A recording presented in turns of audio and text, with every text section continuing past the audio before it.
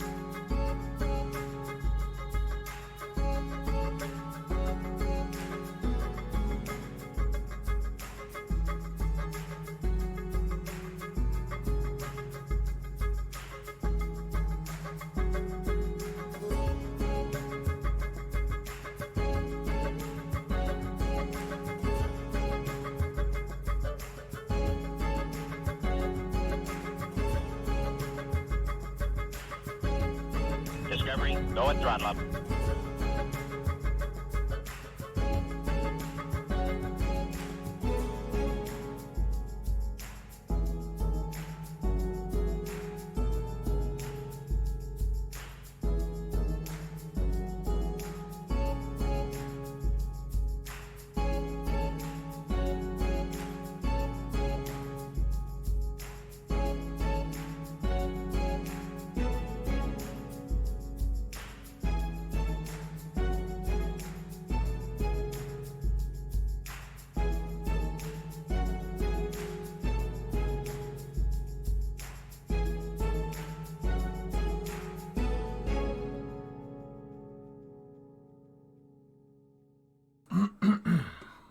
Hello, hello, hello, and welcome. Hello. How's everybody doing?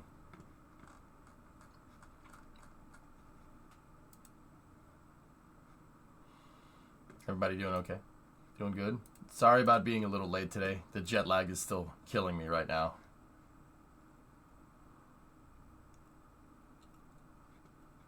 Ferrari good? Oh, okay, so bad. Alright, got it. Probably more awake than you. Do I look like I haven't gotten much sleep in the past couple of days?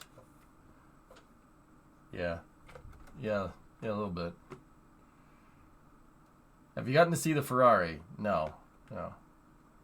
My life at the moment. You look fine. Okay. Ah. Nice head. Hey. Nice head. You look like a stubborn Italian American. Yes. Yes. Yep.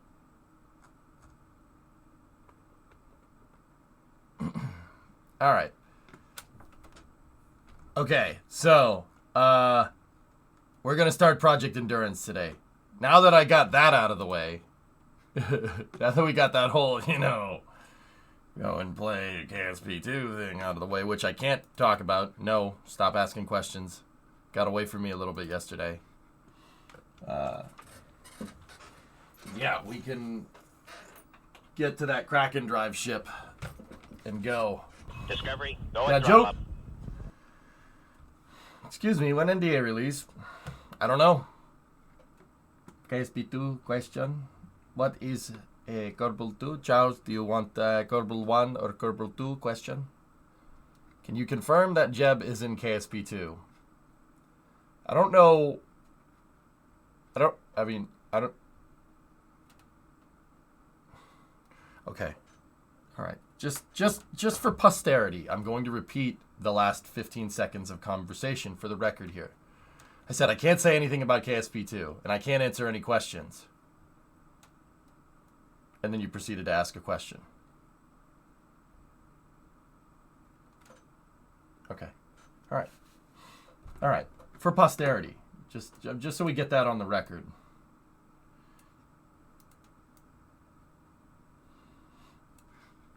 Sometimes it do be like that.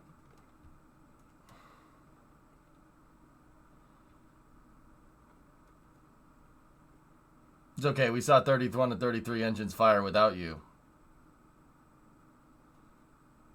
I got to watch the static fire with Everyday Astronaut, Scott Manley, Das, the Kerbal developers, Matt Lone, Jatwa. Who did you get to watch the static fire with? 10 degrees before top dead center illness. Yeah. Your mom got him. No, you didn't. Humble brag. Feels weird, man. Got to watch it with Florian, with Flo, Tim's cameraman, who's an absolute G of an individual. See? That's who I got to watch the static fire with. Yeah, I had that teed up. Are you saying we're not good enough for you? No.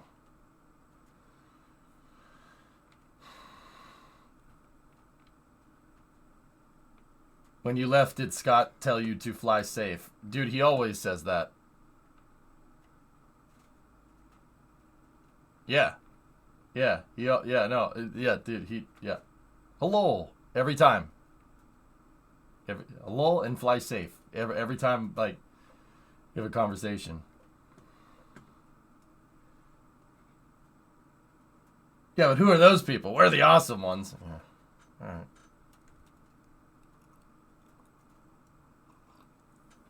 I'm serious. Every time I talk to Scott, he always starts with hello and fly safe. Every time, dude. It happens every time, man.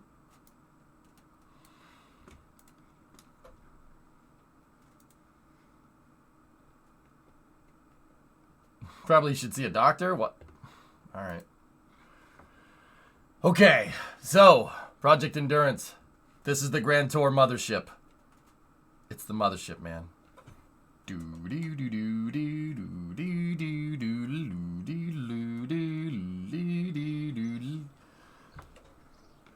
In fact, as I made it a thing to try to say hello before Scott said hello, so I snuck up on him one time and I said hello, and he said hello, and yeah, then we just started talking, and it was, yeah, it was funnier in my head. Did you manage to work in supersonic retropropulsion? Wait, what?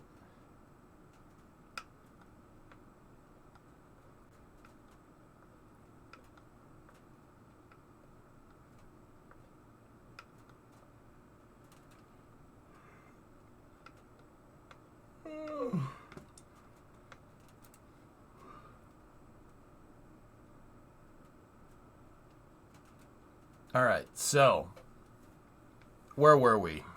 It's been a while. It has been exactly a week. All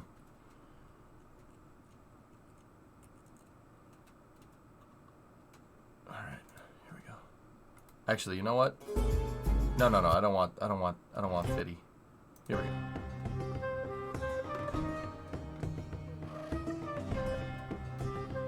So I think where we last left off, I was flying the Nautilus around with the Kraken drive in it. And it, we were drifting around the moon.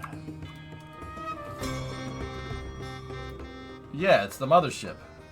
Well, yeah, of course. It's a great album. You know.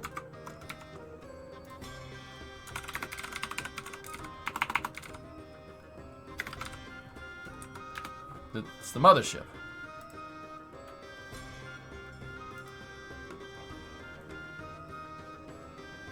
Does this get low? What? What? What? Okay.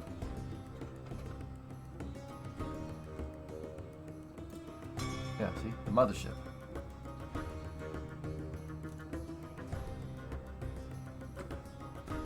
The song that is how many more times?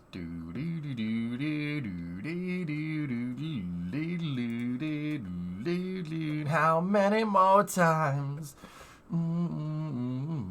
Treat me the way you wanna do.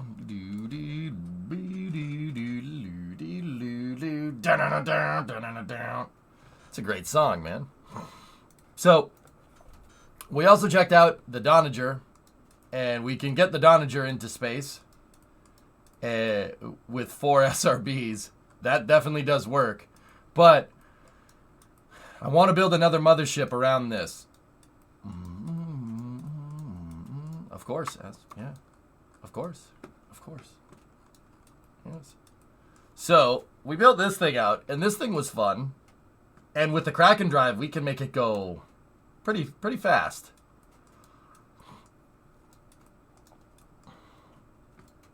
Pretty fast. I believe I did take a screenshot for what we were able to do with this vehicle. Whoop. Oh yeah, there it is. Need to sort out the drive drift. Kraken SAS should be able to figure that one out.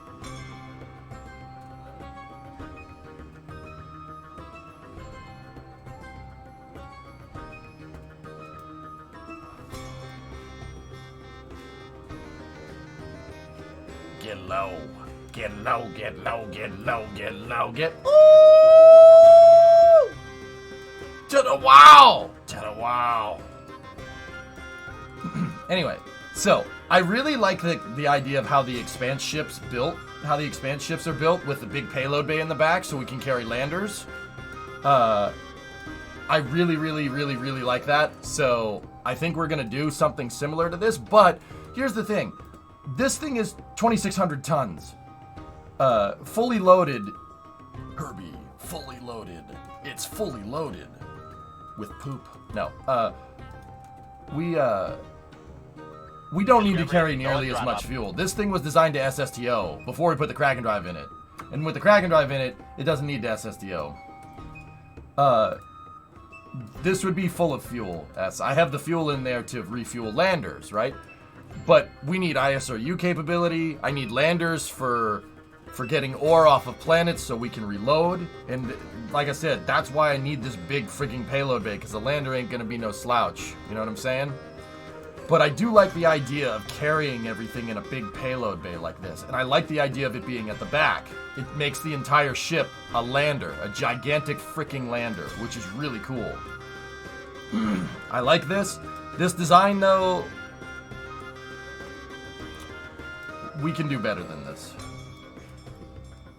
We can do better than this. So this is supposed to be the Donager from the Expanse, but I want to have like a dedicated engine bay and stuff, and dedicated place for the drive to go, and a dedicated place for GNC guidance control, so the Kraken SAS, and then dedicated fuel tanks, and a dedicated payload bay, etc., etc. So we got to do all that. The idea is that Project Endurance is our grand tour. We're going to hit every planet with this thing.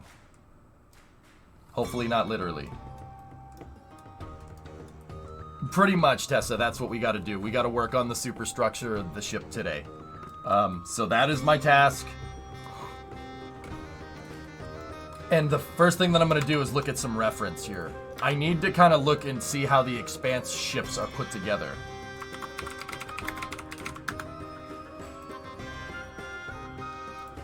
There's the Donager. So the Donager is not made to scale for what it's worth. The Tachi right there is an attack ship that comes out of the payload bays of the Donager right there. And that thing is about, let's see, it's 46 meters. So that thing is as big as Starship. So my scale model here is 79 meters long. So the Tachi in real life is like maybe 2/3 the size of this. So we're drastically down on scale here. We gotta change some stuff. There's the Nathan Hale, Agatha King. Edward Israel research ship. The Shirokoko class. I think the MCRN ships look the best, to be honest. Did you see Linkin Park release a song that was made years ago? No, I don't like Linkin Park. Everywhere, Jim. We're going everywhere with this thing. I want a screenshot of this ship around every planet. You like the Azure Dragon. Yeah, that's kind of cool. I really like the Eiffel Tower style ship, Tessa, with the big payload bay in the back. I dig it. I think that's really cool. No, I mean, we can make whatever we want, S. That's the cool part. Like, I think this is the logical Kerbal endgame, you know? So, I don't know. I think I should design my own ship. I don't think we should copy anything. I think we should design our own thing. Remember the cant! What is that? What does that even look like? What does the Canterbury look like? That was a gas mining ship, if I'm remembering correctly, right?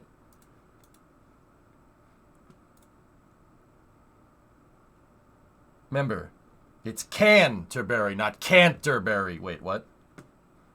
Yeah, it's just a big bread box.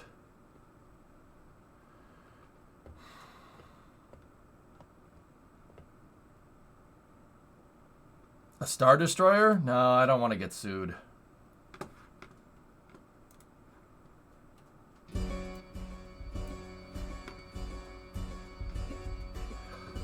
So, I think it would probably be better to incorporate...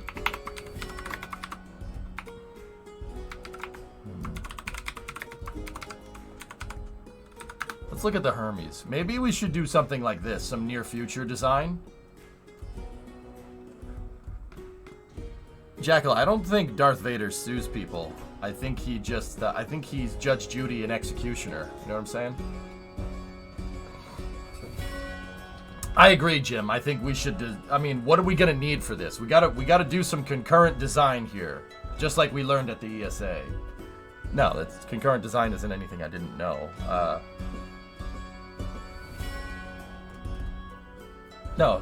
No, he's Judge Judy and Executioner. He's not Judge Judy and Executioner. He is. We gotta take him down, partners. Oh, it's impossible, Nicholas. It's Sanford.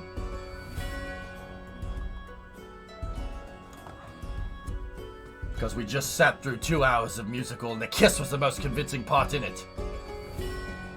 No, we sat through 2 hours of so-called acting and the kiss was the most convincing part in it. Alright. So, we could do some near-future design, but honestly, I think if we try to rack a Kraken drive to this thing and fire it, it'll just destroy itself. Yeah, destroy itself is the word. So I'm not exactly sure that that's the best idea. But we do need something with... I need something with a lot of power. We need a lot of power to move that Kraken drive. So we're going to need solar panels, obviously. I will put fuel cells because if we're operating out by ELU, the solar panels wouldn't be able to keep up. We're too far away from the sun. Hey, Tech, I'm good. I'm surprised it got so far. What did? What will the ship do besides send Kerbals around? Any payloads? I think we should carry science probes.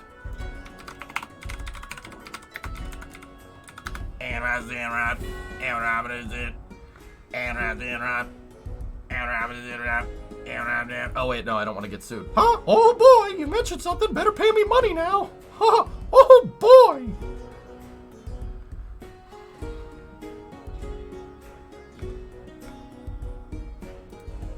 Listen, I know it's a bad bill. Unauthorized. I can't click on that link, Sam. Oh boy. Just in time for a FaceTime call from Bree. Can I help you? Yeah, I'm going to the store to get some fresh bread. Fresh bread? Throttle up. Yeah, to have with I'm going to heat up the minestrone. Okay. So I was just letting you know. Alright. Because I know you like minestrone, and I'm going places. I do. Oh my gosh, you're actually going outside. I know, right? Touch grass. What? Discovery, That's fair. go at throttle up. So that's what I'm doing. Go for a walk. That Or kind, go to the store and get bread for soup. that's the opposite of walking. Do you not want bread for soup? Oh, I want bread for soup, but we have bread in there. We have Texas toast. Yeah, but that's not like soup bread. That's like that's not soup bread. Any bread is soup bread. No, that's like you can't have sandwich bread. It's not no. It's not sandwich bread. It's Texas toast. It's Texas toast sandwich bread. I can't hear you. You're breaking up. You're going into a tunnel. I can't hear you. I'm sorry. I can't hear you. I can't hear you. You're going into a tunnel.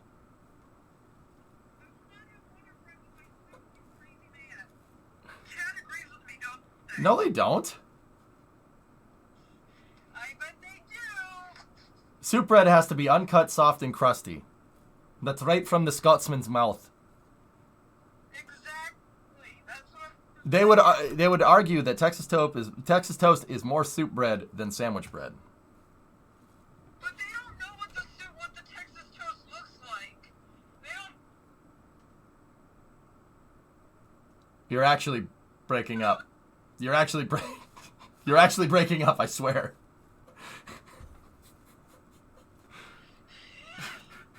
You're actually breaking up. I can't hear you. Yeah, 'cause I got in the car. You're going into a tunnel. See, Tesla's got me. Tesla's right. Oh. Texas toast is not. Hey, mate. What the freak, mate? I thought you had me back. You don't have me back, do ya? Yeah, you're going into the Cape Cod Tunnel. All right, sweetie.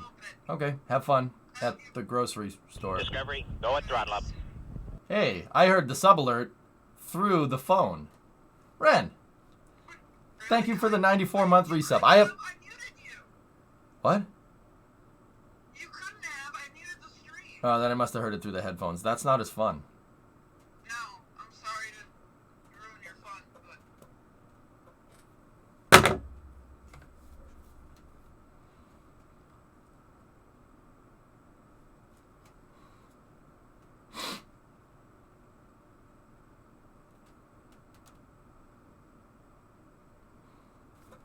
Fun is ruined. Ruined!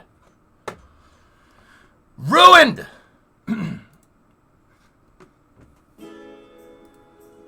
You like that, Tony? Oh, the balloon. Yeah, the balloon. We lost the balloon connection. Mission to Mars. Fun fact, Story Musgrave cameoed in this. It was all a dream. I used to read Word Up magazine. Salt, Pepper, and Heavy D up in the limousine. Hanging pictures on my wall. Oh, sorry. It's a good song, man. You know the words, don't lie.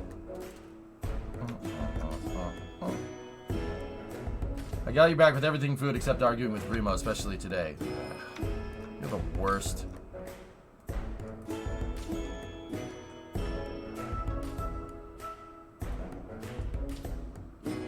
You know what, Sam? What movie is this from? Listen, it was a weird film, but it had a stacked cast and the ship was cool to me as a kid. Sam, you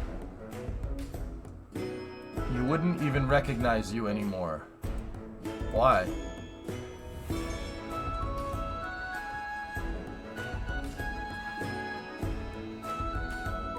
And if you don't know, now you know, brother. He's quoting Linkin Park. He's been doing Linkin Park lyrics for like 15 minutes. Oh.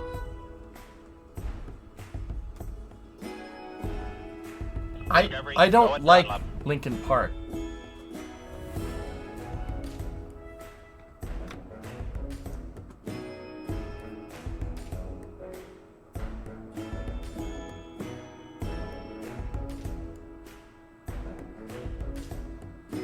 Thank you, Buck. Dare you say Biggie Smalls 3 times in front of a mirror? Hell no, man. Hell no. I wouldn't do that when I was 15. I ain't gonna do it now.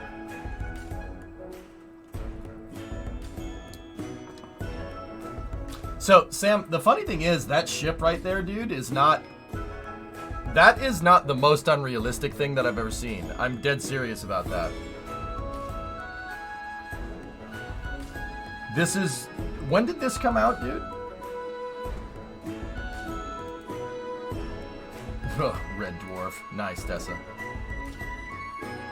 Well, I don't want to go too crazy. Okay, I'm not gonna lie. I want to go crazy with this. I want to go bananas with it. We got it. We have to. We got to send off Kerbal in style.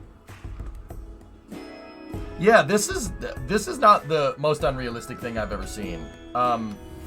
They're feeding cryogenic engines though. Those are J2s. They're absolutely J2s. So that means this thing's running off hydrogen and oxygen. So you got your hydrogen tanks and you got your 4 oxygen tanks for whatever reason.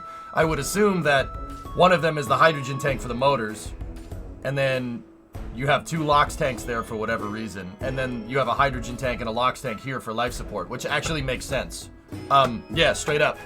So, Sam, this isn't the most unrealistic ship. I know the exact design that they pulled reference from here. You can actually read about this type of square truss segment. We found it on NTRS. They were planning on building this with the space shuttle. That's what Space Station Freedom's early design truss segments were supposed to look like. They were supposed to be like that, which is interesting. Yeah, so, dude, this isn't the worst. This isn't like the most unrealistic ship I've ever seen. Did they show how this thing got up into orbit in the movie, dude? Because it's blatantly obvious that this was launched by itself. And then that was launched. That's some type of inflatable hab or something. And then you have this was probably launched as one piece, and that was launched as one piece, and this was built in between. Or because the tanks are inside of the truss segment, this probably expanded out, and then they installed the tanks, which a little complicated, but not the most unrealistic ship I've seen, believe it or not. You're not generating enough solar panel. This will not generate enough electricity unless this thing can put out like what an RTG could put out. Yeah, you need more solar panels. Music is a little loud, no? I mean, you gotta tell me that, dude. But yeah, that's not the most unrealistic thing. See, the Hermes has the same thing. They have hydrogen tanks back there, see? And then you have cooling fins for your drive.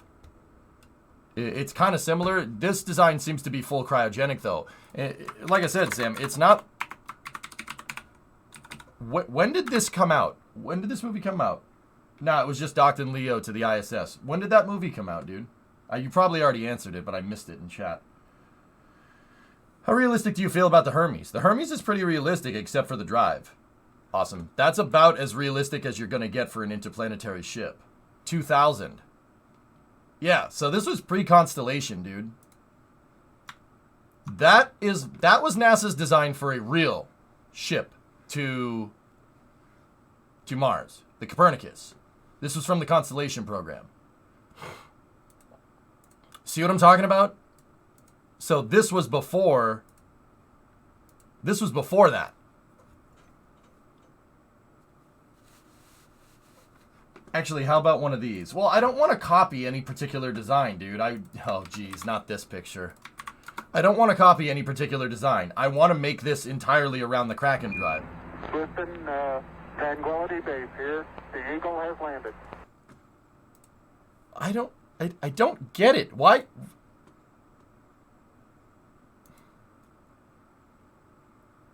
What?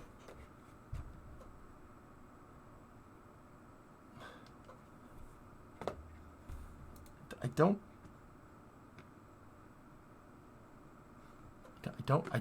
don't get it. Why are you sending me Linkin Park pictures? I don't understand.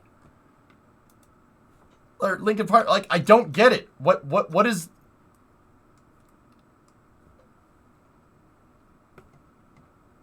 I don't understand. Like, what is it? Is this funny? Like, I guess it's funny because you keep doing it. It's funny to you at least.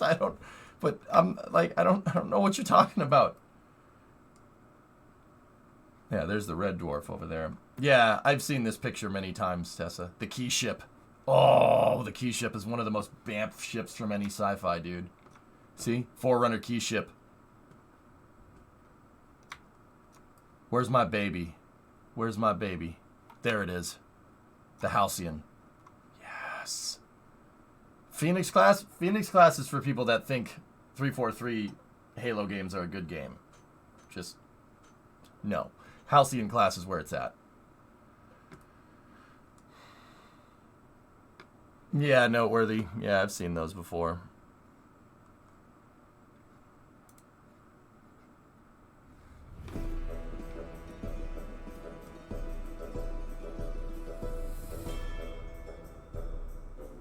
Yeah, and then there's the Infinity if you like a freaking box.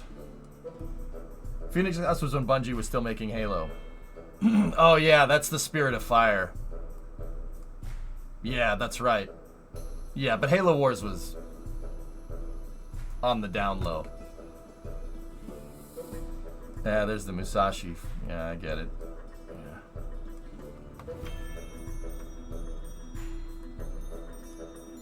Oh, the Zerg Behemoth. That's a Zerglin, Lester. Smaller type of Zerg. But I know... Oh, shoot.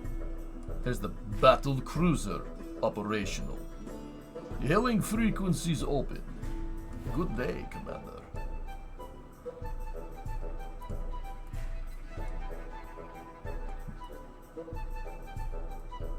Yeah, this is a great picture, Tessa.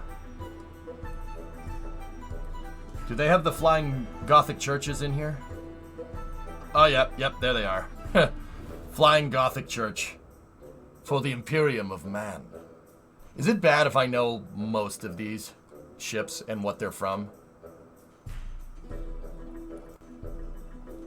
I know most of these ships. Yeah, that's not good. Yep. Oh, they have homeworld ships in there. Wow. Cool. I remember seeing this picture, Tessa, but I don't think I've seen, like, the updated version of it. Where's my Galaxy class? There's my Galaxy class right there. Coolant leak! Gotta jettison the saucer section.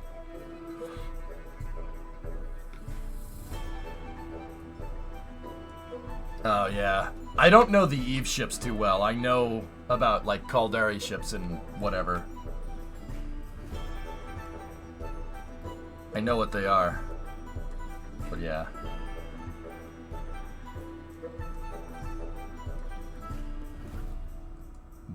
Borg.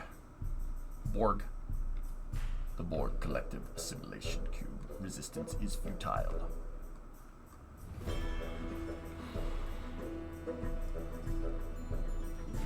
Flying Gothic Church for the Imperium of Man. Star Wars ships always, the Super Star Destroyers are nice, but I always like Galactic Empire class, the Imperial class. Not Galactic Empire, the Imperial class Star Destroyer. Very, very nice ship. They should have just made more of those. I mean, look at this. Look at the freaking size of the Super Star Destroyer. And then there's the, what is this one? The Invictor? Oh, Eclipse class. I remember. And then there's the Executor. Why? Why would you even bother making something that big? It's literally the rat tank applied to Star Wars.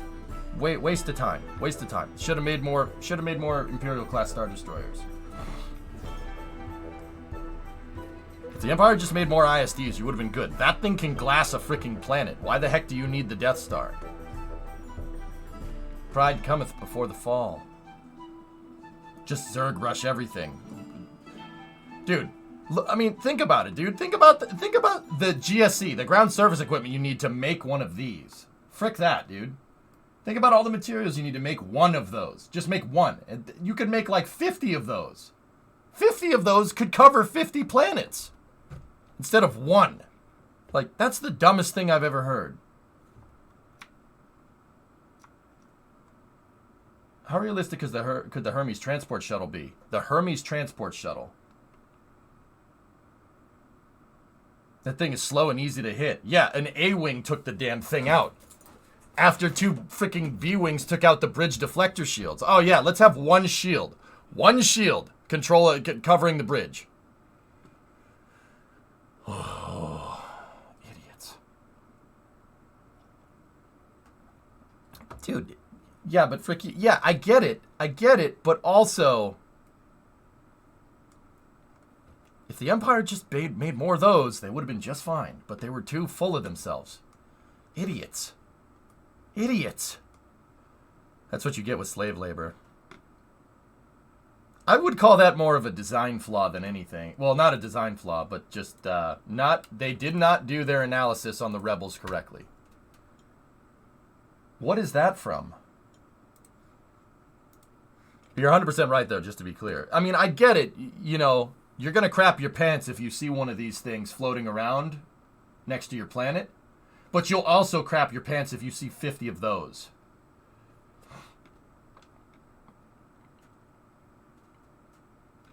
Idiots. Even these, which ones? The Vindicators. The Vindicator's up here. Great ship. Great ship. That has SSDO capability. That thing can land. The Vindicators can land down on the surface. The Imperial class, those cannot land. They can't go down onto the surface. But the Vindicators can. It's just, why would you pay for less capability? I don't get it. That makes no sense. Idiots. Oh, the Leviathan factory ship, the World Devastator. I remember that from Rogue Squadron. Good times. It just, it just doesn't make any sense to me. Why would you do that? Where's the Nebulon B? Nebulon B would be tiny compared to some of this stuff. Discovery, go at throttle up. How about the egg? Hey, Torg. Government incompetence is universal. You're right. But to be fair, the Empire did consolidate a lot of star systems all at once. Like, it's textbook expanding too far too fast. Which is why, a lot of people say, the Empire is supposed to be like the Third Reich. And it is, but it's also supposed to be more like the Romans, too. The Romans expanded too much. And then the Germanic tribes were like, yeah, if you have something to say about that, friend.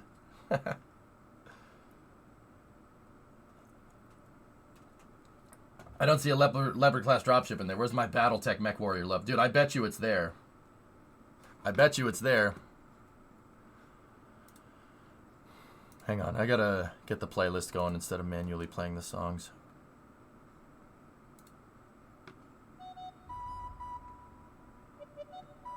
There we go. Yeah, they did, Waz, yep. The deleted scene from A New Hope is where Luke said, "Are we the baddies?"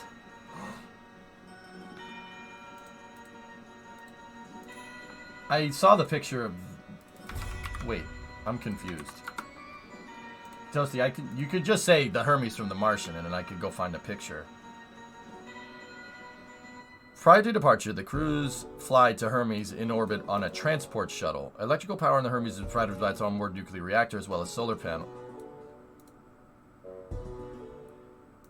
The spacecraft's ion propulsion system uses argon and electric energy to churn out positive ions and propel the spacecraft forward in continuous acceleration. Yeah, that already exists. Toasty, that already exists. Argon and electric energy to churn out positive ions. It's called a Hall effect. Discovery, go at throttle up. A Hall effect thruster. Oh yeah, they absolutely exist. Hall effect thrusters are the closest thing that we got to a sci-fi drive right now. Look at that's it firing. Isn't that cool? That's what they look like. Yeah, so no, that's fine. The thing is though, is that Hall effect thrusters right now, Hall effect thrusters they primarily use on satellites. Starlink has Hall effect thrusters. They have Krypton Hall effect thrusters, believe it or not. It uses Krypton as your inert gas. You need an inert gas and you need a high electric charge. What they do is they arc electricity through a combustion chamber, basically. Here, I can show you a picture of one. They arc electricity through a toroidal combustion chamber, and they pump the gas through that. And if you arc electricity through the inert gas like that, it ionizes the gas. It makes plasma, basically. It's little amounts of plasma. It's not a lot, but it's enough to provide thrust. The thing about Hall effect thrusters, and here's the problem with them, okay? We have plenty of satellites with them right now. Thing about Hall effect thrusters is that they do not make a lot of thrust.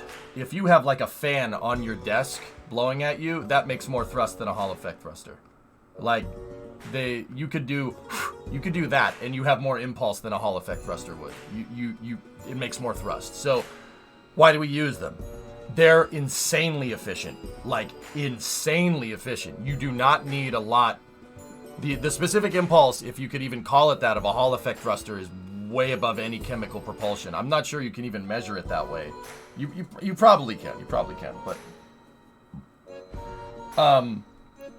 yeah, the Gateway will have Hall effect thrusters on it for station keeping because the power and propulsion element of Gateway is built off of a satellite bus, a pre-existing satellite bus. So,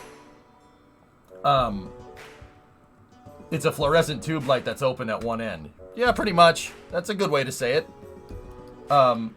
Yeah, you could, Hall effect thrusters could get up, yeah, you can measure them, I'm pretty sure. It gets up to like in the thousands, 4-digit specific impulse. Superbly efficient.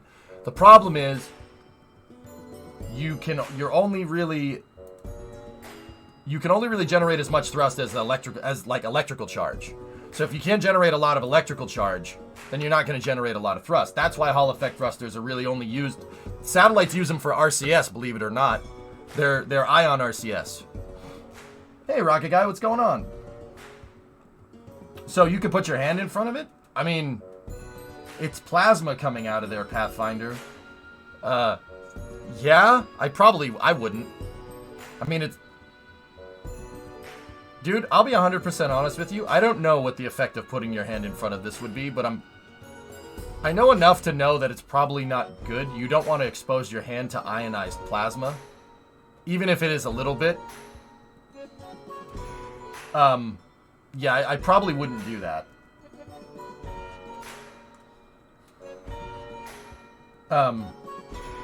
I'll try for science. Oh, okay. The Hall effect thruster is roughly 350 kilograms in size and produces 5 pounds of thrust. I mean, Rocket Guy, that's pretty damn good for what it is, like, considering what it does. So, like, in terms of Hermes, though, like, the Hermes spacecraft being an SSTO, you're really a slave to how much, or you're a child to basically electric. Electric is the big problem. Hall effect thrusters, Toasty, are scalable. Theoretically, you can make a more powerful ion thruster. You can flow more gas. Problem is electrical. No, the sucker's electrical. I need a plasma reaction to generate the 1.21 gigawatts of thrust that I need. Electrical is a problem. If you coupled some of these with a nuclear reactor generating power, and your nuclear reactor you could somehow generate like if you made a nuclear reactor that generated 1.21 gigawatts of electricity. So if you had a Mr. Fusion attached to one of these things, then you could make more thrust. You can scale Hall effect thrusters. They can be scaled up. Absolutely. But the problem is you're a slave to your electric charge. That's the thing. If we coupled one of these to a nuclear reactor in space, I'm not sure you could, like, say we took a pre-existing one and we had some way to keep a nuclear reactor cool, which we can do that. There's the snap, the crazy thing is that the Soviet Union and the United States both prototype nuclear reactors in space. It absolutely is possible. I forget the name of the exact mission. I think it's the Snap 10. Yeah, there it is. Snap 10 is a nuclear reactor that we launched into space. The Soviets also did it. Nuclear reactors do work in space. The problem is it doesn't generate a lot of power because there's that whole heat problem in space. Your nuke is going to need insane amounts of radiators. See that? It's all radiators right there, just for a tiny little nuke. A tiny little nuclear reactor. Have any tests been done with electrical scaling? People are working on it, Hellfish. Actually, there's a company in Natick, Massachusetts, where I used to work, that is working on this right now. They're actually building the thrusters for the gateway. A guy came in here one time and he was like, dude, you're from Newton? I work in Natick. I work on Hall effect thrusters. I'm like, that is awesome, and I love you. But yeah, that in Massachusetts, they're working on scaling up Hall effect thrusters. I forget what the company is called, but they're in Natick.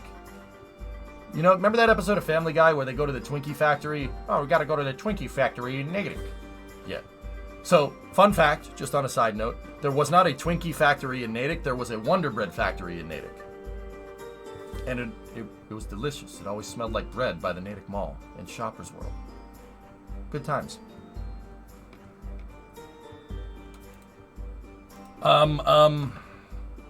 Что? Salute. Nerva nuclear rocket design heading to eBay soon. Oh, that's Nerva. That's. Is Wonder Bread even bread though? Oh, it smelled delicious, ass. They used to make it in Natick, dude. Soup bread though? Maybe. Maybe not. Favorite Boston restaurant? Dunkin' Donuts.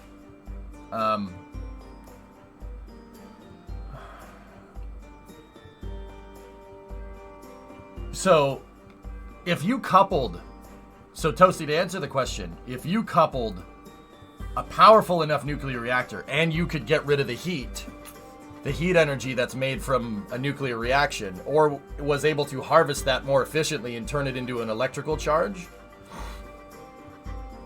yeah, it's possible. It's possible to make ion thruster SSTOs. I'm not entirely sure if it's possible to do it on Earth. You could do it on the moon, absolutely. That's absolutely a thing. Maybe even Mars, if you're lucky. Earth's grav well is a pain in the butt, dude. It's a real pain in the butt. Yeah, the delta V formula sucks. We're all prisoners to the delta V equation, and the delta V equation slaps you really, really freaking hard on Earth. Like, which one of you is a key grip? You. I want you to hit that rocket scientist really freaking hard.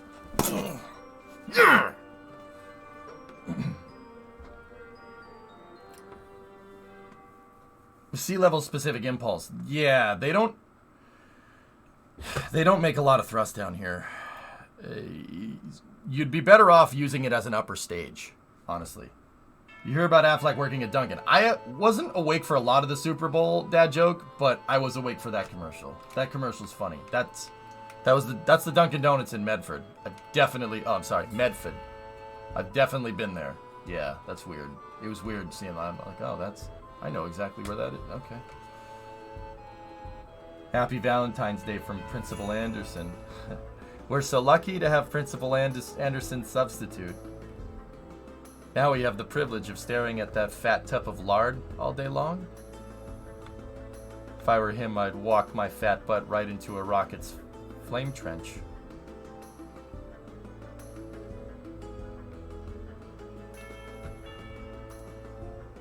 So, yeah, you could couple ion thrusters to a nuclear reactor in space, and you could make something that just has insane amount of specific impulse. The thing is, you're not going anywhere fast. But I have this is kind of me being more like thinking about where we're going to be in space in like 10, 20 years if, we go down this road, if, the innovation keeps happening in the commercial space sector. Where we're going to be in 10, 15, 20 years, we're obviously going to need a supply chain to Mars, right? We're not going to be able to live off the land on Mars immediately. You need to send equipment there. And now, I know people have theorized different ways of getting to Mars, etc., etc. Like Buzz Aldrin, right? It has the cycler orbits, the Aldrin cycler, which if you watch The Martian, you know that's pretty cool. The Aldrin cycler is pretty awesome. But I honestly think that you're not going to want to wait every 24, 25, 26 months. And I know with a cycler that you could potentially get that down even lower. You don't want to wait all that time. You need a constant supply chain to Mars, and you can't wait every 26 months. So I kind of theorized, this is just me, EJ, kind of being super sci-fi. It really depends on where the industry goes. But in the future, I think that gigantic ships like Hermes, right? like the Hermes, are going to be the name of the game. Now, if we're going to move people to Mars, you don't necessarily want something like the Hermes. You want something more like Starship. Starship will get you there quickly, right? But, you know, you can send people every 26 months, but you're going to need supplies, I don't know, every month or so. If we could make some type of container ship, I'm thinking something that looks like the superstructure of a container ship with no boat hull on the bottom and just containers going in the other direction, right? If we can make something like that, I think that we could really, like, transfer windows don't matter because you have insane amounts of delta V. So, never mind a cycler, you could basically have a supply chain that's just constantly sending supplies to Mars, but it'll take, I don't know, it won't take 3 months to get there because you're not in the ideal transfer window. It'll take like a year, right? But those spacecraft, you can send them every month. And once the first one arrives, it doesn't matter how long it's going to take to get there. You're always going to get one every month. You know, sometimes the trip will be shorter. And obviously you want to send humans when it's the shortest, every 26 months, right? And that's when you send like starships. But I'm thinking like big gigantic transfer ships and basically a maritime industry in space using ion drives and not nuclear propulsion, but a nuclear reactor with ion drives that could get anywhere. They have crazy amounts of delta V. You don't even need to put people on them. They could be uncrewed. Or you could have a crew on them that, I don't know, like 20, 30 people. And you have this gigantic freaking ship that has super heavy dry mass, but insane amount of delta V. With the ion in the nuclear reactor. You know, because if you think about it nowadays, you know, we have this globalized supply chain that's not doing very good right now, but that's a whole nother tangent I don't want to get into. We have this globalized supply chain. Let's just think about it pre-COVID, for instance, right? I mean, you buy a TV at your local electronics store, right? It's a Best Buy, or I was about to say Circuit City, but I mean, pre-COVID still applies to that logic, I suppose. You know, how long did it take that TV? Where was the TV made? It was made overseas. It was made in China, right? Or Taiwan or wherever. And it took months to get here. Right? You're not going to buy a TV and they're going to make it and then ship it overseas, right? They're just, it's a constant supply, right? Constant supply of ships back and forth, of container ships. Do container ships go fast? No. Are container ships super efficient for what they're moving around? Absolutely. They're super efficient for the amount of stuff that they move. It's just a big diesel engine. I mean, the diesel engine is the size of a house, but actually, I think the diesel engine is bigger than my house. Probably as big as my garage. Leech me. Jim, you just dated yourself. How about Filene's basement, dude? Screw warp drive, T-Man. We don't even need that, dude. Not in our lifetimes. What would we do with warp drive?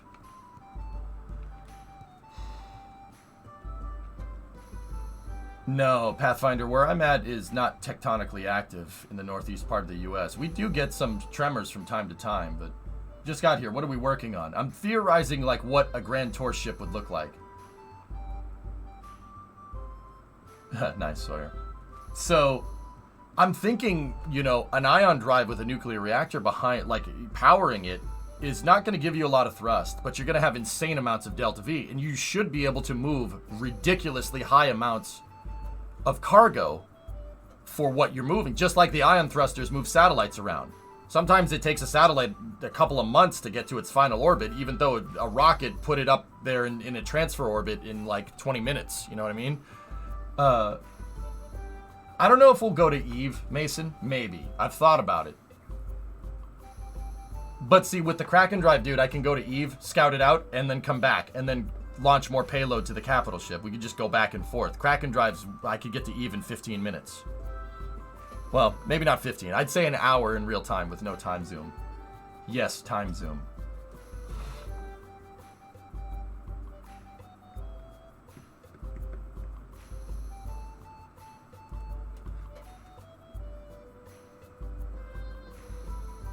So, I mean, yeah, that's what I kind of theorized, like supply chains in the future. You could, with really, really super efficient, low thrust, long transfer window, constantly supplying Mars. Kind of like a cycler, but a little bit different. So SPAC news instead of time zoom? What?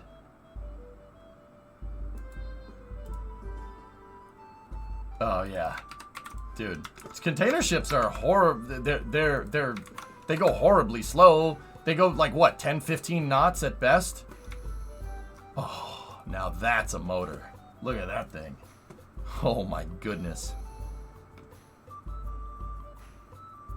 That's a freaking motor, dude.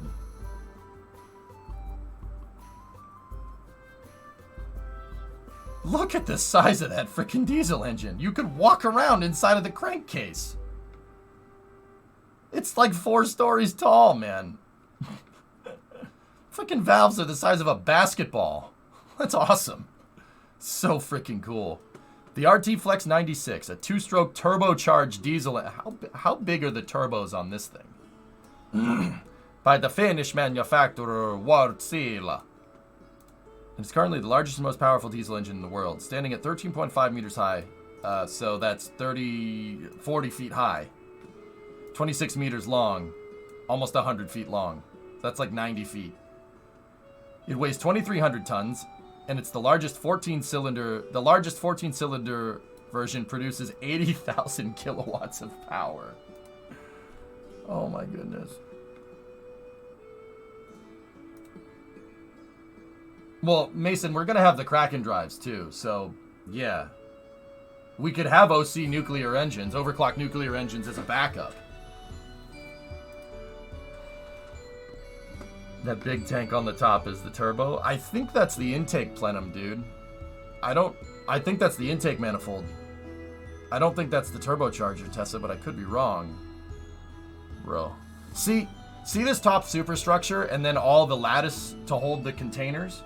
I'm thinking space cargo ships are going to look like this, but with no boat hull on the bottom. You don't need that. It's just going to be another superstructure pointing out the bottom, and then just a centralized truss, kind of like the ISS almost, right?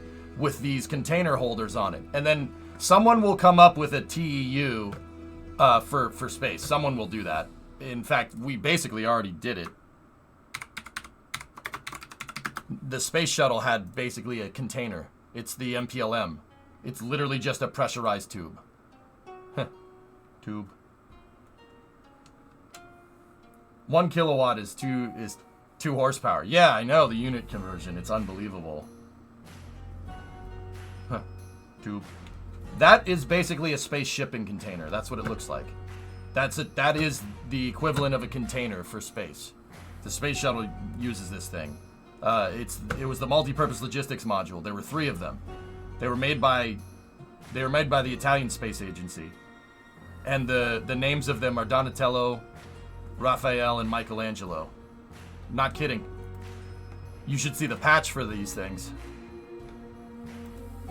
Oh yeah, no. Leonardo, Raphael, and Donatello. Yeah, there's no Michelangelo, sorry. I think the Michelangelo stayed down here. Yeah. Space shuttle carried these things to and from space many times. In fact, one of them, STS-134, left one up there. And they now call it the Permanent Multi-Purpose Module. They left one of them up there for additional storage space. Yep. See? Think about that, dude. The MPLMs that they didn't leave up there have been to space a ton of times. They've been to space and they've come back down. Is that nuts? Like, when you actually think about that, where the thing's been and it's come back down, it's pretty nuts. Look up the Rorqual from Eve.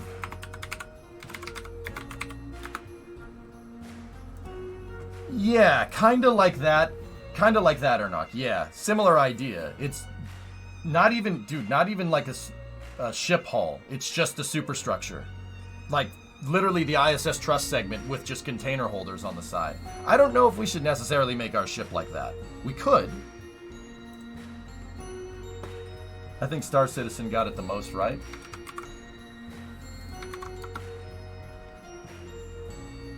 Bingo. Yeah. I'm thinking something that literally looks like the Hermes, but with containers attached to the side instead of a spinny boy. Yeah, exactly. Yeah, exactly that. Yeah. I don't necessarily think we're going to need to make our ship like this, right? We're not going for bulk transport. We're going for science, right? Yeah, the hull E is literally what I'm talking about. It's exactly that. It is, yeah. You have like a superstructure at the front, propulsion segment at the back, or, if it was me, I wouldn't even have this up front. I would have a bridge that goes up like a container ship. That way your propulsion section and your command section are one piece. And then you could just expand out front depending on what you want to carry. Right? Soup red. Nice. Star Trek. Yeah, kind of like that, Endo. Yeah. Similar idea. But that's what I'm thinking. How about for more control authority with the section up front? Yep. Is there some kind of superstructure that goes down the center of that? Yes.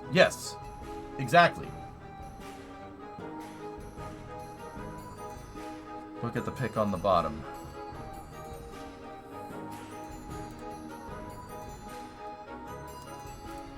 Can I just look at the...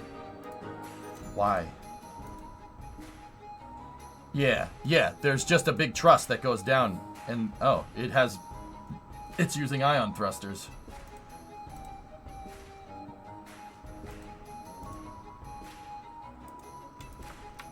Yeah, literally that. But, once again, what I was kind of envisioning is having the bridge up here, so you could see over the containers, you could see your cargo, like the real one does. A superstructure, a bread structure, yeah. By the way, for Nerva engines, you could overclock to about 200% to be in line with the Nerva in real life, if I recall correctly. Look up the Endeavor from Star Citizen.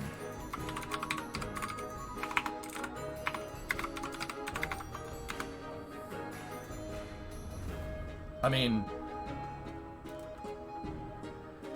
that's not necessarily what I'm going for, but it is a cool looking ship.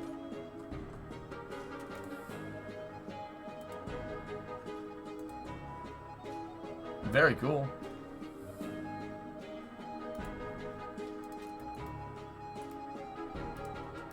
Yeah, see? Just make the event horizon done and done. Oh boy. Star Wars thought of this too. That's why the Millennium Falcon's cockpit is offset.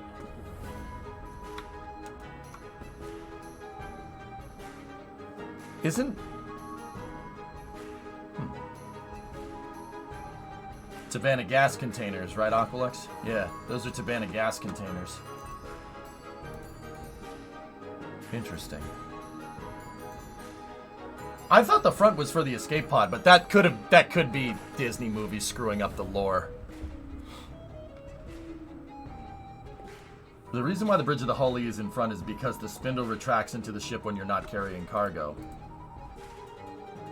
Oh, yeah, okay. But why make this more...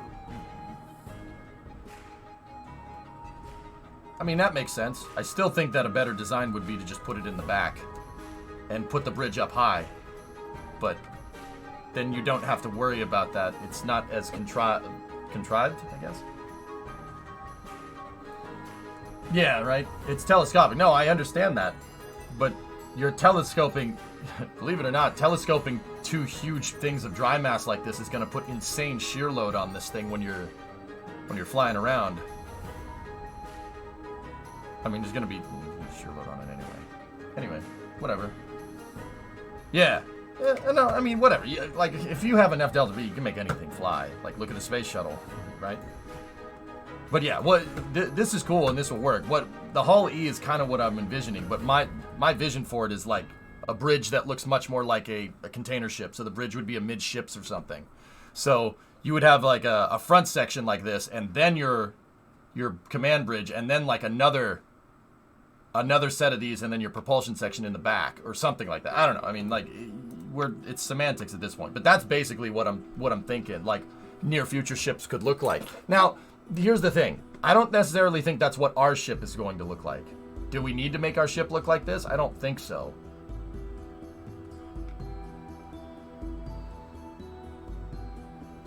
The funny thing is that you're thinking like as an engineer, and they were like, what looks cool, and then ran into all sorts of issues with the physics of it when trying to actually make the ship work. Really, dad joke.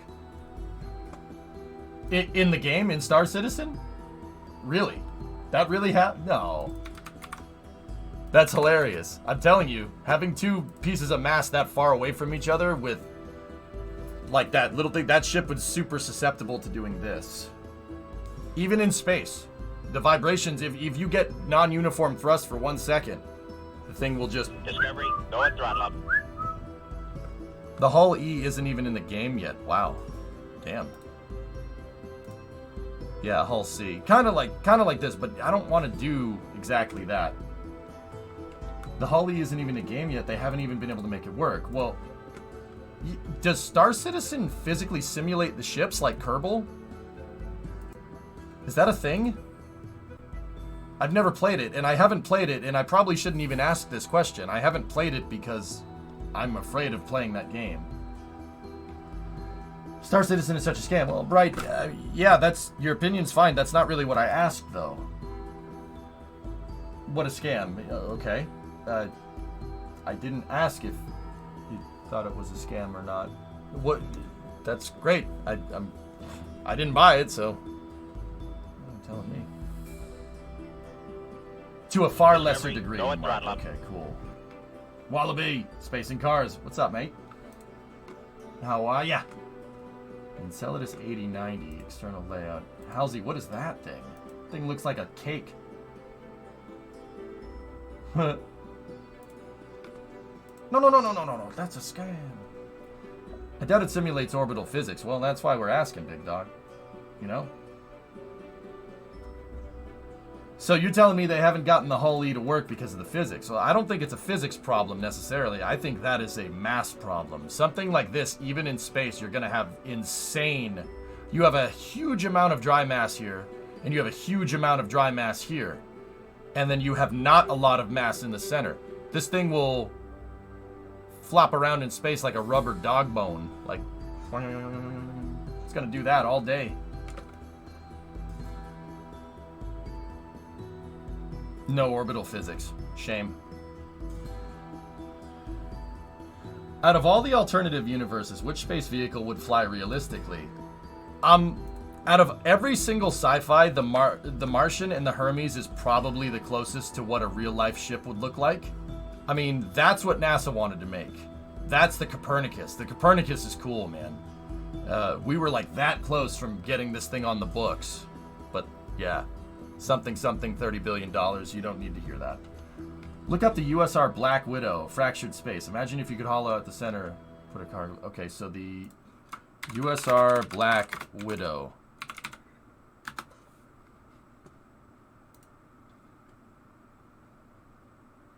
Whoa. What is this from? $30 billion strikes again. Look at how big the Hull E is going to be. I don't know, Gulthrix. How big is it? That's cool. It's a cool looking ship. Exactly, Synerd. Yep. Mm-hmm. Go. Go. Go. Go. Go. Aqualux, what is that? You can see it on the ship display.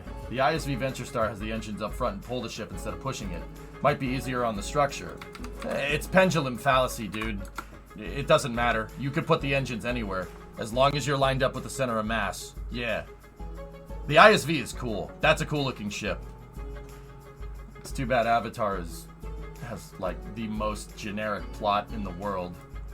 They put all the money into the special effects. The freaking plot is terrible. It's Dances with Wolves in space. And the second one is Dances with Whales in space. I'm right. You know, why are you booing me? I'm right. It's freaking Fern Gully all over again, Nando. Ridiculous.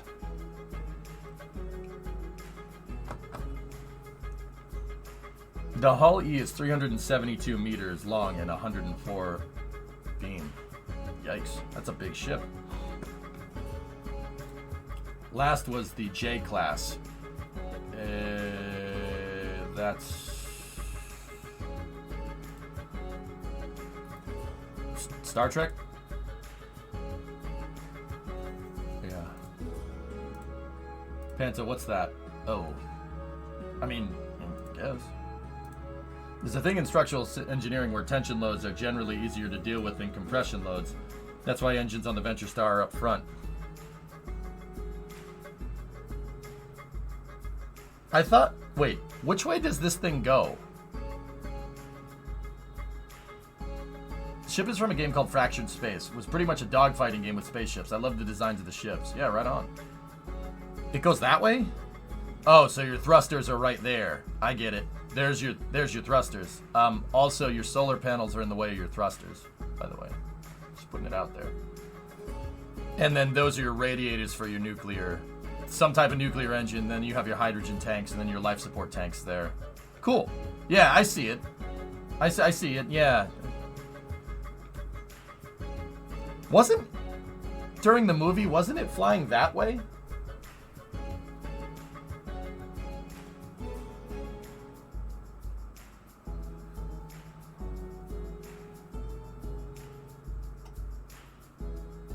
A retrograde bird. Ah, yeah. But the shuttles are facing the wrong direction. The Valkyries are facing in the wrong way.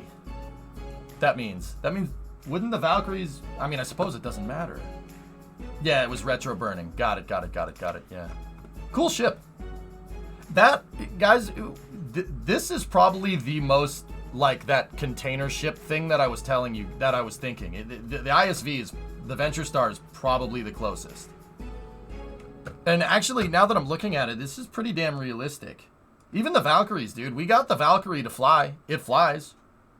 I'm not so sure about that whole re-entry thing with one of those things. Dihedral wings, or anhedral wings, are notoriously unstable during re-entry.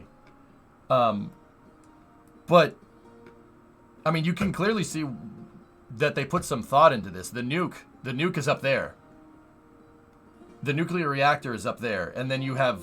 some type of... These are definitely hydrogen tanks. They're huge. They're gigantic hydrogen COPVs. Or just pressure vessels. I don't think you can make a COPV that big. But then again, it's sci-fi. Who cares? You can make a COPV that big. And then you have your radiators.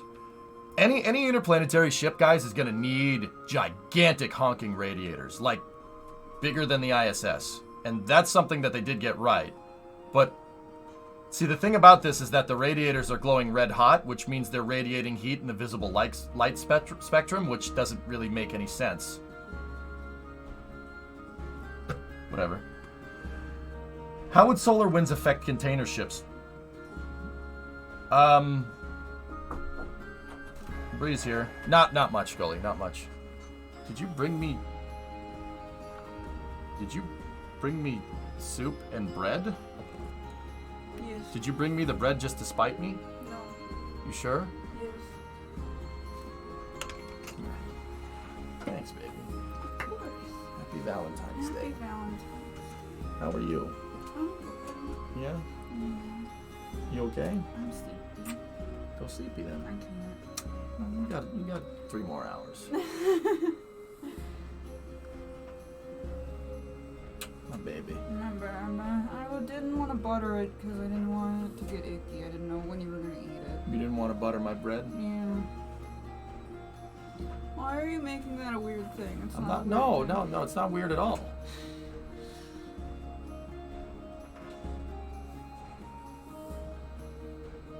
All right. Alright. Thanks, That's fine. baby. I know you. Love you too. Did you get out? Yeah. Feel better? Maybe I forgot something. Oh, yeah. Oh, yeah. Make sure to take your vitamins. But you got bread and soup out. Thanks. You didn't need to do that. I wanted to tell you that I appreciate you. Hey, I wanted to tell you that I appreciate you. Thank you.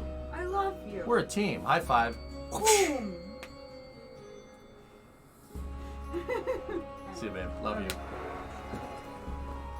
She brought me soup.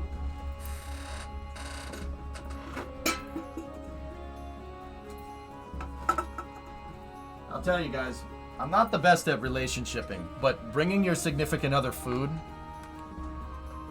You want to get out of a pickle in your relationship, bring your significant other food. Never fails. No, Brimo's not on my bad side. She just did it because she's cool. But also,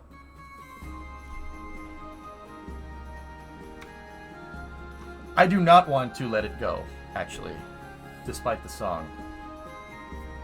CNBC are a bunch of Muppets.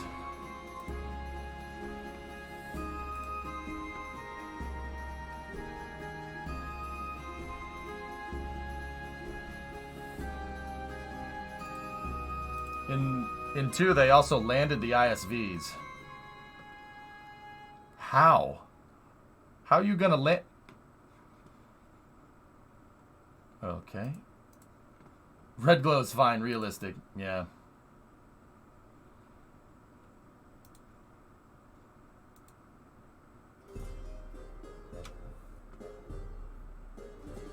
See last. Yeah, the Aqualites, I see it. So yeah, they will glow red hot if you're moving a lot of heat. Interesting. Interesting. Yeah. I don't think they'd glow that red hot, but yeah. All good.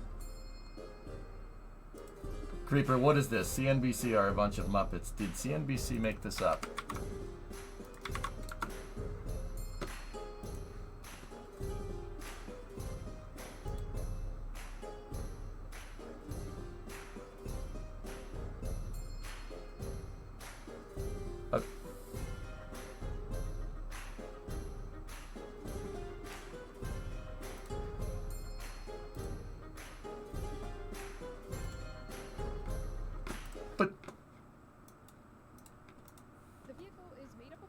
Steel components.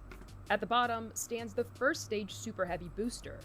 Stacked on top is the second stage Starship spacecraft, which will be able to carry more than 100 metric tons of cargo and crew per launch. 250. Collectively referred to as Starship, the two components loom nearly 400 feet into the air, almost 100 feet taller than the Statue of Liberty. Sweet. To get all of this weight off the ground is no easy task, and will require 33 of SpaceX's Raptor engines for the booster, and another 7 engines for the Starship spacecraft.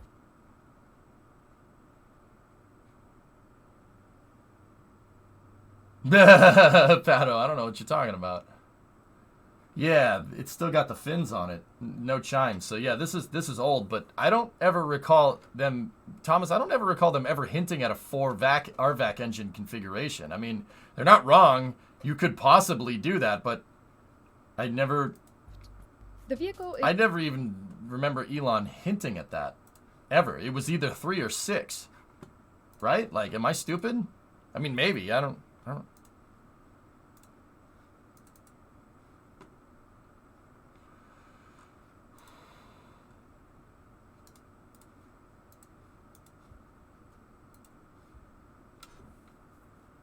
It was 3 or 6, yeah. Also, guys, real quick, just on a side note, while we're kind of taking a quick break from figuring out what we want. So they started to basically lay out the EUS production facilities at Michoud later. So that's SLS's big 3rd stage. And this just did pop up in my feed. So Universe Consuming Mike posted this, but check this out. You want size of the EUS? There's your EUS size. That's SLS's upper stage that's going to be flying post Artemis 3. That's the ICPS. That's SLS's current upper stage. That's the EUS. This is the one that I said they should have designed it from the start with, instead of this. This is what I mean when I say SLS's 3rd stage is quite dinky. Because that's what it should have up there. You're going to need a bigger truck. Indeed. Yeah, David Willis made this picture, if I'm remembering right. Yeah.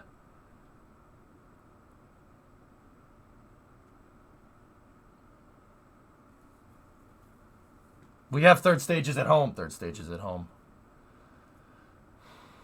He said it could fly with 3, but there was a total of 6 for redundancy. I mean, Ford, yeah, when Starship is talking about that much freaking thrust, when you're talking about the amount of thrust that the RVACs can take, dude, my guess is that the 6-engine configuration would either A, be for an expendable payload, so you have the TWR, or B, it would for fueling, for Starship Depot. That's my guess. Because you know, you have the redundancy with the engines, right? You do. Like SpaceX, it's no secret that SpaceX wants redundant engines, right? Just in case you have a problem like what they had in the static fire with an engine going out. That's the best way right now to increase reliability. You have more engines, right? I mean, that does increase design complexity, but if an engine goes out, it's not that big of a deal. Now, I'll be honest with you, personally, I'm not too keen on that. Like, if the thing... I don't really like the idea of launching something and having the engine not do what you want and being okay with it. I guess if you've done the risk analysis, that's fine. But, yeah, the last time we had some type of vehicle and we launched it and the engines did something that they weren't supposed to, it didn't end well. Just saying. Thoughts about BSG? I like BSG. The new one or the old one? The new one is 20 years old at this point. It was new when I watched it when it came out. If that makes...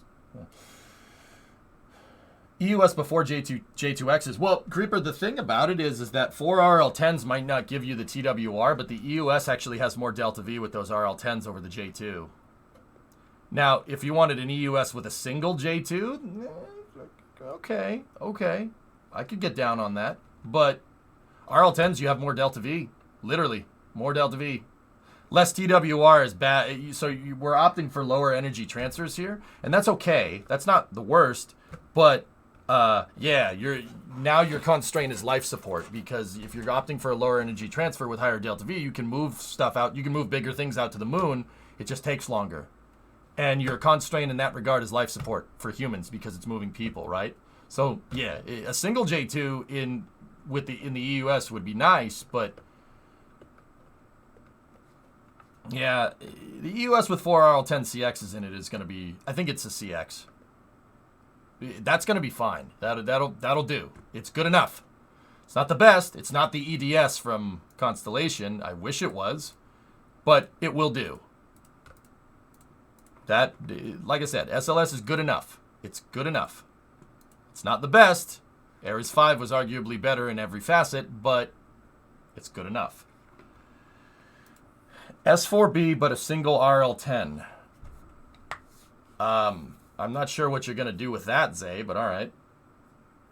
The J2 is arguably garbage ISP, the J2X. Yeah. Yeah. Guys, at this point, given all that's happened with SLS and, going back 10 years, Constellation being canceled, etc., honestly, I'll take it. I'll take it. The EUS isn't the best, but better is the enemy of good. Because the last time we tried to do something better, everybody said we didn't have the money to do it. So I'll take what exists. You know what I mean? Like, straight up. I'm trying to not get super pissed off about, like stuff like this not happening. But here's the thing. With SLS, you could do this. You can make this. SLS is perfectly capable of doing something like this. Absolutely. Oh, yeah. You could do stuff like this. No problem. Could the EUS be made into something like Skylab? Sure. Why not?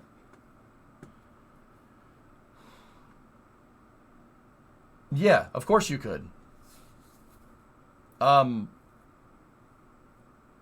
Just have 2 Falcon boosters with long ropes pulling the SLS at takeoff for extra payload.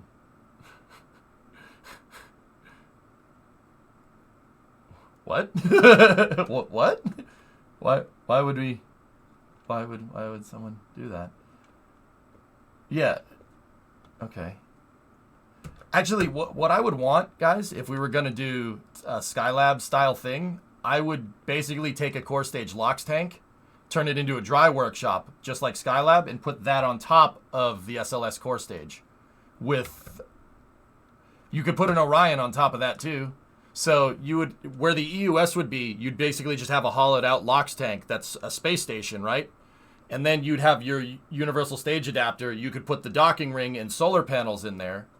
Or, the solar panels could be wherever. They could be in the aft skirt on your LOX tank dry workshop. And then just put a docking ring for Orion up there, and then have Orion riding on top. It would look like SLS Block 1B.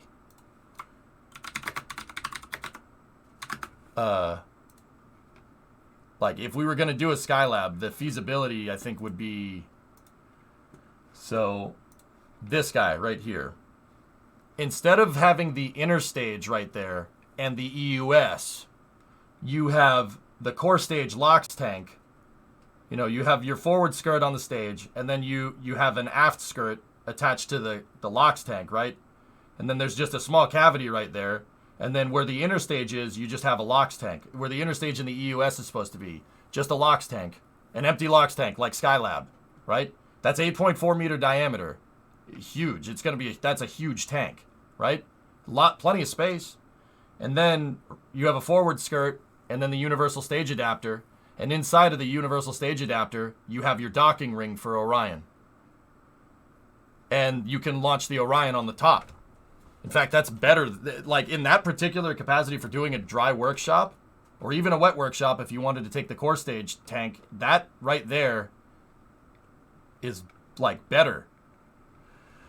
That's better than what Apollo did, launching an unmanned and then sending crew to it, because you need 2 rockets to do that. SLS could do Skylab mission with 1 rocket, which is, you know, people, you know, oh, the SLS is so expensive, blah, blah, blah, blah, blah, blah, blah. Yeah, is it expensive? Is it as expensive as having 2 launch vehicles? I don't know, man.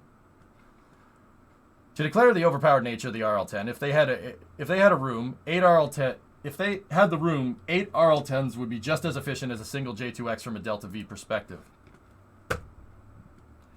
Yeah, Rocket Guy, I mean, I used to hate the EUS. I thought the Earth departure stage was way better, but Novus actually had me crunch the numbers on it once, and I figured out the EUS has way more Delta V. Not as much TWR, but like, RL-10s are basically cheating, right? They're basically cheating at this point. Like, it's such a good design. Like, it's so freaking good, dude. It doesn't get better than that. You can't, like, that is the zenith of chemical propulsion. It does not get better. How'd you crunch the numbers? We went and looked for the mass of, the expected mass of the EUS, the specific impulse of 4 RL-10s, coupled with the mass. Like, we did it out on stream one time, Nova Raptor. And then we took the suspected numbers for the EDS. Yeah, the EUS has way more Delta V. Like, way more Delta V. It's not even close. Like, the Earth departure stage was literally just designed to get people out to the moon quickly. A lander and Orion out to the moon quickly. The exploration upper stage is designed to send anything, anywhere. It's a much better universal upper stage.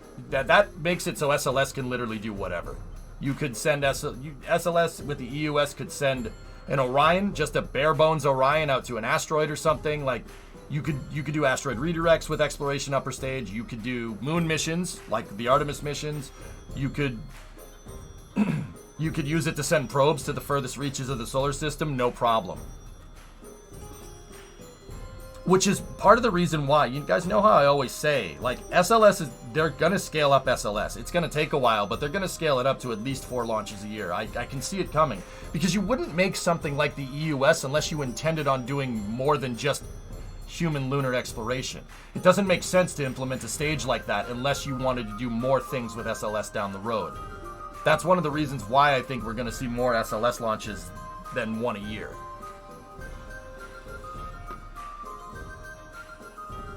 Yeah, Aqualex. So yeah, the other thing is that you could just do wet workshop core stage. I mean, wet workshop core stage is heightened risk because you have to purge out the stage and you need all the equipment to purge out the LOX tank. But yeah, you could do that too.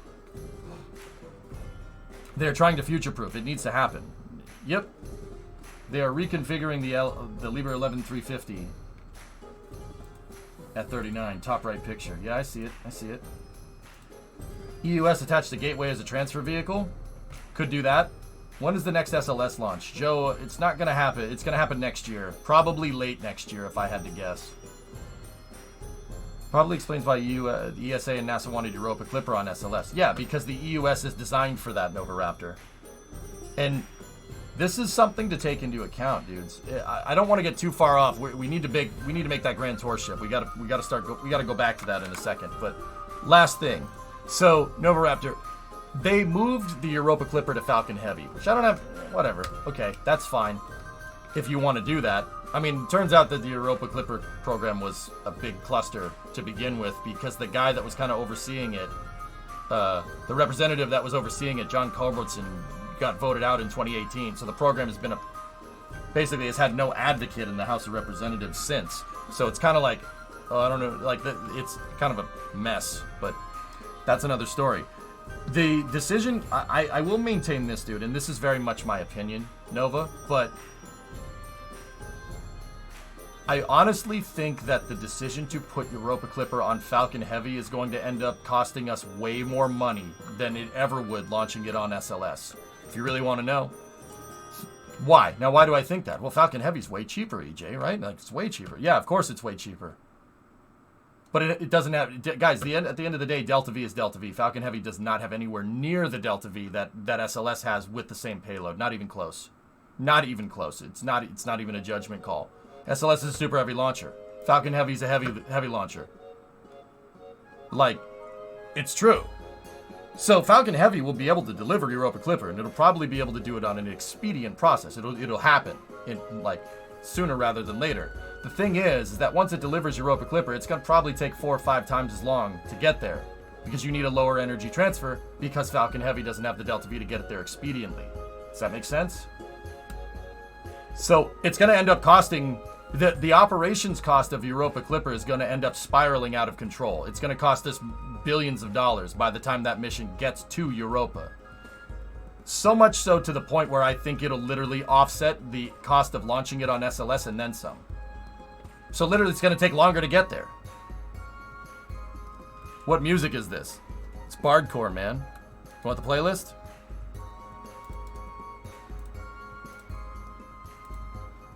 Something to consider. Yeah, Thomas has the link. Look. So, direct trajectory on the SLS. If we had launched it in 2022, it would have had Jupiter orbit insertion by December of 2024. So that's a 2-year coast. Look at what you have to do with Falcon Heavy. See what I mean?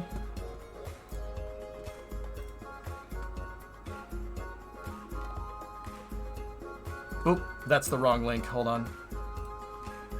That's the Starship thing that I just pasted here. Yeah, there you go. Sorry, I pasted the wrong link.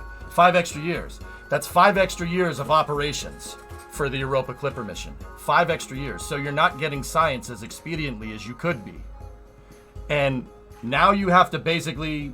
Now the satellite's just sitting there and coasting and doing grav assists. Now you need trajectory optimization. You need course correction maneuvers. You need all this other stuff to get that thing out there. What SLS could have done in 2 years. There is no way in hell that this is going to be less expensive than that. Sorry.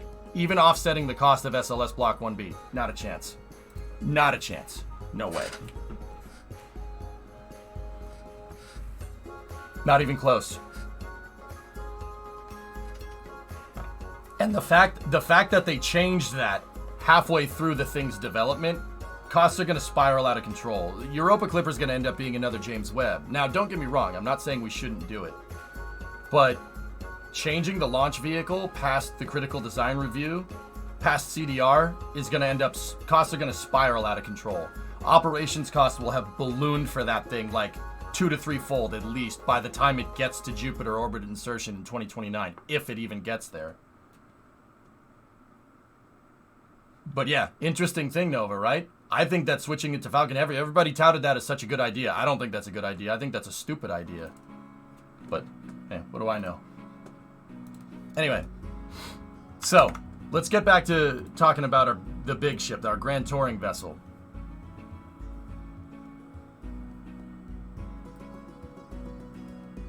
Is it plausible to catch a rocket on a flyby, like send the ship off unmanned and dock during the flyby, say 4 years later? Hal, you're talking of the closest thing that I can think to what you're saying is called an Aldrin cycler. Buzz Aldrin came up with the idea. The cycler orbit is kind of what we're talking about here. Basically have something that's in a resonant orbit between Earth and Mars. So when you launch from Earth, you launch on a type of trajectory that when you fly by Mars, it's going to grav assist you back to Earth. And then Earth will grav assist you back to Mars. Cycler orbits.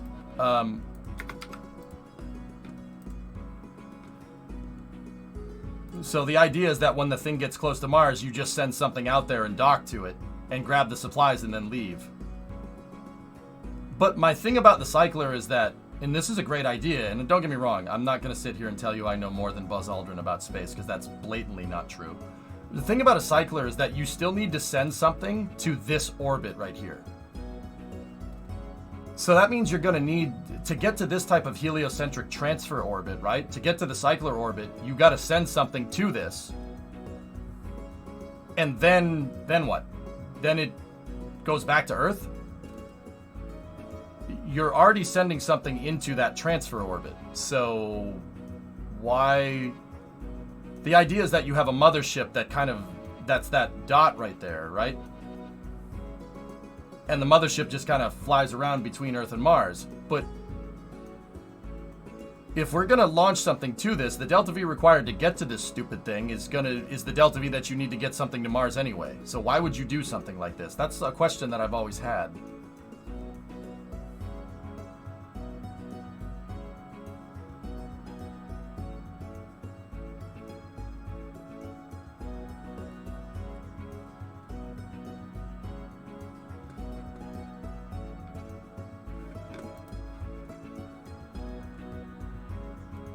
Why can't we assume good intention with this, EJ? Why not trust they made the best decision with the info they had on hand? What do you mean, Spotch? Rocket Guy's answer is probably going to cover that better. I mean, the reason why it's an educated guess on my part. I can't say with certainty whether it's going to balloon or not. In fact, it might. It's possible. I'm using past missions and past operational life cycles through NASA systems engineering to extrapolate kind of what it's going to end up costing. So, Spotchus, if you really want to know, here's how I came to this conclusion. See this book? This is NASA Systems Engineering Handbook. You can get this for free from NASA site. You can get it in a PDF. I have a hard copy. All right? So, there is a formula, a mathematic formula in this. It's on page 13 for people that want to know. That's the formula right there. See? And don't get me wrong, I won't waste your time with this, like what all that means. The long story short of it is, when you do a mission, any NASA mission, it could be Apollo, it could be Voyager 1, it could be, NASA Insight, Curiosity, Perseverance, it could be whatever. It doesn't really, it's any NASA mission, any mission that NASA does. Spotch, the reason why I can tell you that it's going to end up costing a lot more money than what we think it's going to cost is because that formula basically says the further you are into the design process, if you change things further along in the development cycle, it's going to take longer, and your cost will balloon the further you are away from the initial inception of the idea. So when you design a mission, when NASA designs a mission, they come up with what's called stakeholder expectations. Now, if you work in software, yeah, I'm sorry, I'm going to say some annoying words here. I'll try not to make it as annoying as possible. You have to come up with expectations. So basically, what are you trying to do? Spotch, that's why I always say, what are you trying to do when you're doing your engineer? What are you doing? Like, if you can't reduce that down to like a single sentence, your stakeholder expectations aren't good enough. Like, what are you trying to do? I'm trying to send a lander and an orbiter to Europa. All right? That's it. And then you have to refine that idea from there. You go through phase A, phase B, pre-production, and then not pre-production. Pre-production is not the name of it. It's pre-design, and you go through a preliminary design review, and then you go through a critical design review, and then you start manufacturing, and then once you're done manufacturing, you get into the operations of the vehicle, you get into launch, and then operational life cycle from there all the way through to disposal. The further along in this process that you change something, the more costs balloon. So if you get past critical design review, which basically means you have exactly what you're going to make, you know how you're going to make it, you have the factory and the tooling set up, you literally just need to make it and start testing it. If you decide to change something post CDR, costs will balloon exponentially.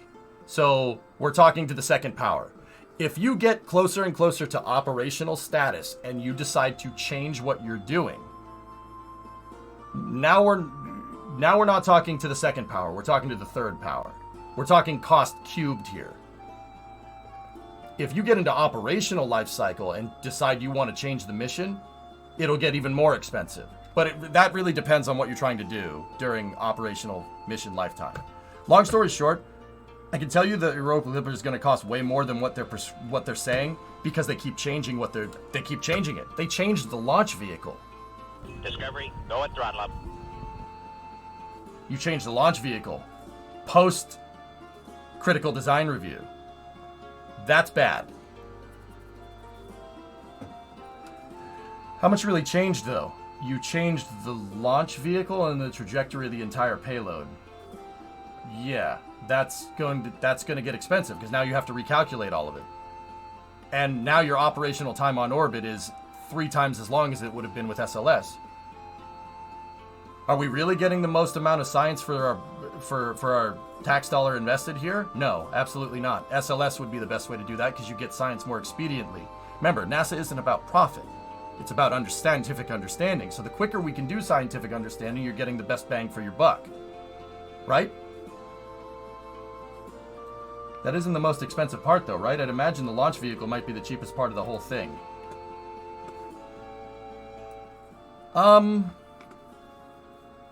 No. The launch vehicle is a significant chunk of change, but,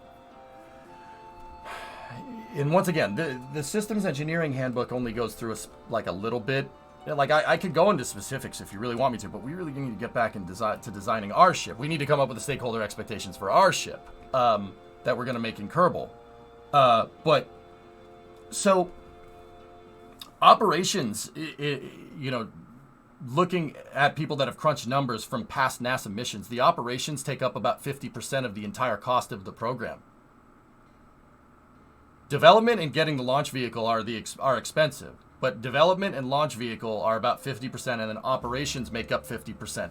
Now we just decided, while the payload is still being developed, the Europa Clipper isn't even close to being finished being built. We decided to basically triple our operational lifetime on the vehicle. That is going to make it so now you have to make the vehicle last a lot longer than what it was initially intended to last, because say you have an SLS configuration of Europa Clipper. Say Europa Clipper is designed to operate for 8 years. So that means 2 years it's in transit, 6 years it's around Europa doing science, right? Now you're launching it on Falcon Heavy to save some money. Now you have to redesign the orbiter, because if your orbiter has an 8-year life expectancy, so its operational life cycles for 8 years, 6 of those would be doing a transfer now, and 2 of them would be for science. See what I'm talking about? Now you got to redesign the thing. You got to redesign it to fly on Falcon Heavy. They're not going to fly it in the same configuration that they flew on SLS, that they wanted to fly on SLS with Falcon Heavy. You're basically redesigning the entire life expectancy of the mission. That's expensive. That will cost money. And my argument, and once again, it's just an opinion, I can't predict the future. My argument here is that those development redesign costs and the extended operations life cycle of that mission is going to end up costing way more than an SLS launch. I think that's a pretty reasonable extrapolation, but that's just me.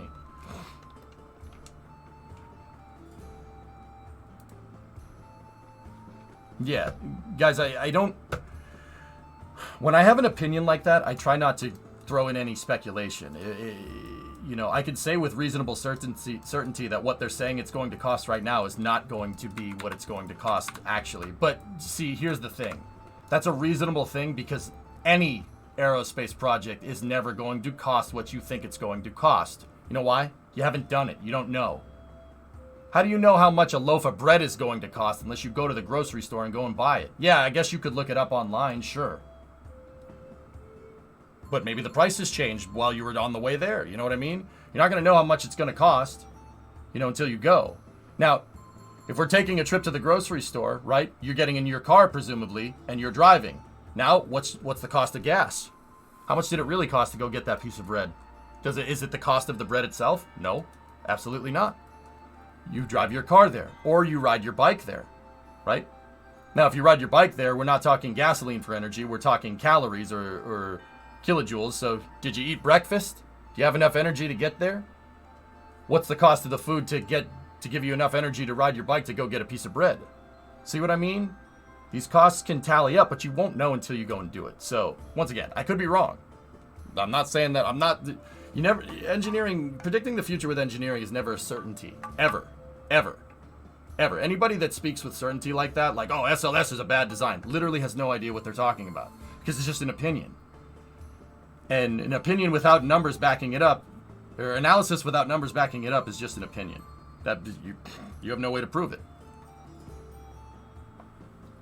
I'd like to think that based off of what I read about systems engineering and stuff and past NASA projects, that I think I'm coming from a place of relative knowledgeability.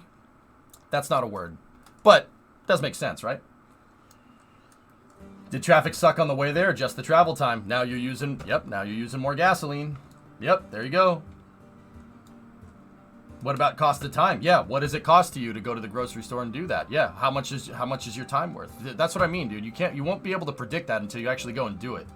Which is why I always think it's funny when people say, "Oh, it's too expensive." Well, how do you know? How do you know going back to the moon is too expensive? Compared to what? Compared to Apollo? Anything is going to be cheaper than the Apollo program because we had to figure out how to do it. Right? That's weird, man.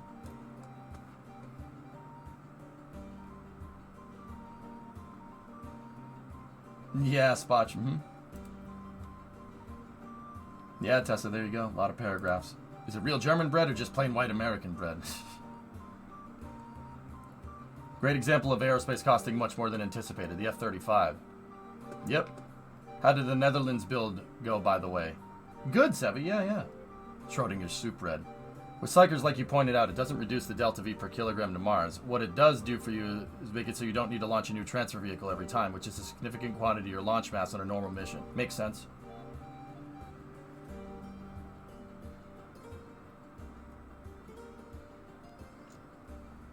Yeah, Blueland. Good conversations, though, dude. Yeah, it's just something to think about. Everybody touted that, oh, Falcon Heavy is much cheaper. Falcon Heavy is much cheaper. But that's like saying I can go to a store that's 20 kilometers further away than the grocery store that's right next to my house because I want to buy because I want bread less expensive. Cost offsets. You know why? Because at the end of the day, it's always going to cost a fixed amount of money to get somewhere in space. You want to go back to the moon? It's always going to cost you $30 billion. At least right now. The only way to get that down is to keep doing it so you can figure out ways to optimize. You go buy bread from the store every day, right? You buy bread from the store every day. Eventually, you're going to figure out the quickest and most expedient way to do it. Oh, maybe there's a route that I can take, that stays off the main roads that gets me there quicker. I don't get stuck in traffic if I take the back roads, right? See what I mean? You can optimize from there and bring the cost down, but it's always going to cost, right now, it's going to cost X amount of money no matter what you do. I mean, look at SpaceX. There is no way that Starship development is cheaper than SLS. There's no way. Absolutely not. It's always going to cost billions of dollars. Because when you're talking super heavy lift, there's no way, there's no getting around it. You're solving a physics problem at the end of the day, and the laws of physics are infallible. You can't break them. Well, warp drives and fusion and whatnot notwithstanding, you know what I mean? Trust me, man, I've had plenty of time to think about this. Since you brought up the Apollo program, it seems right to bring up the major technological advances since the late 1960s. When Apollo 11 launched, the computers used for the mission were the size of refrigerators. Engine blocks. Wacko. Yeah. That same power today powers our phones. Yeah, Wacko, I mean, there's no doubt that our avionics packages nowadays will be a lot less mass than the ones during Apollo. For sure, man. Absolutely. But if you look at an automobile from the 60s, does it have 4 tires on it? What about cars today? What about a Tesla? Does that have 4 tires on it? The point is that there are certain things that you really just can't change. I mean, don't get me wrong, you could put 6 tires on your car, but 4 tires is kind of the convergent design. It's always been like that, right? Unless you have a Reliant Robin. But a Reliant Robin is not a car, it's a motorcycle. It's a motorcycle. I knew someone was going to say it, Tessa. It's a motorcycle on paper, so no. Does an internal combustion engine today weigh the same as one from the 60s? See, Aqualux, no. No, it doesn't. But the interesting thing is that cars weigh about the same that they weigh during the 60s. If not, cars today are actually heavier than cars from the 60s. The engines from the 60s weren't as efficient nowadays, but cars have so much crap in them nowadays. Not crap. Like safety systems, airbags, all this other stuff. All that mass adds up. Cars today are end up pushing in energy costs. For instance, dude, there is no car nowadays that's just a straight engine that's going to get you, at least in the US, that's going to get you 40, 50 miles to the gallon, right? If you drive a 63 Volkswagen Beetle around, you can get 40 miles to the gallon because it doesn't weigh anything. It's very simple. The new Dacias are in. Yeah. Sorry, I meant the whole car, not just the engine block. Actually, yeah, Aqualux, funny story. Cars are heavier today, dude. Teslas. A Tesla, a Model S, for instance, is heavier than a 70 Cadillac. Look at this chonker of a vehicle. It's a nice looking car. That's a nice caddy. Teslas are heavier than that thing. Funny story. Way heavier than that thing. The funny thing is that they go way faster, or they accelerate way faster, but that, electricity, what do you want? Yeah, cars nowadays are actually heavier, dude. The perception of cars from the 60s being these heavy things is not, that's kind of a misconception, dude. For instance, my Coronet outside, it's 19 feet long. You'd expect this car to weigh like 6,000 pounds or something. 3,000 kilos for everybody else. Car weighs 1,600 kilos, dude. It's not too bad. Like, considering what it is, I'll bet you it's probably the same mass as, dude, I don't even know. The point is that they look big, but they're not. There's nothing inside of it. It's just a lot of empty space in older cars. They look big, but they're actually not that big. The engines were crap. That's the thing. The engines were inefficient as hell. Yeah, current cars have so much more stuff in them. There's all this mass for, insulation, get the road noise down. They're a lot beefier because of safety standards and stuff. And once again, I'm not saying that's a bad thing, etc., etc. The funny thing is that, dude, a Ford Explorer is heavier than a freaking 1970 Cadillac, and that is a heavy freaking car. That's a heavy freaking car. Interestingly enough. Batteries are heavy. Yeah, that's why I specified internal combustion cars explicitly to avoid the EV comparison. So let's take a Mercedes E-Class, dude. Yeah, Mercedes E-Class is as heavy as that Cadillac, easily. Oh yeah, despite it being smaller. Interestingly enough. Yeah, if we're gonna compare ICE to ICE, cars are way heavier nowadays than they were in the 60s. They're also a lot safer. But yeah. Even the Tesla. A Tesla weighs as much as my F-250, dude. Teslas are easily 3,000 kilos. Model S's. Easily.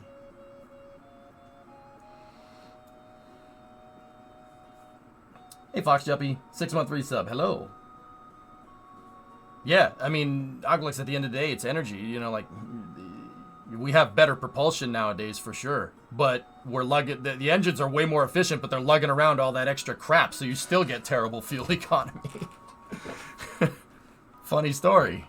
I heard Mercedes. What's the curb weight on an E-Class, Sawyer? Like an E63 AMG. It's curb weight. It's got to be over 3,000 pounds easily. It has to be, with all that stuff that they put in there.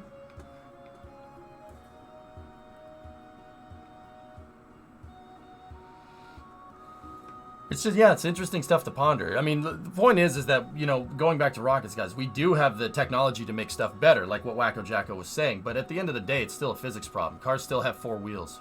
You're still going to need a certain amount of energy to get to the moon.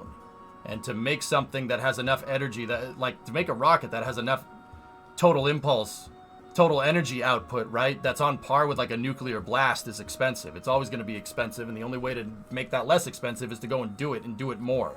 Economy of scale is the only way to beat that problem, because beating the laws of physics is hard. I can't change the laws of physics, Captain. It's like 4,500, but heavier if it's a wagon. 4,500 pounds, dude. My Coronet, my 69 Dodge weighs less than that, and it has a cast iron block. That engine weighs like half of the mass of the damn car.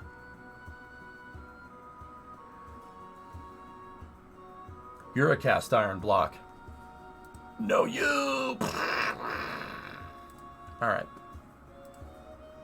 Interesting, right? Dude, if someone made like a bare bones internal combustion engine car nowadays, we could easily, no hybrid system, we could get the fuel economy up. You might even be able to if you convert like MPGE to MPG, right? Like in terms of total amount of energy used, you could even probably get it lower than an electric car. Yeah, probably lower. Go figure. I'm like positive. There's no way a Volkswagen Beetle uses more energy than a Tesla Model S. There's no way. There's not a chance. No way. Absolutely not.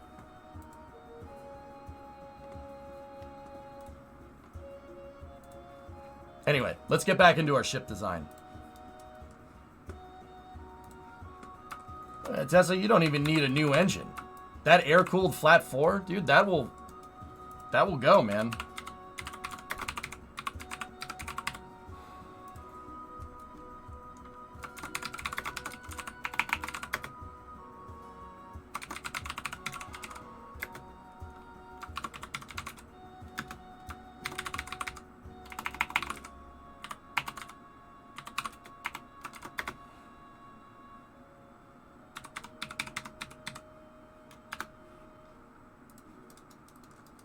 Put a Hemi in it. The upcoming Starlink launch from Vandenberg is going to be delayed. Fleet is back in port with Sea States being the likely culprit. I mean, G-Wagons are 6,500 pounds and EQS is about 6,700 pounds. A G-Wagon weighs as much as the F-250, man. That's a 3,000 kilo truck. Okay. I guess. That's how they're going to be. Jeez. Alright, so. I like G-Wagons fit, to be honest with you. I don't like the G-Wagons we have over here. The G-Wagons we have over here are those stupid luxury versions of it. I like the G-Wagons that they sell in Europe, dude. In Europe, they sell like bare bones versions of the G-Wagon. That's like synonymous with a Jeep or a Bronco. I don't know why Mercedes doesn't sell those things here. They'd sell a bajillion of them. No, but they sell this instead. They sell that. And that. Yeah, like a good Series 3, Tessa, I'm in. I like utility vehicles, like actual utility vehicles. That's why I like my trucks so much. That's nice, dude. Look at that. Oh, I wish they'd sold this here. I would buy one. I'm dead serious about that. That's sweet, dude. They only sell the luxury versions here too nowadays. It's not right. When I was in Amsterdam, Sebi, I saw a G-Wagon lifted on 35s, dude. And I'm not talking 35-inch rims. It looked like that. And it was, dude, I was like, oh, that's cool. I want it. It reminds me of a Unimog for some weird reason. Not 35s like that. That's useless. That is useless. I hate it. All right. Let's get back to designing the ship. All right, so what about the 6x6 though? The only people that buy those 6x6s are people that don't send that thing off-road. Can you talk a little bit about the NASA Elon Musk Lightspeed engine? What am I missing there? Have they broken the Lightspeed record? I've heard nothing about something like that, Synonymous. To be honest with you, dude. Heard nothing like that.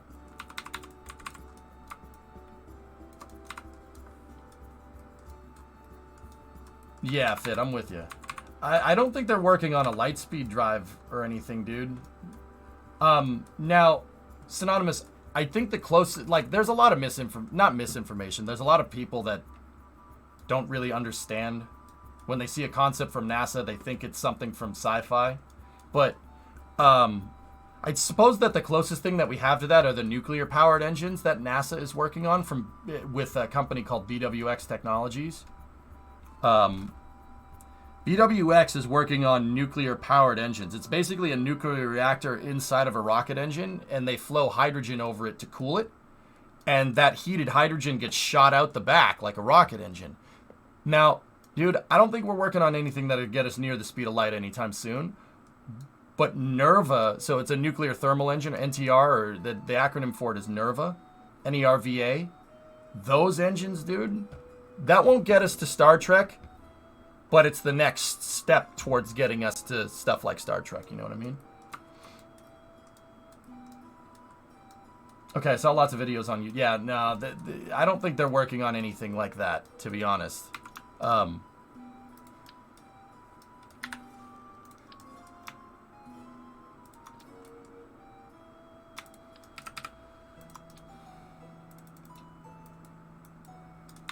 Alright, guys. Let's get the structure of our ship kind of figured out. I do want to end up building something like the Donager. Something similar to that. Something that I can land. I would like to be able to land this ship down on the surface if we absolutely have to. Okay, thanks. I knew you'd know something. Yeah, I haven't heard much about any, like, faster-than-light drives, dude. But yeah, nothing like that. We can't go faster than the speed of light. That weird stuff starts happening. Like, the universe starts doing some weird stuff when you try to go faster than light. Yeah, we'd be much better off making some type of warp drive, because going faster than the speed of light is, yeah, strange stuff starts happening due to a phenomenon called time dilation. And time dilation is something that we know. But we know about. So, for instance, when you're further away from gravity, you actually, you age less. So, if we send somebody out to Jupiter, right? If we send, like, at a human-rated mission to Jupiter, dude, that person would age less than a person down on the surface. Weird. Because gravity warps space and time. That's Einstein's relativity formula. That's what that is. So, think about Earth with its big mass. It actually warps space and time. It can bend light, right? That's why we can see stars behind other stars when we look up at the sky. It'll look like they're next to each other, but they're actually not. So that's called gravitational lensing. Gravity warps space and time. Now, going faster than the speed of light is going to cause some weird problems because think about it like trying to surf on a wave, and the wave is 20 feet behind you. It's not going to work. You're not really going to do much. Like, weird stuff starts happening with time dilation and whatnot, right? A better way to do it would be warping. We know that we can bend space and time with enough energy. That is documented phenomena. That absolutely does happen. Once again, Einstein's formula, that same exact formula that says going near light speed is not going to work very well. The universe starts doing weird stuff when you do that. Like, time starts doing weird things. Anyway, but we know that we can bend it. So it's much more likely that we could bend space and time to our will to get places faster. So not hyperspeed from Star Wars, but warp from, like, Warhammer 40k. Warp makes way more sense. Or slip space from Halo. Like, that makes more sense. Because with enough energy, you can bend space and time. So if a ship is going to generate enough energy, it could theoretically bend space and time. So you could, like, for instance, if you bend the space and time between Earth and Mars, right? You could, if you bend it enough, you could get to Mars in like 2 seconds. But you need to generate a ton of energy to do that. But it's possible. Warp would be much better idea. There's also things called an Alcubierre drive. An Alcubierre drive is why I mentioned surfing in an analogy a second ago. Scientists prove that gravitational waves exist. So, like, Earth is floating around in space and time, right? Think of it like a buoy floating on the water. And a buoy going up and down is going to leave ripples. It's going to leave waves, right? Like, you know, if you throw a rock into a pond, it leaves ripples. Gravity does that. That's a huge deal. Because what an Alcubierre drive does is it surfs those waves. It generates enough energy to make a gravity wave and then surfs it. We're talking negative, it's called negative mass coefficient, I believe. Basically, it warps space inverted. So you warp space down in front of you and you warp space up behind you and you literally make a wave to surf on. Which is cool. And gravity waves help prove Alcubierre's math. So it's possible. The real crux of the whole thing, dude, is not generating enough power. You need to generate enough. We need to find ways to generate more power in space. Because if you can generate more energy up in space, you can go further. That's just the rocket equation, dude. That's Konstantin Tsiolkovsky's equation. You're not going anywhere if you can't generate enough power. You got to generate more power. That's why Star Trek's always like, I can't generate more power, Captain. That's why Star Trek always talks about that. Hey, the dilithium crystals, Captain, I can't change the laws of physics. That's why a lot of people, you know, like really like Star Trek, because it's real true sci-fi. It's like that is true. No matter if you're in the 25th century or in the 21st century. You don't generate enough energy, you ain't going anywhere. Thanks for taking the time out of your game. Because I was losing my mind thinking we had broken light speed. Nah. Those boards don't work on water unless you got power.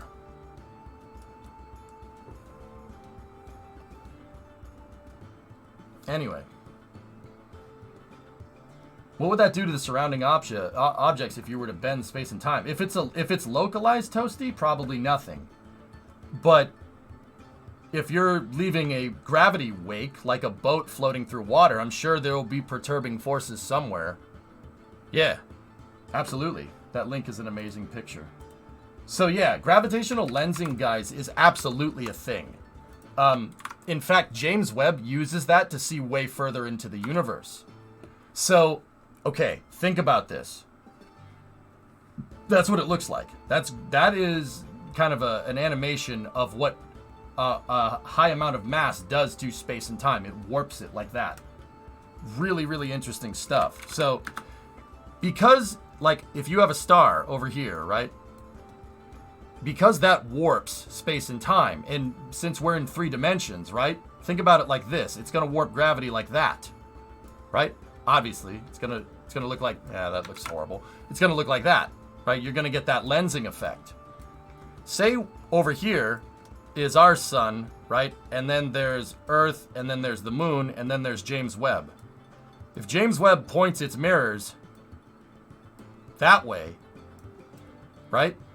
It can use another star as a lens to see further in the universe.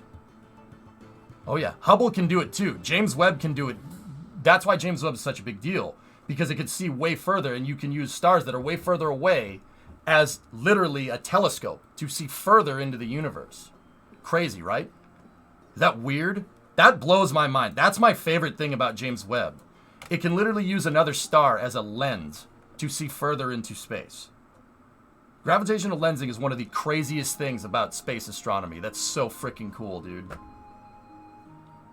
Yeah. It's unbelievable. And all that does is prove that Einstein was right. He had it perfect. That is exactly right. Gravity warps space and time. Energy warps space and time. That is exactly how our universe works. I can't believe, like, who the hell even thinks of that? Like, what planet were you on, dude? Like,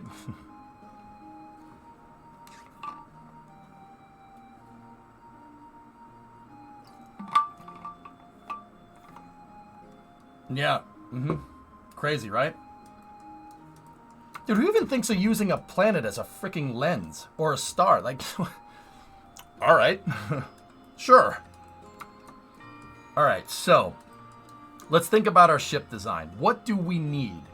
Well, I want to carry fuel around on this ship. We need fuel, so let me just I'm going to put a girder segment here to... I'm going to put a girder segment here to show the up orientation of the ship, because I basically just have a cylinder of SRBs. Einstein isn't dead, he just went home. Indeed. The same people who thought about putting a Dyson sphere around the sun for it. Yeah, right? Yeah, when you think about the universe in a scale like that, it gets pretty nuts. So,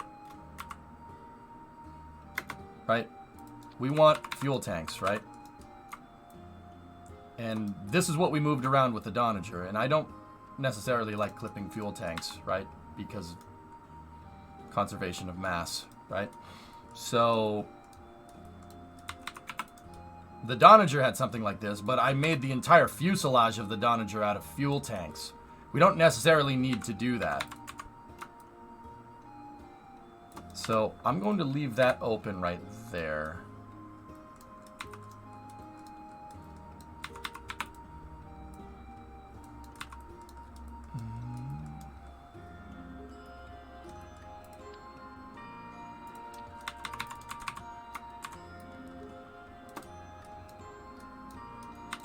Okay.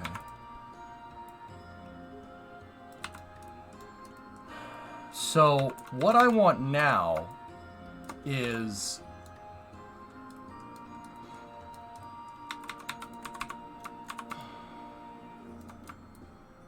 I want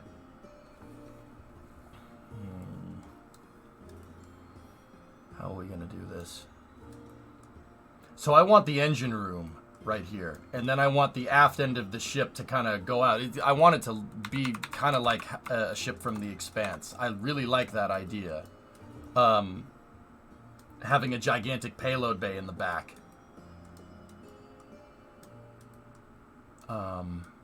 But I also want the engine room for the Kraken drive right here. And then I need some type of habitation and hab modules up here. What's up? How was the KSP event at ESA? Amazing. Apollo, yeah. Public, how do you study something that doesn't interest you? For example, I work in emergency management, but have to do mosquito control to take a very hard test with biology and different aspects of control. I'm dying because it doesn't interest me. Public, in life, you're gonna have to do things that you don't want to do. That's how I do it. Well, with our engine room, we might have room for spares tested in case we break it. But that means we're going to need a reactor core that can store multiple drives. And I want that next to the payload bay. You know what I mean? So if we need to swap something out, I could use a tug in the payload bay, pull the drive out, expend it, eject the warp core, right? And then put a new one, attach the other one in. Or we could use a robotic arm for it, but you know.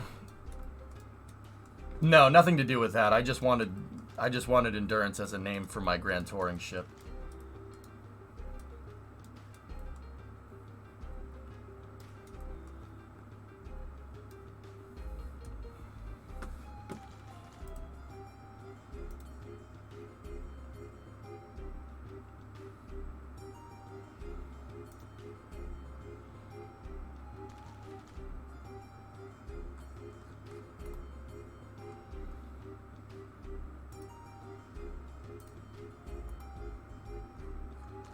Give me 1 second, fellas. I gotta check something.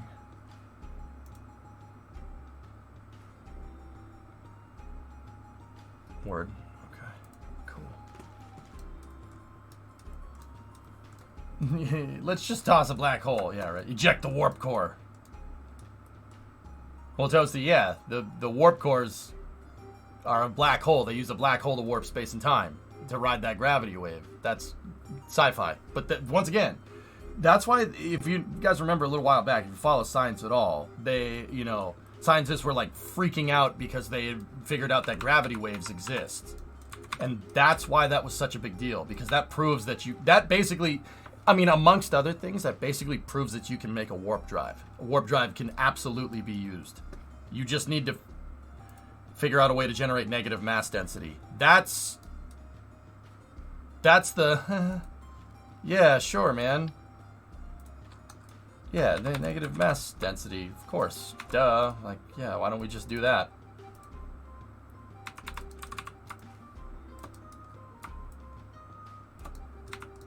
No, yeah, it's simple as that.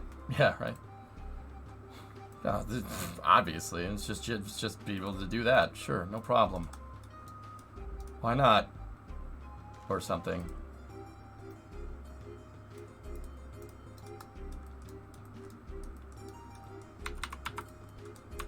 Just casually created. What could go wrong? Yeah, yeah, yeah. All right, so let's work on the engine room where the drive's gonna be. You know what? I like the wing textures. I think the wing textures look cool.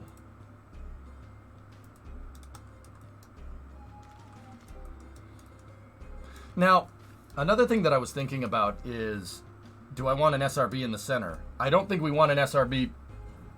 So these SRBs are being used for structure. I don't think we want them on the center line because we're going to need the engine on the center line. Or we could do twin drives and then figure out KRAKEN SAS. The SAS, the KRAKEN Tech SAS controller is going to be up. It's going to have to be up at the bridge, up at the front of the ship, because if you're going to have pitch, yaw, roll control, you want it far away. You want it to have moment over the center of mass of your ship. Long story short, the KRAKEN Tech SAS is a force acting on the ship when it's flying through space. The further away from the center of mass that is, the more of a lever. You get more leverage. You get more moment from it. So having KRAKEN Tech SAS up at the front, or a KRAKEN Drive SAS at the front, would make it so we could mount twin drives. But if we mount twin drives and one of them breaks, it's going to be a little bit difficult to go off of a singular drive like that. But we could. We could absolutely do that if we wanted to. Why not go with a quad drive? Part count.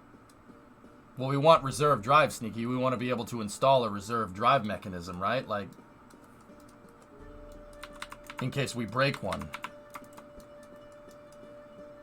You know what? I'd rather have this be an open payload bay. I'd rather have it be open like that. So give me the fairings. We'll make the mid bay on this like SCOBY. What I'm going to do here is attach a part that doesn't have any extra attachment nodes to this. That's just temporary. We're not putting that there. And I think structurally it would be better to up the node, because having a large attachment node to a small one, when I built that upgraded SCOBY the other day, proved to be a little bit finicky. Can you have the drives in line? Well, with what I'm going to do, we could put the drives in line. Yeah, as long as we have a KRAKEN Tech SAS up in front. We got to figure out the SAS controller. Or we could just use gyros to... We could use... I mean, we don't necessarily need a KRAKEN Tech SAS. We could use gyros to torque the vehicle if we really wanted to. We would just need to adjust the rates with a cal controller and have those rates bound to an axis controller. But I don't know if the axis controller would work with SAS. SAS, if you bind a cal controller to axis, it only works with controller input. It doesn't, the SAS doesn't, from what I remember, it doesn't really work that way. Oh yeah, Toasty, of course.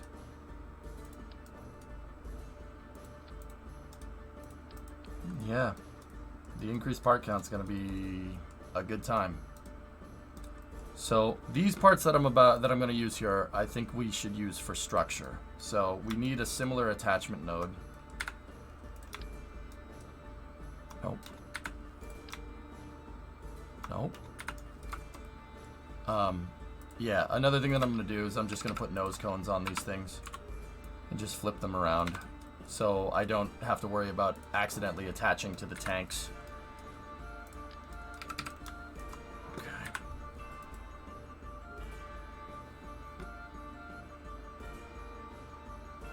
Like, I'm gonna pull out all the stops for this thing. We really need to make sure that it works right. See the attachment nodes? You really... I found that with KRAKEN drives, you really want to match it up. We matched it up with the old version of SCOBY, and that worked way better than the one that I remade that didn't have that. How we doing? We're doing good, Gary. Yeah.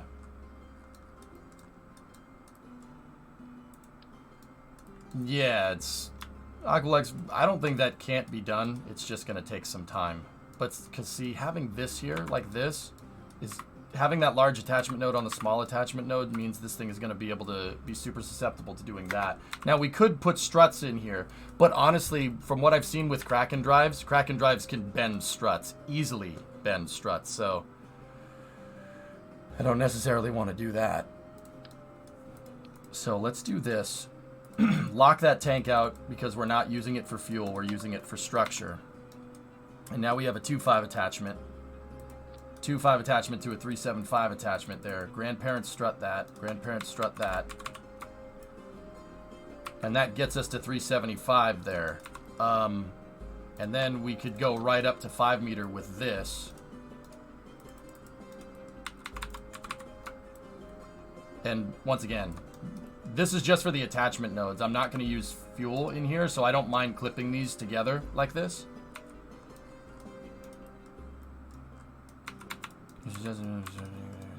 Yeah, I'd rather make KRAKEN SAS Aqualux.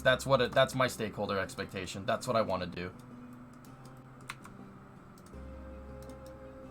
Discovery, go at throttle up. All right, so now where's that 5 meter fairing? Because this fairing is going to be crunched, man. It's really going to be under a lot of pressure. The drives are going to be pushing it. And then we need another one to make up the other end of the payload bay. So, fairing stage. These are used. I'm basically putting them structurally in line. Is the station done? Yeah, Pogo, the station's done. That was a good send-off for the shuttle and everything, but now I'm working on building a grand touring ship. Then we can use the shuttle to get people to it.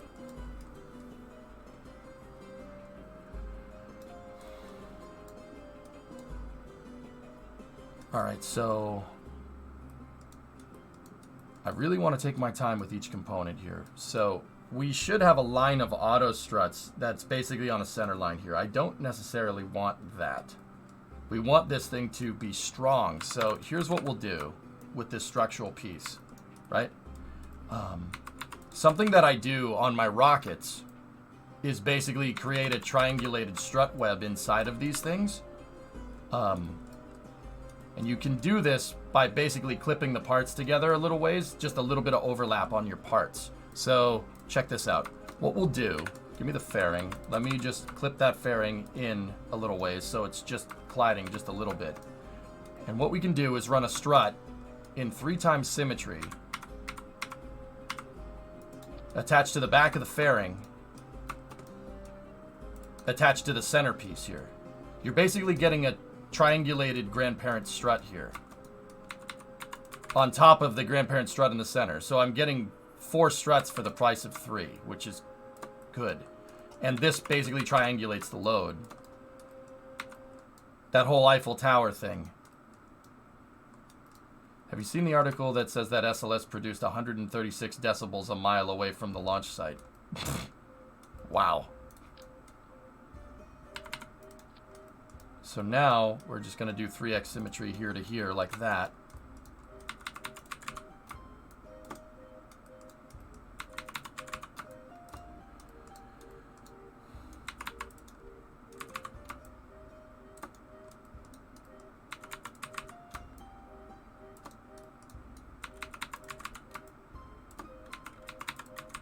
That's really freaking loud, dude.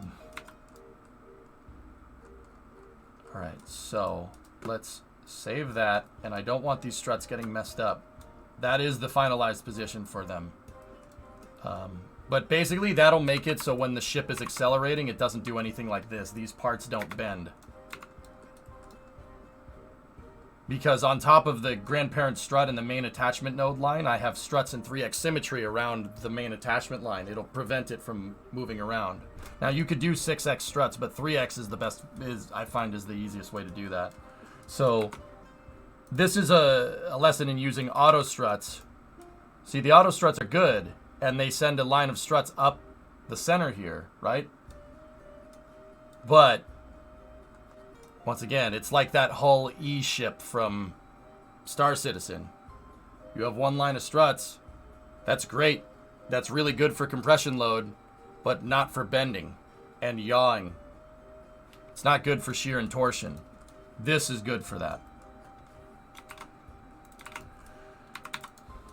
So Now what we do is we move that back into position like this.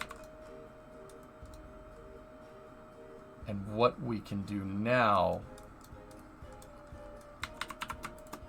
is rotate the entire thing. And now we can strut the fairing plate on top of the 3x struts. We can strut the fairing plate to here.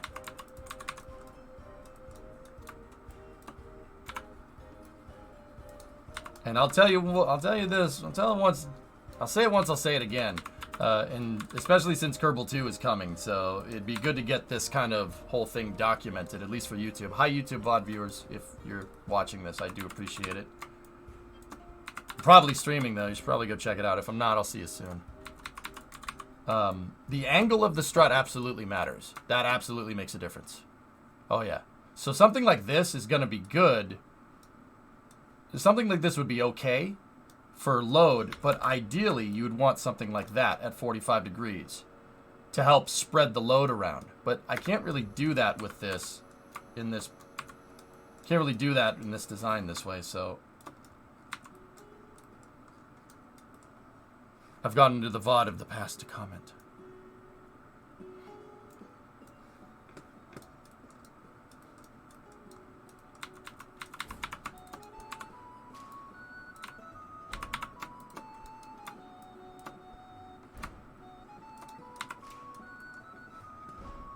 What's that, Zay? NASA Space Communications and Navigation. Search and Rescue can't help you with your latest crush, but it was essential for retrieving the Artemis Orion capsule after splashdown. Call Search and Rescue. I'm lost in your eyes. Oh, okay. Nice. And yeah, I'm not sure how the struts exactly work in Kerbal 2. Fellas, but I know that angle of the dangle absolutely matters in KSP 1. Yes, angle of the dangle. I said that. Because it matters. Okay? Hey, that was the only way I was going to get your attention, okay? So something like that will actually probably carry the load better than a strut that's way stretched out. Hey, Red Panda, thanks for the raid, man. I know you do, man. I know.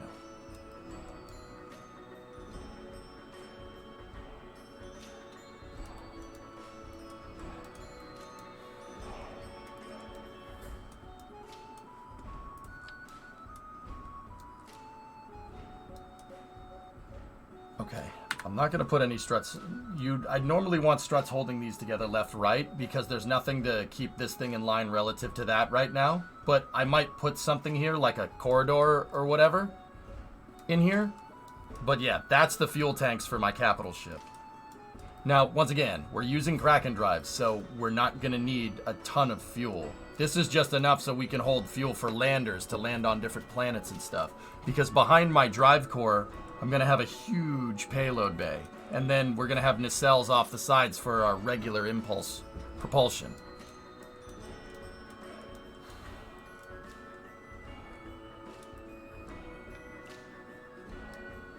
Anyway, Red Panda, thank you for the raid, dude. I do appreciate it. If you guys don't know Red Panda, he's an old school Kerbal streamer. He's been streaming in and out of the, off and on in the KSP community for almost as long as I have. Fun streamer to be around. Follow him. He is good people. Thanks, JSP. Red, how are you doing?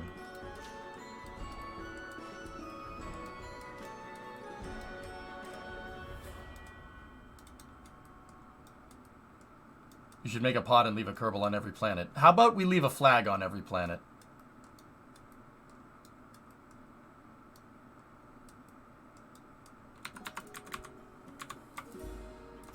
Isn't he a fox? He's a red panda. His name says it. Why would he lie about that?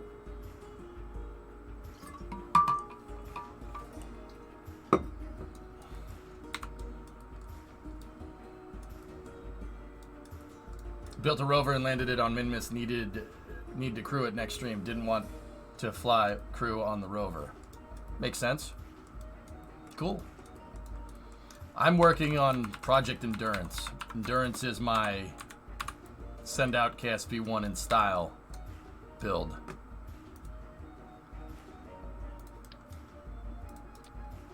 Discovery, go at throttle up. Actually, we would ideally want these attached to the fairing.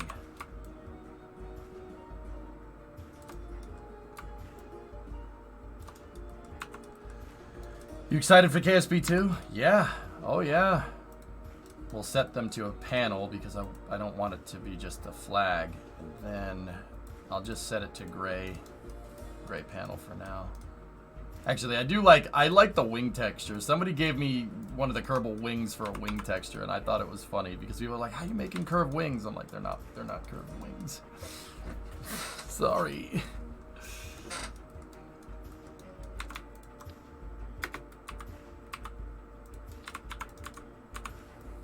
All right, so I'm gonna use the flags as panels for my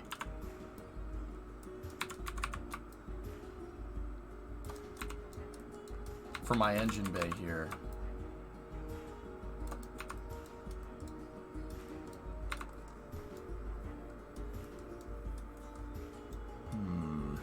How are we gonna do this? But why male models? Are you serious? I just told you that a moment ago. Discovery, go at throttle up. Curved wings? That's 1000% illegal. Laughs in F4U Corsair.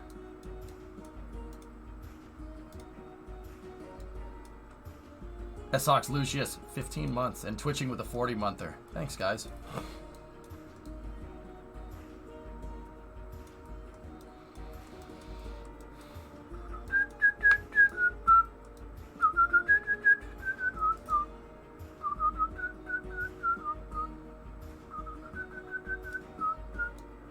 Alright, so we need the fairing at the back to help carry the load.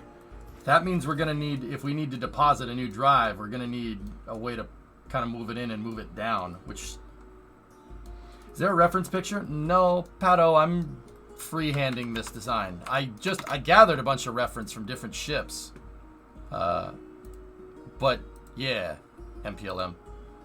I'm just looking at different designs, and I don't want to copy any particular one. I want to make this ship what it would look like if we were designing around the KRPC drive. So, and that's where what we're trying to do is going to diverge from any sci-fi type of ship. I need to be able to eject the warp core, because the KRPC drives can break. They can, and I don't want to be out at Elu and have my drive break and not have a way to get home, right? I don't think that that's a good idea.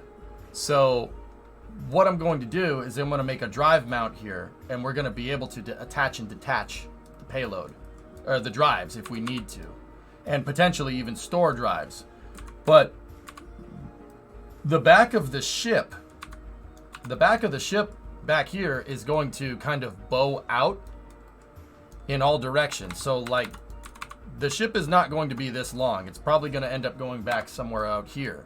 So what I need to do, well, I need to figure out a way to be able to put a drive into the drive core and not have to worry about it.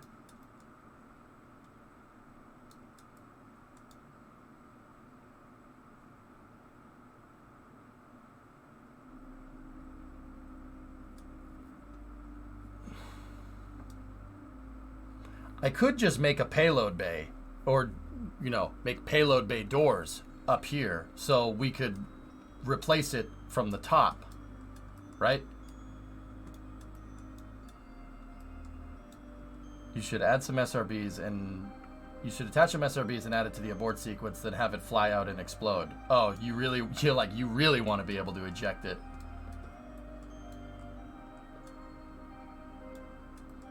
What are those curved panels? They're flags, Jeff. My name is Jeff. My name is Jeff. Yeah, we don't necessarily need to put them in line, but yeah, the drive mounts are going to be difficult, dude, because think about it. Think about how much force that drive is going to be pushing on a docking port. We could use now, so that means the drives are going to need KRPC tech. They're going to need hybrid tech to be held in place, or else we're screwed. We need physics-less parts that don't bend, but we also need physics-less parts with extremely high impact tolerance. I'm thinking a grip pad thermo bearing would probably do it, That would probably hold the drive in place, but you're never going to get the same adhesion every time, especially if we pull a drive out and put another drive in. So that's why the KRAKEN Tech SAS is there to compensate for that. The SAS component would be up here at the front somewhere. Or we could put it at the very back. Just some way to just get moment over the center of the ship. No docking port drives are fixed in, just have 2 for redundancy. Yeah, I don't want to do that. I don't want to do that. Yeah, I don't want to do that way.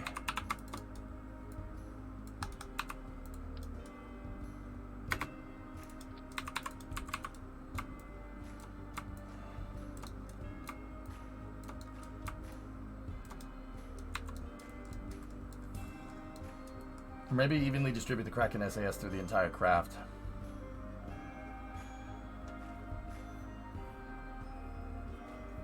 Well, 95, the drive needs to, the KRAKEN Tech SAS needs to be far away from the center of mass of the ship. So it's either going to have to be up at the front or at the very back or both of those things. Yeah, it's going to have to be one or the other. I prefer for part count. I don't think we necessarily need 2. I don't think we need that. Are you going to have one drive up and down? Are you going to have one drive for up and down and one drive for forward? I could do that, Shadow Man, but I'd prefer both of the drives pointing in one direction. We tried gimbalable drives. Those don't work very well. What's that tweet?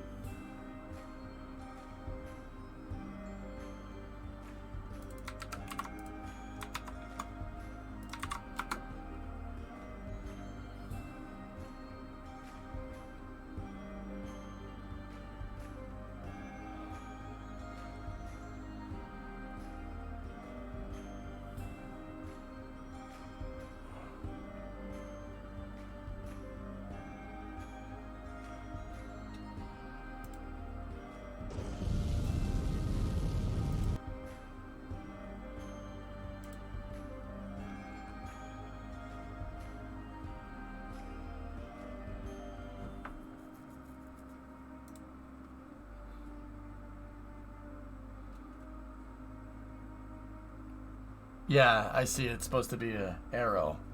Now, I'm not going to lie to you. I would have made it an actual arrow if we could figure out a way to do that. Cool, though.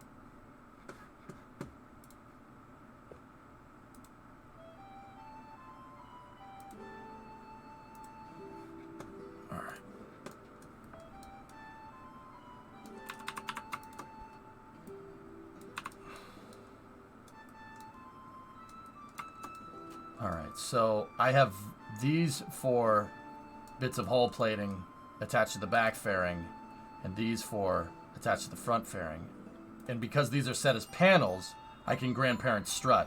And that'll run a strut from here to there. Now these ones, that's attached to that panel right there. Why can those ones be grandparent strutted, but those ones can't? Interesting. I wonder if I copy them and then place them again. That doesn't have the grandparent strut flag on it. What if I attach a panel to the panel? That gives you the grandparent strut flag. Does that flag stay on the part action window if I get rid of this and reattach? Oh, score.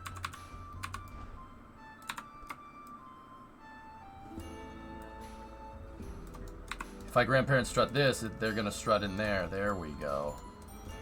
Yeah, you copy the second part, it assigns a if you attach a flag to a flag and set the flag as panels, it'll set it to a non-physicsless part state, and then you can auto-strut it. That's cool. And then that flag will stay there, just like same vessel collision on the physicsless parts. That's cool. And now we shouldn't have to run many struts like back and forth on this thing.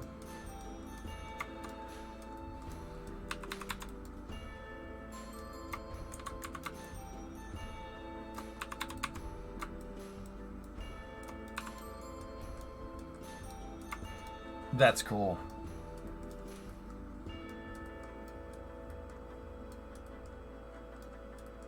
Well, Sebi, actually what I was thinking about doing, and I was thinking about this on the plane ride back from Amsterdam, I would like some type of visual cue that the drive is working. So what I thought would be cool is exhaust vents on the side here, and the vents open up, and the engine bay glows.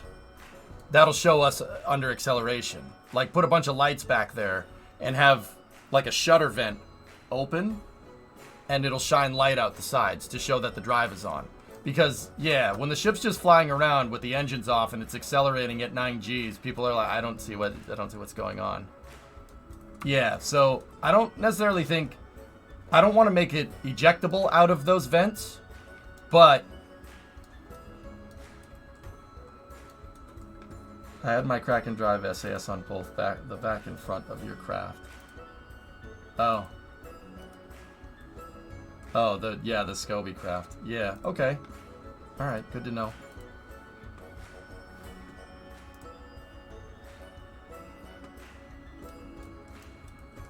Alright.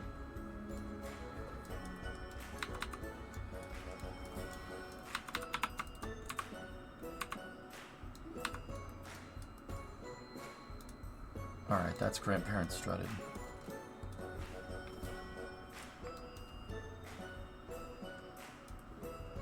Yeah, Sebi, that's exactly what I'm thinking. Just like a vent that opens up and we'll have like blue Cherenkov radiation come out the sides. I thought it'd be cool.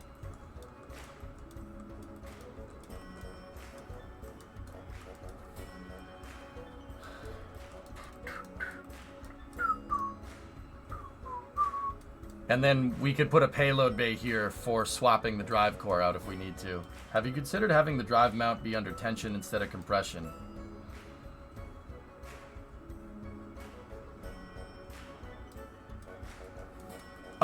Yeah.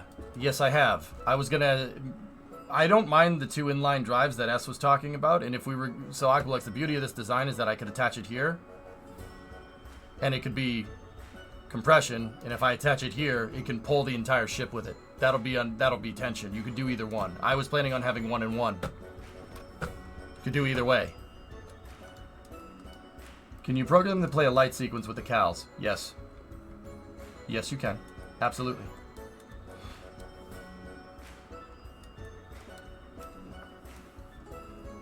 The other thing, and somebody mentioned it in chat, I forget who it was. The other thing is that we don't necessarily need Kraken Drive SAS. We could use rotors for SAS. If they're far enough away from the center of mass of the ship, you could use a torqued rotor and literally have an actual gyroscope. And you could use the cal controller to adjust the RPMs on the rotor that's pointing up, pointing down, pointing right. And you could have a cal that could control each one and then bind that to axis control. And you'd be able to control the ship.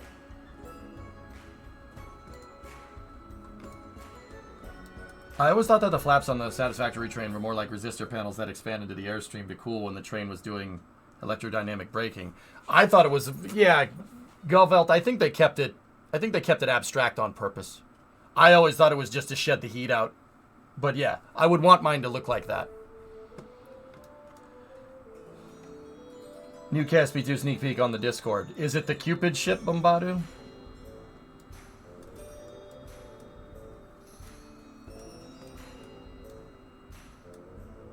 What do you do when you saturate the rotors? Shut the drive off. Shut the drive off, stop the rotor, and reset. There was also this picture.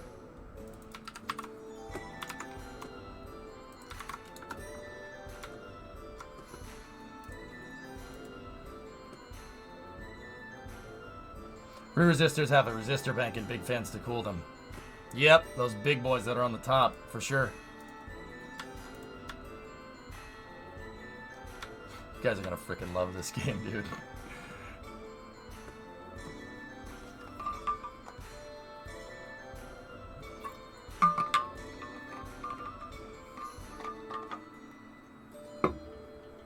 It's gonna be fun, man. It's gonna be fun.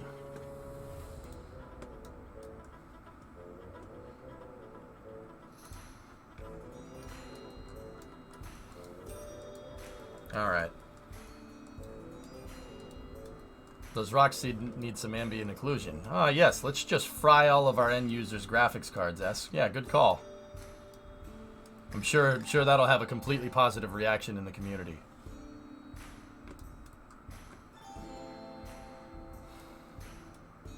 Ah, there you go, Schmoog.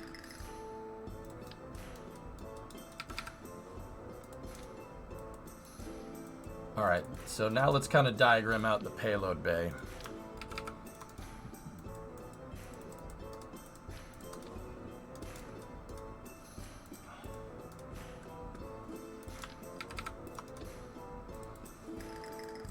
Ambient occlusion is baked into the detectors. No performance hit, get wrecked.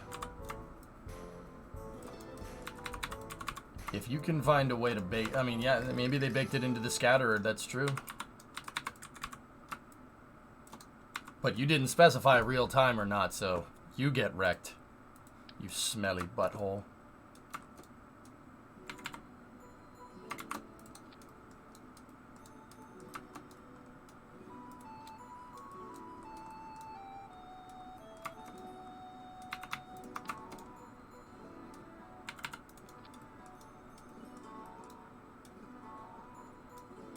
No one really... School. Oh, where's your college degree, S? Yeah. Oh, wait, you don't have one.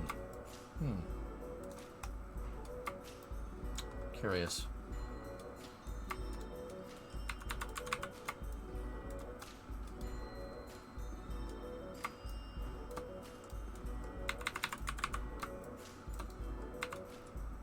You have 3/4 of an associate's degree. How's that working out for you?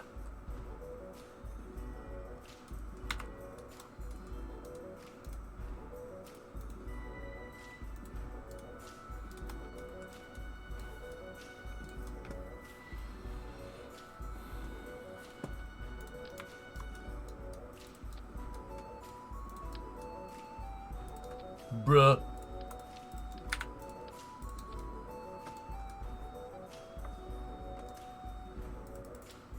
Mind your own business, Schmoog.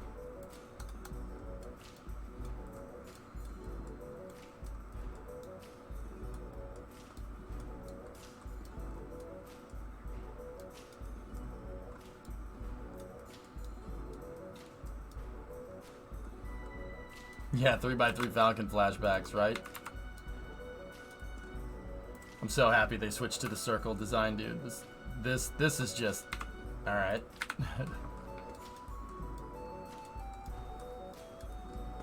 The octaweb is so much more well thought out.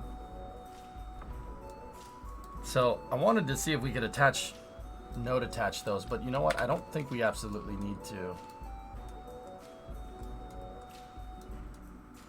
Yeah, Aqualux, the SAS can't touch CAL, so we'd have to have manual input on it, which that makes it kind of cool, but also, yeah.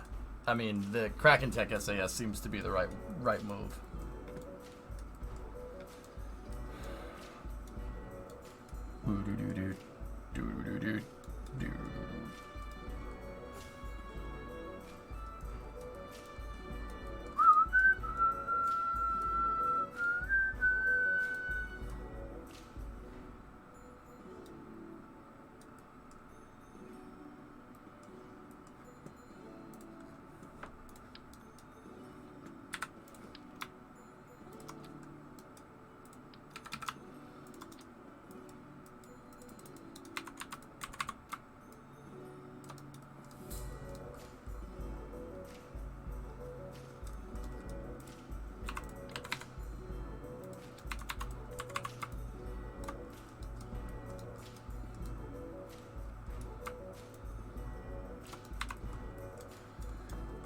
Okay, so now we need the 4x coming off of this. How would we do that? What's the cliff notes on the Kraken SAS? I'm not sure I understand the concept. Control surfaces that are pushing up against landing gear. The SAS can control the control surfaces, so it'll try to move the control surface around, and that'll apply Kraken force in one direction or another. Kraken SAS. Yeah. 95 came up with the idea, to be honest. It's pretty smart, man. Speaking of Falcon, next launch is on Friday at like 2 p.m. Eastern. Cool.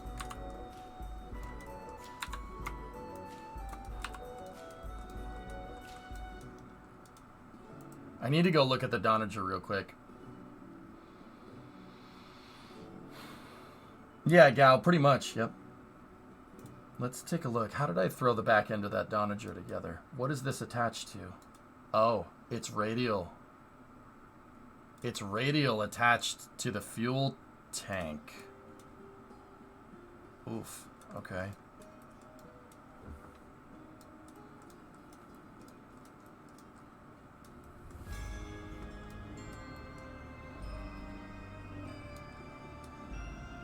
Yeah, and that's how I made the nacelles. I don't necessarily want to make my nacelles like this, dude. Yeah, but we know that a Kraken drive can move this around. Gee, check it out. That little drive moved the whole ship. Yeah, but see, I'm kind of basing it around a similar design, but I don't want it to be exact. We're going to need to figure out another way to do this. But I do like the idea of having this Gigantor payload bay at the back, because that's where we'll put... That's where we can put all the ships. We can put landers and ISRU stuff down here. And now with this design where we went and flew this thing around, I only had those fuel tanks full. So the payload bay thing that we're working on right here is going to be this piece right there. But I'm noticing that the nacelles are clipping hard into the payload bay. Or where I want the drive bay to be. To the point where... yeah, it might get a little tough to get that right. I don't want to copy this hierarchy because that's probably not well done.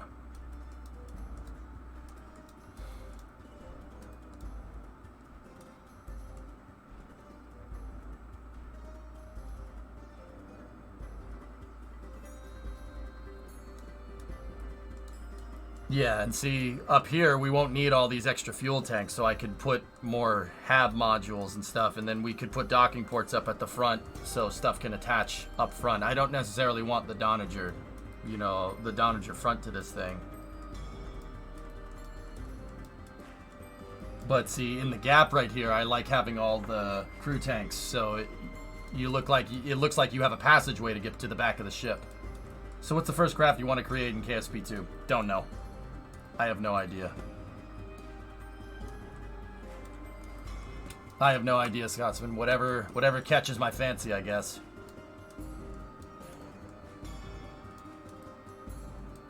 Yeah, but see, I love the big payload bay. The big payload bay is money.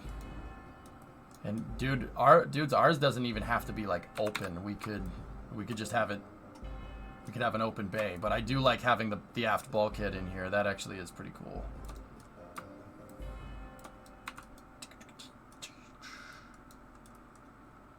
Sendel, yeah, this is going to... My ship will SSTO. It should, theoretically, with the Kraken drive, should be able to SSTO off any planet.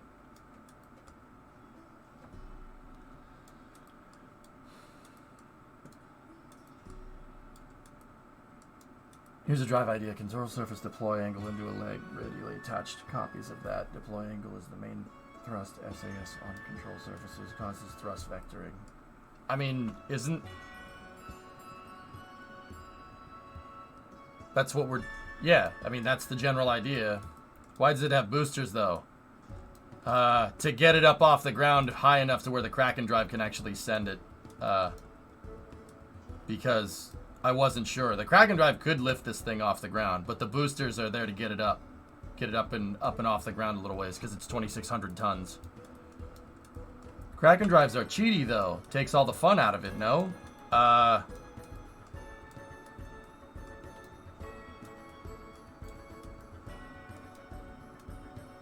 I mean, Sile, yeah, I suppose if you want to go by that logic, but by that logic, time warping is cheating too. I'm building this ship out. That's why I don't necessarily, like, we could land the ship on any planet, but I want to build landers. I want to build out mission architecture. I don't want it to be just Kraken drives the whole time. Because, yeah, we could land the mothership down on the surface if we want to. We could, but I don't want to.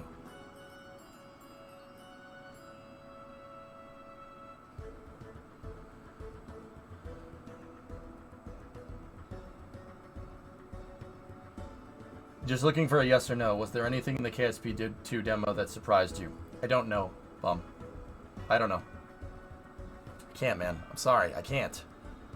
I can't. Don't even bother picking at it. I'm just gonna say I don't know.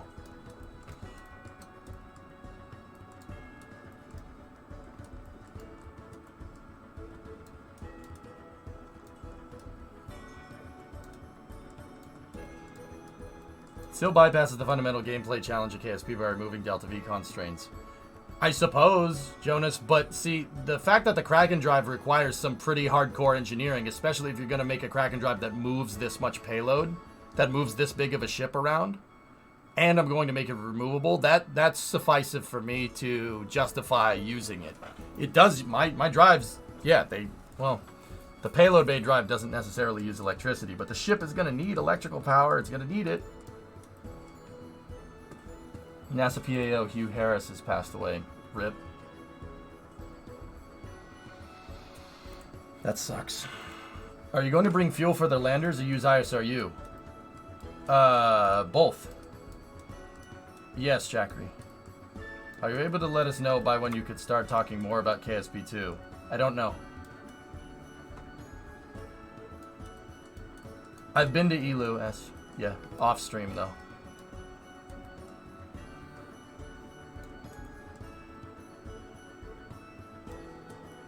It's a prototype for a design that I want, Rothman. But yeah, Sile, okay, so here's the thing, dude. I kind of have to justify using the Kraken drive because I ran out of time. I ran out of time with the shuttle missions. You know, I lost a week because of Amsterdam. So I could sit here and design the ship to use the fuel and get anywhere we want and use ISRU, etc., etc., etc. Kraken drive basically expedites that process. It expedites a process that you guys already know good and well that I can do. So I kind of had to make some justifications to the design. You know what I mean? I'm not happy about it. I would have preferred to do this with the shuttle, building out the transfer vehicles with the shuttle. But at the rate we were going at, we would have gotten that done by the summer. It's no good, man. Not enough time. So I had to do it that way. So I thought Kraken drives are like the theoretical like end game of Kerbal, building sci-fi ships. So that's what I want to send KSP off with, using the best drive core that we have and the best architecture that we can muster up. Yeah, that was it, dude. I straight up ran out of time. I couldn't get it done fast enough. Now, to be fair, belting out the shuttle and the station architecture the way I did was the fastest I've ever put any integrated mission architecture together, ever. I had the shuttle done in a week. I had the launcher done in another week. It took us a couple of months through the holidays to get the station figured out, and we launched Tidris, and we built the station in basically the span of 2 months. That is the fastest I've ever done that, by a long shot.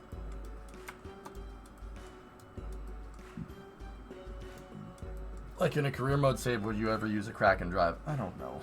I don't know, dude. I don't know. I want to use this for the Grand Tour in mission mode, dude. So, yeah, sure. Probably not in career mode, dude. But, yeah, once again, we're out of time. Out of time, dudes. You want me to sit here designing all the architecture and then have it ready by just in time for KSP2 to come out and then go nowhere in KSP? I don't want to do that. I don't want to do that at all. That's dumb. I don't want to do that. I'd prefer to do something ridiculous. That's sending KSP 1 off in style.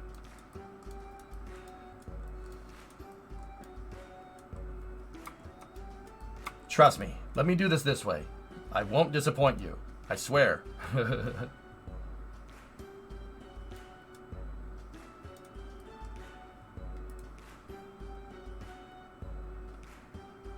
I'll slap you, J-Speed.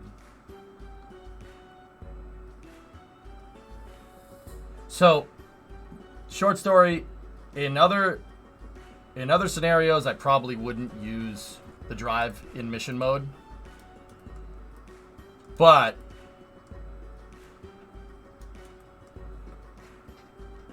yeah. When do we start KSP2? When it comes out. Why are we getting under EJ's skin today? Because I don't have time, dude. I want to sit here and explain everything to you guys, but if I do that, I'm going to be sitting here and explaining things to everybody for the next 10 hours. I don't want to do that. I got to build the ship, man. I got to get this done. I can't launch this into space. I mean, I could with the Kraken drive, but we ain't getting very far. Let me build it out, dudes. Trust me. Hang on. I got to open the door. It's actually really warm here today. Let some cool air in. Stretch break.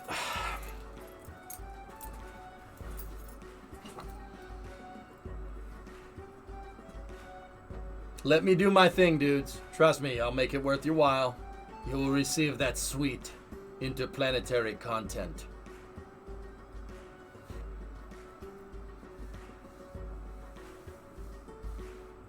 Mortar, you had getting under my skin. You guys had no idea how stressed out I was going into that Amsterdam trip, dude. That was one of the projects that I was working on in the background with Private Division.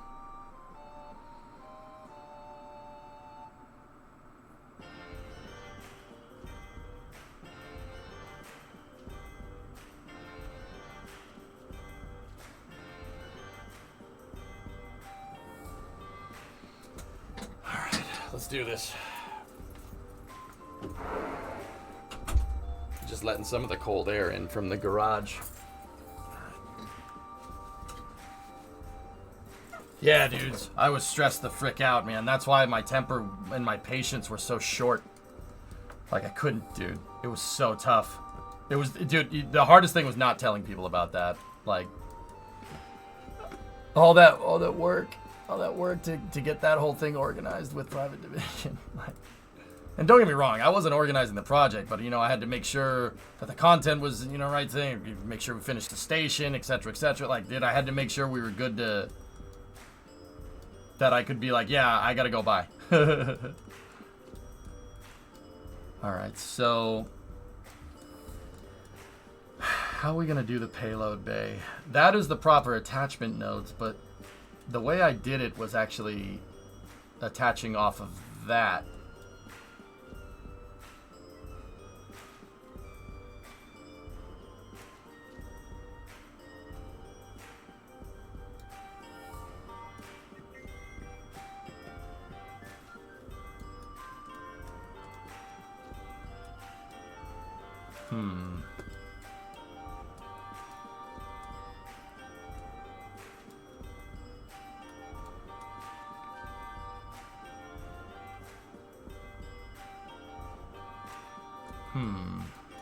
Let me go look at the Donager again.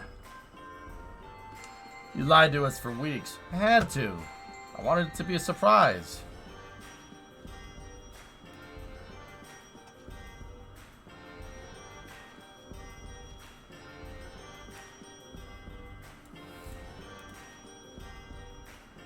That's what this is, Roth. Yeah. Yeah, it's the Donager from The Expanse, dude. It's 1/6 the scale of the actual one. A Kerbal-sized Donager would probably be 3 SPHs long. It would be like as big as the VAB. The Donager is huge. Ships from The Expanse are gigantic. But yeah, I kind of like how this is all set up. And I really like the big payload bay in the back. I think that's cool.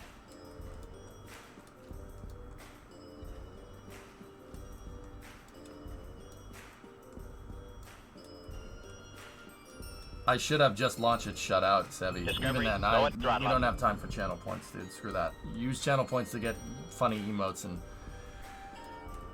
leave it at that.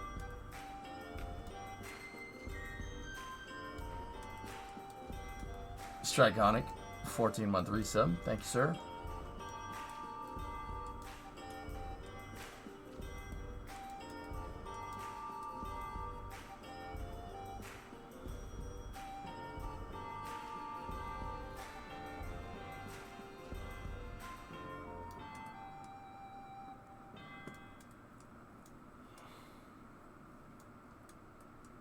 Trying to think how this is all going to go together. I mean, I don't think we need that many freaking rhinos for propulsion.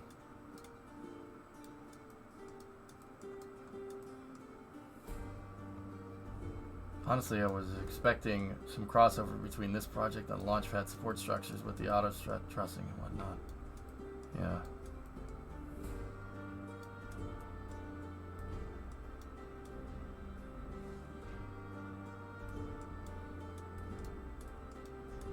Mm-hmm.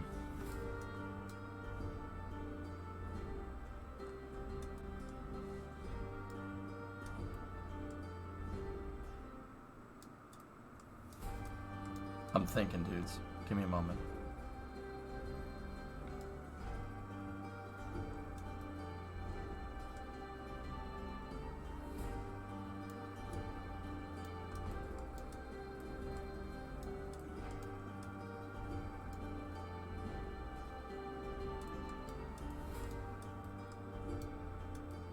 I'm just trying to visualize how this would... I have an idea. I'm trying to see how it would work. Yeah, that would get me a bigger payload bay, and it would be cool to bring that design meta in.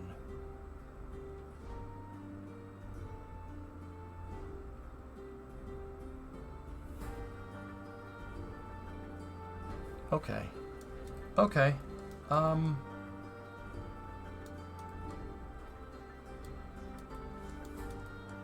I'm not trying to recreate it, Stumbledore. I've already made it here, and we could use this right now, but this isn't really optimized for grand touring. I built it just as a scale replica to have some fun with it. It's not built very well, to be honest.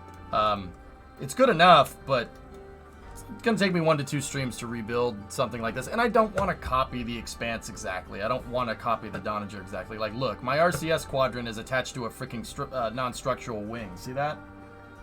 Like, there's some boogeymen in this design, and I don't want to use it.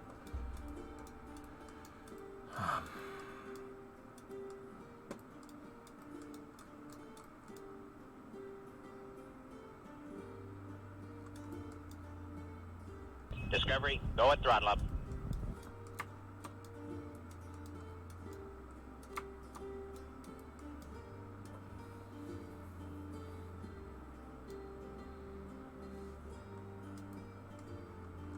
Yeah, okay. Okay. Yeah. Alright. That can go together like that. Now how do we cap the back? How would I cap off the back? I'm using panels here.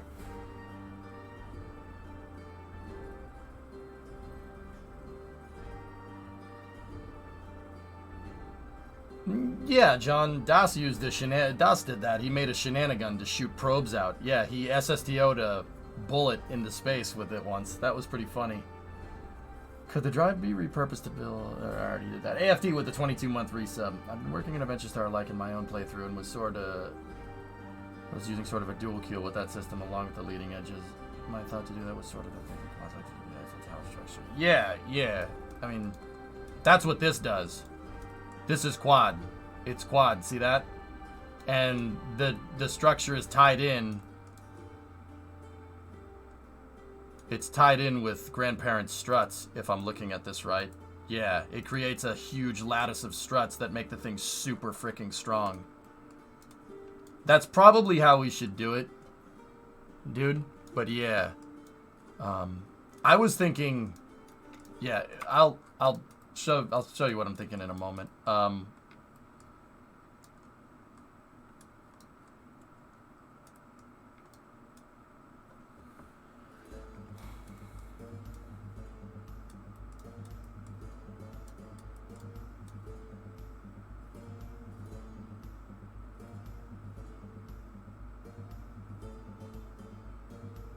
I'm visualizing how a design is going to go together in my head, dudes. We're going to need like a 10-meter payload bay here. I think we can do 10 meter. I think that's doable. Let's go back to the other. Let's go back to the other the prototype. Let's see if I can do this outright. I think I can make something that looks really, really good.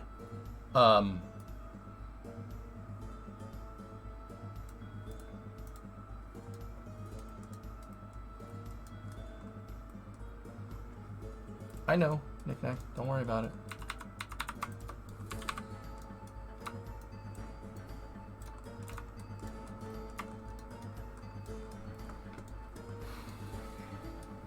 All right, let me test something.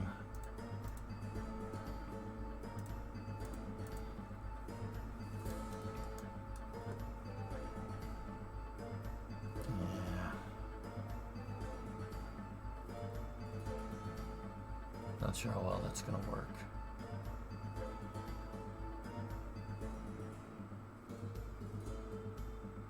Hey Spoon, what's going on, man? All right, let's play. Let's do a Bob Ross. Let's just get in here. So we're gonna need something like this. Not necessarily in 3x. Let's put it in 8x. And then I need, what's our width? That's 17.4, 16, 14, 13. Where's 10? Oh, we basically have a 10 meter payload bay. Screw that. 20 meter.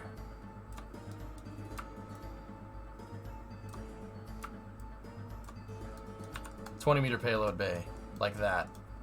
It's probably what I'm going to be looking for. And that'll give us a good docking ring inside here. But the thing is, how do we... Can we do 8x sim panels that look right at 20 meters?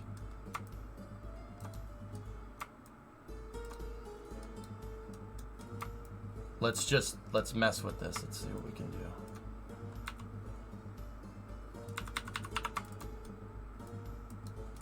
This is at a 15-degree offset.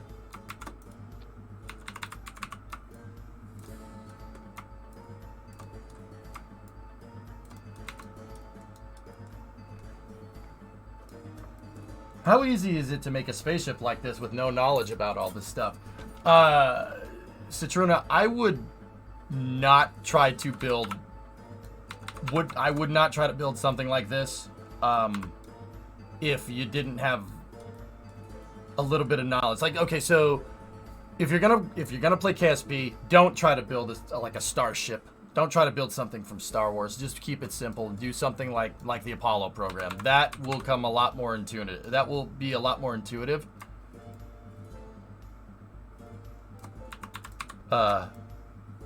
But yeah, Kerbal does get pretty hardcore. It's got a very steep learning curve.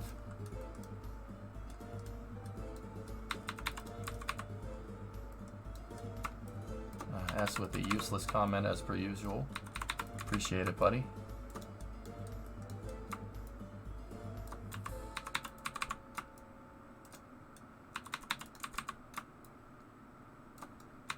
What does that give us? That gives us a 17-meter payload bay. So, Citra, I would not try to build what I'm building. This is like, with this build, before KSP2 comes out, I'm trying to basically go for like theoretical endgame. So like, this is about as ridiculous as you can make a ship in KSP1. Yeah, this would take a lot of time to get right if you were inexperienced.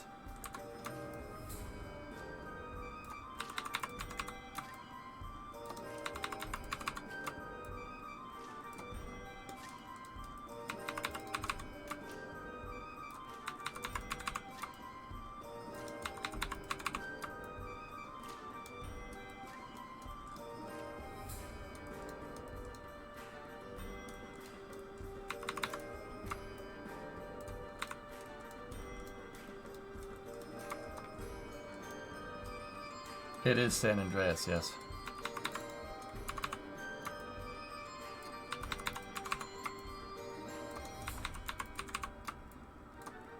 That's a 16 meter diameter bay.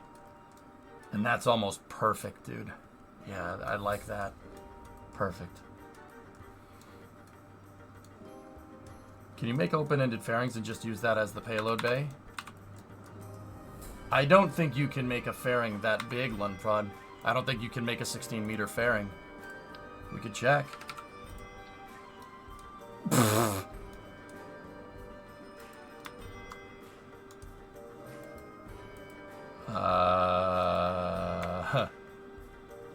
Yeah, you can. Damn, dude. Large fairing is large.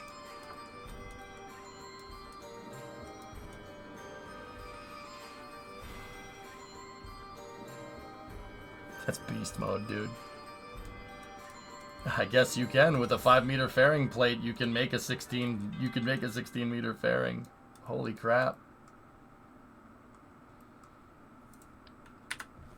And it'll occlude stuff too, which is pretty rad. Okay, so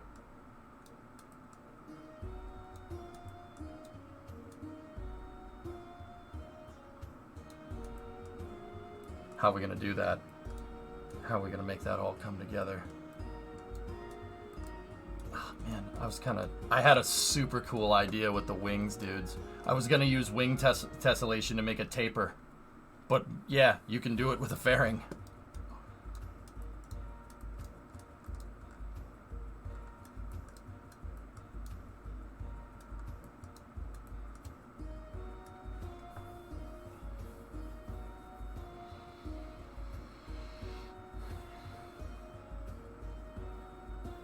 I will slap you into next week, Aqualex, so you can get KSP2 and figure out the answer to that question. Any particular reason you didn't use symmetry multiplication for these surfaces? Symmetry multiplication. That I don't like using that building trick whooshing. Yeah.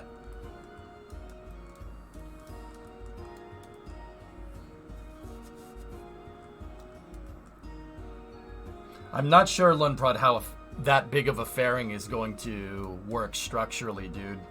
That's kind of like what has me spooked about doing that.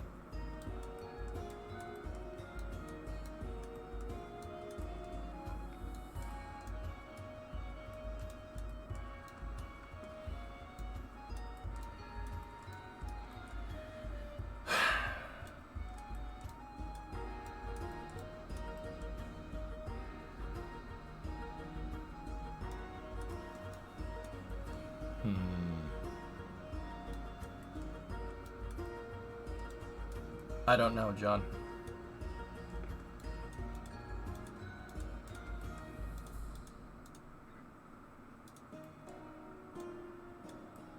Sounds like it's time for a test.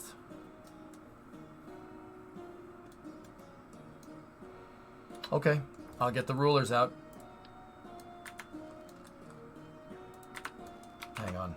I saw something. Didn't break anything, did I? Nope, craft file's still good.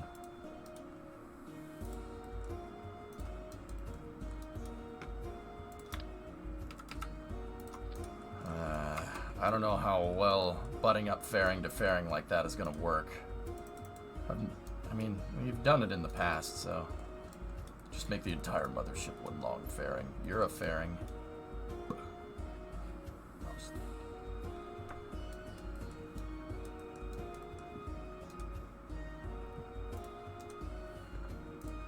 All right, let's get the ruler out.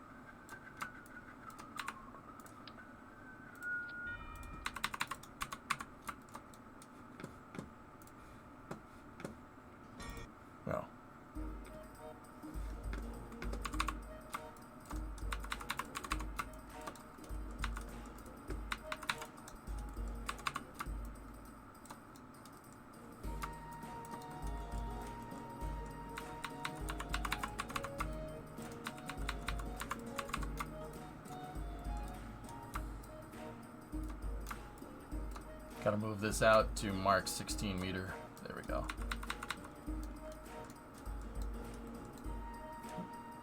Dude, I'm not even sure the Donager's payload bay is that big. Maybe we'll go 15. Yeah, like I said, I'm a little spooked with that fairing.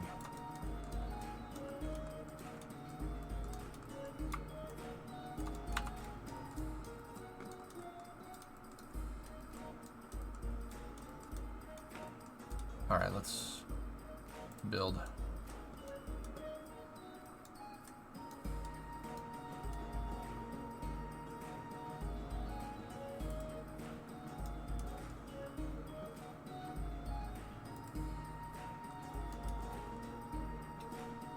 So I'm using the strut as a guideline here.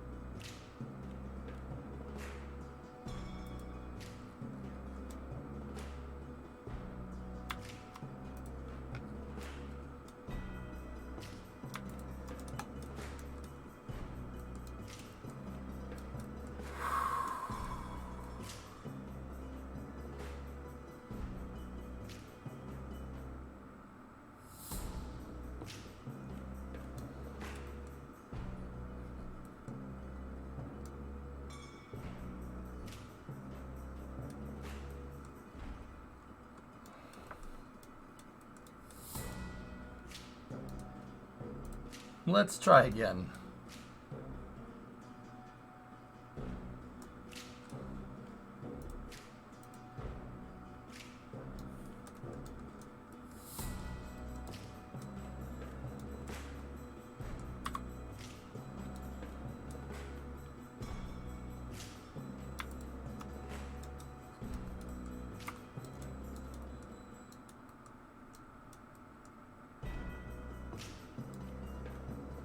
That gave me a 17.5.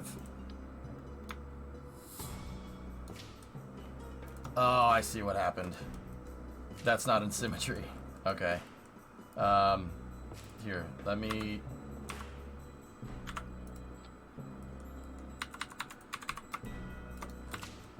place the ruler in sim.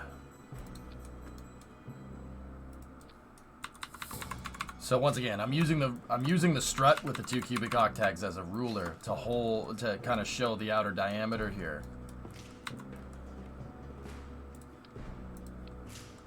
So we're at 12.4. 14.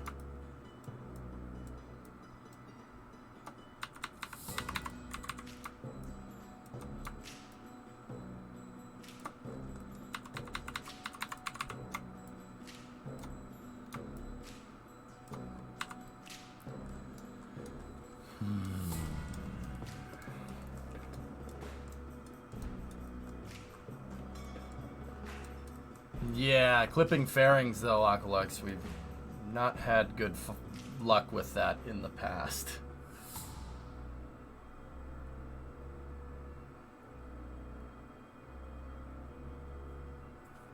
Yeah, that's why, yeah, with these...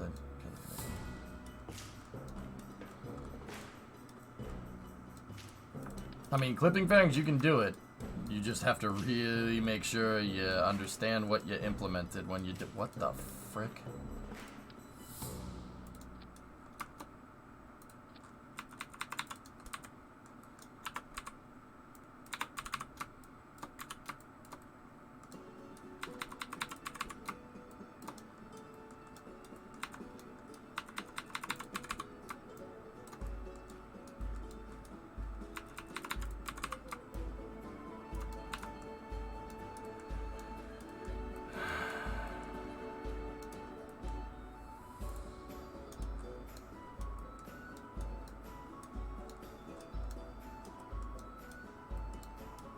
You really got to pay attention to the hierarchy when you do stuff like that, dudes.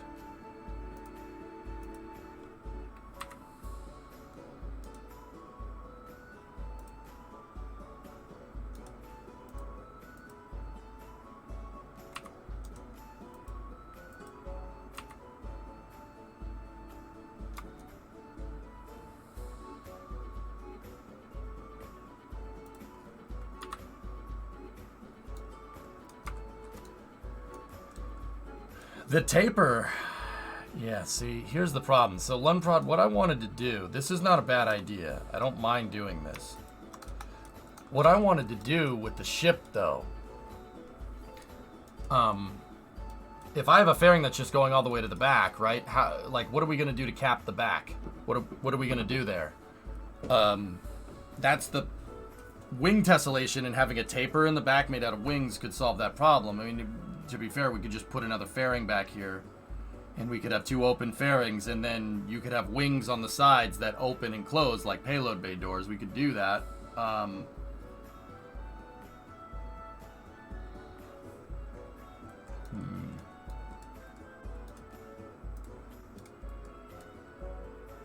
Here, let me get rid of the ruler, because that's the diameter that we need. Oh, it came in at 14.8. Damn it. So, like, yeah, if we have just a cup fairing, that means stuff will have to go into the back here. So, like, for instance, if we landed something down, if we landed the ship down on the surface, there's no way to get payload out of it. If we were going to do that, unless you sit there, drop the payload down, and then take off and land somewhere else. I don't want to do something like that. I would prefer to have some type of payload bay with a radial door, so you could, like, ships could dock from the sides, and that way if you do go down and land, right, if you do go down and land, you can roll like a rover out of the side, for instance. Berth the payload, literally. Is the cargo bay in the back or something? Yeah, the cargo bay is going to be back here. And then the propulsion is going to be, our regular rocket propulsion is going to be on the outsides. And then the drives are going to be in this center section right here. And then the HAB modules, like all the places where the Kerbals will be, would be up here. That's the idea. At least that's what I want to go for.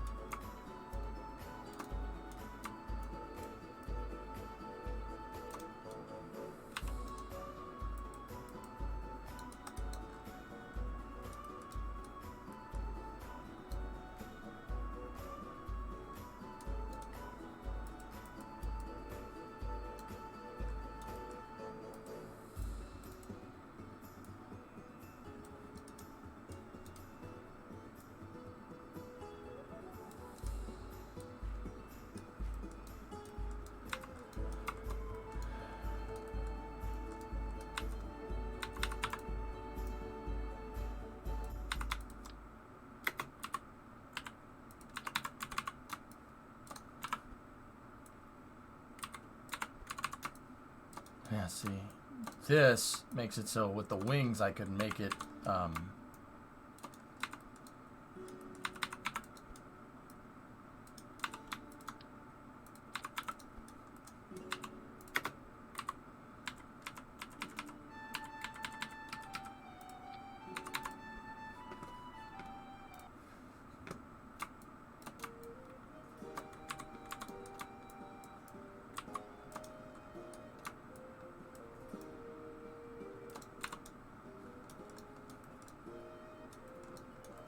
Grand Touring Ship, DJ. It's right in the title, my dude.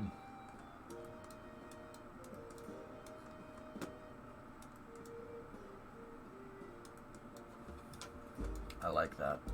That's good, man.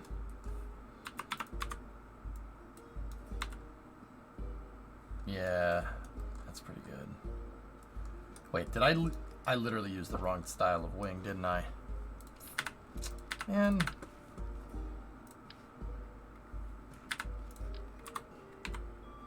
Oh, no, I didn't. Oh, well, whatever. 3 times 24, basically 24x symmetry is gonna get the job done here. It's not gonna be completely flush, but it'll be close.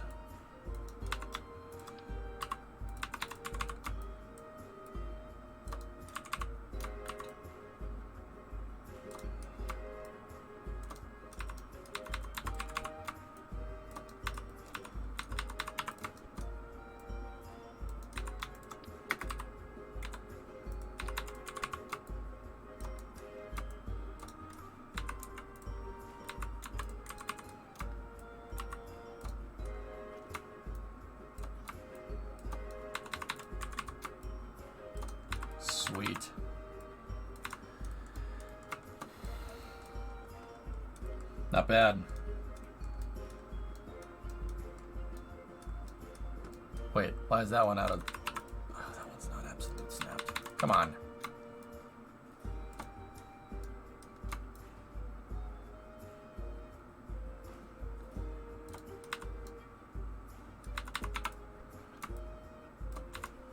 That's sick, dude. Yeah. Is this meant to take off from Kerbal or just moons? It's meant to take off from yes.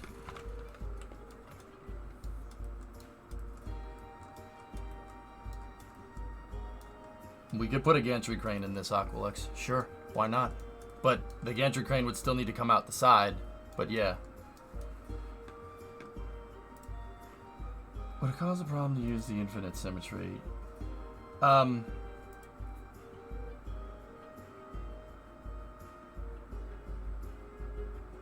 I find that infinite symmetry breaks stuff. And I don't need odd numbers of symmetry, I suppose.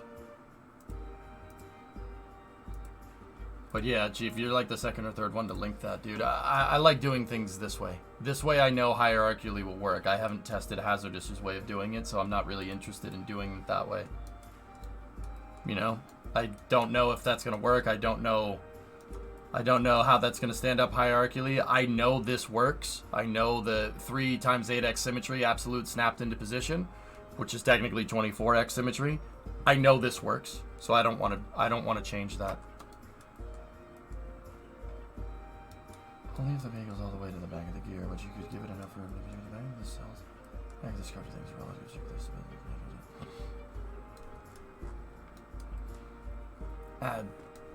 Yeah, Aqualex. Okay, so in the spirit of time, I'll just save us some effort. I don't want to do that either. Yeah, I have a design, guys. I have something that I want to try at least. So let's try that, and if it doesn't work, then we'll try other ideas. Laserman, how did your thing go? Thing went great, dude. So the Laserman, I didn't go to Detroit. That was a little bit of a fib on my part, and I do apologize. But I did go to Amsterdam, which is, I know that's not Detroit. I went there to go to the European Space Agency's STEC, so their Experimental Technology Center, to play KSP 2. Yeah, that was one of the projects that I was working on, dude. So that's where I've been for the whole week. That's cool. Looking forward to seeing it. Right on, man. Thank you.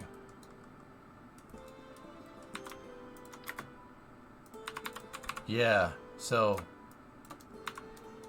Yeah, that's where I've been, dudes. Was there cool ESA stuff that you can talk about? I got to stand inside of the replica of the Columbus module. And when I say replica, I mean the engineering and testing replica. The Columbus module up on the ISS. It's quite big. I had this whole thing set up for, like, you know, drip feeding you guys content as to where I am. But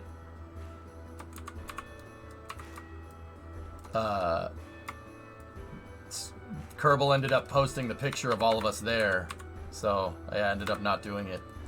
There was a Soyuz docking port there. There was a model of the Columbus module. There was gigantic scale models of Ariane 5, Ariane 6. Soyuz TMA was there, Vega. They had a lot of test articles from ESA's past missions and whatnot. It was pretty cool, man. I honestly didn't... I had pictures of things, but like I said, they posted that picture of all of us standing there, so I didn't... I ended up saying, like, man, it's fine. What was going on here in Detroit? Nothing. That was intentional misdirection on my part, Ricky. I said I was going to Detroit to throw people off the trail because they didn't want us saying where we were going.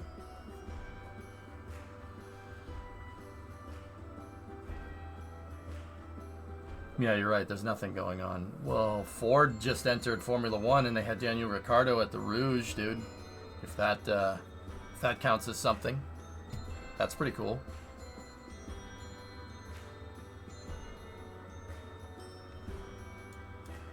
Is that a big thrust nozzle on the back? No, MGB, that's the payload bay.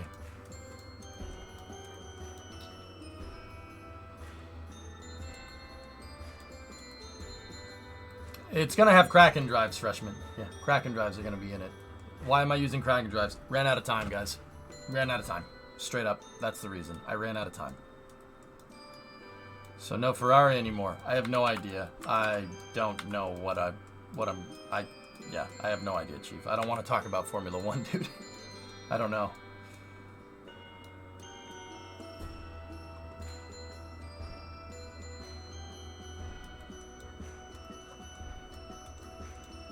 Now, freshman, what I'm thinking is that we'll use the ship to... We'll use the Kraken drive to drive it around, but I want to do, like, actual landers and actual probes and stuff. How cool would it be for this ship to launch and then set up, like, a network, a relay network at the moon, and then get a lander down on the moon, right, for fuel? Are you building a mothership? That's right. I'm building the hull of a gigantic ship right now. The payload bay is going to be at the back. And how this is going to end up looking, guys, I'll just give you a quick kind of implementation here. I did like the idea of using the Mark III fuselages. So we would end up having something like this, right? This is just me prototyping. And then I like the idea also of using these for nacelles. It'd probably be better to just...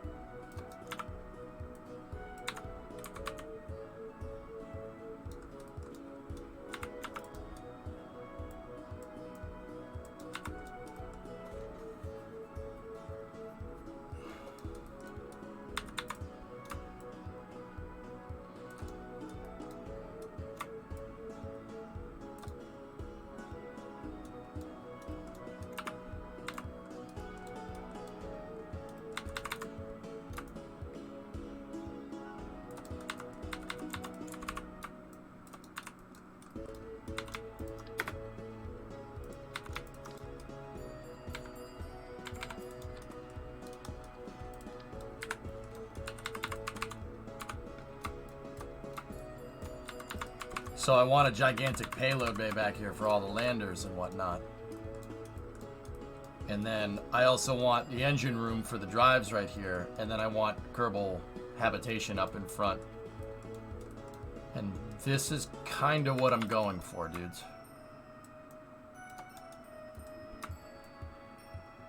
More or less, something like that. And then something like that for a regular impulse drive, like what I did with the Donager. Like I said, I like the way the Donager was set up, but now, so here's why I didn't want to make this thing totally out of a fairing. Even though we could probably make more of it out of fairing, that probably would be a good idea. I want doors that, on the sides that are applicable, I want doors that can open up. Like payload bay doors, like the shuttle. So there would be wings here and they would open up this way, and then wings here and they'd open up that way. So ships can fly in, and whatever payload we have, we're just basically towing out back. And then, yeah, I gotta figure out the cap, the end cap for this. But yeah, that's the idea, that's what I want. And then we could put a docking ring inside of here. And then up at the front of the ship, I don't know what we'll put up here, but we can put something. So what's Project Endurance? Grand Tour Mothership Project. I'm building a capital ship to go everywhere, Cake.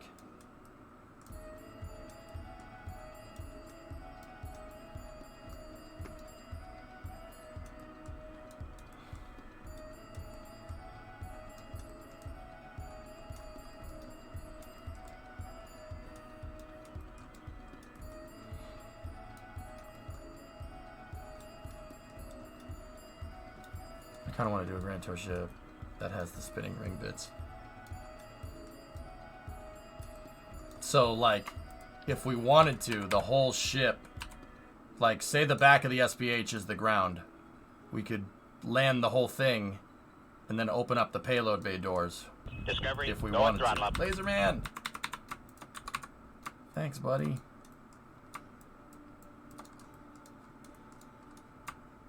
Discovery, go at throttle up. Gifted 2 subs to Vedin and Purple Pie. Purple Pie!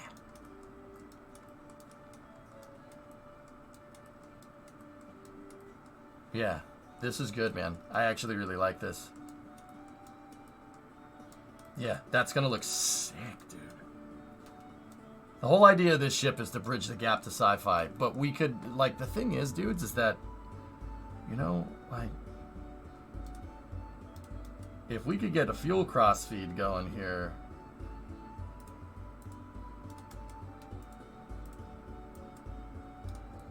yeah, that's a lot of Delta V. It's 2,900 Delta V, and that's, I was using liquid fuel tanks here. If I used LFO tanks here, it'd be even more. That's still a ton of Delta V. Hey, Erudite. My day is good.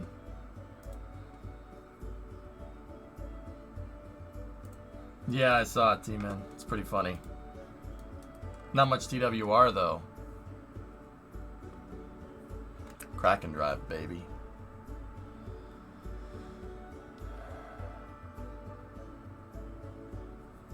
Your design reminds me very much of this.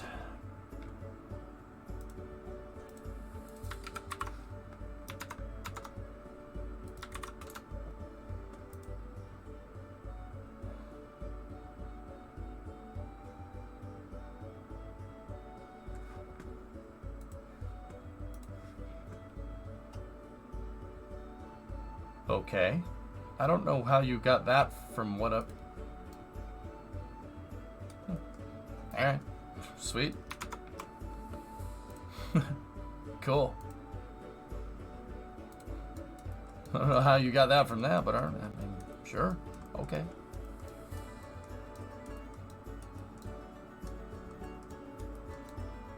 What was that ship? I have no idea what that was.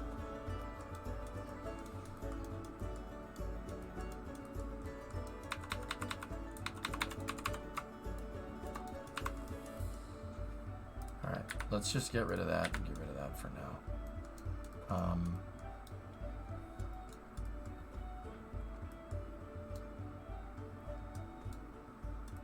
The one you have loaded up in the background.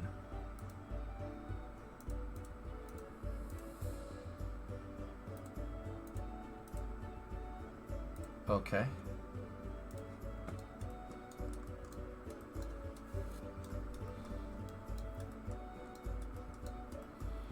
Oh, yeah, okay, I got you. Illness, yeah. Alright. Alright, I'm gonna keep building, dudes.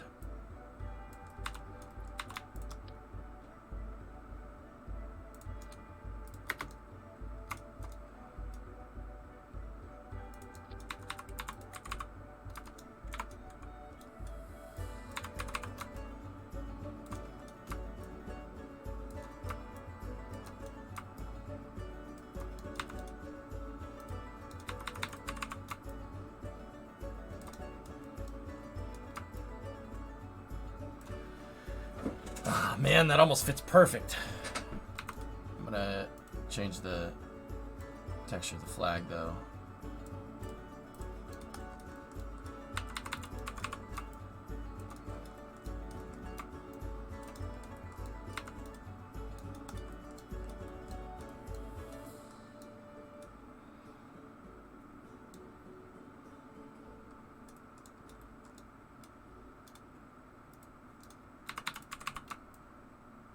How much does that clip in there? Ugh, gross. I think we could get away with something like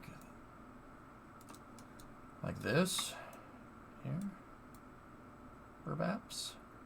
Burbaps.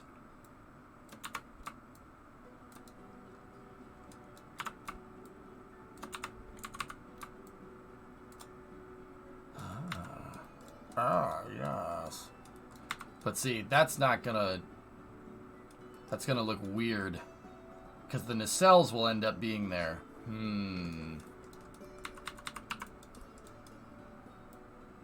So that's not necessarily the part that we need to bridge. Oh my.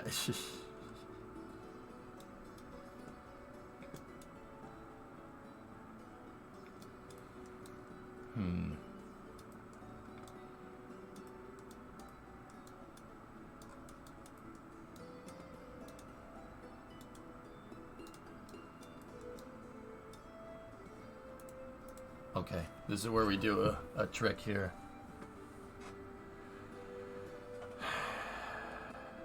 They told him to merge craft file with himself. Oh, yeah, it didn't like that. We didn't break it, did we? Oh, yes, we did. Get rid of that.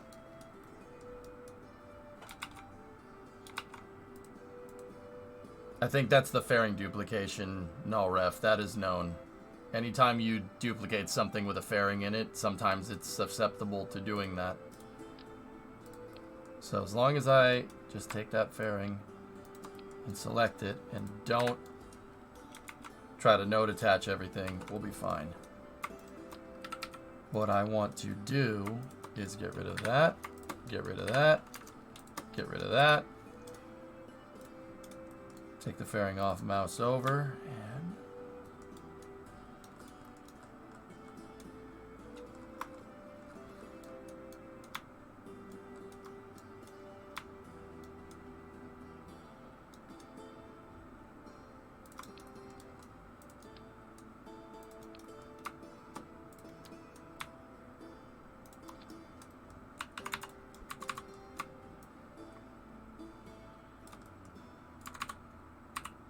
and there's the back taper.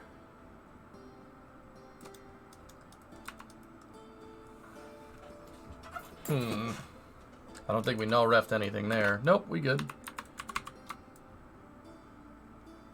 Editor is clean. Get rid of those. Now I have the exact same fairing front to back, but once again, I need the center section open. So, yeah, I need the center section open so we can make payload bay doors, because you can't make the fairings open without editing them, and I don't want to do that. We're already using cracking drives. I don't want to get too crazy with Discovery, KSP. go at throttle up. Nazaman! I live 7. 7 is good. 2 7s is even better. What's up, man? How are you?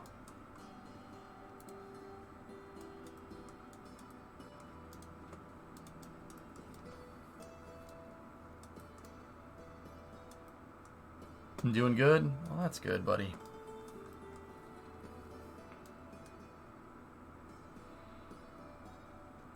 That's good, man.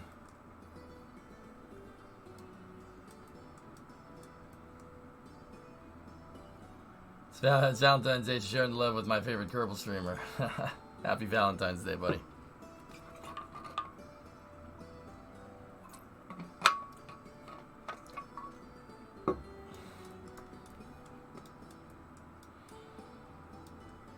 Sawyer, did you see where I buggered off to last week? I'm sure you heard about it, dude. What a trip, man. You believe that? You believe that crap? You believe that? I think we all have, yeah. You believe that? Ridiculous.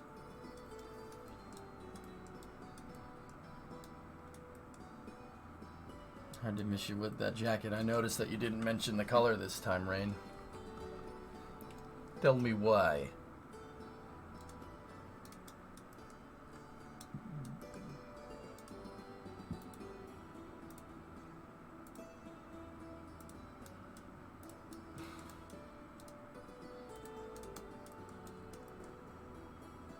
Because you said it was green.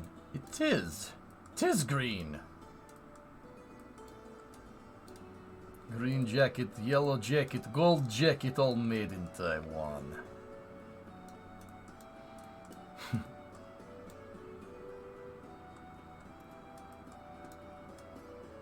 Yeah, this is looking the part. That looks good. I gotta find a bridge piece right here to make this not look stupid. Hey, buddy, you just blowing from Stupid Town?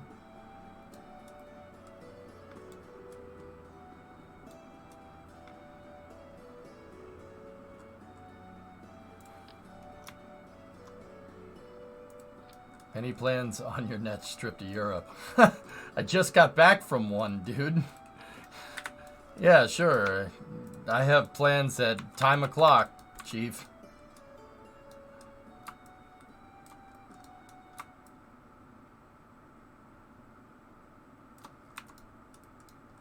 It's green, guys.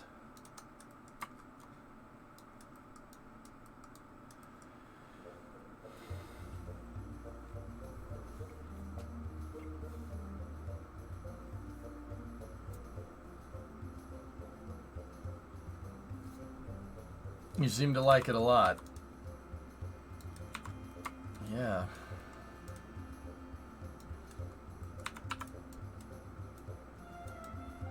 'Twas fun.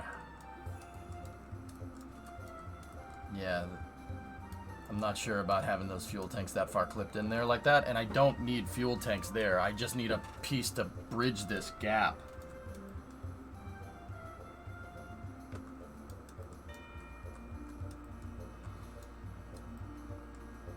Can we get married before you go to Europe again? Yeah, at time o'clock.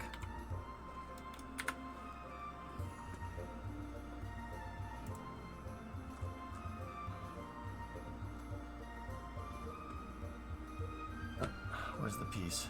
Yeah, there we go.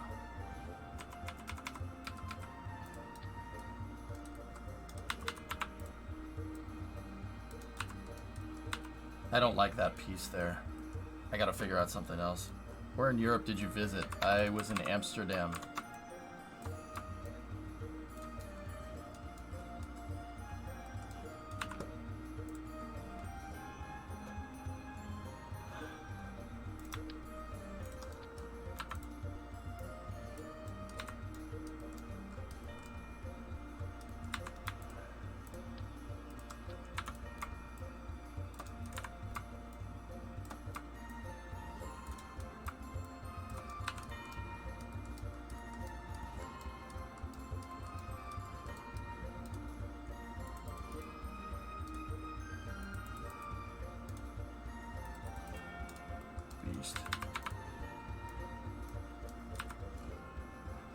Looking very green to you. I agree. I like the name Endurance. SpaceX should use that name, maybe like on a Dragon capsule or something. Oh yeah? Yeah, no, that's a good idea.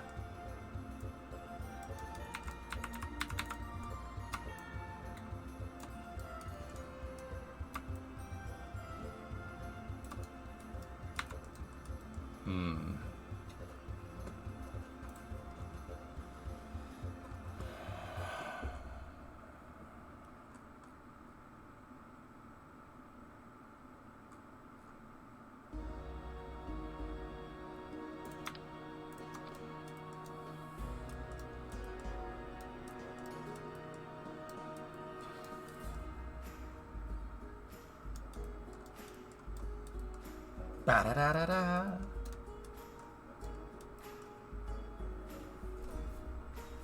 How many parts is this right now? Oh, only 116. Not bad. Yeah, when you get oh,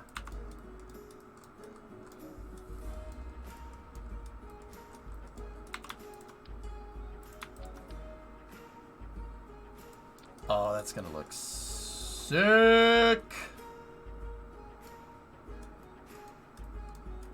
How's the old truck repairs going? Not good, Sile. I haven't really worked on it, dude. I've been very busy with KSP and not being on this continent, dude. If I'm gonna put it lightly, yeah. It's not going very good. How does cargo go in the bay?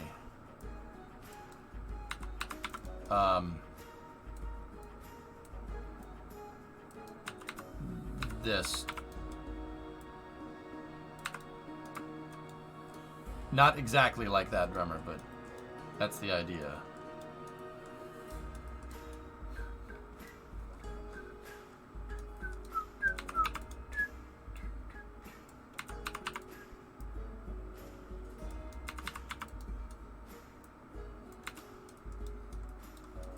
Will you launch it on a pad or Grissom style?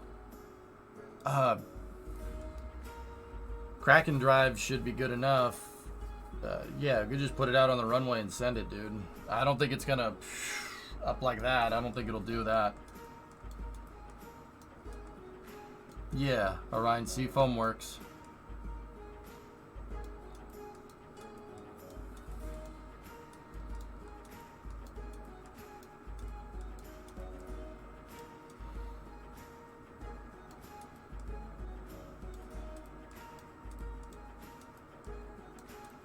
I love that. That's cool, man.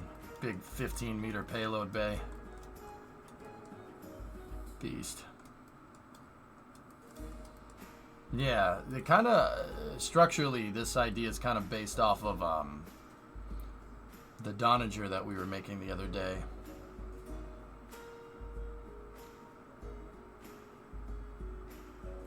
Or the Donager that we used to test the Kraken drives. We didn't make it. I made it a long time ago.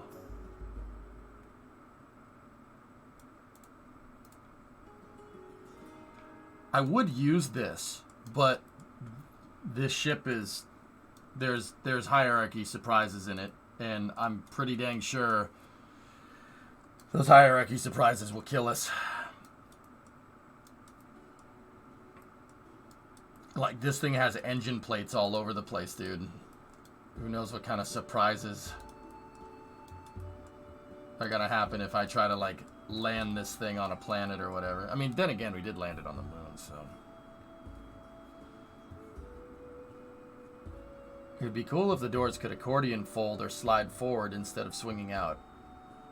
Okay.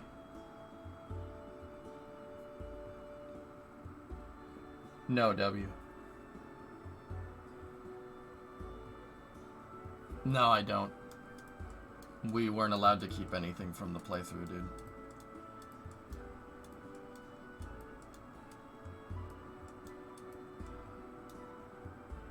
Yeah, exactly. Hierarchically, this is kind of a cluster. But, see, I wanted to do the circular payload bay hip, but the thing is like, I like this back cap piece right here. This thing already has an opening for a payload bay in there. See that? Like, I don't necessarily mind the way I built this, but it is kind of... it is kind of sloppily built, you know?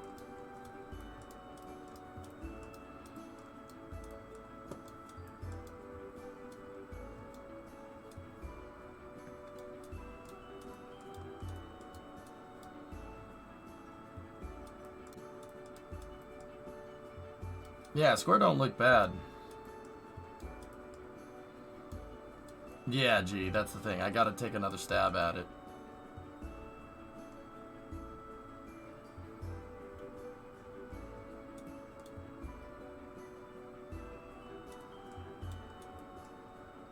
Yeah, I wanted to try doing the circular payload bay. I thought the circular payload bay would be sick.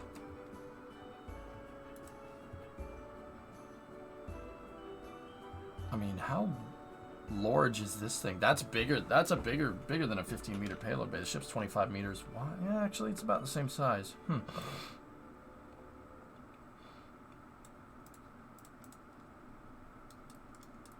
What is the purpose of this monster? I built that to look cool, Dutchy. I'm gonna build a kind of a better version of it now to go around the solar system. I think that's a good way to send off KSP-1.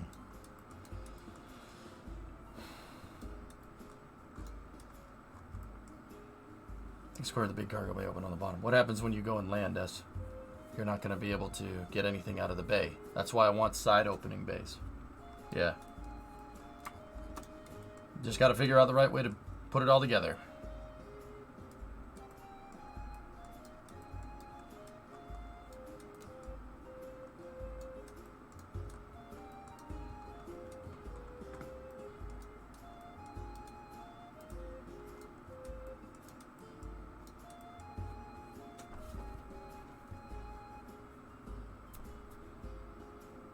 That Donager there, Admiral, was 1/6 the size. That was 1/6 the size of the one from the movie. So we would want 4/6 or 2/3 scale. So it would need to be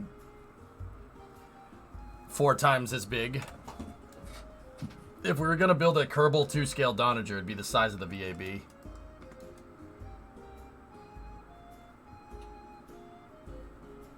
Could happen. Just saying.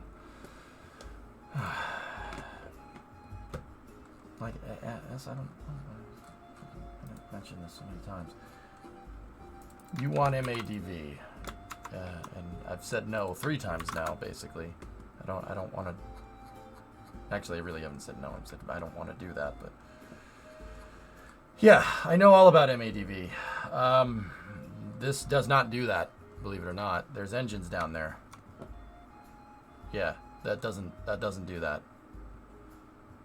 See, there's a hydrogen tank and a LOX tank in the way.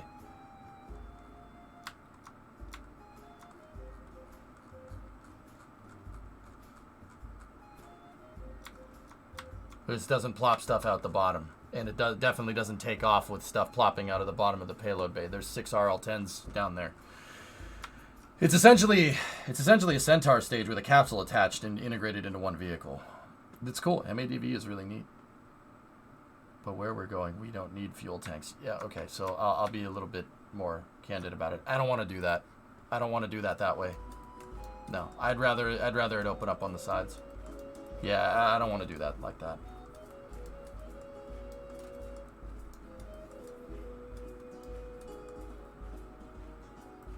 I'm not sold on the aft fairing like that, though, you know?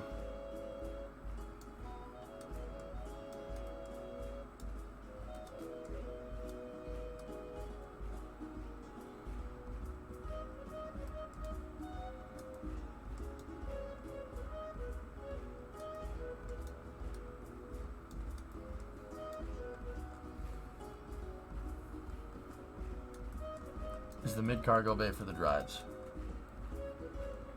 Yes, sir.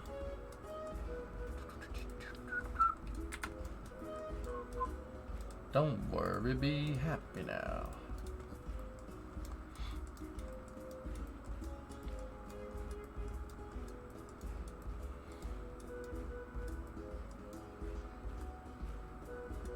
What are you doing with the rest of the space? Very roomy in there.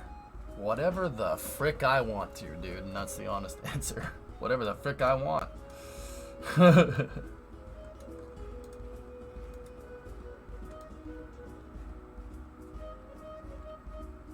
Yeah, I'm not sure, dude.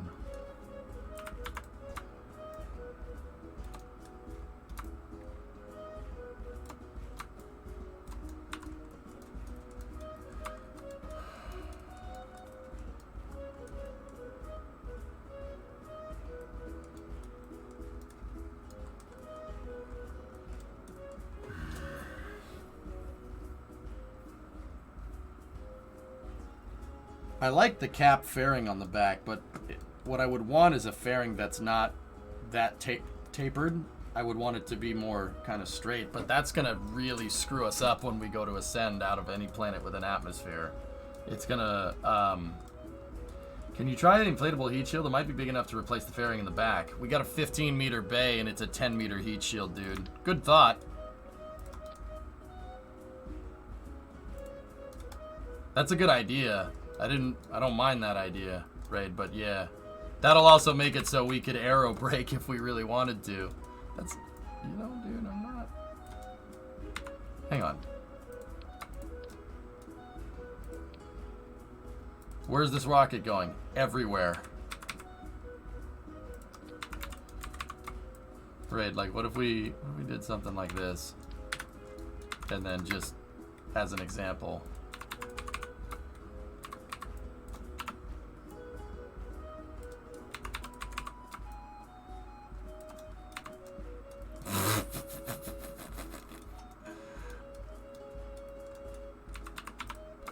I mean, it's a little bit more parts than the fairing, but also...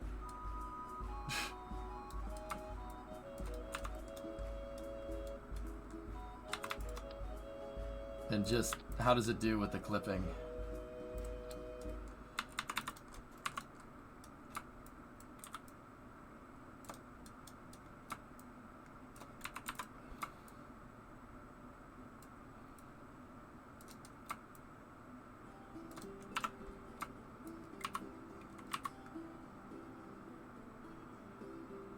Oof.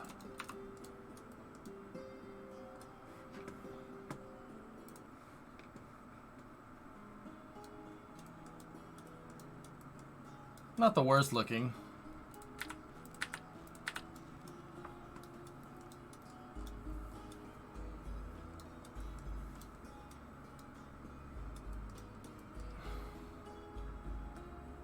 Would that heat shield work for Eve? Probably not, zombie.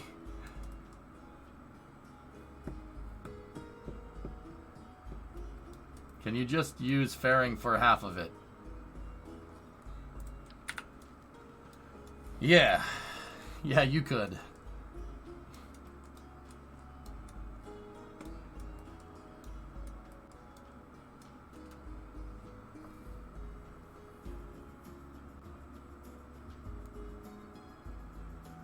I got a new computer.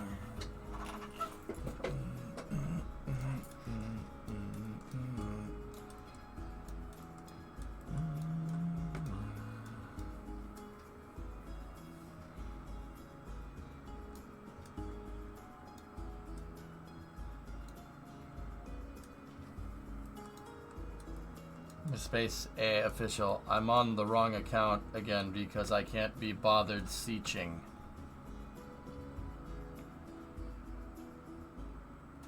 Yeah, me neither.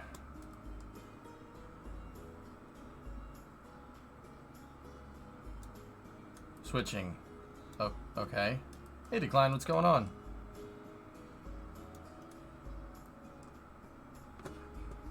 What's that, J-Speed?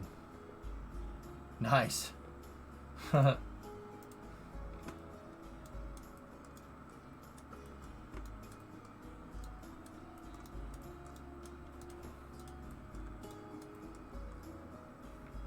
know what? It might be better to put the fuel between the payload bay and the drive core, but I need something here to bridge that shape out to make it not look stupid. Hey, buddy, you're just blowing from stupid town? Sorry, I like making that joke. I think it's funny.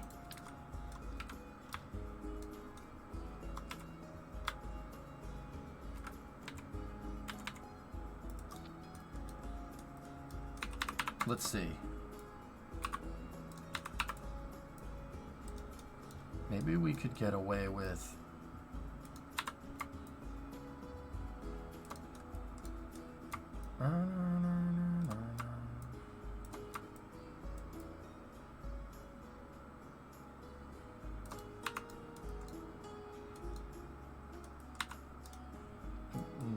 These don't need to carry fuel.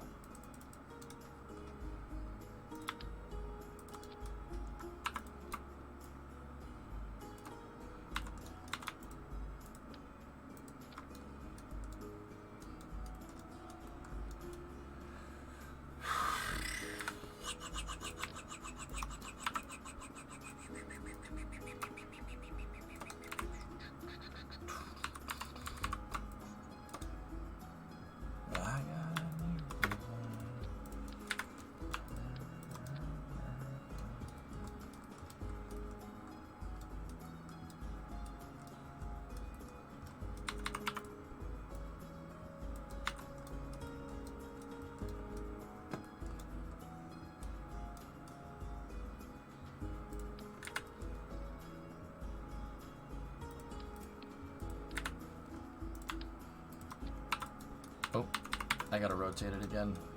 I always like working in the workspace if I'm doing something like this that's offset. I always like switching it to make sure that I'm in world up orientation when I place parts. It always ends up looking better if you do something like that. You know, that doesn't leave much inside of here. We're still pretty much unobstructed inside of the payload bay, or the drive bay. I just got to figure out something to put out here that doesn't make this thing look stupid.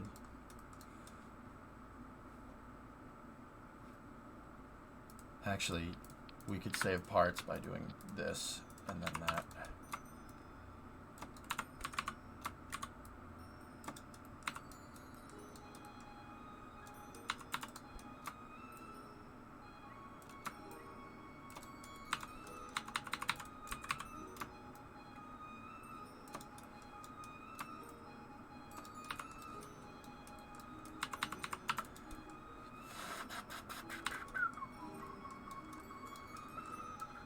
function over form. That's basically what I'm trying to do. Not, yeah. The nacelles, I mean, I don't know. Do this, we could put fuel inside of these if we really wanted to.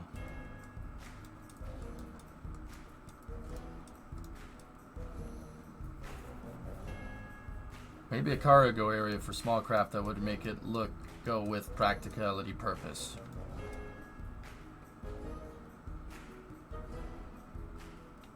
Yeah, that's what this is. That's Stuart, that's what that whole big thing is at the back. That's why the whole design tapers out. It's starting to look like a gun star. Interstellar! Greetings, Starfighter. You've been recruited by the Star League to defend the frontier against Zur and the Kodan Armada.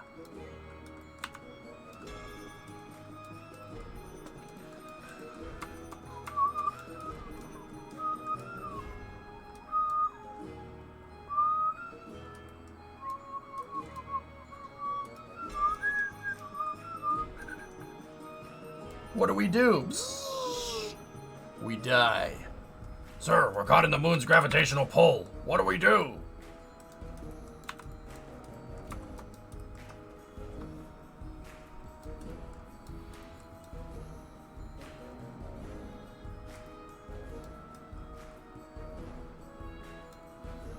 I actually think with the Donager, we went like straight out here, and then it kind of went down like that.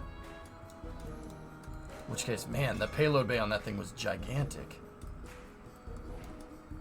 And then I think based off of that, I actually did a structural. I did the shuttle butt.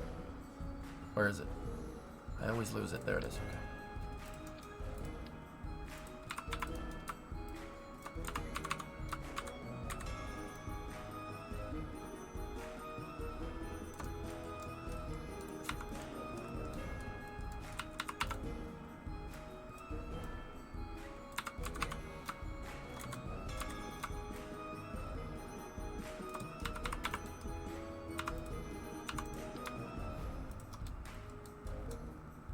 Ooh, that's kind of cool. Yeah, I like that.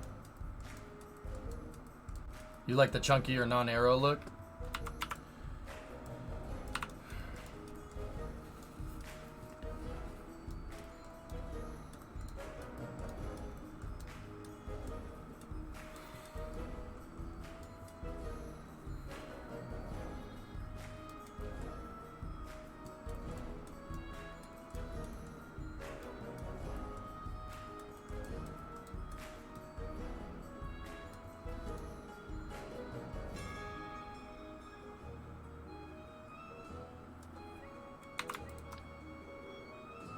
So white and nerdy.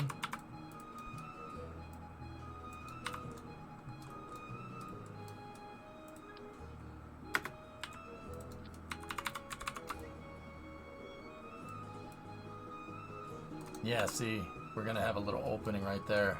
Damn.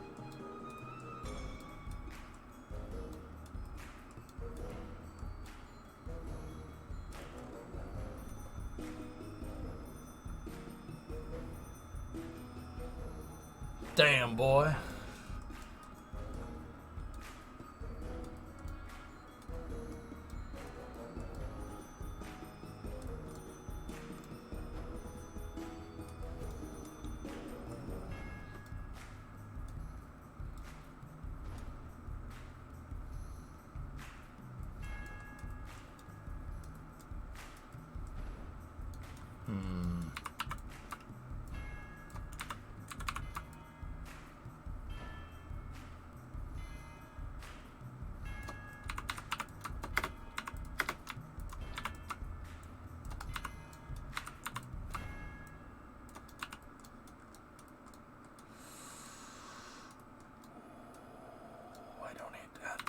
I don't hate that. And then we could go up with it like this.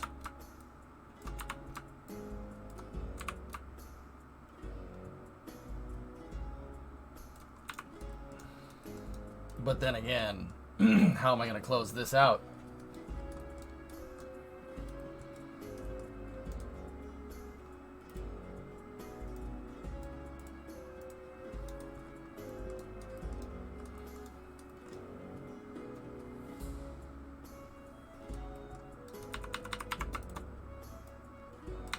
Yeah, this is gonna take a couple of streams to get this right, dudes, but once we do, it's gonna be amazing.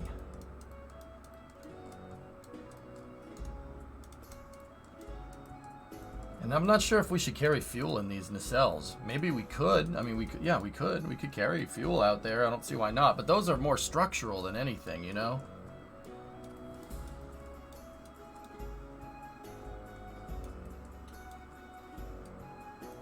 Does look good, though. I know there's a little thingamajigger with that not being all lined up. I can fix that.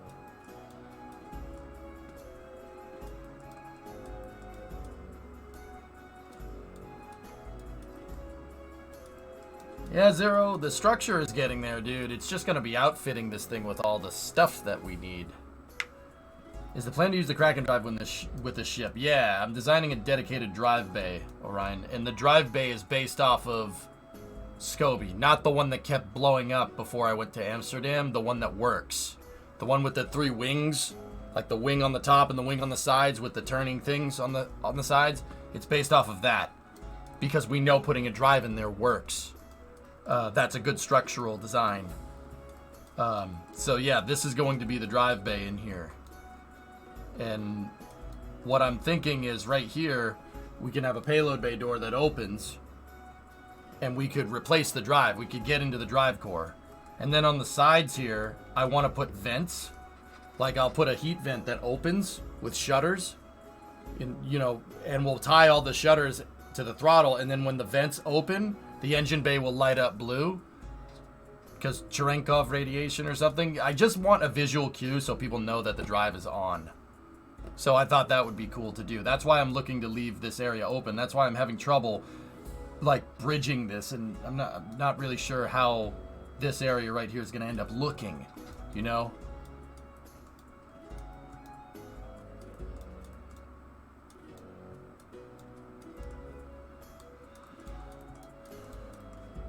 Alright. Fellas, I gotta use the restroom. I'll be back in a second, okay?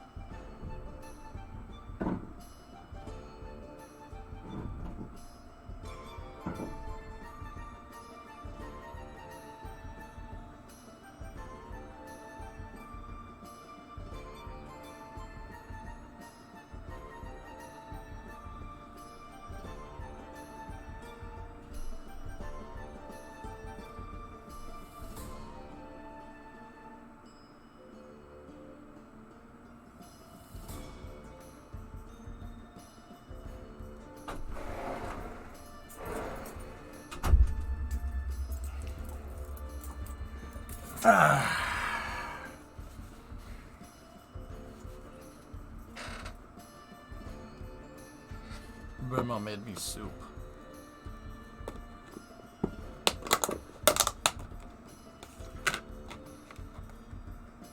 I'm gonna taste test the soup here real quick.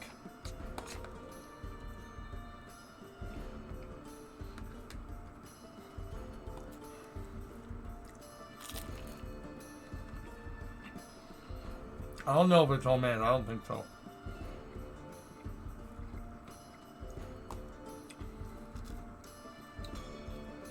Good soup.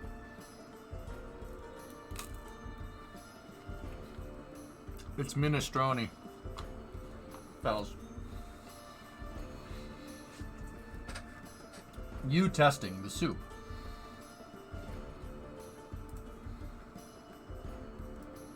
So in tasting, what we do is take a small amount right off the top. It doesn't take much. That's the warmest part. You know what? I'm not playing the rest of that. It's from Costco.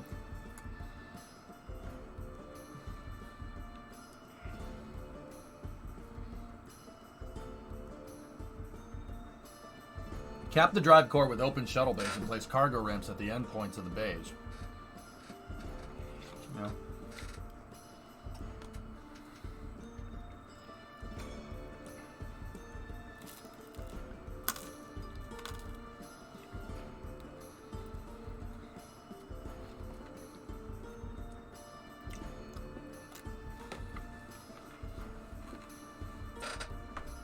It's good, baby.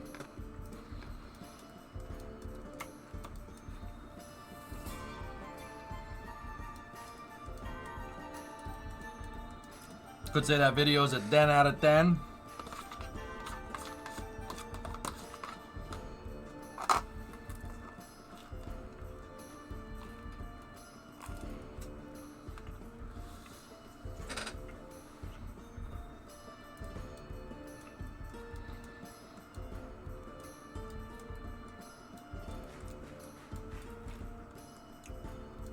I like this. I think this looks good. But part of me also likes the way the Donager is set up.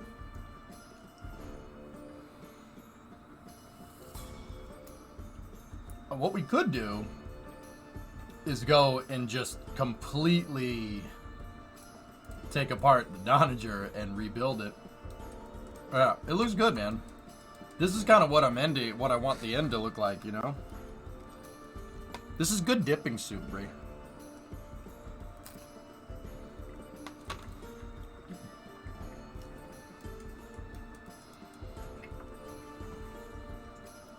What's Project Endurance?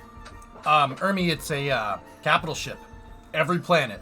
Grand tour. We're going to every freaking planet. And we're going to land on everyone that we want.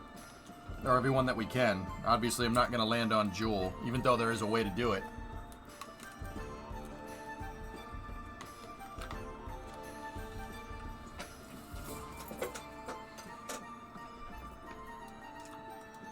Is it possible to fit in the shuttle cargo bay? Fit what in the shuttle cargo bay? Yeah, somebody figured out a way to do it, Chief. I forget what they did. I forget which YouTuber did. In one single trip. Oh yeah.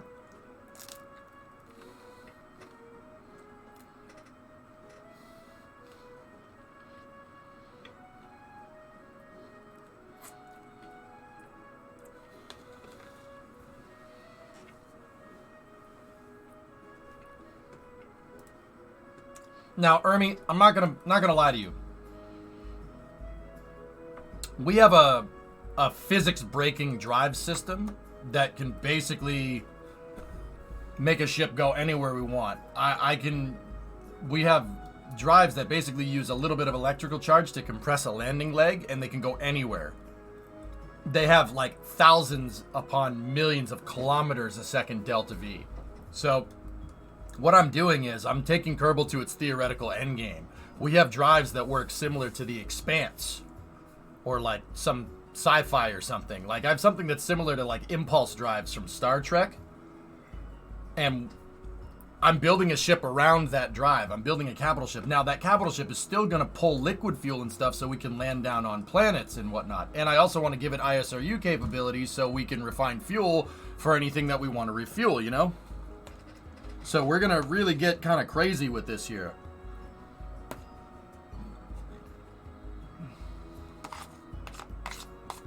But I will say the ship isn't using conventional means to get anywhere.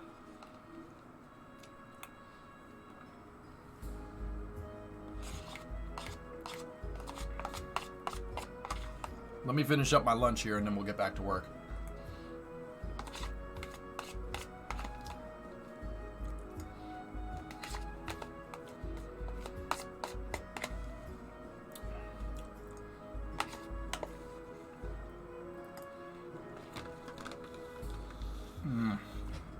Yeah, Roman. I know what you mean, dude.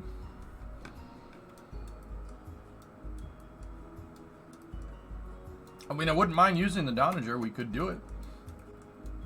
It needs to be redone, though. There is some stuff that is a problem. We could pull parts off of it. Like, I like the nacelles. I think the nacelles look cool. Honestly, it would be pretty rad using those nacelles with our circular design. I am not Roman. All right, PY, Jesus. Whatever.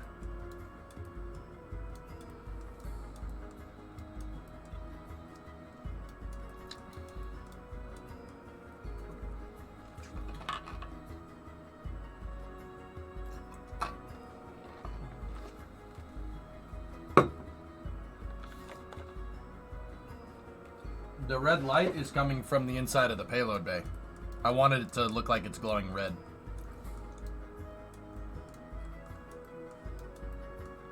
Oh no, it's inside of these payload bays up here, see?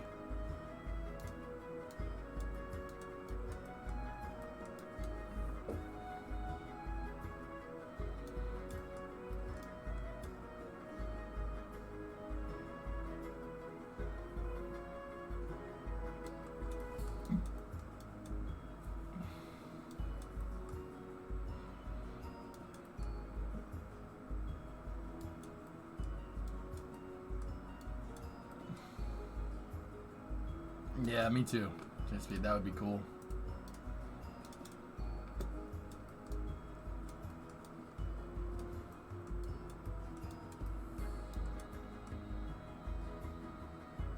The Navu? No. No. I mean, I suppose. But I don't think I can make something that big, dude.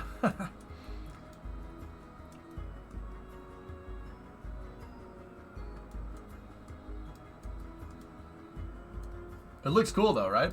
Yeah. This Donager came out really good. It looks like it, which I thought was neat. But once again, this has a couple of hierarchy things with it.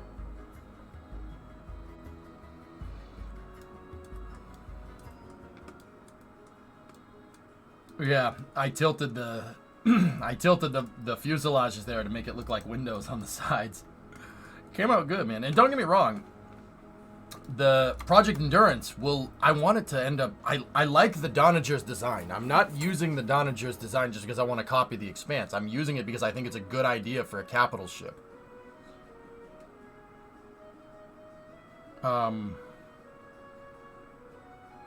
Yeah.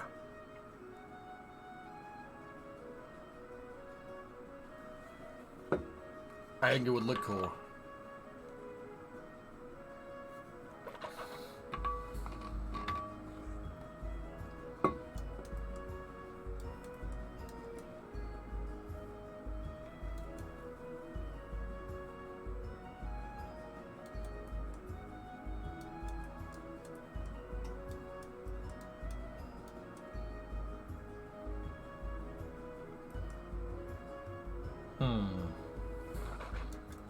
In 95, for what it's worth, the shuttle can't fit in this. I've tried to fly Collins in here before. It won't fit in this gap. If we had the back open, the shuttle could fit in it. Yeah, no problem.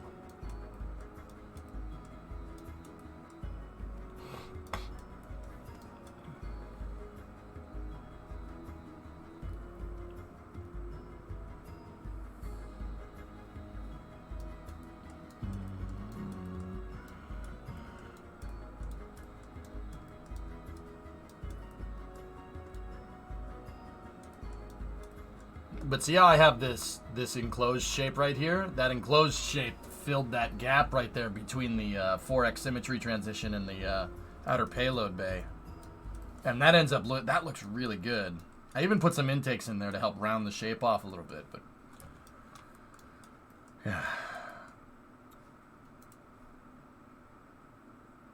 I really like that ship. That ship came out excellent. And dude, you know what the crazy thing is? I cranked that out in a day. Like, man, we used to just bust out ships left and right. I can't believe we belted that one out that quickly. It does look good, doesn't it? Yeah.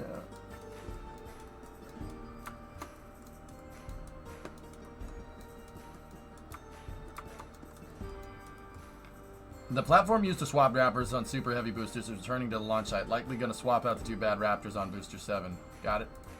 Cool.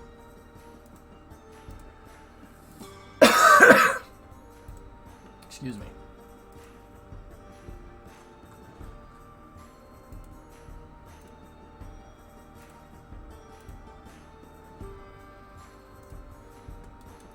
I'm new to this. What's going on? I'm building a gigantic ship, Ishvar. A big one that's designed to go anywhere.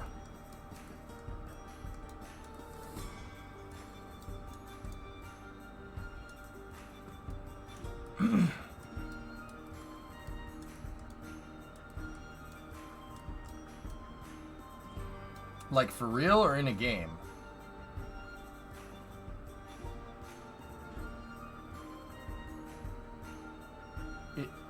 In game. Yeah, no, I'm not smart enough to do that in real life.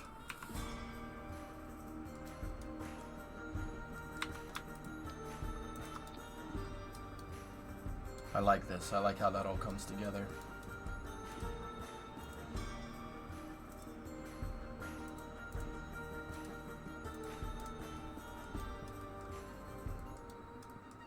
Well, you could have had me fooled. Oh, alright, right on, man. Well, I appreciate that. But yeah, no, I'm building it for the game, dude.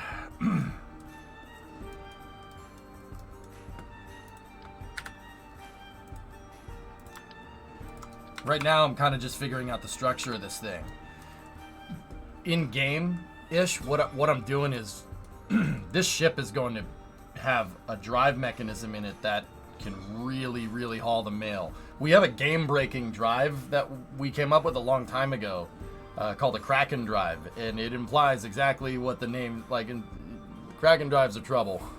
But if you can master Kraken drives, you can do stuff like this. So you know that ship that I just had on the screen a second ago? There it is, landed on the moon. It's actually hovering, believe it or not, but I want to do that with this ship. I want to go everywhere with it.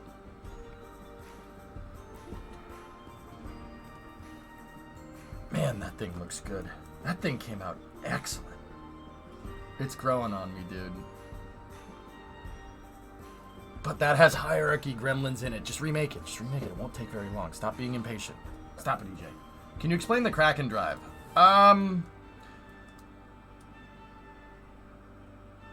Kraken drives are basically if you toast the... Yeah, the front end looks good, G. We gotta... I don't know what I'm going to do with the front for this one, but I'll figure out something cool.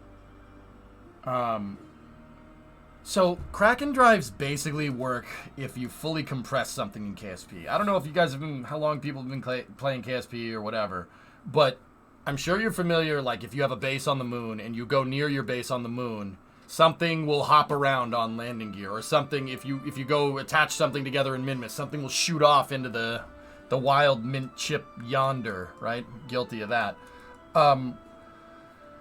Basically what happens is that there's phantom forces that happen when you fully compress a landing gear. Ever have a plane, right, and you reload it and it's sitting on the runway and it just kind of shoots off into space, like it just bounces around, or you have a landing gear that does this when you're going down the runway, right, or it skitches around or it bounces, right? There's something with how suspension is coded in Unity, right? And basically what happens is, what does landing gear inherently do? You have a spring that's for rebound, and you have a shock absorber that provides decelerated force. It dampens out things, like suspension on a car. You hit a pothole, the wheel goes all the way down, the bump forces it back up, right? You come out of the pothole, it forces the wheel back up, and that upwards movement is dampened out with a shock absorber, right? That shock absorber provides damping force. Damping, in terms of engineering forces, is a decelerative force, so meaning it slows things down. It dampens it out. Don't say dampener. Dampener means you're getting it wet. Damper. No ers. No extra Damperer. So, the landing gear all have decelerative properties. So if you land on something, the landing gear compresses and decelerates you, right? The thing is that you can tweak the damping force on landing gear. You could tweak them. So I put out the LT1 landing strut. I can tweak it so it has no damping force and no spring strength. So the thing will just compress. Here's the thing. In Unity, the engine that Kerbal is made in, if you push this landing leg hard enough and you push it past its theoretical bump stop, it'll stop applying decelerative force and start applying accelerative force. You invert the suspension to create acceleration. You're basically abusing the frick out of the shock absorber code in Unity. And that makes it so you can land 1,000-ton ships on the moon. Now, the crazy thing about the Donager is that that ship can actually land on the moon if it had the fuel. It has the Delta V to do it. But with the drive, it doesn't need to do any of that. All you need is the RCS to stay on an even keel. That's it. When you push it real good. So, with the Donager, the drive is down there. It's that little diamond-shaped thing. I only put the drive in there to just kind of make sure it can move around a ship this big. Now what I want to do is build a ship kind of like this, with like big payload bay at the bottom. You got your nacelles for landing, right? So you can land on something. And your payload bay is already at the bottom, so if you have a rover or whatever, you could just roll it out the side, right? I want to build something like that, but more optimized to our Grand Tour style mission. So this thing I built for fun because the Expanse was cool. I built it for fun. It doesn't fly very well. I mean, it works, but it's not really built to do any particular task. What I want to do, and that's what kind of the object of this Project Endurance is, I want to take the ideas from the Donager, so like payload bay at the back, payload bay doors on the sides, the Kraken drive, right? And I want to apply real systems engineering concepts to them. So like with this, we don't just have the Kraken drive just sitting in the back of the payload bay. The payload bay is going to be for payloads. I'm building an engine room in the ship, and the drives are going to be in there. And I want to make the drives swappable, so if we have to eject the warp core, we can do that, and we can put another drive in, because the drives do break. They can do that. They definitely break. Yeah.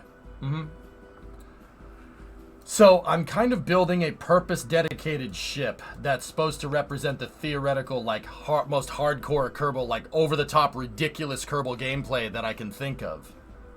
So, yeah, that involves building like a 2,000-ton spaceship and having some fun with it, you know?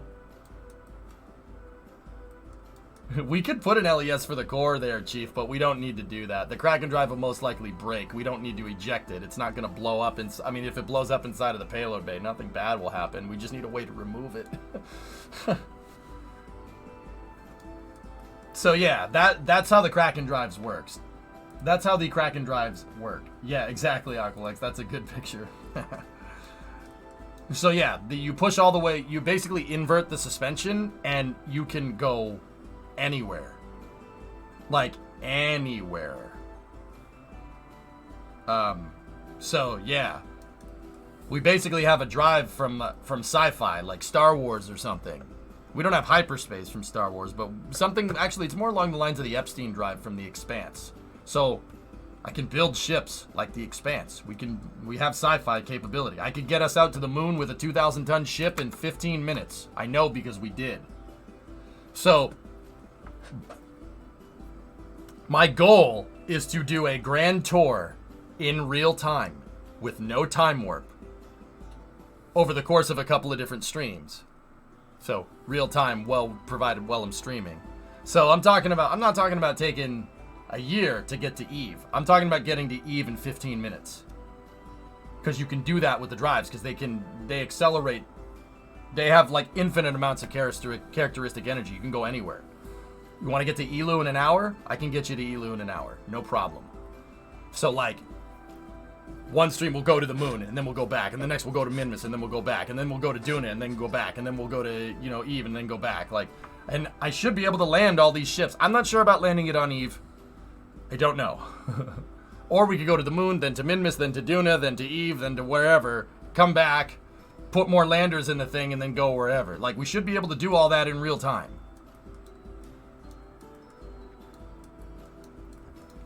So, yeah, this ship is going to be the end-all, be-all of ridiculous, capable Kerbal ships. It'll be able to go anywhere. And I'm also going to give it ISRU capability. I want it to be able to refine fuel for landers if we need it.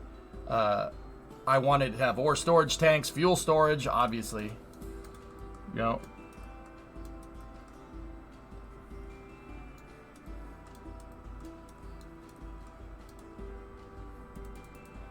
So that's kind of the idea, dudes. And I only have about a week to do it, which is why I'm like stressing, because I need to get this done.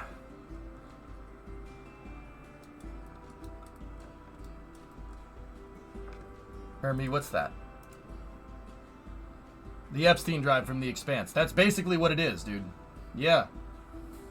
It's the Epstein drive. That's what it's the most like. And it's cool because that picture has a picture of the Donager that I used for reference. And don't get me wrong, I can see your link. That's the picture of the Donager that I used for reference for my ship. I took the PDCs off because guns. All good, dude. Don't worry about it. That just prevents people from posting stuff. But if your link is good, I can see it. You know, we can post it. But yeah, there. See? Pretty cool, right?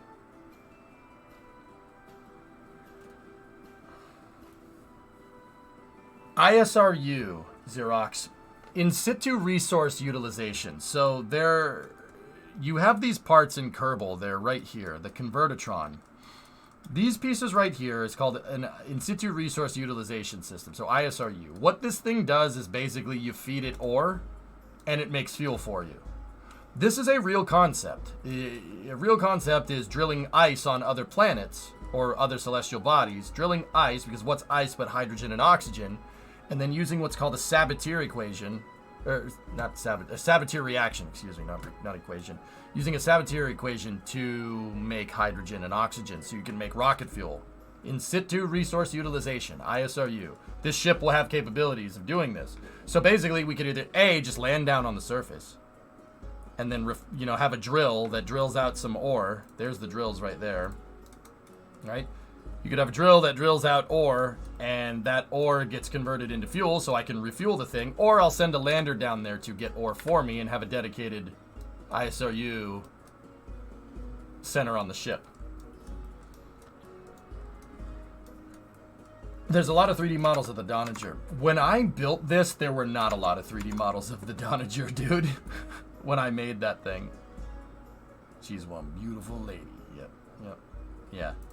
A couple of my buddies used Kraken drives to make the Razorback. Dude, you should... I wish... Last stream, dudes, before I went to Amsterdam, I took a week off because I had to go on a business trip. I was drifting around the moon Razorback style with one of my ships. Yeah, I was orbiting the moon at like 10 kilometers a second.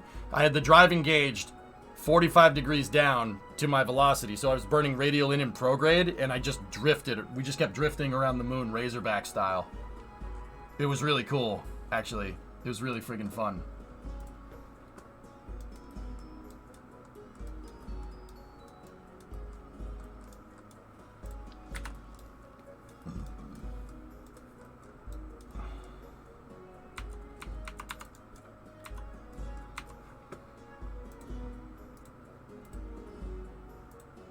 Here's a movable 3D model of it.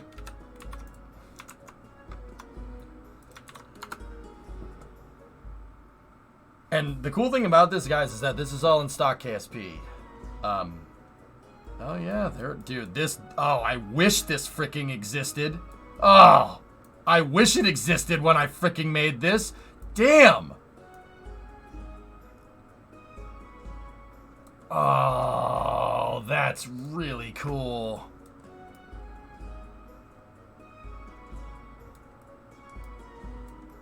Yeah, I didn't put the PDCs on there.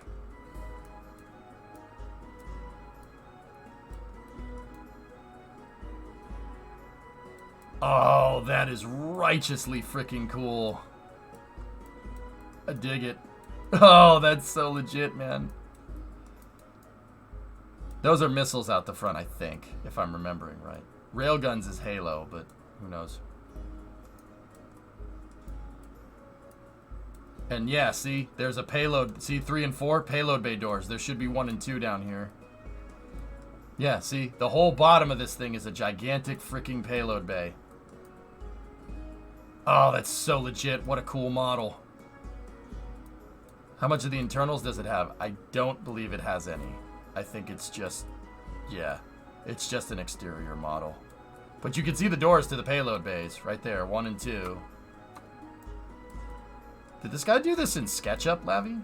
That's damn impressive, if so. That's really good. So the ships in the Expanse, guys, are supposed to look like, think giant skyscraper. So the decks on this ship don't go horizontally. They go this way. They go up and down because the ship's going to be accelerating the whole time, right? Because of the drives. And the ship's going to, if the ship's going to be accelerating, it makes no sense to have the decks of the ship go this way and have this be the bottom and that be the top, right? The decks on a ship from the Expanse, so like the floor is going, the floor is like this. Actually, it would be reverse. It would be this way for this ship.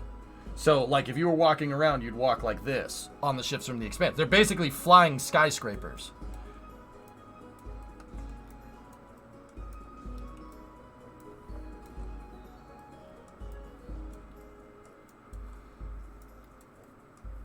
So what happens if it decelerates? Well, the idea is that when you're, say a ship is going on a trans-Martian injection, so you're going from Earth to Mars, right? You'd spend half of that accelerating, and then when you get to your halfway point, you'd stop for a second, you'd flip the ship over, and then you'd start burning to decel. So they call it flip and burn in the Expanse. Yeah, it's a momentary microgravity. Yeah. Oh, that's so freaking cool, dude. Yeah, they also have magnetized boots for when they're doing the flip and burn so you don't start floating around. Damn, that thing is cool. So see, like, I wanted to do something like this, but I wanted to put my drive core right there, and then the payload bay is right there. But damn, those nacelles look sick, dude. What's in there? I can see in there. What's in here? Yeah, just a primitive. Cool. What if they flip without throttling down? That would work too, right? Yeah, Ja, you'd get a lot of sideways movement. If you have anything on a shelf, it would fall off.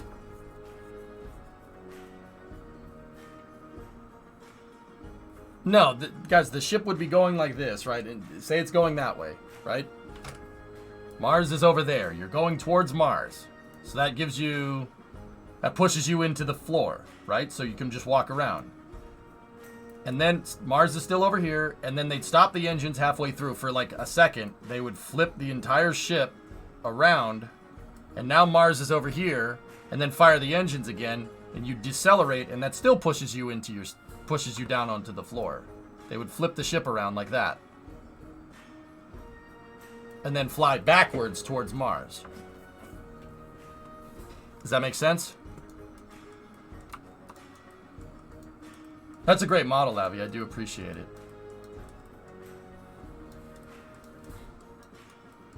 Yeah, make more sense now? Yeah, there you go. RB, what's going on?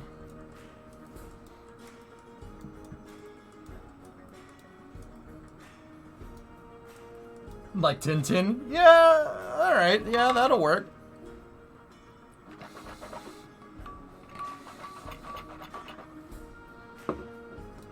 How was the trip?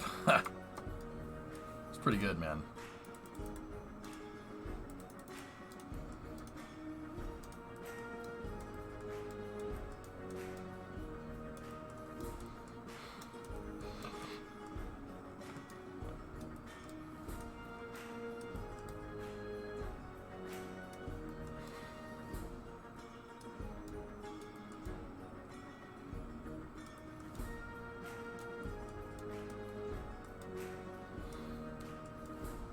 I'm wondering, you know, what would happen if we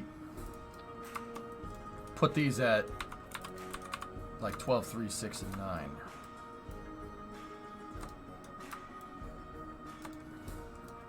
Will that kind of look the part for us here?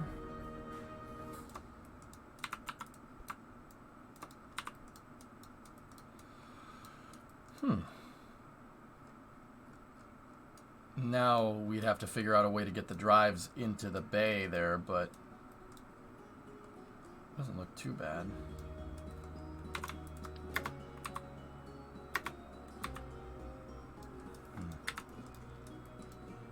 Nah, I like them where they were.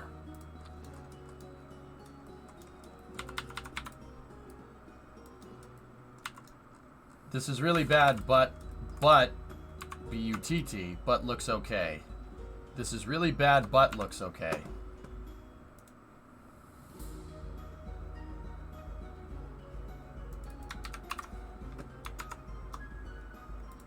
So it looks really bad, but it looks really good.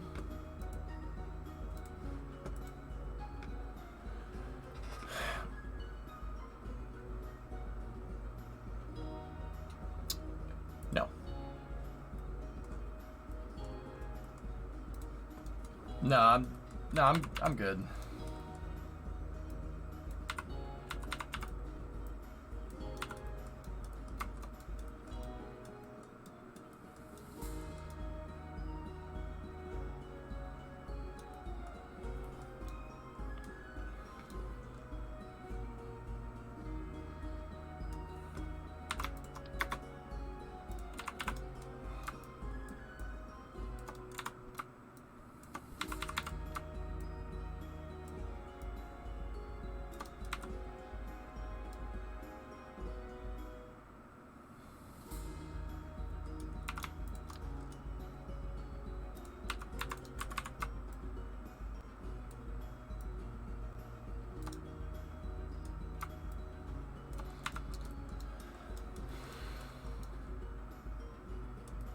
And that'll, how many doors, how big of a payload space does that give us?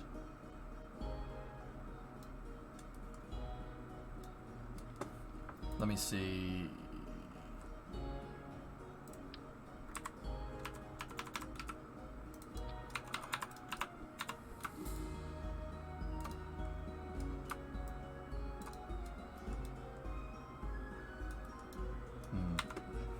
Hey, Envy. Yeah, everything is doing just Discovery. fine. Go 23 throttle. months. Thanks, buddy.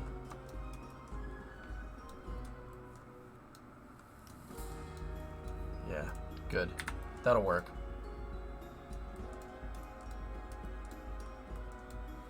Okay.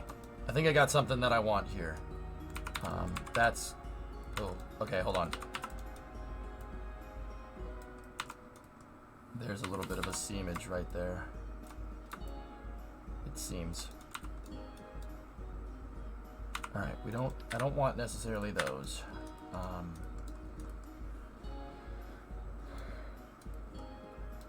Oh, that one right there? Yeah, don't worry about that. Yeah, that guy, don't worry about that guy. I have a way to basically take a good amount of parts off of this thing, so yeah, don't worry about that one. That little guy? Don't worry about that little guy.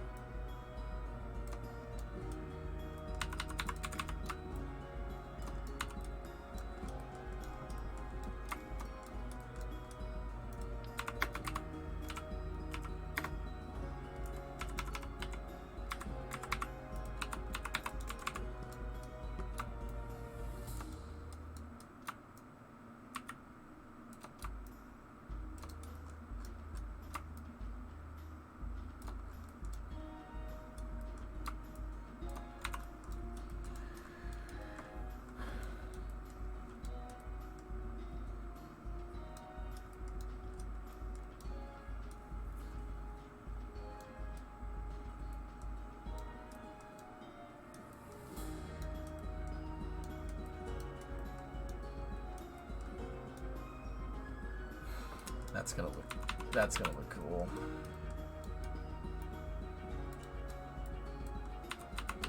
Hang on, I gotta rotate this to there.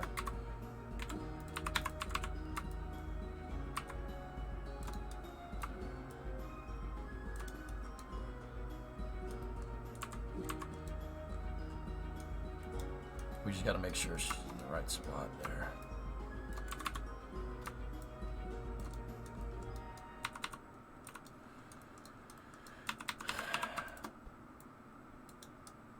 Now I gotta make sure that that one's in the right spot. Did we absolute snap? We did.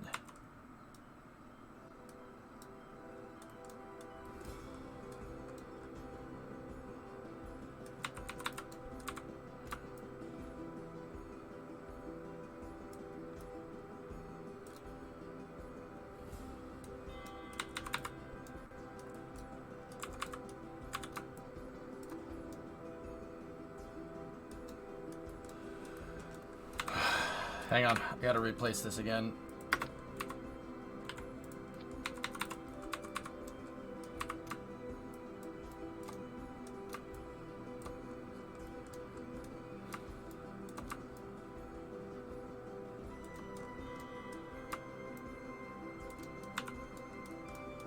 The arbitrary symmetry trick. Oh, what's that, Jonas? I don't know what that is.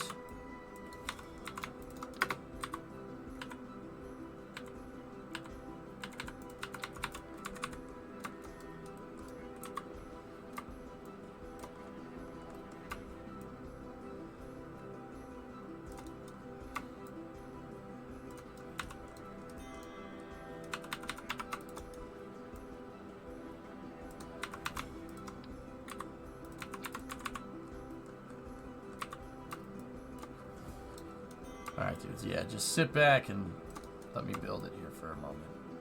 I'm not going to need the arbitrary symmetry trick, dudes. That's why I'm not using it.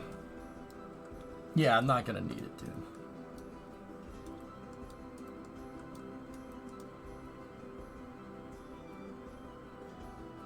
Discovery, go Don at throttle up. Diggs. What's up, buddy?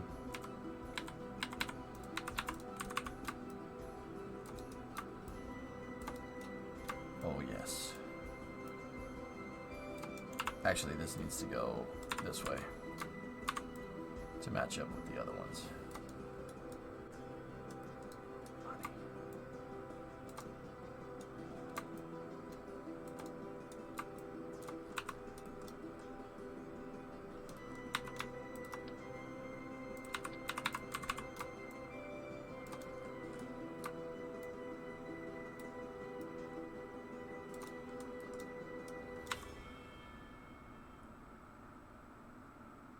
Nice.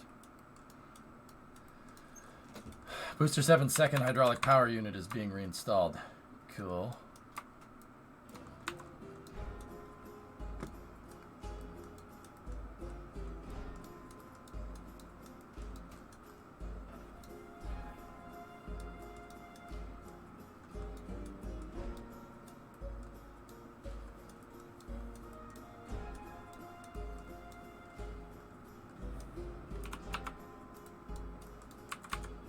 Here or not.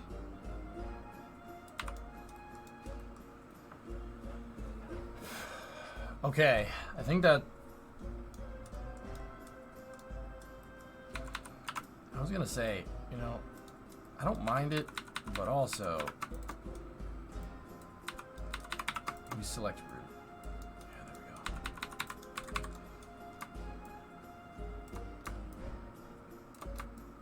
we go. Yeah, Jonas, I don't want to do that way. I have other ideas here for how I want to implement this.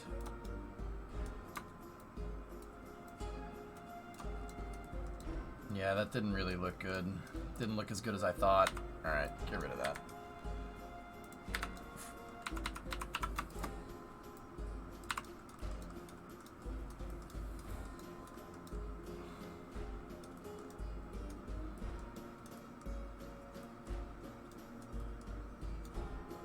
That's fair, just asking. I'm only mocking stuff up in Sim right now, dude. This is going to have to be a payload bay door, so those are going to open.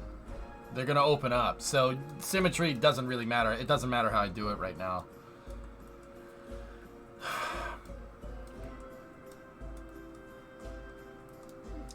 Grand Touring Ship. Quime. Yeah, we're gonna go everywhere with this. I'm just diagramming out the design right now, dude.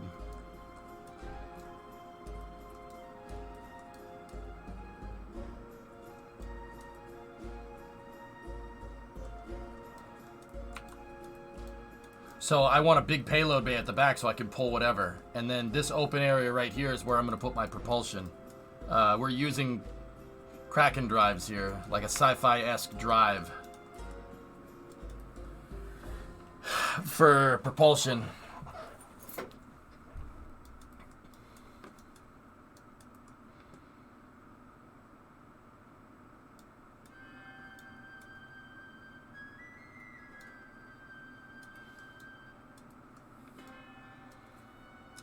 So yeah, this is, yeah,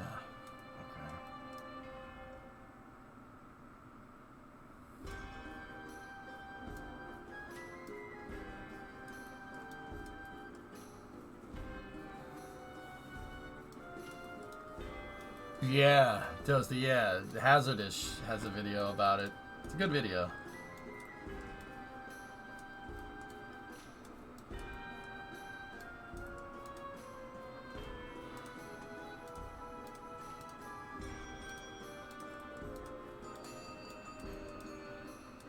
That's the one you're watching? Right on.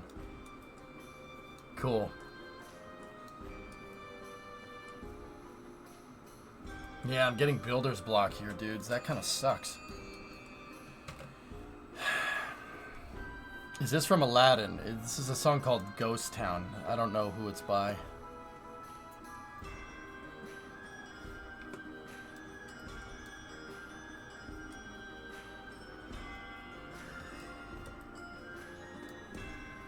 Ooh, sorry about the yawn. The specials. There you go. What happens if we did something like this, where we get that to the point? Oh my! I don't hate that. Well, that's gonna screw a lot of things up here. That doesn't look too bad though.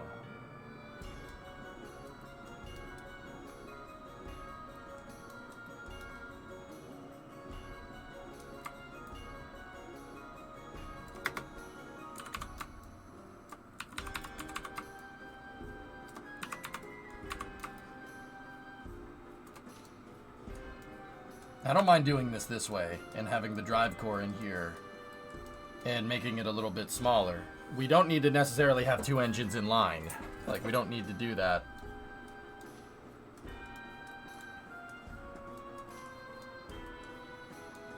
Yeah, I like that. And these don't need to be fuel tanks. You burnt your steak, illness? Ugh, that sucks. That's not fun, man.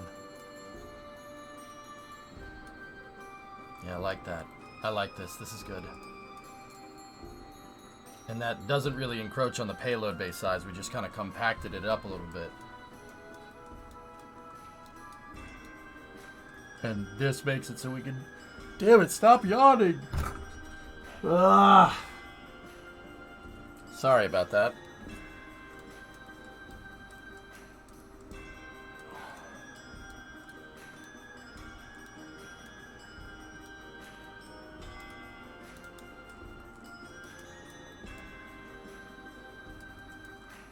Yeah, this makes it so we can still swap them. I just infected you with a yawn. Totally my fault. Totally my fault.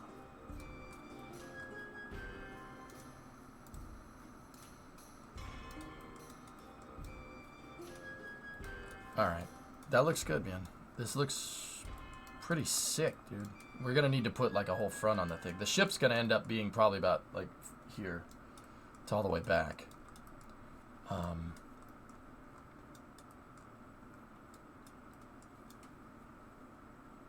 That looks awesome, actually. That looks really good. Yeah, moving that fairing up kind of knocked everything into place here for me. That's good.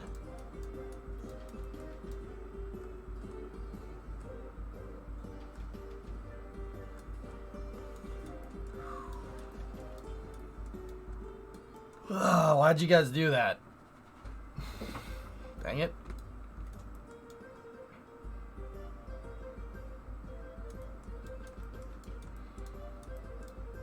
Alright, here, let me just start closing this shape off and let's see what it looks like.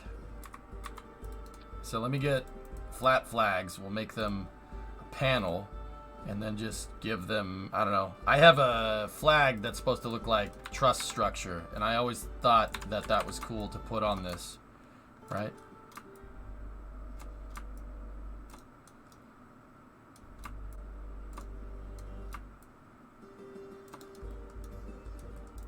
And yeah, one of those is pretty much half of that flag, which is pretty cool.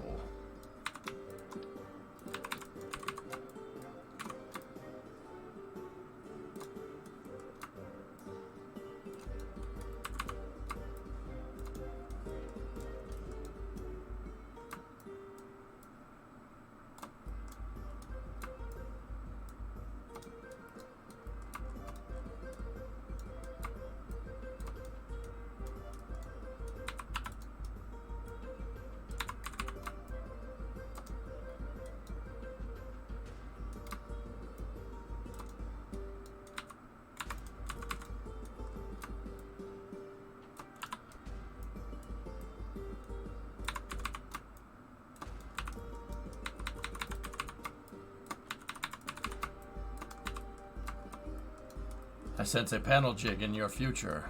What? Why?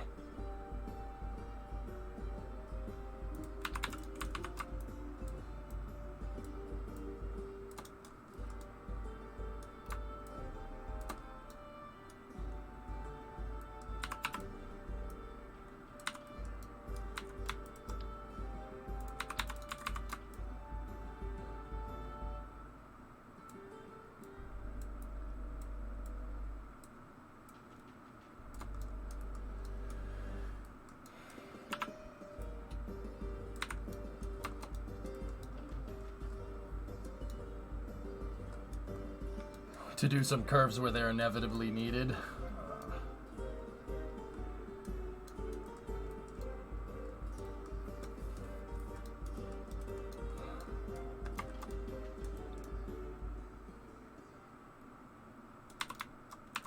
Let me just check something.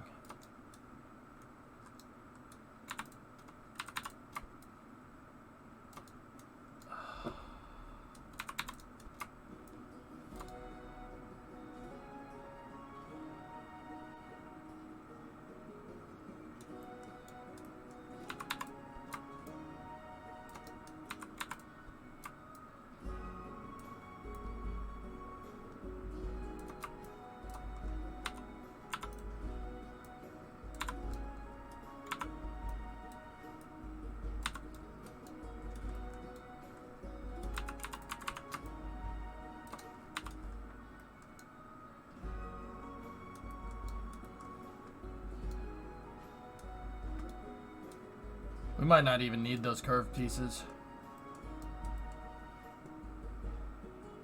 Want to mess with someone from Chicago, put ketchup on a hot dog. Okay. Right.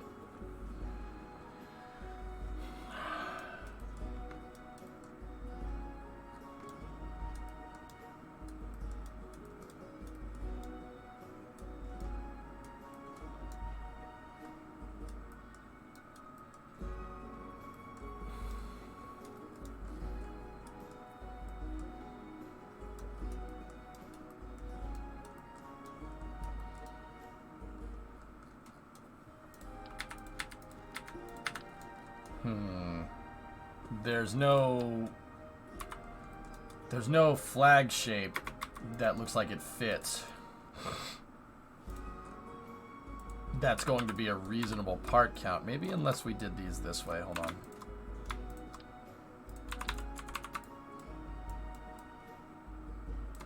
No, that's not even close. Damn.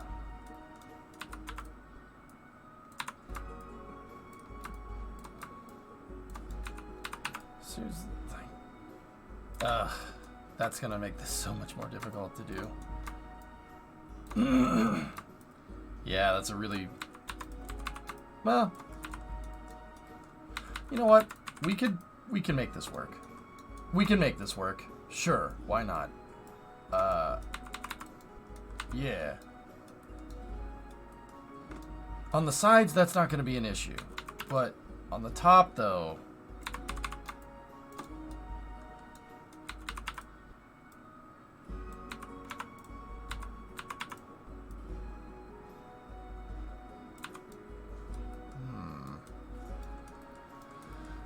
That's correct, Postal, yes.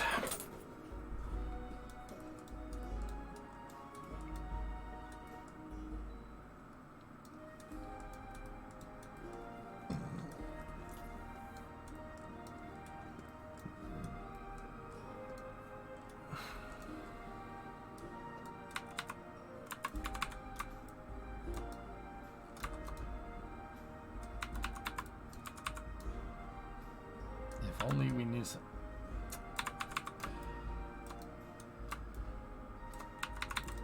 I mean, yeah, we can model it, John, and then I'd spend the entire next week and a half modeling it, and then KSP2 would come out and no one would care anymore, dude. I'm good. I'm good, brother. I'm good, bruh.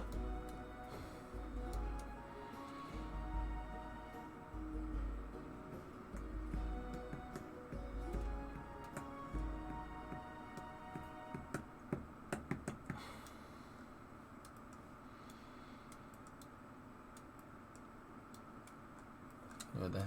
Make a single flag design. It's not the texture of the flag that's the problem. It's the model, and I'm not adding. No. You're off over here. I'm trying to go this way, and you're going that way. No. No. You're not. No. Shh. Bucket.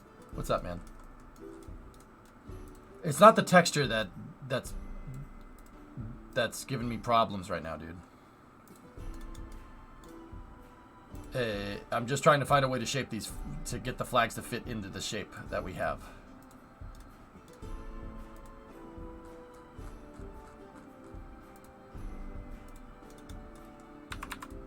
But I think I have a solution, so don't worry about it.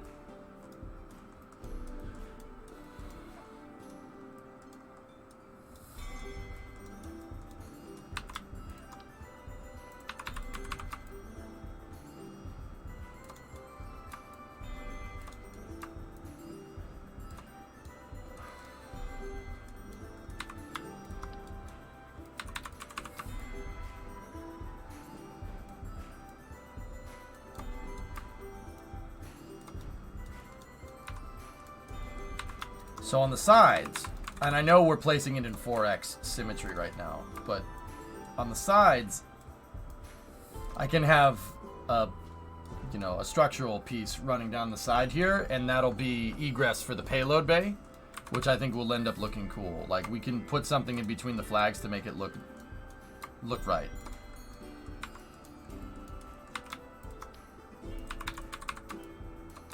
And then the thing is that we need payload bay. We need a payload bay on the top, so we can put a new drive core in if we need to.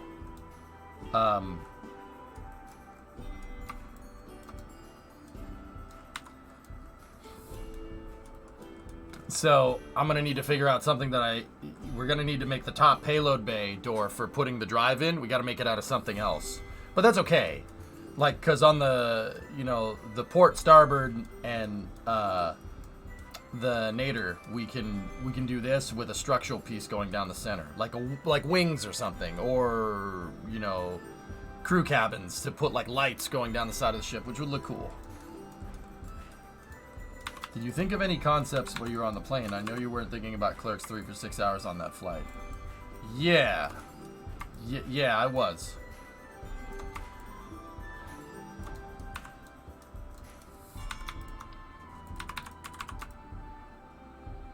Dude, yeah, I mentioned Clerks yesterday.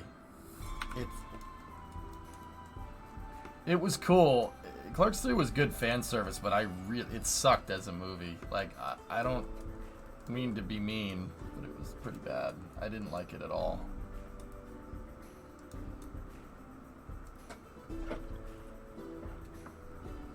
Right? Yeah, I'm not right. I didn't like it.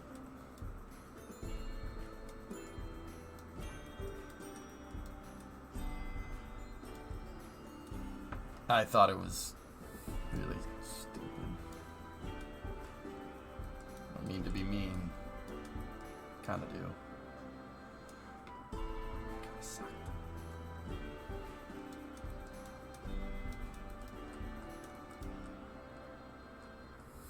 Good fan service though, but yeah, the movie was not like yeah, I don't, it left a pretty bad taste in my mouth, like at the end of the flick. You know, I was like, we had Clerks 1 and now we have this. Like this is the step. Like this movie sucks.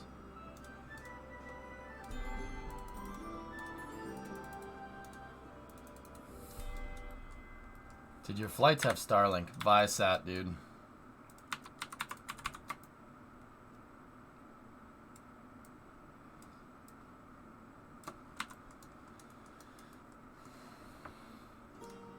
Yeah, I wasn't impressed, Element. But yeah, one of the ideas that I had is, and this is what I mean when I say like, oh, we could put other stuff on the side. One of the other ideas that I had is I want to put vents on the side. I want vents to open up, and I want to have blue light shining around, and have the blue light be bound to the cow controller, like what we did with the Nautilus. I want to give some type of visual cue for newer viewers that the drive is on. So we'll open up. I'll put like a shutter vent here, so like these pieces will, you know, like that. Like the vents will open up. No. Nagwal, it's gonna have a lot of Delta V minus the drive too, yeah. But yeah, it's not gonna be on the top. It's not gonna be like totally on the top. It's only gonna be on the sides because I have a payload. I want a payload bay on the top, and then I want obviously the nadir of the ship to be solid, right?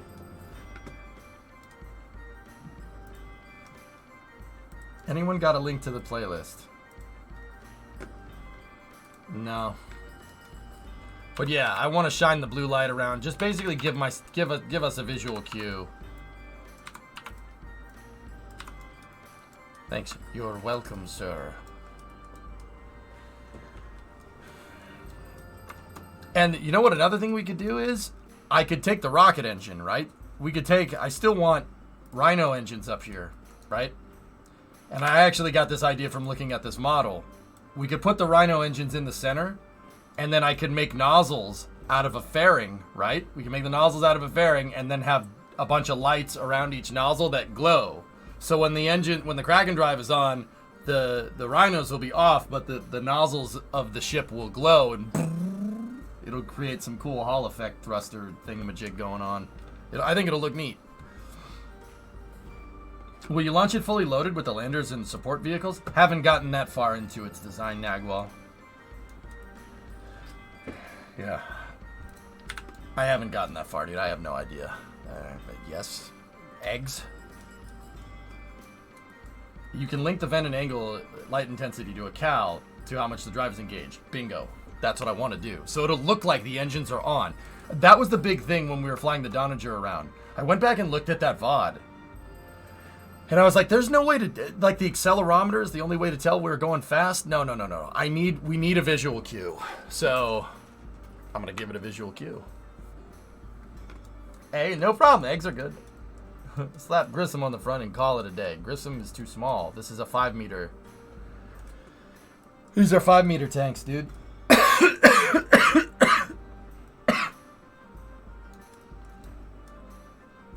Wrong pipe. Alright, cool.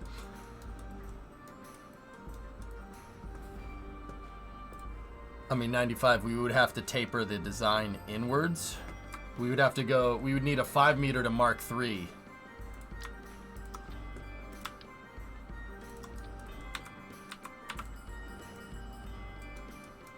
We'd need 5 meter to Mark III like that to taper it to Grissom. It would kind of look cool. Not gonna lie, that would actually be pretty rad. But I'm not, you know, it might look a little strange. Hold on, let me just...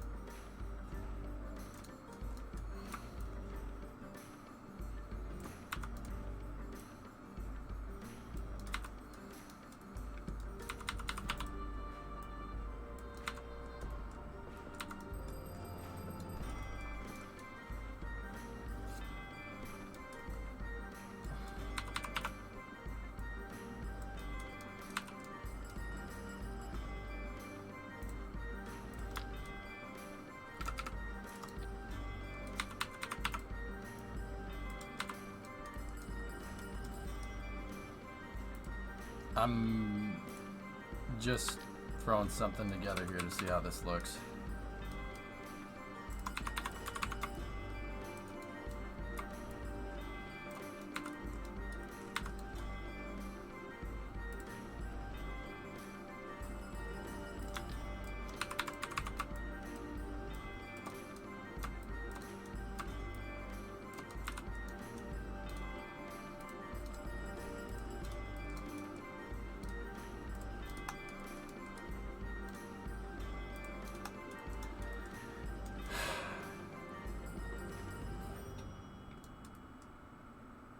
It looks like aluminum profile.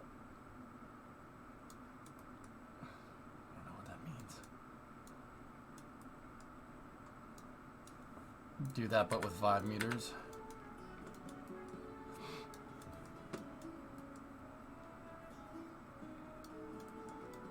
Yeah, Raid. Yeah, I got you.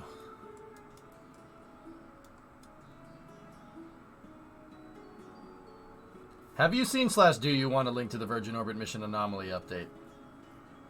I have not seen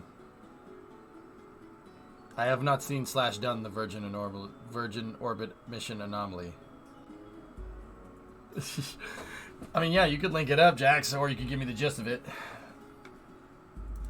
What's the problem that they had? What do you mean the rebels blew up the Death Star?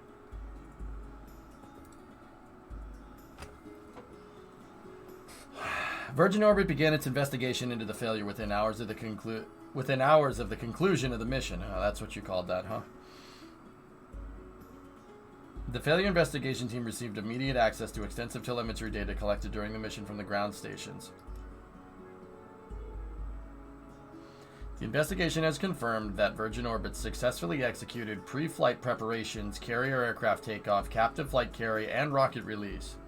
The ignition, first stage flight, stage separation, second stage ignition, and fairing deployment of Launcher 1 rocket were nominal. Each of these milestones constituted a first-of-its-kind achievement for any orbital launch attempt from Western Europe. Launcher 1 performed successfully on all 4 prior operational flights, accurately delivering 33 payloads to their required orbits.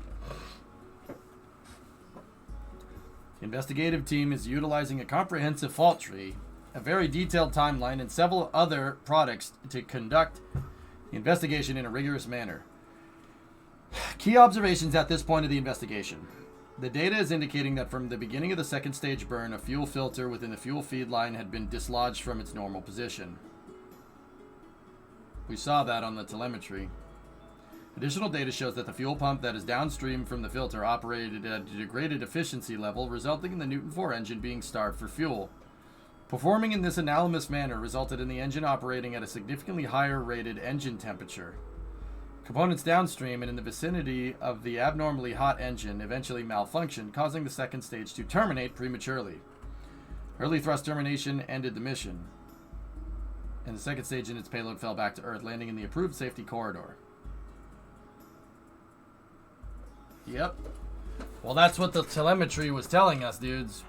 But the telemetry was also very bad. So, I'd be interested to see if there's any more.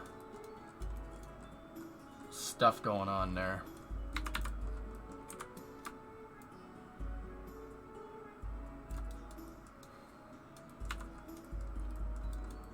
They really fluff it up before getting to the problem. Yeah, fuel filter. So a fuel filter. That basically says that a fuel filter got ingested into the turbo pump. For what it's worth.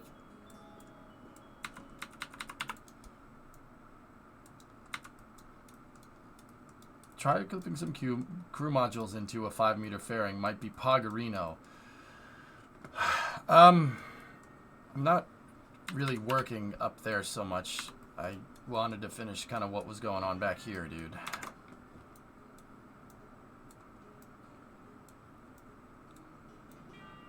Holy heck, what is that? Hey, James. I'm trying to build a Grand Tour ship, so a ship that can fly anywhere in Kerbal.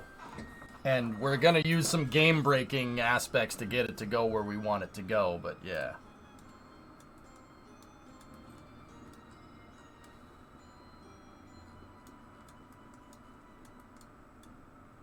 Yeah, element, yeah.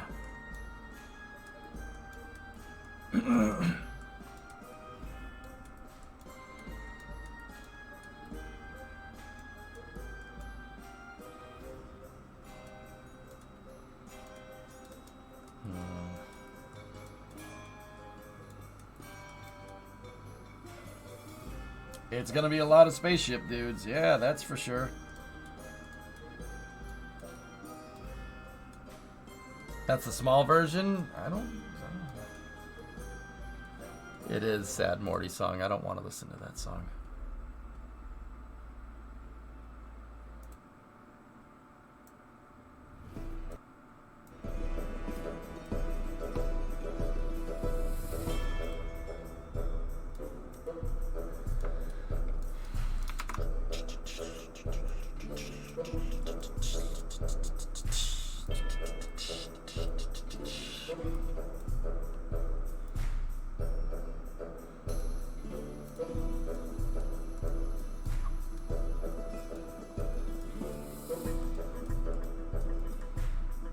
Yeah, I need to do the cap fairing here. I want to finish building out the back of this thing. Okay, that doesn't take too long to put together, so I'm just going to put that up there for now. Get rid of that, get rid of that. We need to put a ruler in and make a fairing that's flatter on the back. So get rid of those for now, and we can just put those up there. Oh. What?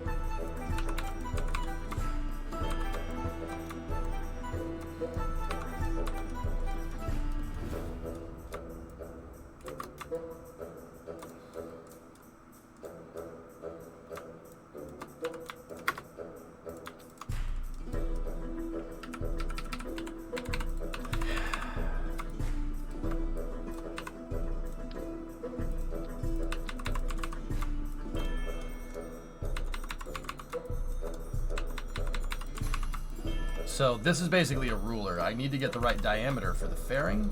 So let's move that sucker into position. Yeah, see how it's right on the edge of the fairing? Now what I'm gonna do is grab another fairing here.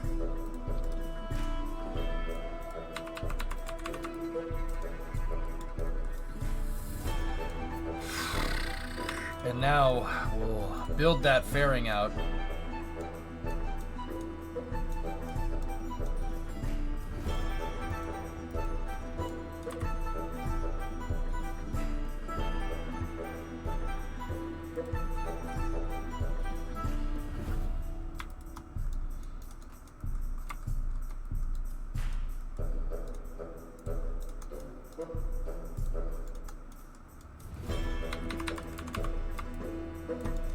That doesn't look too bad.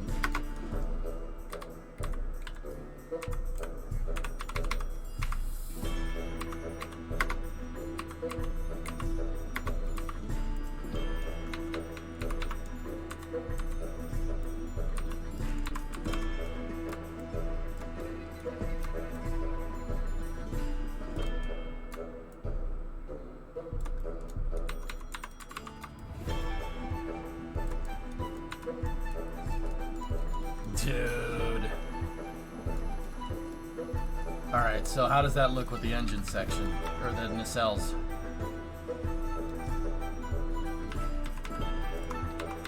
Here, hang on, let me rotate this into position so it's a little easier to place these.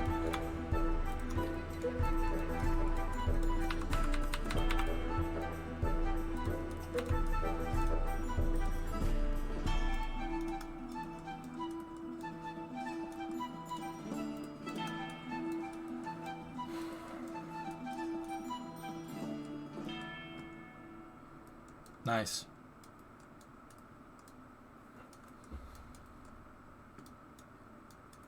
No, Hi-Fi's no backwards compatibility, unfortunately.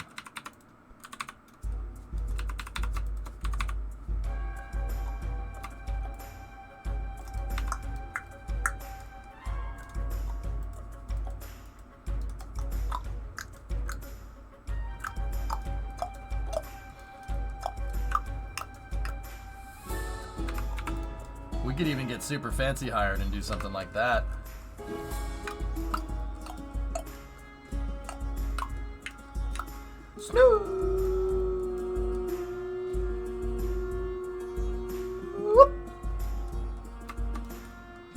Are you also gonna get your hands on it early this month? Hi Vibes. Full disclosure, I've played KSP 2. Yeah, I played it last week. That's where I was. Yeah, I've played it, guys. I can't say what I did, though. Can't say anything about it. Sorry. That's the downside of playing it early. Non-disclosure agreement.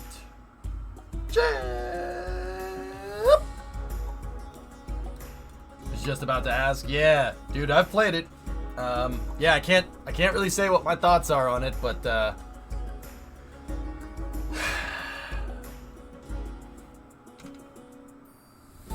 I'm not gonna say anything, dudes. Even if I could, I still wouldn't. I'd still screw with you because that's funny to me. Does it live up to the hype? Don't know.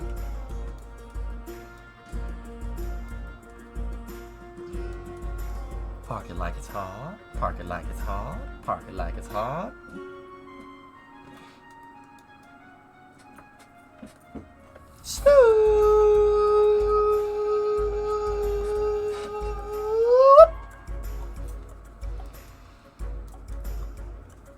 I said snoo.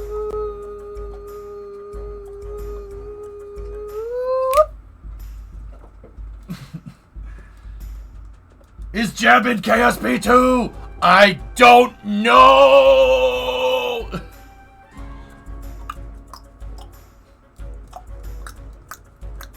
Snoo. All right. Please clap. No.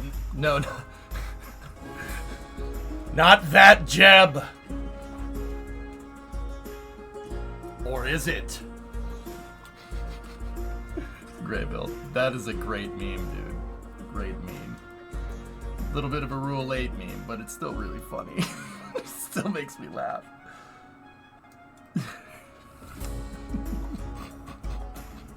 He sold a guac bowl on the campaign trail.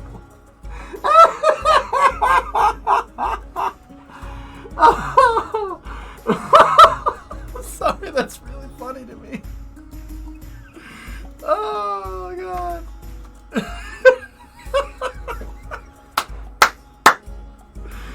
Please clap. I think we're far enough out of the gates where we can laugh about it. Oh, my God. Oh, dear. Oh, dear. What was that? Don't worry about it. Don't worry about it. It's all good. That was pretty something. Oh, yeah. Howard, who is that grab shot? Howard Dean. Then we're gonna take California. Then we're gonna take Nevada. Ah! Rule 8, man. Not even once, bro. Not even once. Yeah, he got told by his mom. Oh my god. Oh my god. Oh, that's so funny, dude. Yeah, I know, weather guy. I know.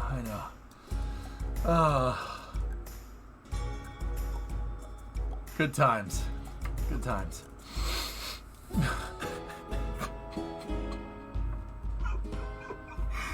Oh my goodness. Okay. All right. Bring it in. Bring it in. Bring it in. Bring it in. We're good. All right. I'm sorry. It's really funny. Woo-sa! I don't want fuel tanks here, dudes. I'm kind of like debating whether we should put payload bays there or not. Are payload bays... Wait, hold on. What's the dry mass of this?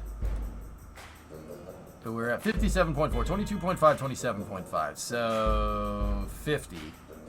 Which means the dry mass is 7 tons.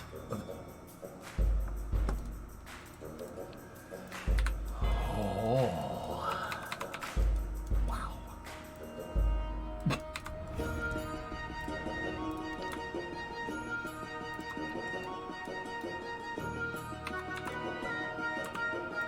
Yeah.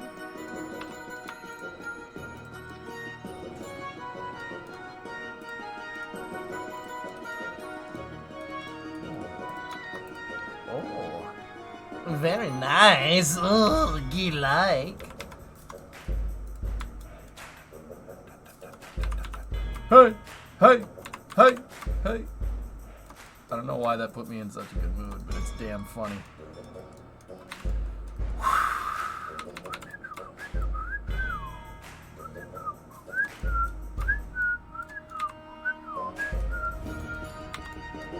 Why are you making a Starship launch pad?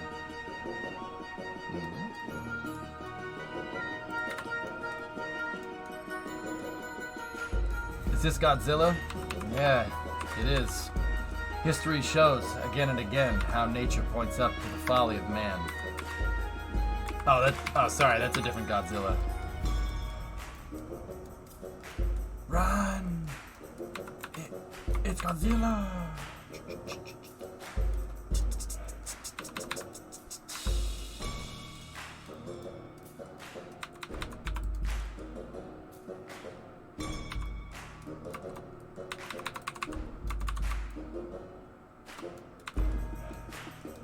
Oh no, there goes Tokyo. Go, go, Godzilla, Godzilla, Zilla, Zilla, Zilla, Zilla, Zilla, Zilla, Godzilla, Godzilla, Godzilla. Sorry. I'm sorry, Chatty Murphy. It was an accident. I was having too much fun.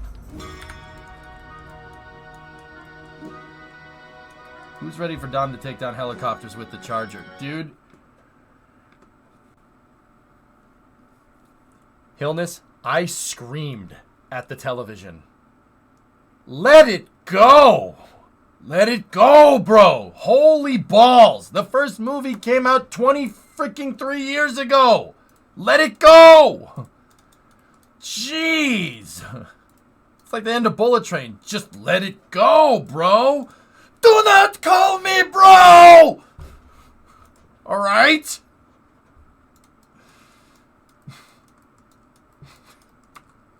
Good old Blue Oyster Cult. Yeah, man, that's right. Do not call me bro! They make their movies a quarter decade at a time. Family. Family. Yeah, I'm all about family. That's why I've had a brother this entire time that I've never told you about. Because I'm all about family. What? I know, Creeper. That's a shame.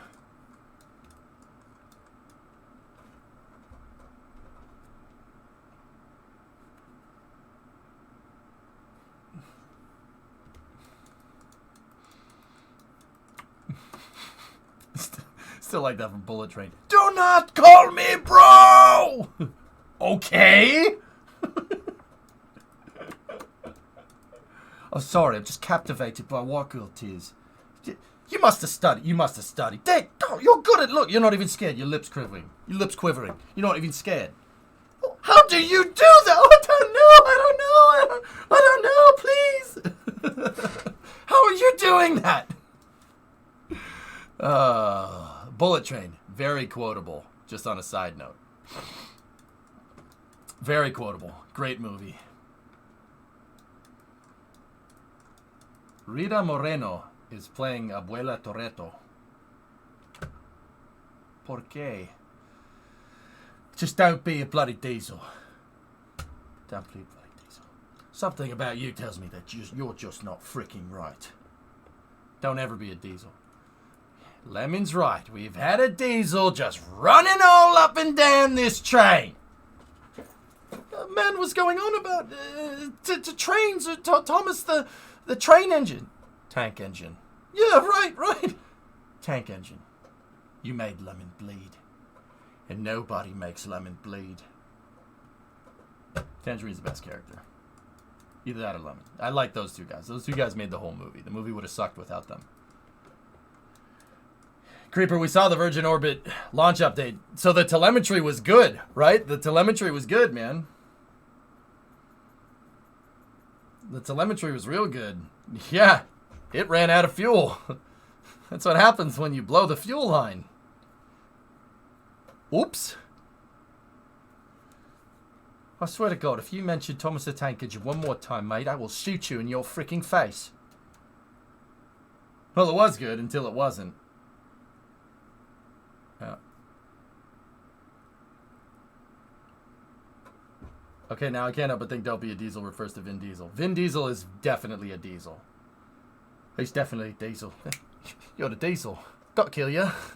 Gotta kill you, mate. You're a diesel.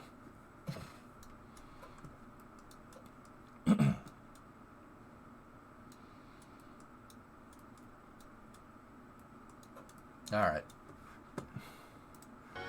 Sorry. The please clap thing really made me laugh. That made my day.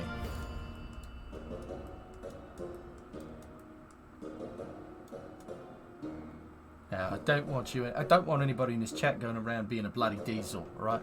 You want to be a Thomas, you want to be useful. It's like Thomas always says, simple is better.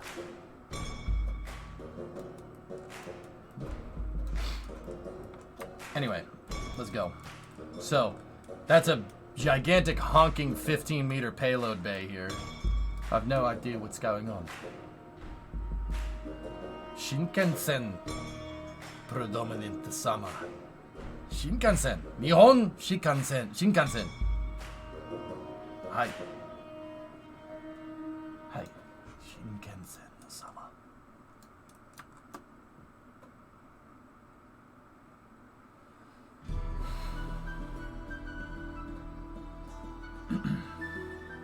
Does that help? Does that make more sense? I had a real action-packed weekend. What did I miss here? Nothing. Remember that list of people that I won't host if they come to Japan? You're now on that list. Sumimasen. Predominant summer. Dozo. Nani? Turns out getting hit by a car isn't fun. I almost got hit by a bike. Does that help? I mean, that's... No. Alright.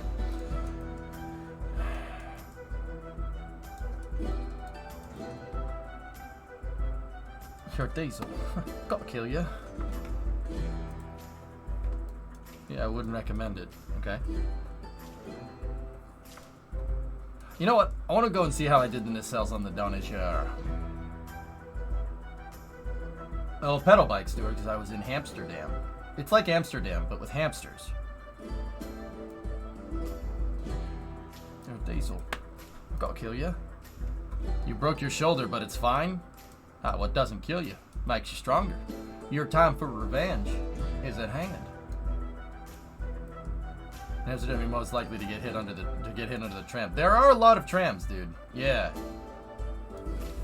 There are a lot of trams, I will say, but there are also a lot of bikes! Bikes! Yeah, see? Okay, what did I make? Yeah, I put a 5-meter tank up there. Wowzers. Except for the fact that I'm left-handed, you can't lose any. Yeah, but Loopy, you heal. Healing. You will heal. Don't worry about it. Okay, I see how I made the nacelles. The nacelles are a 5-meter tank. Oofda. I don't know if we have to do that one, mate. It's almost like being a part of the Film Actors Guild. Republic, you really made the world a better place, didn't you?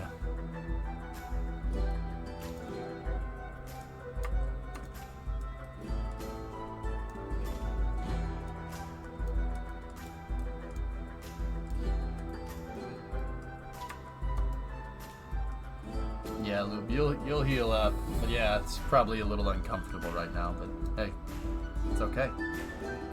Your shoulder will be stronger when it heals. True story.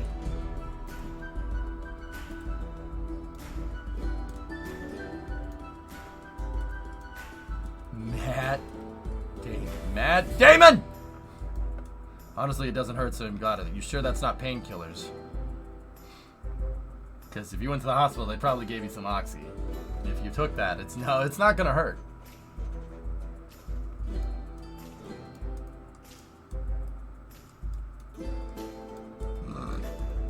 Ugh. Discovery, go at throttle. Shadow Man gifted a sub. Thank you very much, Shadow Man. Adrenaline is the best drug. Yeah, it's the best one.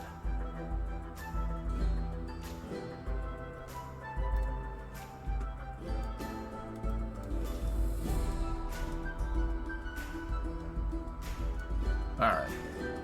So yeah, I needed to see how I made the nacelles there, but it's stacked fuel tanks, guys. So what did I do? I did Mark III to a singular fuel tank to a 3 to 375 adapter, and then 375 to 5. Why would someone do this way? Anda kore. Predominant summer.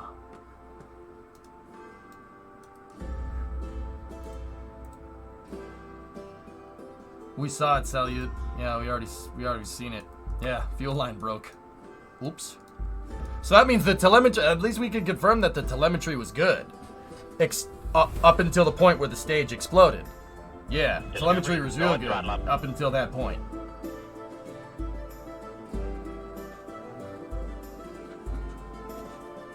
Oh, I am for real.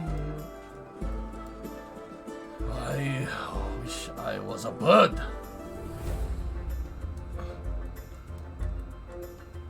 Okay, now let's figure out how to not make it explode. Tighten down the fuel filter next time. That will most likely fix that problem. Most likely.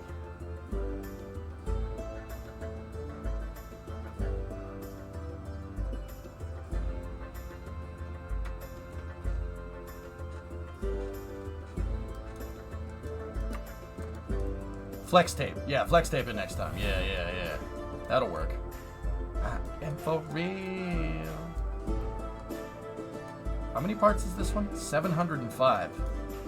Yeah, diesel. Gotta kill you. I'm gonna take screenshots of this. Because I don't like bouncing between the damn craft files. It's annoying.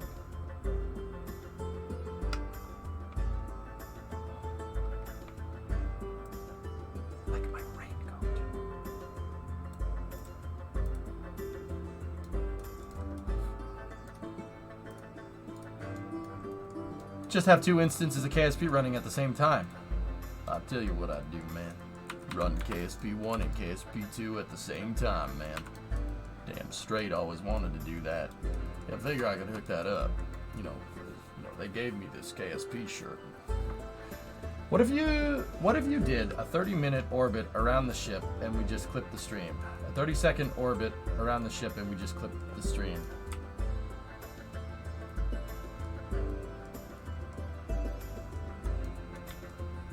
I'm sorry, Mr. Drummer. I am for real.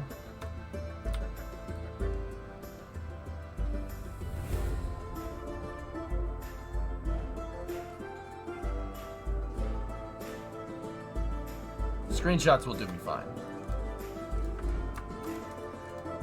Sorry, Mr. Drummer. I'm for real. Alright, let me adjust the nacelles again, dudes.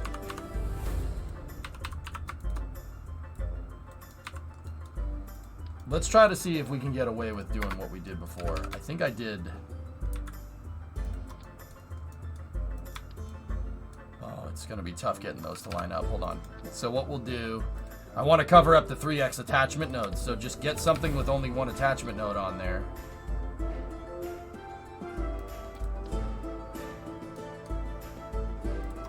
Alright.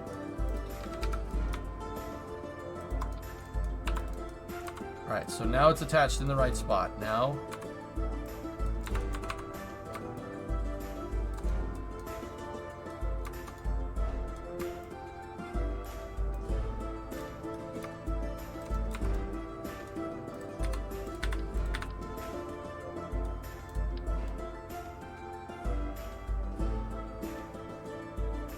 Payload bay. Alright, cool.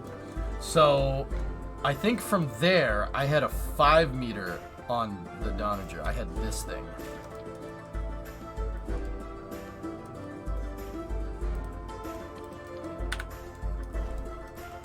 And we can keep these back here for impulse propulsion, and that's for refueling. Those main tanks up there will be for refueling. I don't mind having more fuel back here, just in case. So...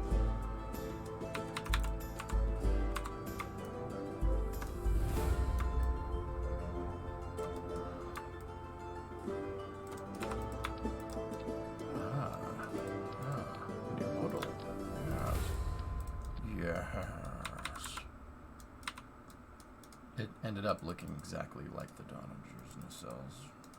Whatever. This is less parts and it looks nice. I'm sorry, Mr. EJ. I lost a wheel. That's so messed up. You really suck.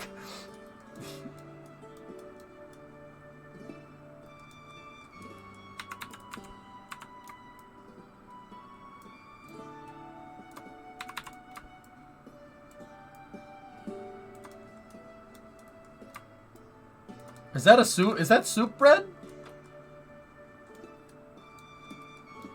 Starling train just passed over my house. I can't believe how bright they are. Going which way, Bill? Which way was it going? Es importante. Rápido, amigo.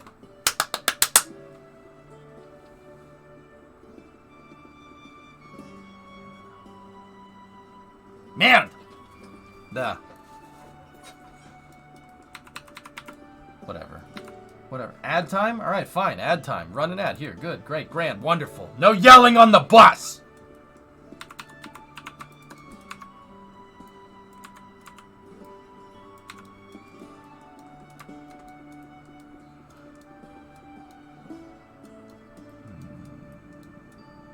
We're gonna have to clean that up and make it not look stupid. Whoops, couldn't start an ad at this time. Try again later. Alright, I'll try again right now. Whoops, couldn't start an ad. Alright, fine. Oh, jeez.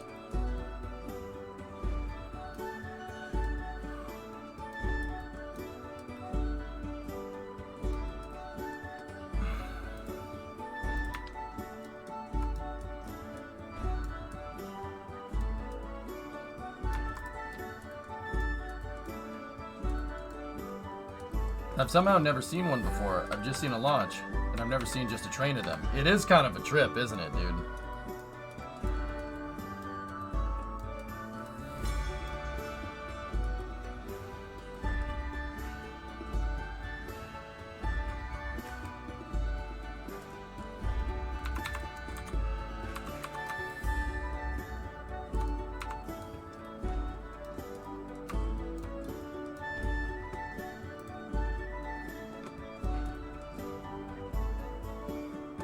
That is a sooty boy.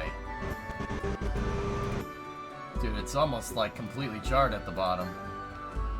What in the RuneScape music is this? Alright, never mind. It's not a Supra.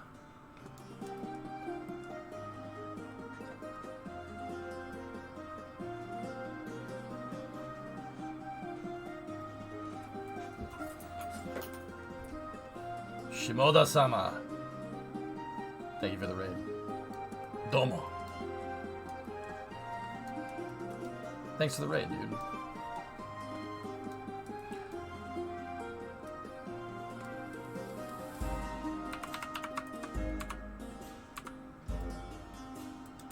Alright, so the prop section, how are we going to do that?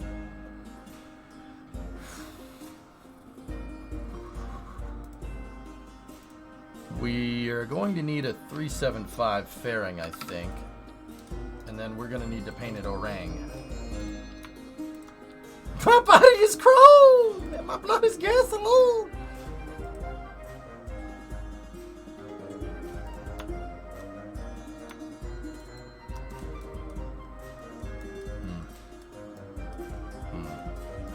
Are you going to cover the Starship orbital flight test live on location?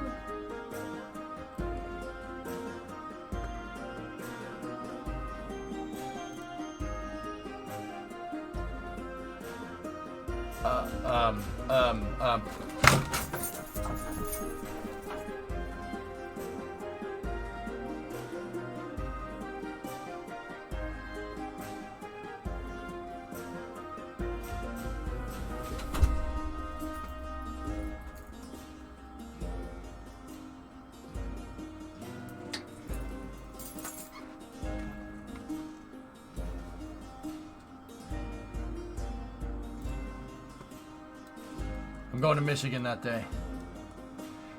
You know what I realized in the tape? Saying a location that I often go to is probably not the best intentional misdirection on my part.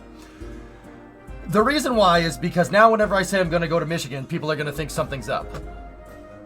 I should have said I'm going to Missouri or something. Someplace that I don't go.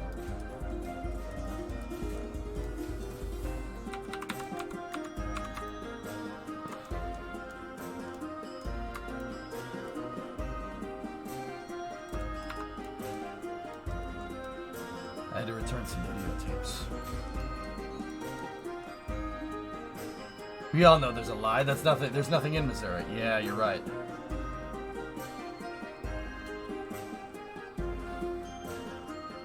But honestly, if I said exactly where I was going, like say I could have said where I was going, would you guys have believed that? You guys wouldn't have believed that. No one would have believed me. So a truck carrying hypergulls overturned in Tucson and is leaking. Big orange clouds coming from it.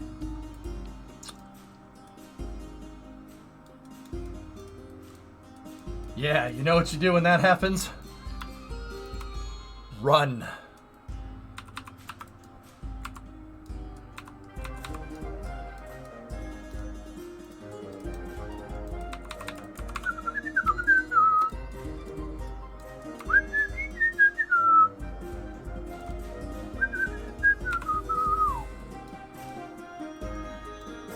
What's wrong with Missouri? There's nothing wrong with Missouri. Missouri's fine.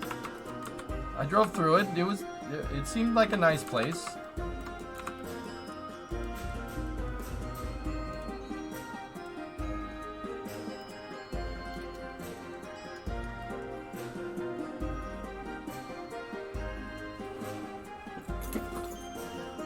Yeah, Spotch. Yeah.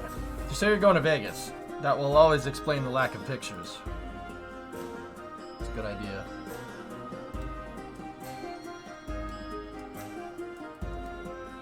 Grab Shark! Grab Shark, are you here? Grab Shark. I know you're lurking. Grab Shark. Where are you? Come here.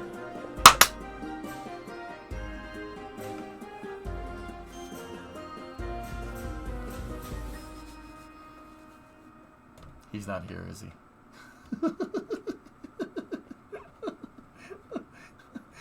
He's not here.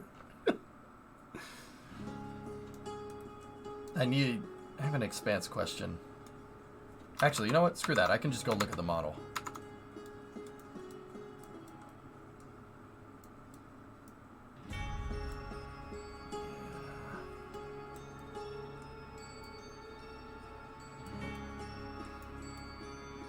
I will do what I want. It's my stream, Aqualex. He raided you while I was gone. Oh, okay.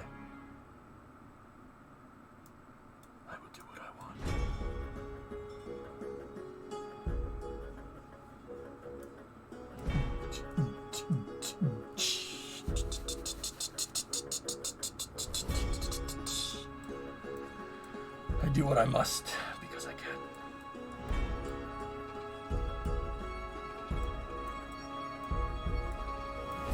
What's that? It's the Donager.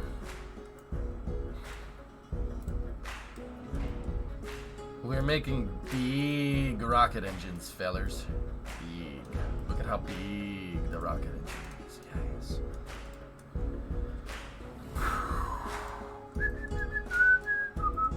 I was gonna ask GrabShark if this nozzle is big enough. Because what I want to do, fellas, is when we activate the Kraken drive, I want to put lights inside of here. So think something like that, right? Then we take the lights, you know, you turn the lights on and make them shine like blue. So it looks like the engines are on.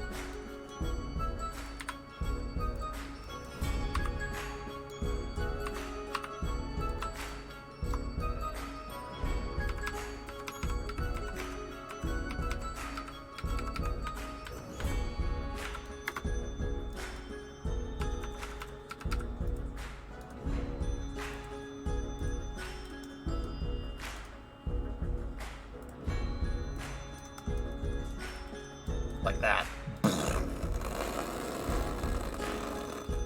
What about fireworks?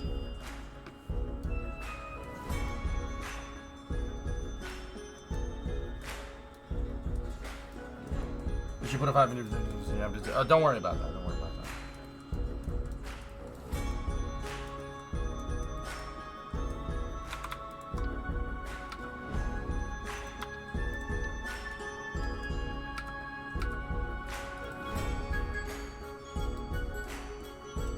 Yeah, that's what it'll look like when it's on. Just lights. It needs to be much brighter though.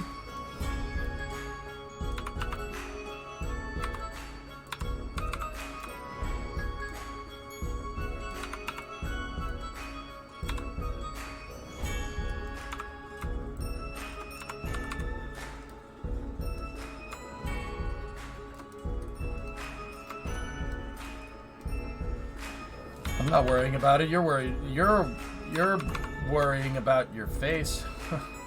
Go them.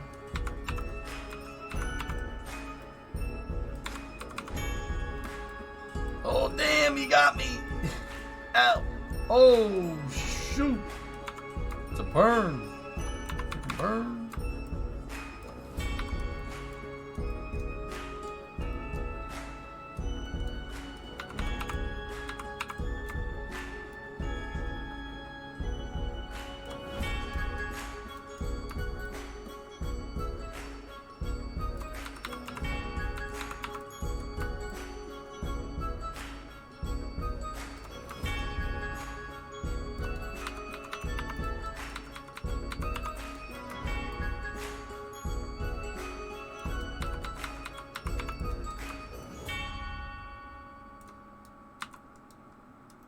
That's pretty cool.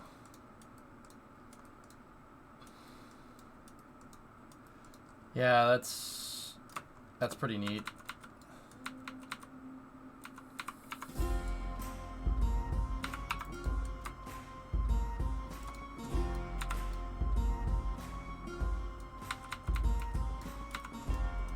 Yeah, the nozzle's gotta glow, dude, like that. They gotta glow. I don't think they have reflections in the game like that, dude.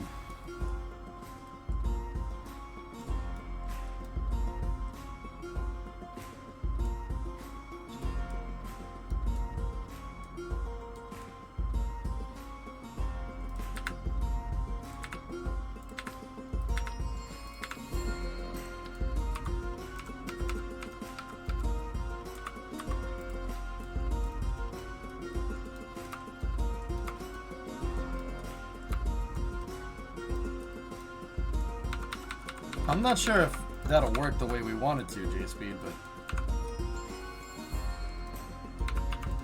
I had another idea. This way might be a little bit more parts, but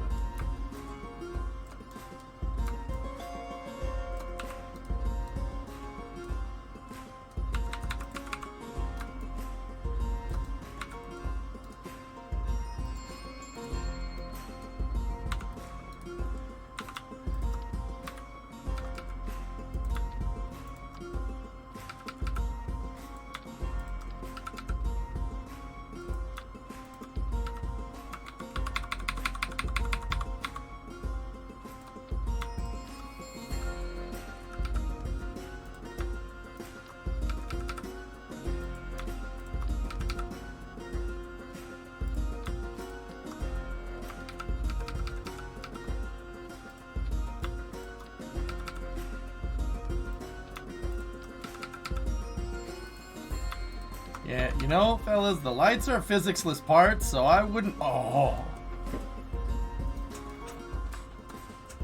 Oh. Oh, yeah. Hang on.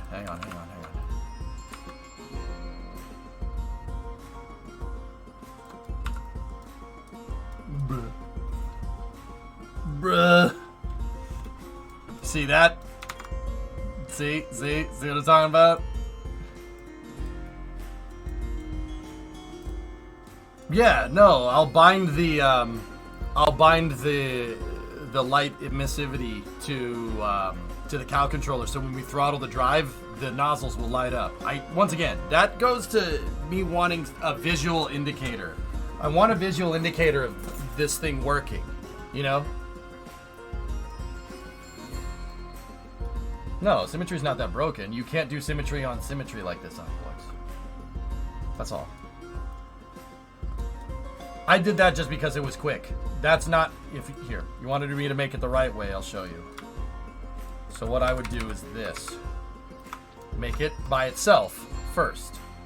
Right? And then... go in here like this. Go around the horn. This is the difference, like with how I do things, right? We want to make it right. This is how we're going to make it. I was just trying to make that quick. See that? All right, so that obviously doesn't line up. So we're going to rotate the fairing 5, 10, 15. Now it lines up. If we're rotating on a 15-degree increment, that means we should be able to use 6x symmetry. Right? And then we just absolute snap. And then we rotate back 5, 10, 15. Now we're straight up and down again. 5, 10, 15. Take this, copy it, select it, paste it in 6 times symmetry again.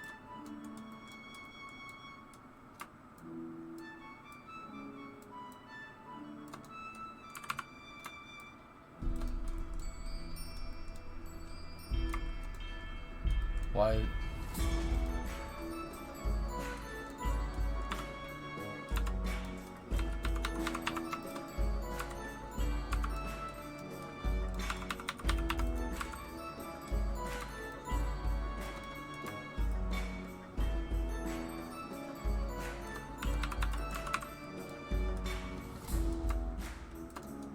Yeah, there we go. It didn't snap.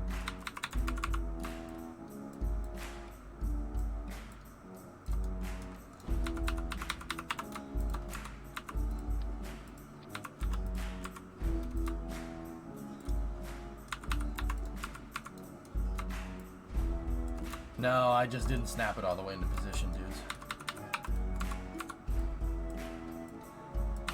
And now what you should do is this. See? Now it's perfect.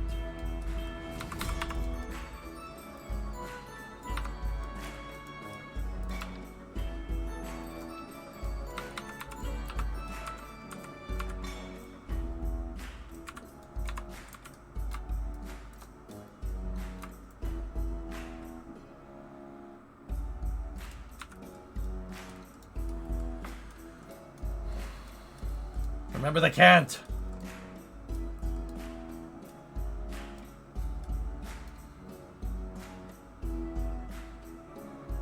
The handle looks good. I can't. Oh, okay.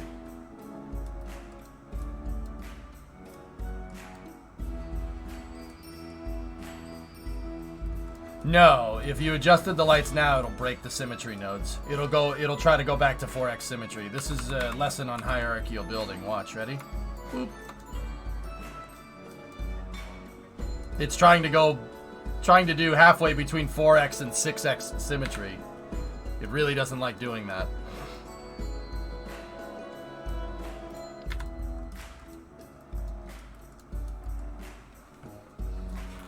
Yeah, it looks good, man. It looks real good. But yeah, that's how you would do that. Sorry, now you have to redo all that. Takes 2 seconds, man. I'm not worried. Don't worry about it.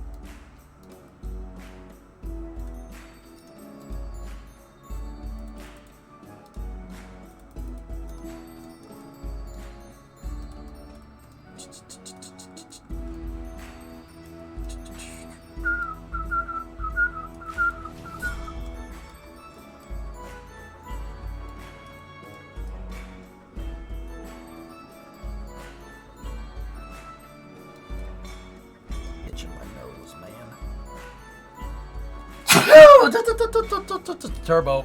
Turbo. I felt it coming. That's why I was like, no, no, no, no. You should make lights spin on a rotor for fun and then have the RPM increase as the Kraken drive throttles up.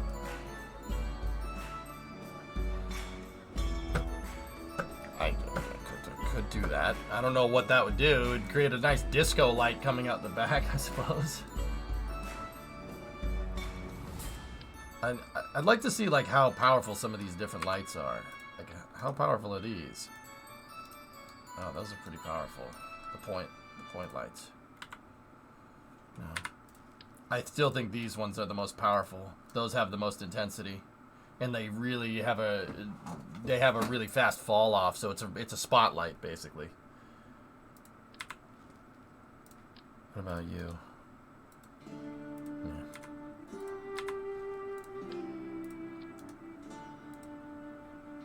Yeah, that's a fill light. What about the light bar? Bruh.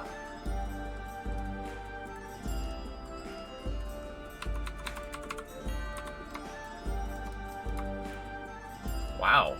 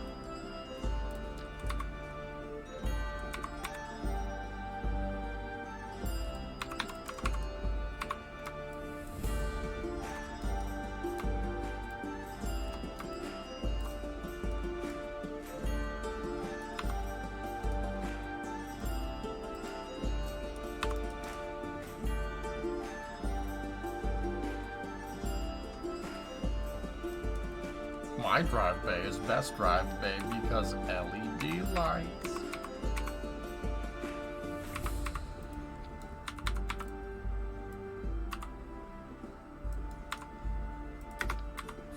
See, you guys often wonder why I turn the whole thing for absolute.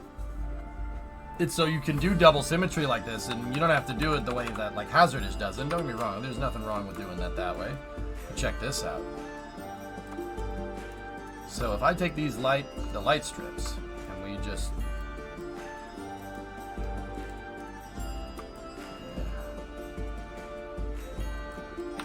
right, and then we take this and we rotate it 15 back, and then we grab another set of them in 6 times symmetry.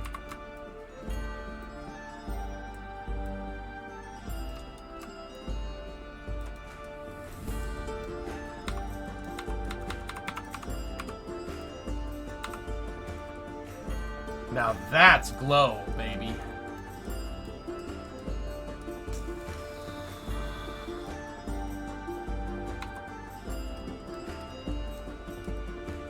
And then, you know, if we wanted to get fancy, we could take that, set it to local, and now we know that moving this on its local orientation is moving on world orientation if it was righted correctly, and now we can bring it all in symmetry. Those light strips glow hard, man. Hell yeah. So now we take this and boom.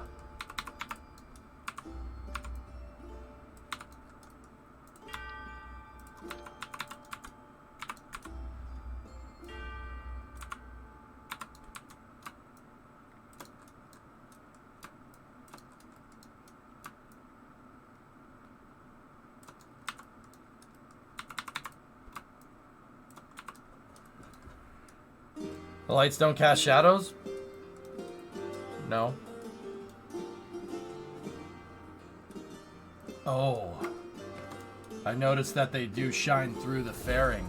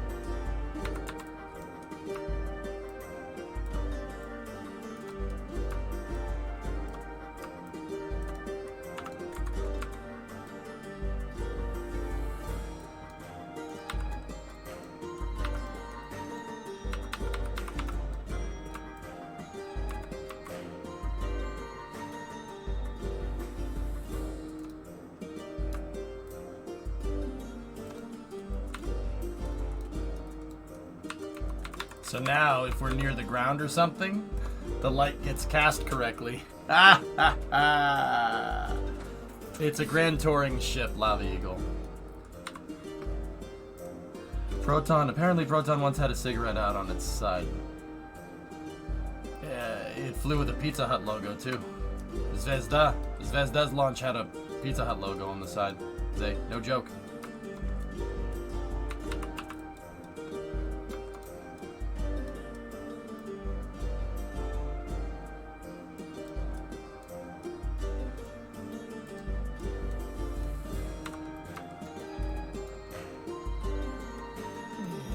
You know, this way is okay. I don't mind doing it the other way, though. The other way is alright.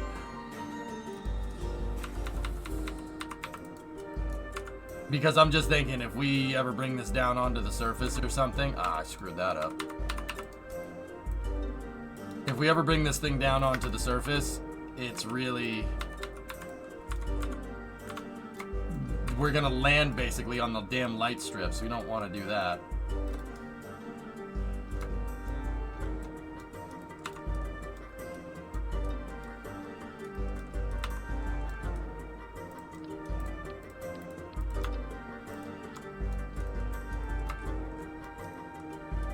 That's sick. That is sick, dude.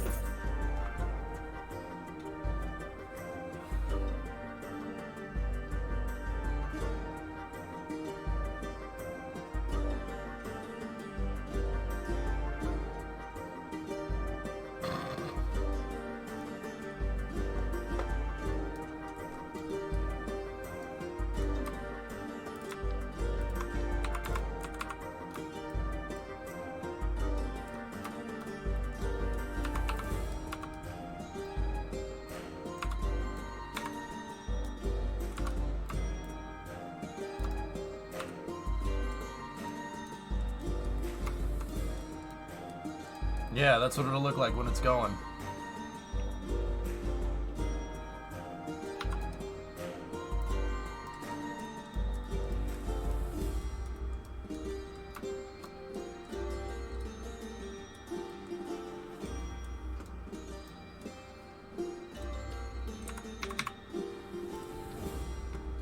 You don't like the orang.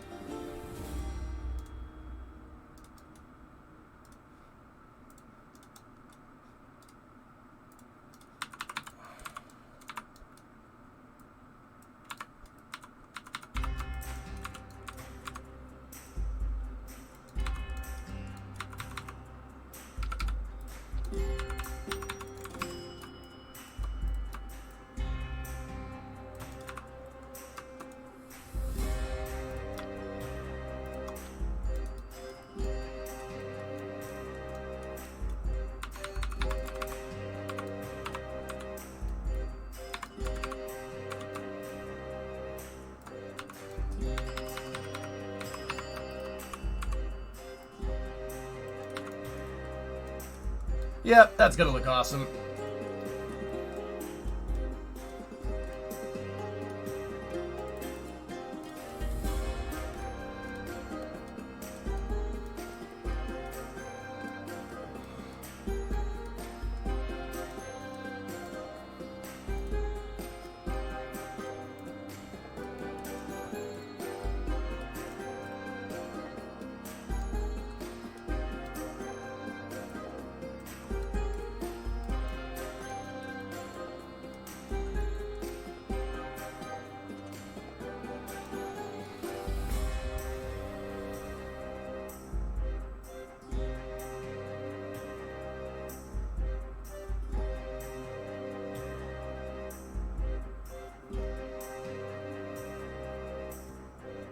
Any railguns? I could make a railgun, Surge.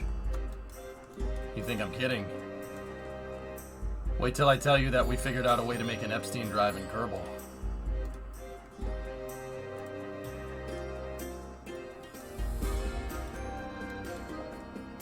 Yeah, guys, you can make a Kraken drive into a gun. Yeah, it's basically a spring-loaded gun where you can shoot stuff out at like 6,000 meters a second. It's been done. Oh yeah, easy. Now, PDCs, you can't make those. I could make the turret, but it wouldn't...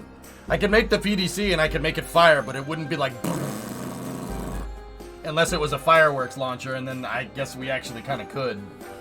Oh my goodness, the fireworks launcher. Oh boy. The fireworks launchers. Yeah, the fireworks launchers. If we just...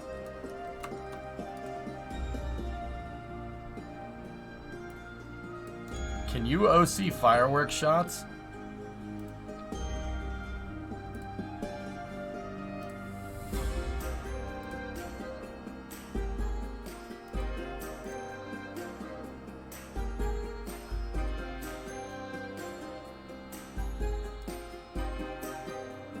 No, you can't. Should build an Orion drive with those. Right? See last. Best one yet. Kill it with fire.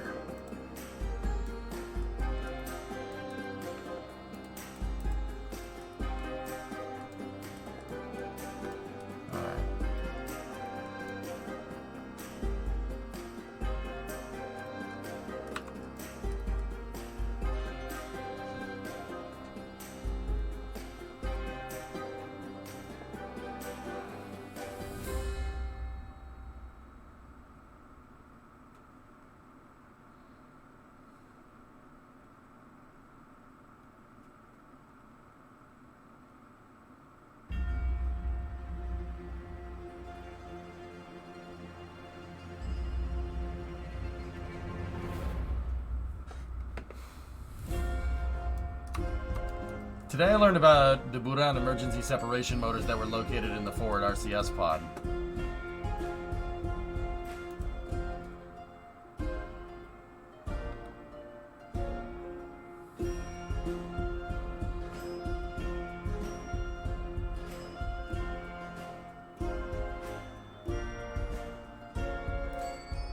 Okay. Alright. Yeah. I'm not saying that that's death, but I'm saying that this is death. Okay, watch. Okay, watch this. See that right there? You're fine. Until about here. See that? Death. Orbiter would rip itself to pieces. Like I'm 100% sure of that. That's death. This thing right there. See that? That's death. That would kill you. Instantly. And if it didn't kill you, it would rip the orbiter to shreds. There's no way it'd be able to withstand something like that. And don't get me wrong.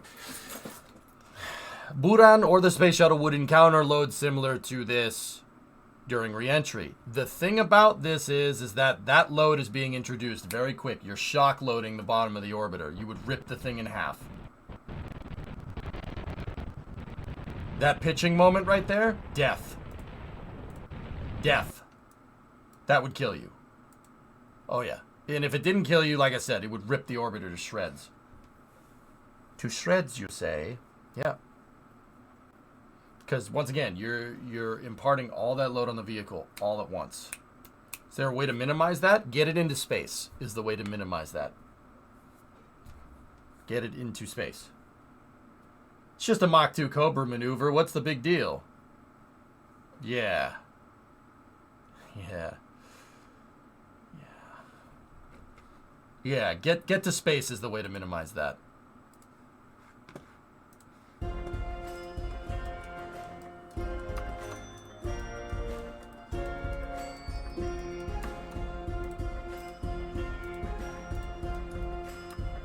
Time to make more volunteers.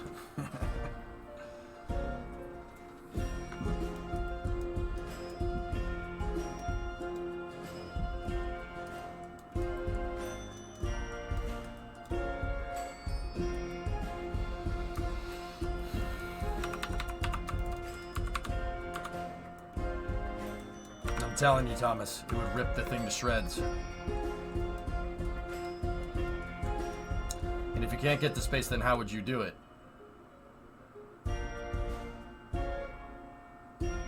I wouldn't. I wouldn't. Trying to put some type of abort system into the shuttle is going to kill more people than it already would have. Yeah, like 100% sure of that. You're complicating an already complicated system. I would never do that. I would just make... what I would do with my shuttle, my way of solving that problem would be to test the engines every day for like 5 years straight to make sure that they're reliable enough so they don't malfunction. Like what SpaceX is doing with Raptor engines. Yeah, that's your solution there.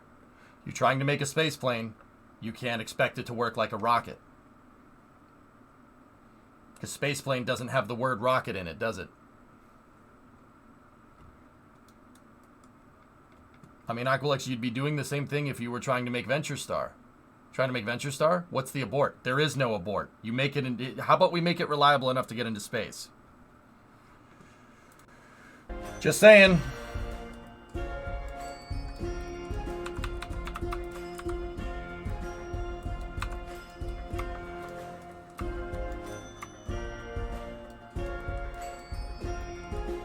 Yeah, I know that sounds harsh, and I know people are going to be like, oh, it's just the truth.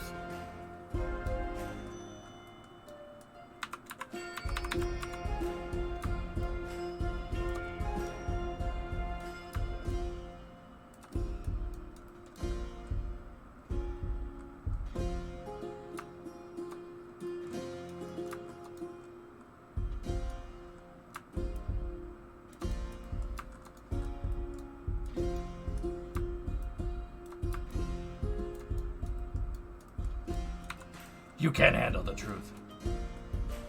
Or put it on top. Yeah, putting something like the shuttle on top of a stack is asking to kill somebody even more.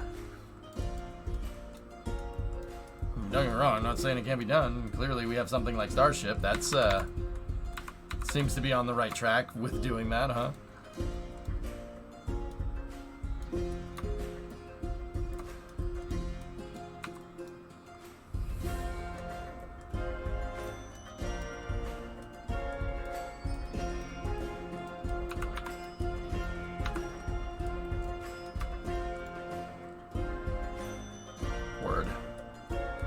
Hey, Blinga.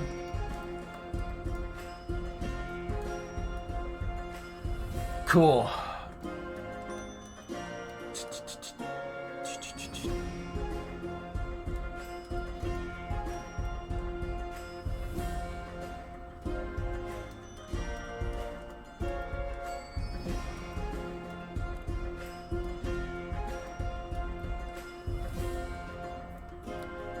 The question comes out of things like that being dismissed offhand too quickly. Approach it like the Mythbusters. What would it take to accomplish it as stated?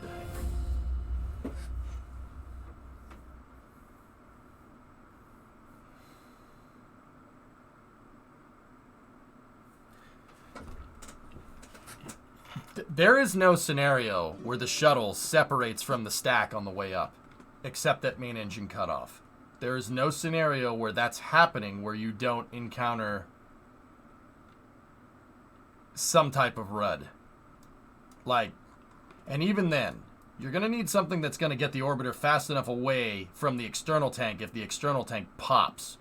So that means you need to accelerate a 60-ton orbiter radially away from a stack and make sure it doesn't do that whole pitching motion thing, or else you're going to rip the orbiter to shreds.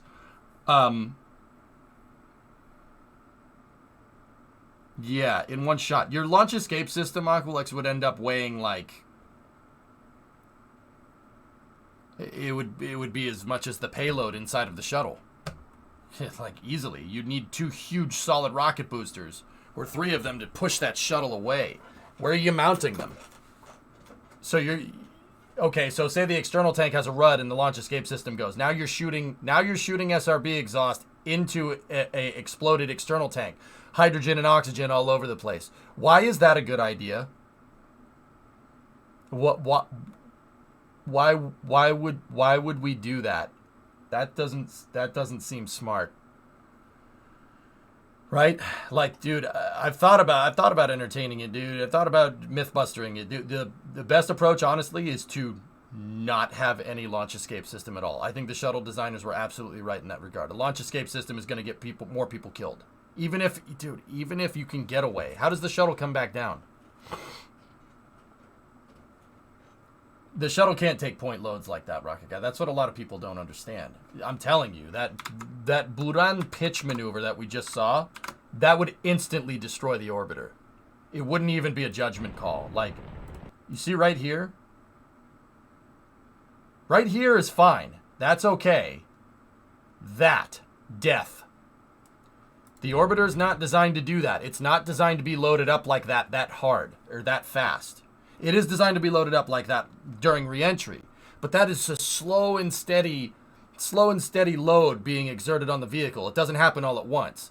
Dude, turning that orbiter like that at this speed is like crashing into the ground. That, and the pitching moment on Buran is probably ass, like the space shuttle. It's not good. That's why they put the body flap on there. Even Buran has it because the shuttle has insane pitching moment because the whole bottom of it is flat. You pitch the thing up, you can run away pitch and the thing can flip over. Why does that sudden pitch happen?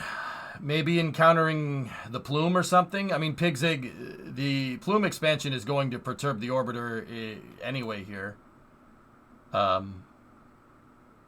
Yeah, that right there is death. You would die. The orbiter would rip itself in half. Actually, if I had to guess, it'd probably be either right here or right there, fore and aft of the payload bay. Probably right here because the wings are generating insane amounts of lift and the payload bay isn't in this regard. So you'd snap the neck of the orbiter. Like, you want to see what I'm talking about? Look at Scott's video about STS-107, the synced video. You'll see exactly what I mean. Shock loading the orbiter, it's not designed to do that, guys.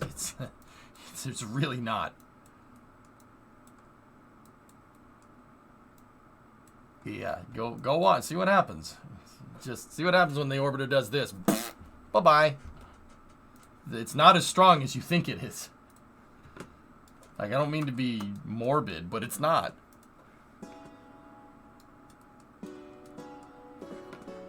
Honestly, that's taking a complicated thing like the shuttle and making it even more complicated. Someone pressed space too early, indeed.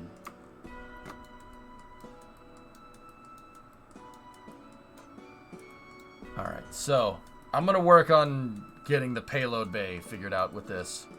And then I think I know what I want to do back here, which is why I'm focusing on the aft engine so much, and then we'll move all the way. We'll move forward. We still got to do the front of the vehicle up.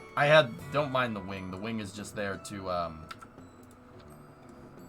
keep that like that. Yeah. So, like, once again, guys, you know, you want to make something like the space shuttle, a side-mounted space plane. I hope you made a reliable engine. It doesn't matter if it's Buran or the space shuttle. The engines have to work. If the engines don't work, you're going to have a big problem. No plane takes off with the expectation that the engines might explode. Now, don't get me wrong. There's bird strikes, etc., but that's rare. Right? It's rare. The engines are way more reliable than a rocket engine because turbofans, high bypass turbofans, are a lot more of a matured technology over a rocket engine.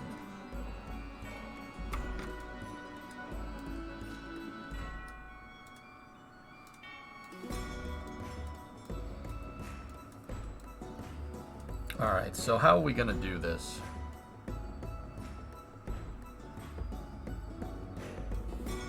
Alright. So, I have a copy of that up there. So here's what I want to do for the doors.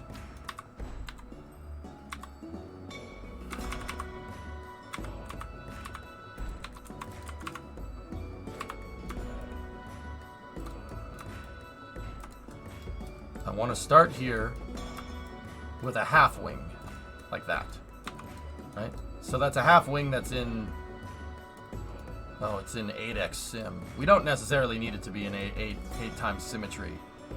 Yeah, because that's going to be a door. It only needs to be, this one only needs to be in 4 times sim.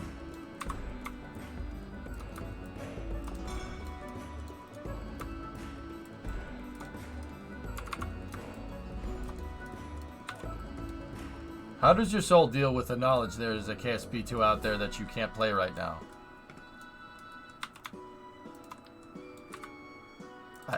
I've played KSP2, Euchreman.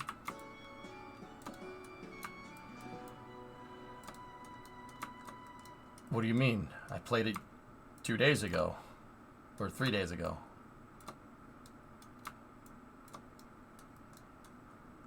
But you cannot play it now. It doesn't weigh on me at all.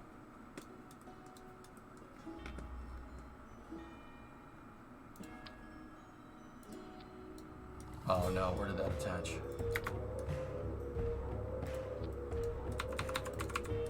Yeah, it doesn't bother me at all.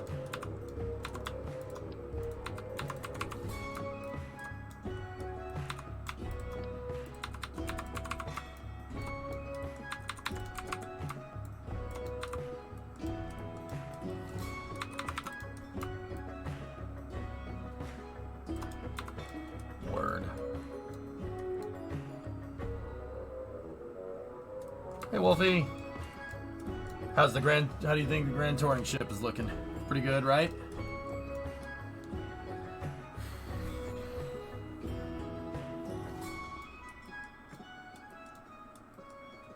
And we're only at 172 parts. Pretty good. So it can probably end up being less parts than my freaking shuttle stack, which is, I don't know how to feel about that. I don't know how to feel about that.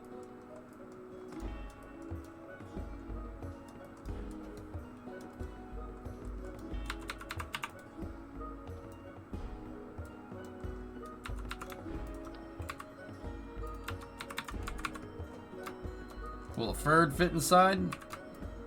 Yeah.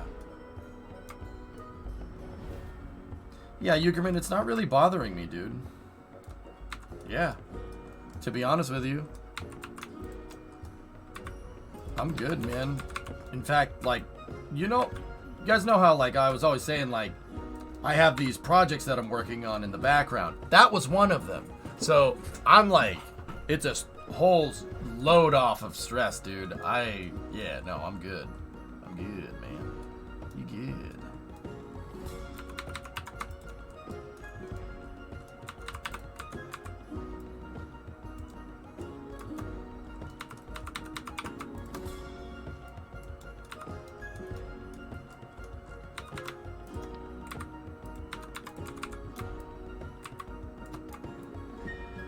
I know someone's thinking it. Why wings? I gotta make doors. If I could make the whole thing out of a fairing and then cut a hole inside of the fairing, which you technically can do if you edit some craft files. I don't really want to do that though. Yeah, you could do this, but I need payload bay doors. It'll make sense in a second.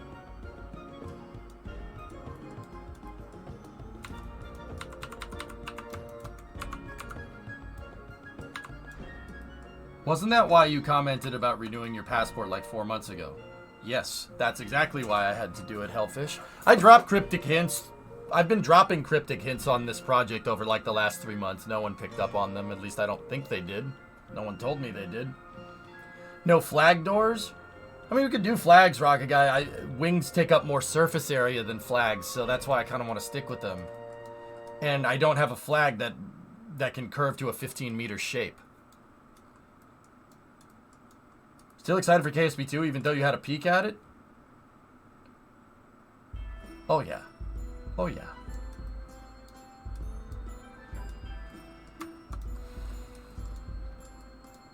Yeah, Rocket Guy, I don't think we can efficiently see, like, that's not as much space as the wing. That aggregate surface area adds up over symmetry. No, not excited at all. Once again, fellas, it's like a huge load off, honestly. Knowing that I got that project out of the way. That was a hard one, man. That took a lot of planning. But yeah. I do remember you saying you wouldn't play KSP unless they asked me to. You shrugged it off. Told you.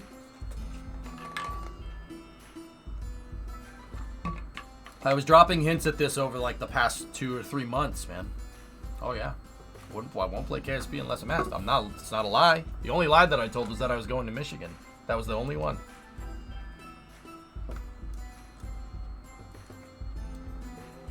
I wanted to see how much people were listening.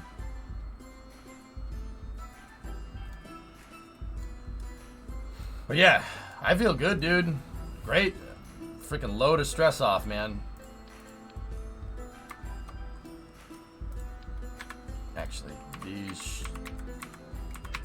Let's put these in 8x and then see where it gets us. Yeah, freaking, it's a load off, man. I'm ready. We'll build out this Grand Tour ship and shouldn't take me very long. And then when this sucker's built out, then we send it. We'll go all over the place. And we'll send it just in time to get back to KSP 2. Just in time for KSP 2 to come out, man. It's gonna be awesome. Yeah, that's the reason why I kind of stopped doing the shuttle in the station, because we wouldn't have had time. Which I'm super bummed about, but I said we'll save it for KSP 2, man.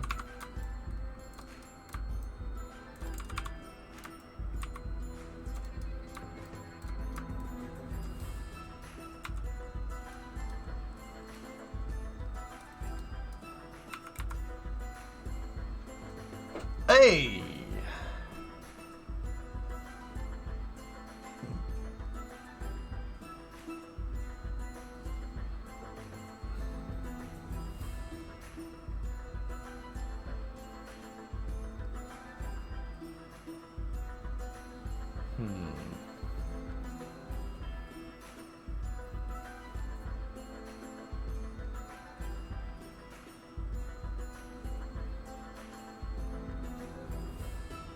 I'm talking to Scott, alright? I'm not kidding.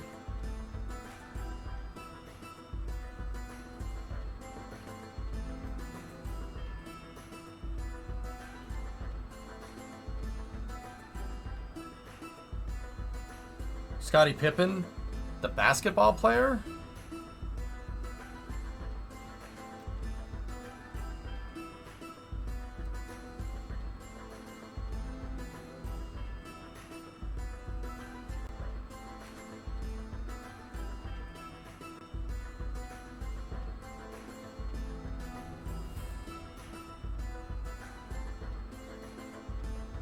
Hello. That's right, yeah.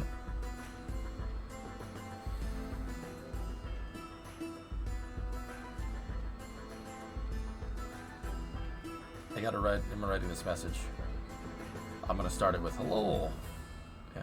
How long does the...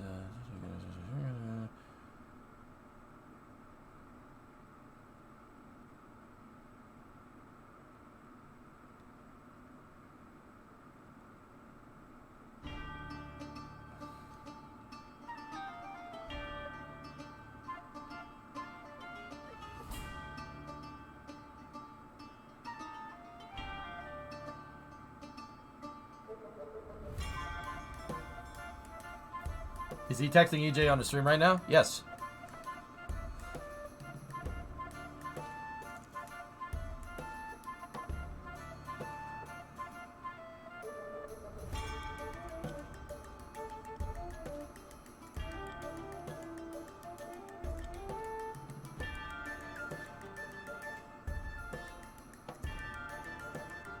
Maybe I'm collabing with Scott about something. You ever think of that?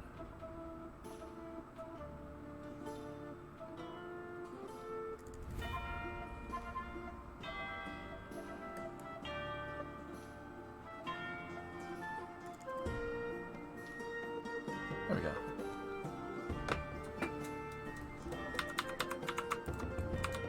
Raid Shadow Legends stream? Yes.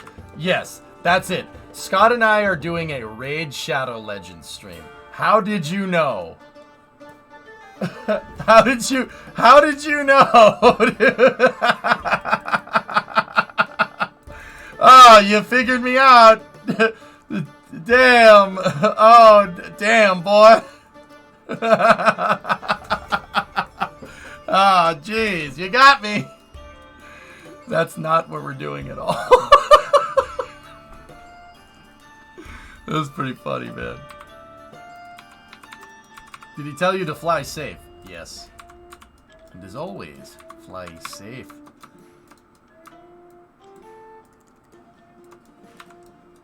Yeah, but it got a laugh. It did. Yeah, no, you did. Yeah, that was funny.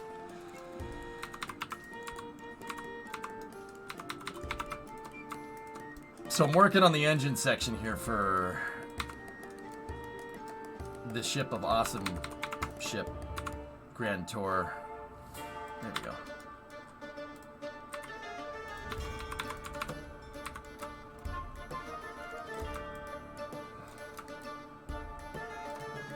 Scott and Pippin. That was funny too. That made me laugh.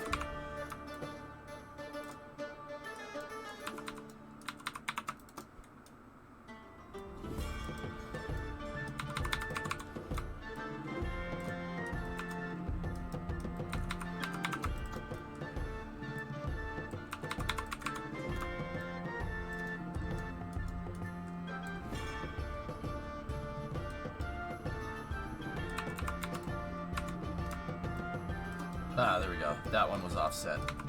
Cool. That's cool.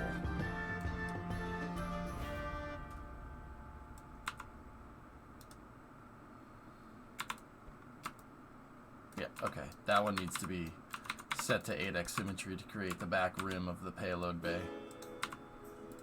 Oh! This album dedicated to all the people out there who said I would never amount to nothing. All the people that said I would never come into things because I was just getting money from my daughter. And all the chatters in the struggle.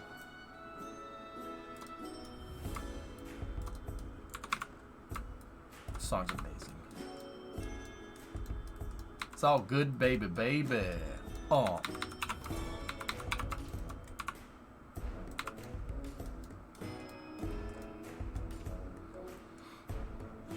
Ooh, Scott got back to me.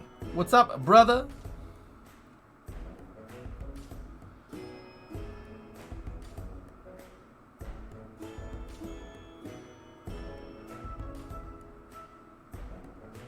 Yeah, we can.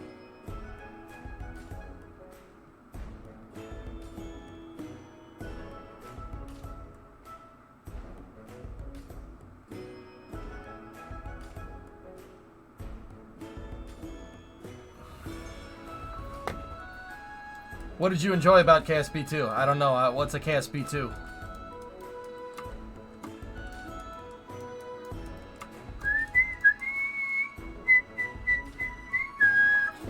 Not telling my chat anything? I don't know, man. I don't know nothing about Kerbal. You know, my dad got Kerbal.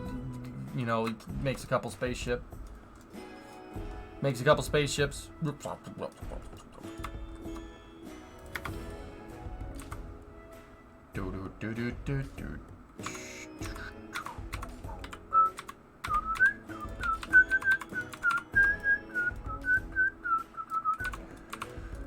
Now, like, what does he say? Like butter played toast from the Mississippi down to the East Coast.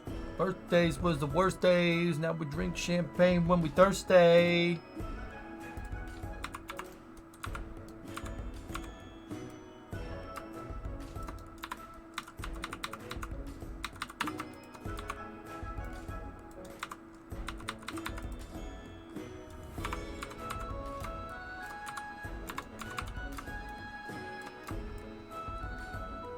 If you don't know, now you know.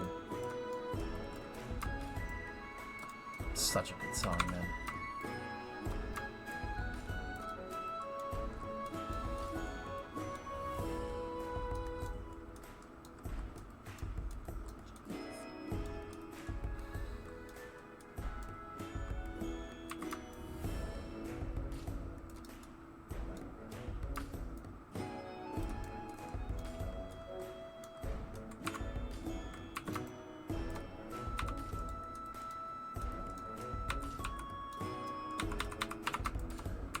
Yeah, this is just gonna take a second to get this right, but if we can do it.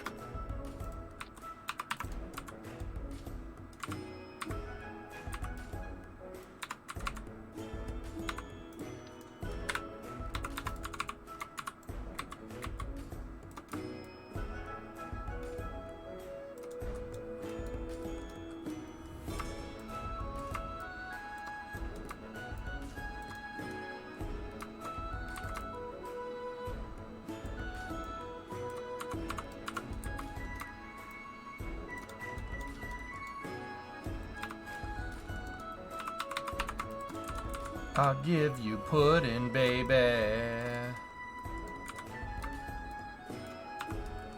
That's the lyrics. I'll give you pudding, right? Does KSP2 answer the question, where did Kerbals come from? I don't know. I don't know how to Kerbal.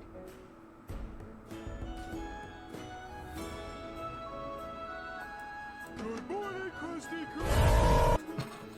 Krab. Good morning, Krusty. Oh! Breathe if you enjoyed KSP2. Don't breathe if you didn't.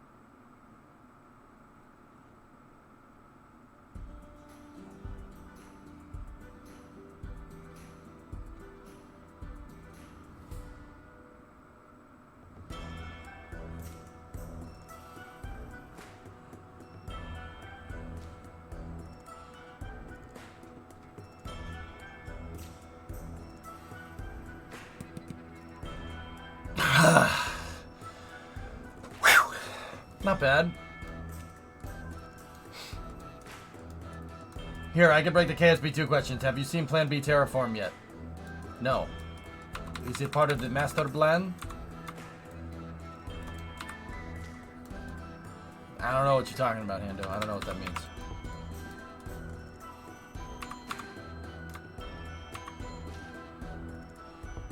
I don't know nothing about computers. My mom got one, she put a couple games on it.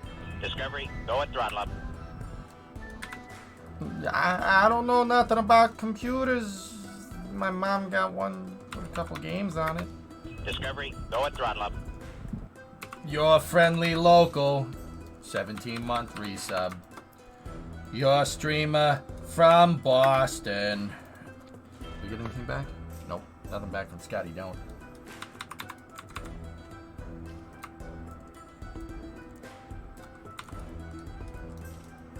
Scotty, don't.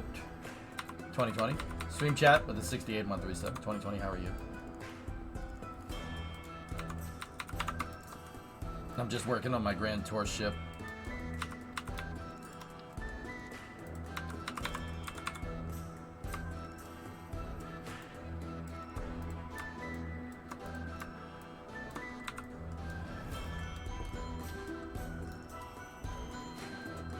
It looks pretty neat. Like Factorio, RimWorld, and other few games had a baby. I feel like it might be up your alley. That sounds neat, Matt. 4 words. KSP2. I don't want to play any other games, man. I just want them just laser focused on that. You know what I mean? Dude, I want it. Want it. Want it. Please. Feed me.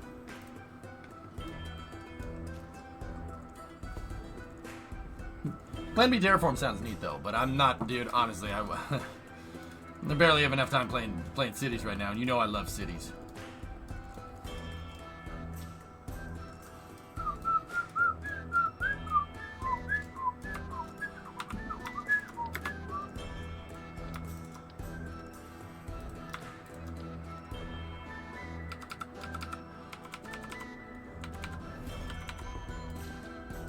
What features of KSP2 are you looking forward to the most? I don't know. Good ones.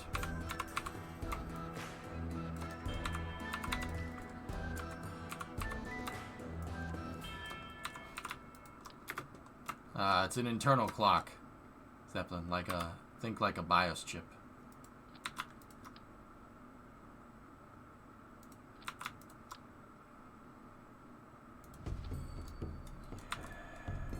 Oh, that looks bomb diggity. So we're not continuing with Amsterdam and cities. How did you get that from what I said? How did you get that from what I said? Honestly, how did you get that from what I said? That is not what I said at all. How did you think? How did you get that from what I said?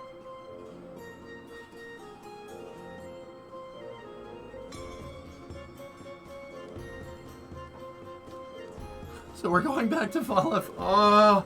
Oh man, you are making me so angry.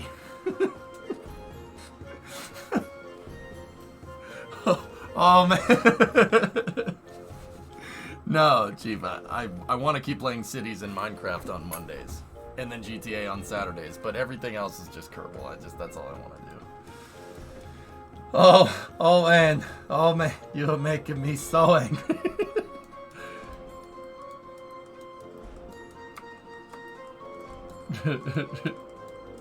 Kaplach!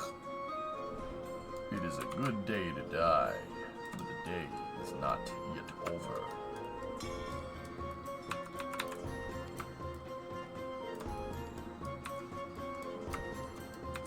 Second day you fall for that. What do you mean fall for it? That's not a joke.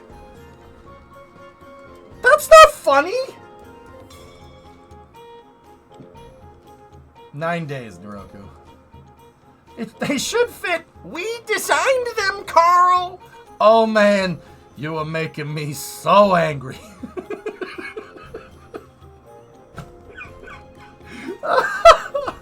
That's good, man. Smack that. Yep. What were they designing? Was that the drizzle? Who is the drizzle?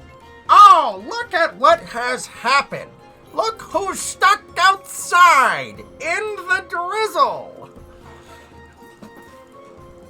Is it supposed to think like this? Yeah, that's why they call it crude, Carl. No, it's not. We hit my septic tank, you jackass.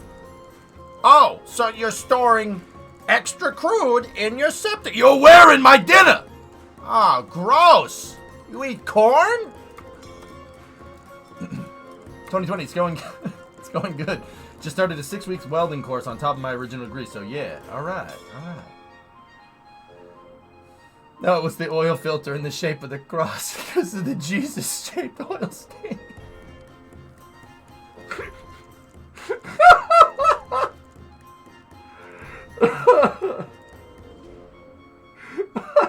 I remember that. That show was so stupid.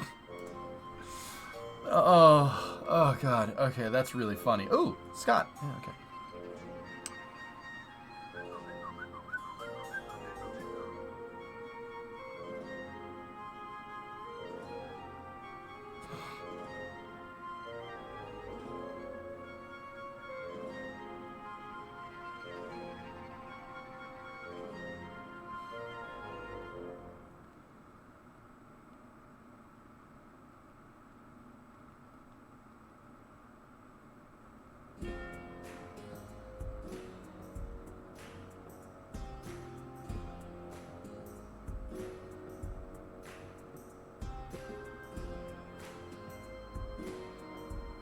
Sorry. I'm talking to Scott. I'm serious. I'm talking to Scott. That's not bullcrap. We designed them. It makes me so happy that you're a fan of that show. Dude, that show is money. So how about that, huh? How about duh?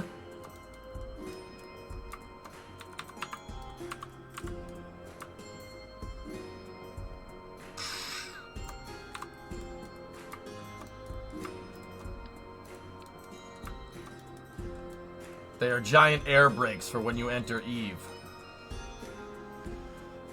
I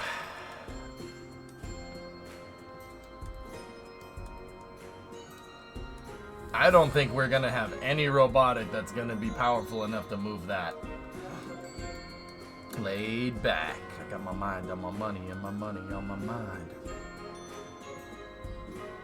Zoom in on the New Glen patch.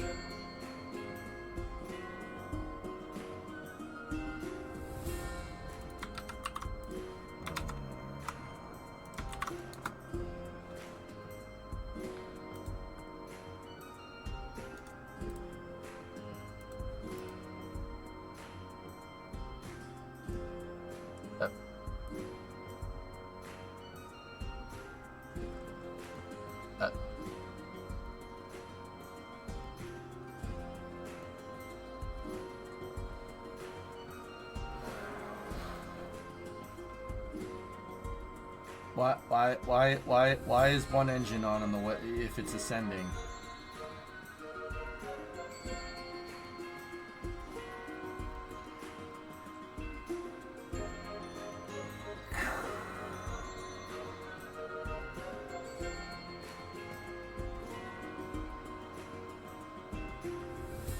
Why is one engine on the way up? A one engine landing I can understand, but that's weird. Yep, that's weird. Okay, not gonna read too much into that.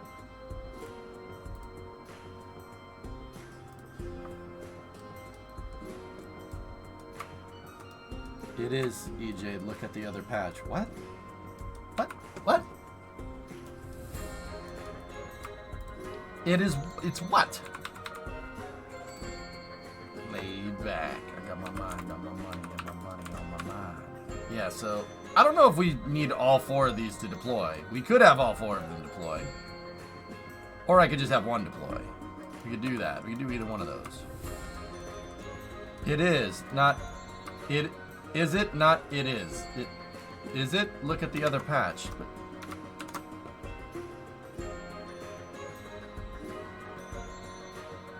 Is it what?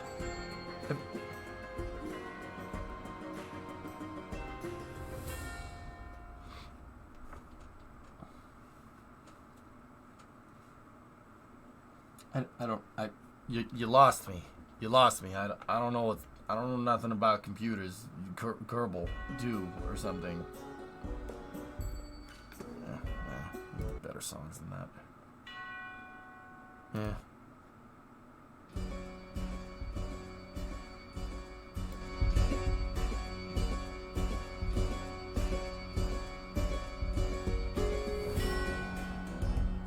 I think he means it's ascending. As in, is it actually ascending on that patch? Are they hinting at SSTO operations?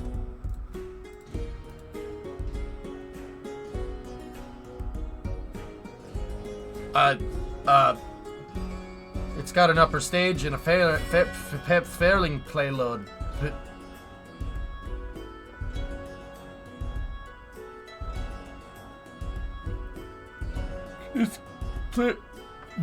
No.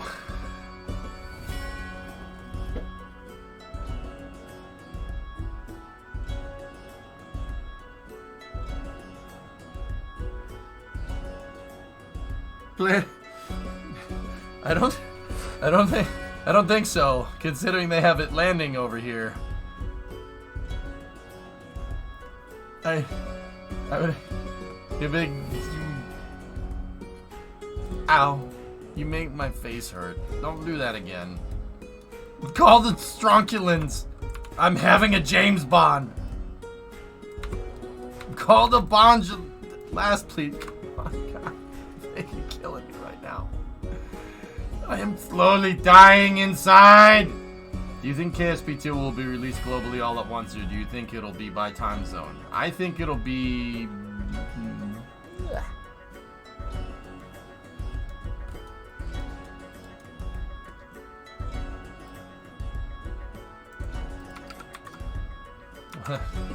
Why are you like this, chat? Please stop. Ooh. Block 2 ML. Very nice. Schlant, what happened to this peanut butter? Well, you said we weren't going to use it. So I did. Jackal, what's with the wisdom memes? They're not funny. They're not funny. I like that. But it's not.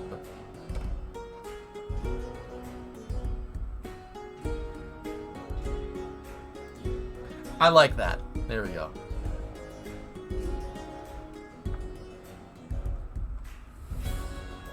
It's because launch pads are amazing. They're like dry docks, Chief. They just make things so much easier. Ship wouldn't get very far without a dry dock. And a rocket wouldn't get very far without a launch pad, am I right or am I right? Do you like the payload fairing? It should be bigger than New Glenn. What about a wet dock? Nobody likes a wet dock. Yeah, you're not a sailor.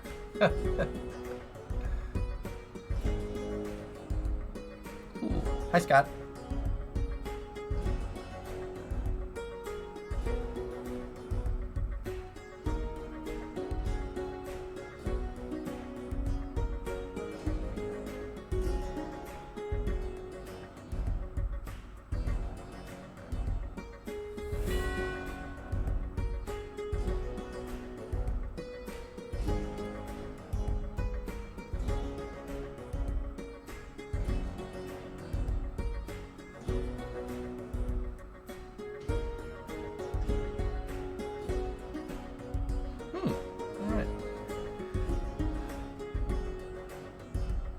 I thought we were keeping it PG. We are. You are. I don't have to. It's my stream. I don't have to follow my own rules. Frick you. I do. But sometimes.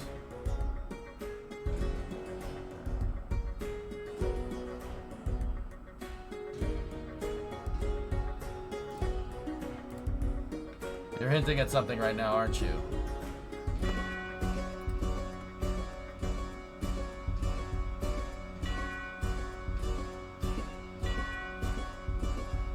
Oh, guys, all right, okay, so no more links after this, but also, oh,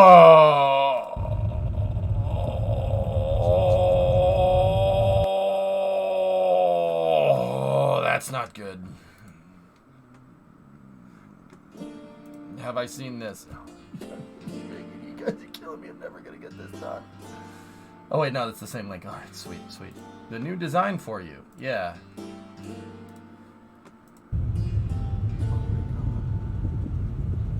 Yeah, see that guy in the truck? I hope he has a good HEPA filter in that truck. I'm serious. Yeah, same with that guy.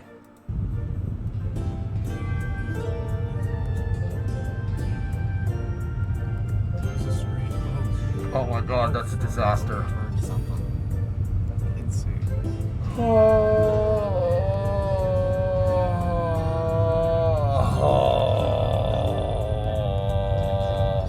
Oh, that's nitrogen tetroxide.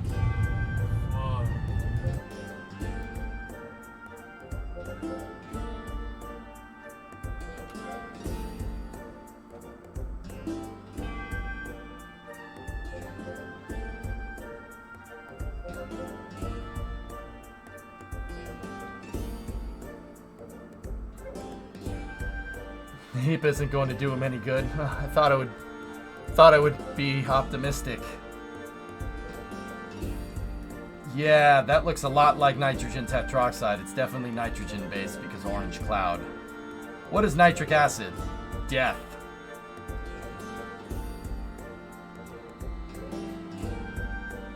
Yeah, it was a little bit of hyperbole on my part. Less, or not hyperbole, more dark humor than anything, but those are Arizona license plates. Whoa. Yeah, that's not good. Yeah, per the Arizona Department of Public Safety, it's nitric acid. Oh, okay. That's still pretty bad, but it's not as... That's still pretty bad, but it's not as bad as NTO. If it was NTO, we'd got a big problem. Yeah, that's probably why they're letting people drive through it. Hyperbololic.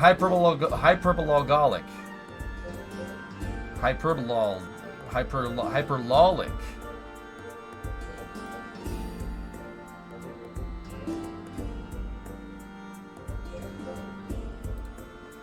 Hyperlol. It's for the lols, right? That's what that means. What soundtrack is this? This is GTA 3, Barrel. Yeah, there's people driving by. Yeah, King. Oh, yeah. If I saw that, I'd stop and turn around. I don't care if I'm going down the wrong. I'd like just drive through the dirt and go down the other side. I don't want that near my car. I don't want that near me. Since y'all, this is the start of my grand touring capital ship with doors that open up like this, not like this. Okay.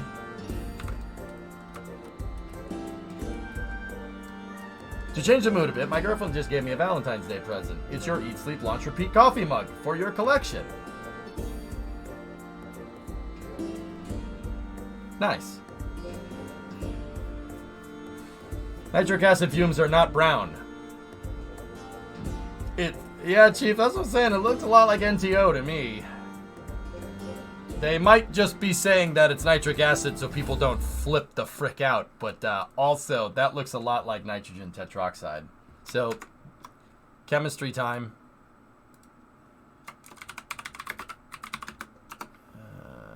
Let's see.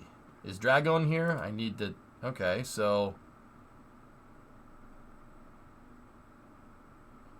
Oh, no! Yeah, that's right.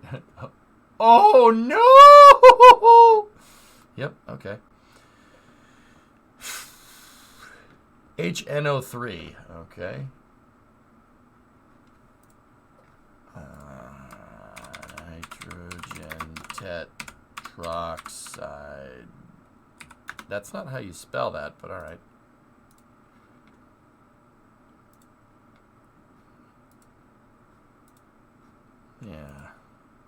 Yeah, they're a little different. Close, but a little different. So Dragon, my question is that will this is not good for you, is it? And if this is good for you, that's definitely not good for you, is it? Very concentrated nitric acid is called red fuming nitric acid, and it spells NO2, NO vapor. Nitrogen dioxide.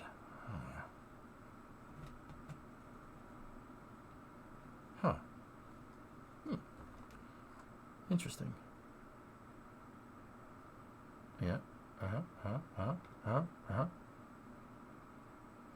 Yeah, so, Dragon, with that being said, what does that look like to you? Let's see. That doesn't look like nitric acid. Man. Nitric acid stains your skin real fast. Oh.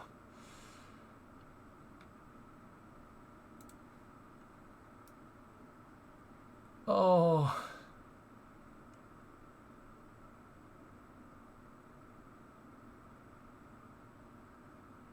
Oh. We've seen those flames before. That doesn't look like nitric acid to me, boys. I can't see the load indicator, dude, unless... I can't see what the indicator, the hazmat indicator.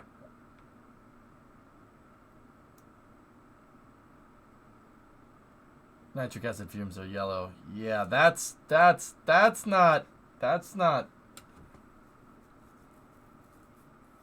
I don't think you would transport that much elemental bromine. Yeah,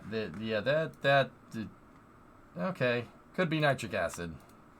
It stains your skin yellow, then orange. Look, man, all I know is you don't see this in nature. You don't see orange flames like that. Yeah. If I was these cars, I'd just drive. I would just turn around and drive away. Yeah. That's probably not good for your that's probably not good for you. Orange cloud, bad.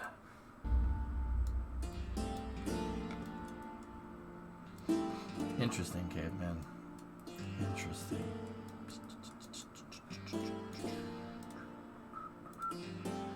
Yeah, somebody asked a little bit earlier, what's our delta V? The delta V numbers right now are 5,700 meters a second, and that would just be on impulse power, which is actually pretty good. Don't cross the streams, it would be bad. Yeah.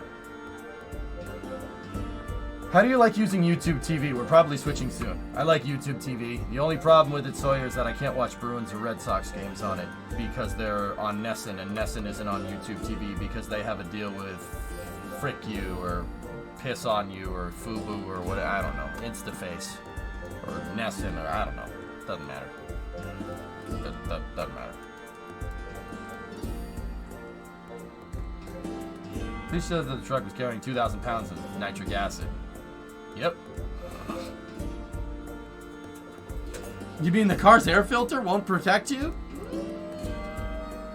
No. That's not a problem. Yeah, it's a problem for me. It's not necessarily a problem for you. What's the TWR with this? Hey, 0.4. That's not bad, considering. But I haven't built the front of the ship yet, so...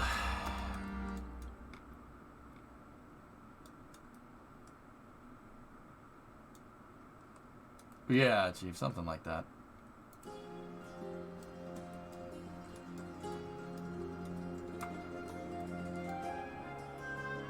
And what's going on in the States? The 2020 year has never been an easy one. Toasty, it's... I actually said this in regards to the space program in probably like April of 2020. Now, don't get me wrong, the VOD is long gone. Can we launch this? It really won't go anywhere right now, or me, but I should put it out for a structural test.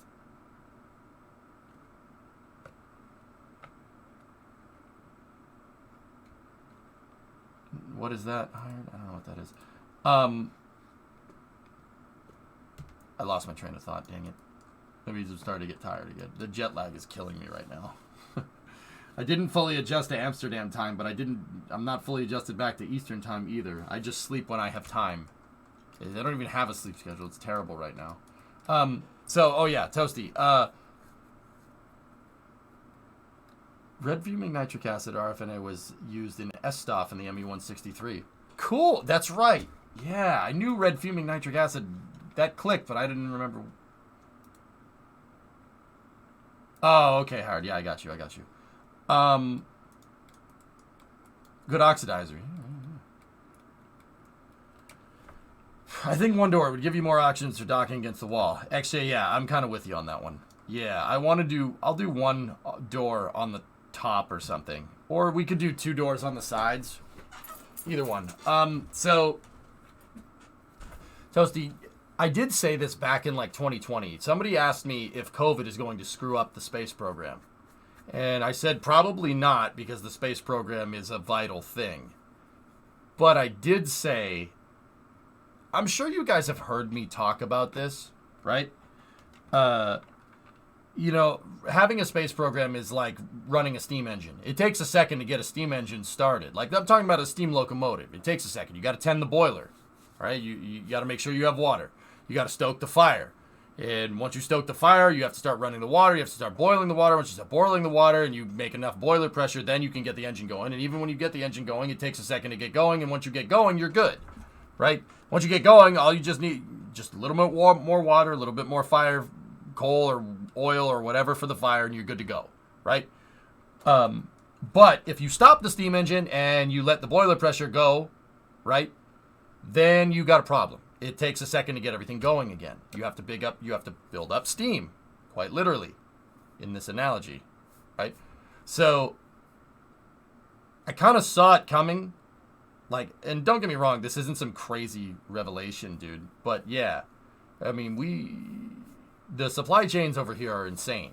We're trucking around all kinds of stuff everywhere, 24/7, 365, and we stopped doing that for a little while, so it's bumps in the road getting back to that level of productivity that we were at pre-COVID. That's what all this stuff is, you know.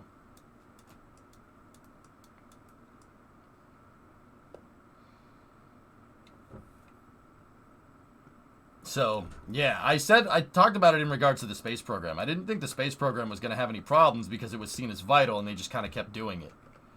So we really didn't see, if anything, we saw it accelerate, you know, because the space program kept going and everything else stopped. But, yeah, so supply chains are kind of elastic in that regard.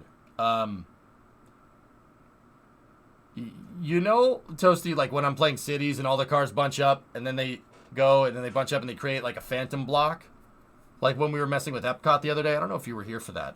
The supply chain works like that. It's elastic. So if you stop for a second, you're technically stretching the band, right? And then it's gonna spring back, and you're gonna have to deal with those reverberations in the supply chain.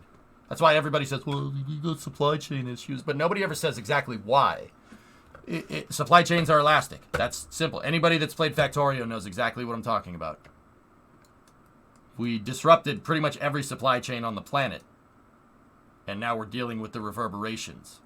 And the reverberations of that are people trying to get supplies quicker, faster, better to different areas. And yeah, you know, if you try to do it faster, you're going to end up, yeah, because it's elastic, right? You have to try to do it faster. You're going to get problems. That's why these trains keep derailing. At least I think that's why the trains keep derailing, why trucks crash and all this other stuff. That, and we're hypersensitive to news. So a story like this from 2019 would have been like, oh man, a truck driver should have probably gotten some sleep. But a story like this in 2023 is like, oh my gosh, what's happening to the supply chains? You know, so take that into account too. Who knows? Anyway. Hey Kaiser, what's going on? Says nitric acid react with metallic copper in order to produce brown fuel. Oh, okay, Chief. Well, there you go. Baron, what's up?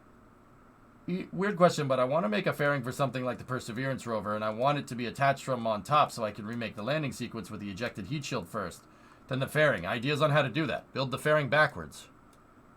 Attach your parachutes to the back of the fairing base and build your fairing from the top down. And then attach it to a heat shield and you're good to go.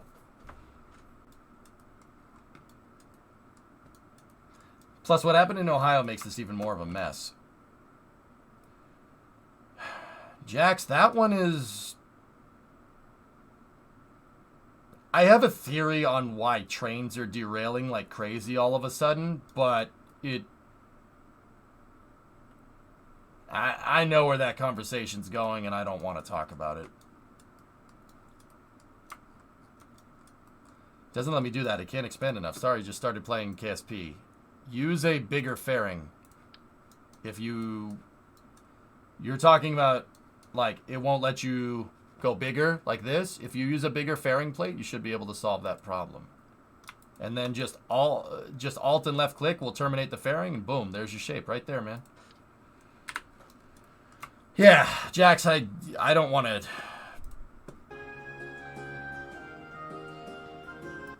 I have a theory on why the trains keep derailing. And it has to do with supply chain elasticity, but... yeah. There are other things that I kind of see. I mean, I'm pretty good at noticing patterns, man. But, yeah. Okay, that's good. How do you stop the fairing size? And really sorry, a lot of questions. Nah, don't worry about it, man. How do you stop the fairing? How do you stop the fairing size? Alt and left click will make the fairing open. I just meant that it puts every single chemical accident on blast. Yeah, you're not wrong, Jax. Absolutely.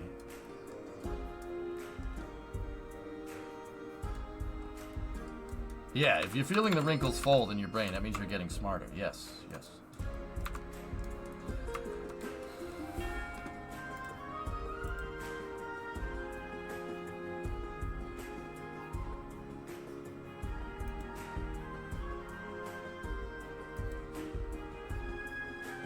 Yeah. Yeah.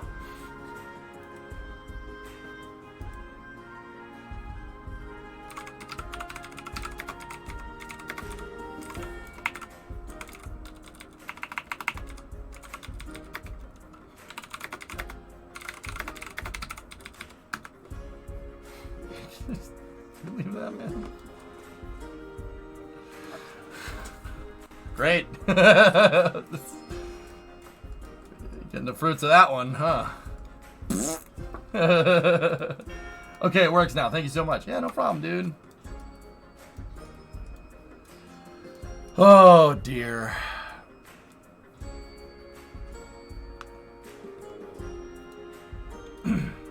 We did a lot of work today, guys. We're gonna have to go in here like this. Yeah, let's, I'm gonna take, also please keep any fluorine chemistry away. Fluorine.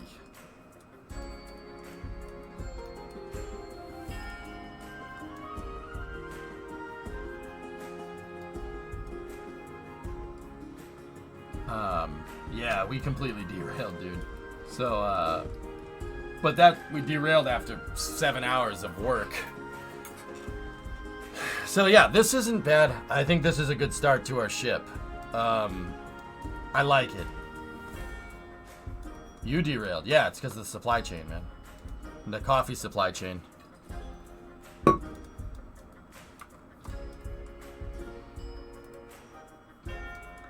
We still got to work on what the front of the ship looks like, but I do like the progress that we're making here. I need to be able to open this up so we can replace the drive if we need to, but the payload bay does look good. And XJ, I'm kind of with you on one payload bay so we could potentially attach stuff to the sides. I'm kind of...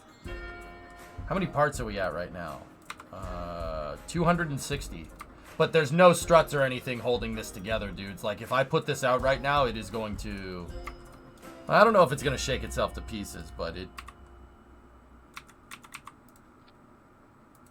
it'll do something.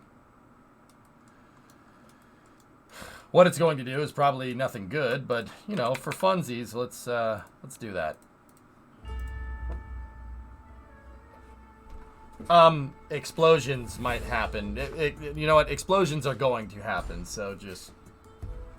Yeah, bear with me on that one. I gotta open the door, dudes. It's getting toasty in here. Toasty!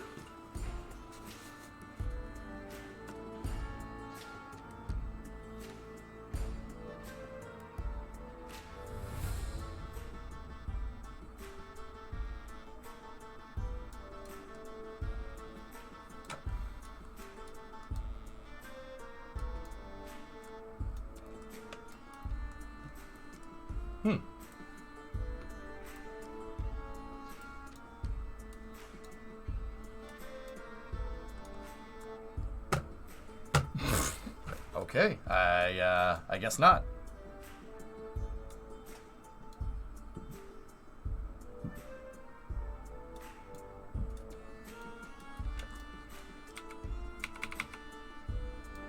Even through time warp? Nothing? Oh, we're getting a little bit of sag right there from the nozzles.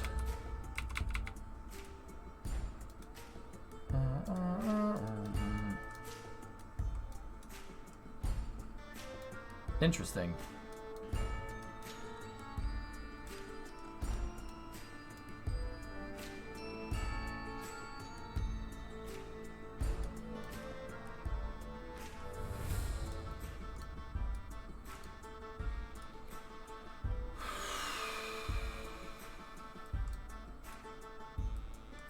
What's the keyboard shortcuts to switch between local and absolute offsets? F.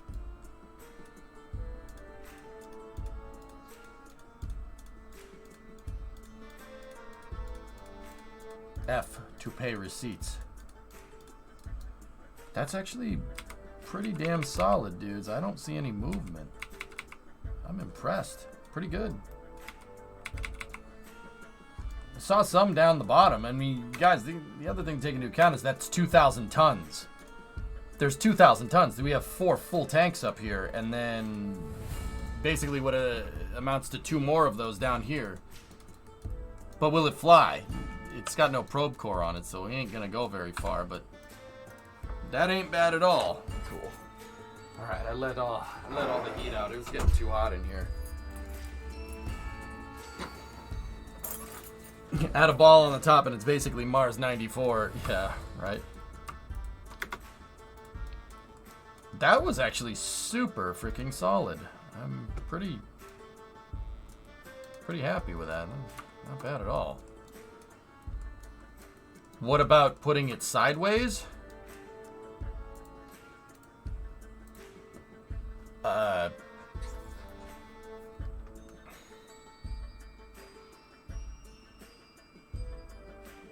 you know if the H3 launch is still on for tonight? I don't know, Dish. Yeah, I'm not sure. Do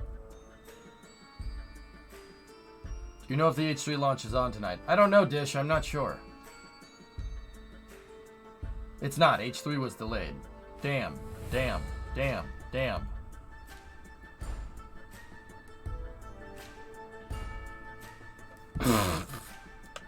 Wow. All right.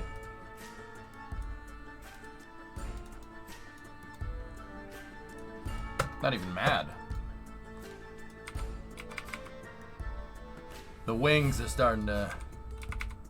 That's because there's no way to hold... There's nothing holding them in place. But dude, that's pretty damn solid. This thing's built like a... You know what? I'm not saying that. I'm not... Last time I said that, it blew up.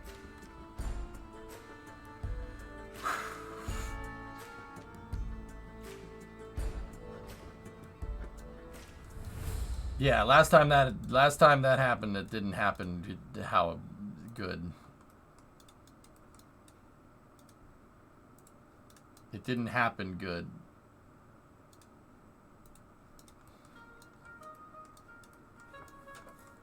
I did see some movement between the tanks and stuff, but this design is super strong, man, which is good. That's a good thing. Stop. Drop. Shot him down, up and out, shot. Oh, no. That's how Jeb Riders roll.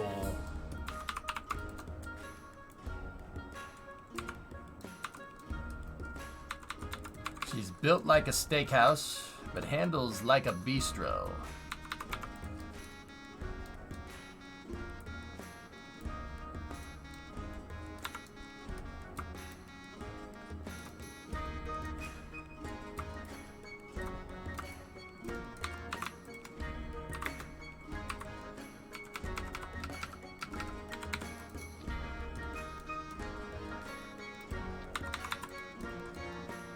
If we strut to fairing here,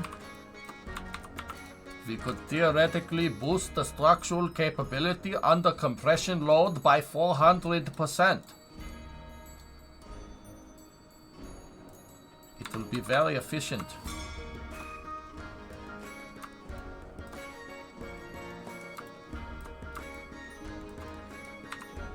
That's a Rough Riders roll, roll, roll, roll. Yeah. Alter ego. Kith, inform the men. I've made it with a woman. Sir, I was supposed to visit Amy this weekend because she's my fun rule.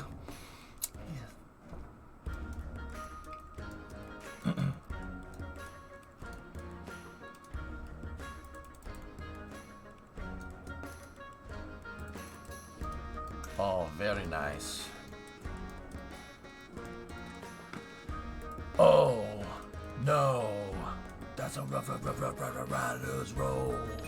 And then if we just do a little bit of that there, a little bit of this, a little bit of that, a little bit of this, a little bit of that. Chat, we're gonna learn something new today. You know what it's called? It's called math! Without it, none of us would exist. You know what? We'll put a probe core on this for funsies. No. Oh. No. I just grabbed my pants. Oh. What? What? What? What? I don't know. I don't know.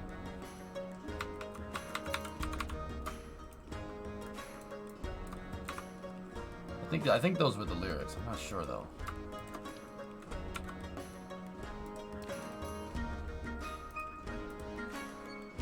Math, not even once. I think you letter.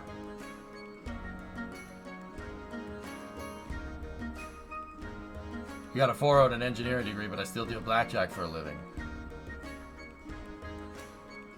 You want to trade that degree for my computer animation degree? I'll trade you. Alter ego if you want. You know, if you ain't gonna do something with it, I'll do something with it. I'll trade you. Like I'll post it up on Craigslist, man. You can have it. All right. How do we download all that?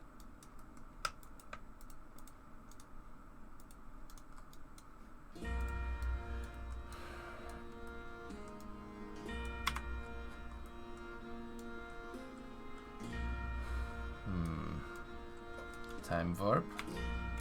Oh, very strong. Very strong. Very strong. Alright, I'm gonna turn the sound down and then we're gonna do this.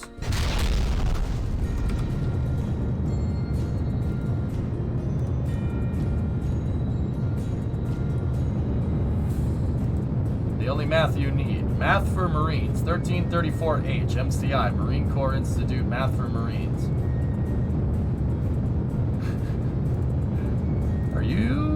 calling me stupid?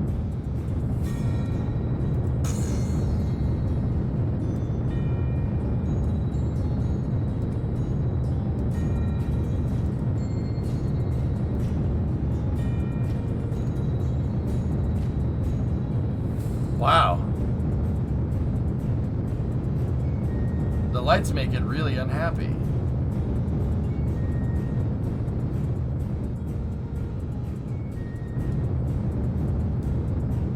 Wow.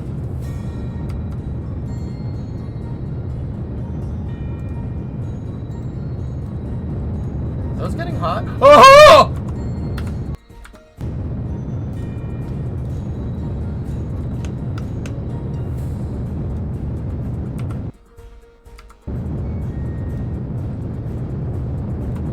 Yeah, they are. Those are getting really, really warm.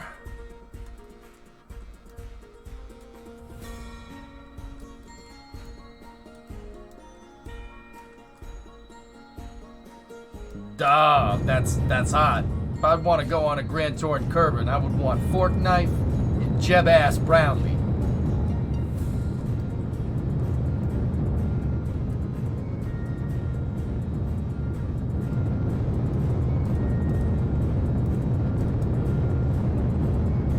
Boosters. So yeah, right now our thrust to weight ratio is way too low. We're 0.27, which means we're putting out about a quarter of the thrust that we need. Nice and strong though.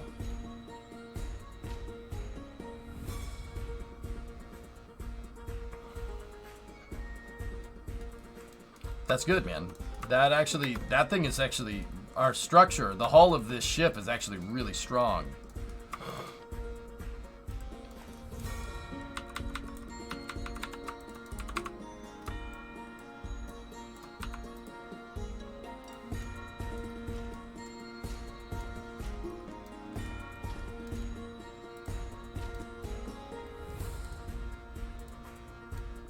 That's cool.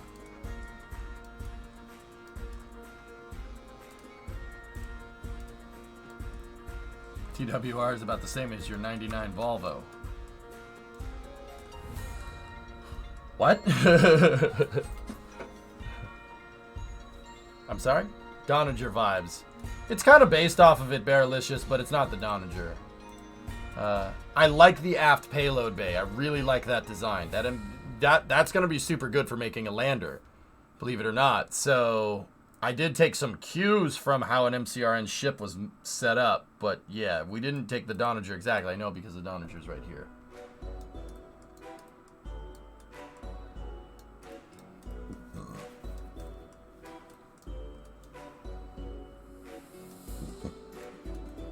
Yeah, see what I mean?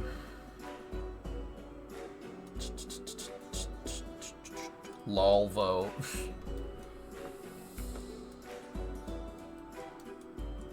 So I took the Donagers, this section of fuel tanks that we didn't need. I took those out, and that's where our drive core is. And then I made a cylindric payload bay instead of a cube, instead of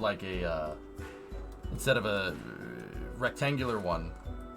And then those fuel tanks are still in the right spot. And now I got to figure out what I want to do to build out the front. Yeah, but this one could take off with all the SRBs and whatnot. But yeah, I like the circular payload bay. I think the circular payload bay looks cooler. Yeah. What are we using for RCS thrusters? I'll still use those. Oh, jeez. I'll make thruster blocks, Maggie. But yeah. Is it a Duna lander? It's an everything lander. But it could land on Duna, yeah.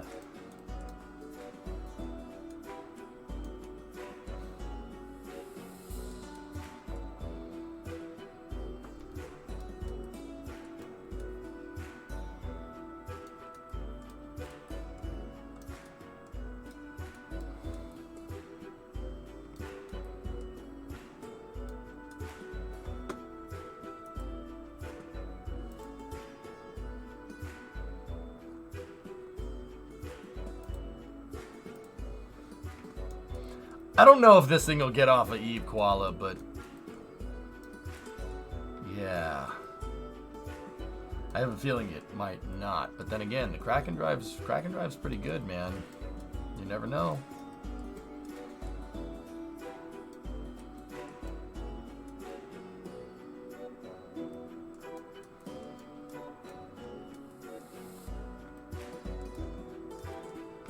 You can get stuff off of Eve with enough boosters.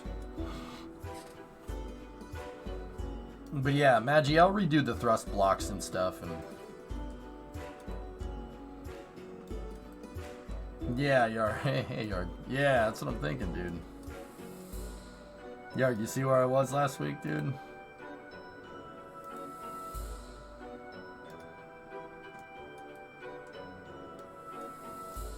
But yeah, I'm basing the design off of this kind of configuration.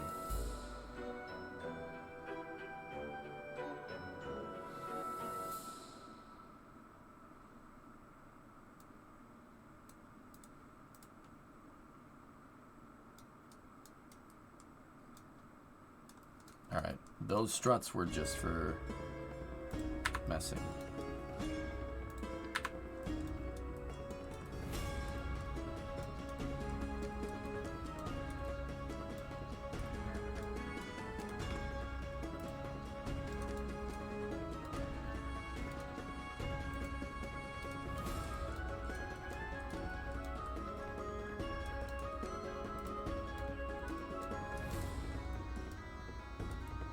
BJ Squid, thanks for the raid, buddy.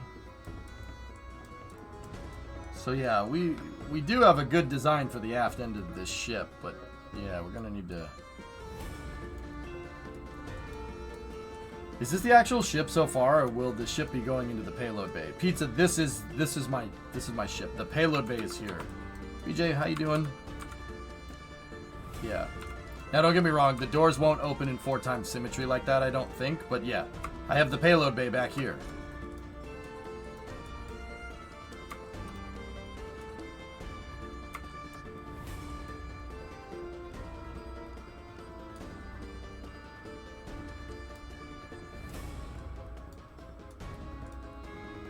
Nice. What do you think you're going to keep in there? Landers? Landers. Ore tanks for ISRU stuff. Yeah. Mars bars. We could put a rover in here, you know, and land this thing down and drive the dang rover out of it. Science probes, yeah. Yep.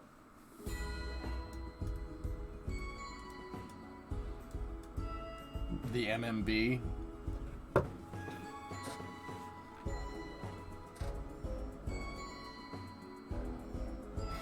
I don't think the MMB will fit in there, man.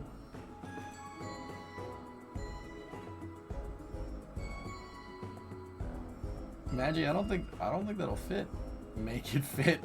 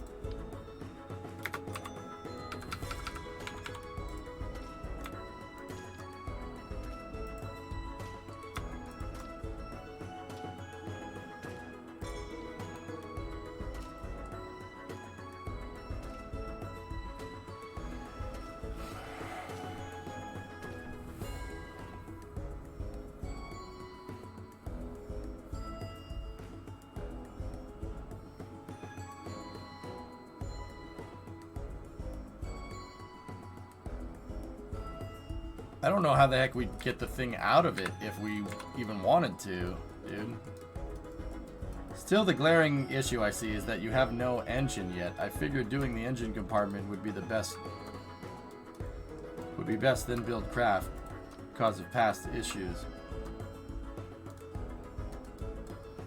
I have engines though. They're not the drive engines, but yeah, the drive engines can be mounted on the fairings. So, yeah, Shadowman, we can finish the engine bay. What you're seeing right here, guys, is kind of a rough, it's called a blockout. Blockout is something that you do in your 3D modeling to kind of just, you make some stuff, just put something on the paper, you know, or in the craft file in this case, and, you know, see where it takes you. And then you hone the ideas from there. But the MMB is the mobile mining base, guys. It was an old design that I had from back in the day. It's basically if you took NASA's crawler transporter and made it into a prospecting rover.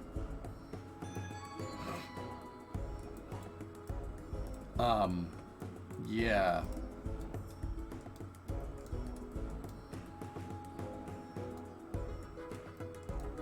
I wonder if I have a picture of it around.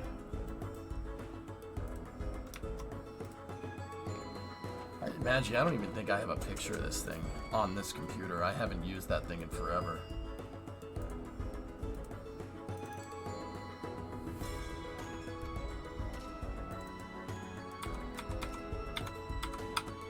We're gonna have to go way back in the archives.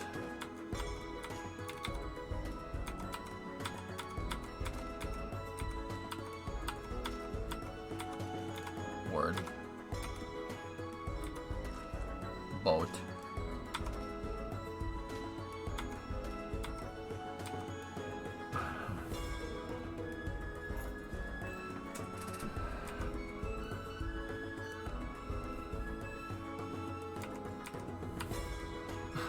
Yeah, that is what you think it is.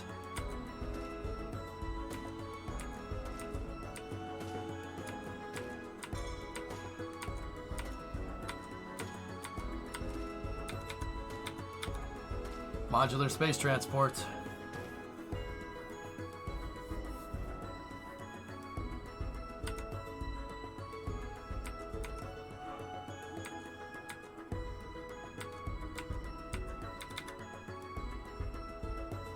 That's a cool picture.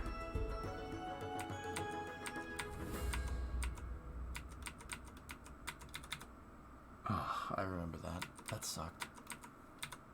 Nice. Huh. Look at that thing. Mark III. That's an old picture, dude.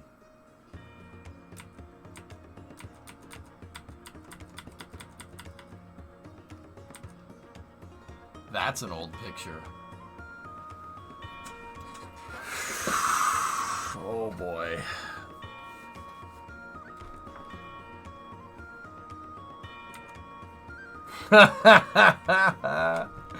Oh, jeez.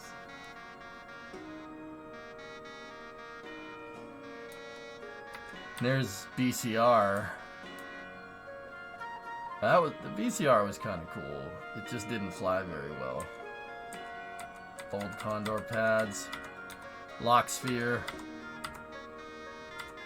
I'm trying to see if there's a picture of it. Avro Aero. That was a fun build. 747.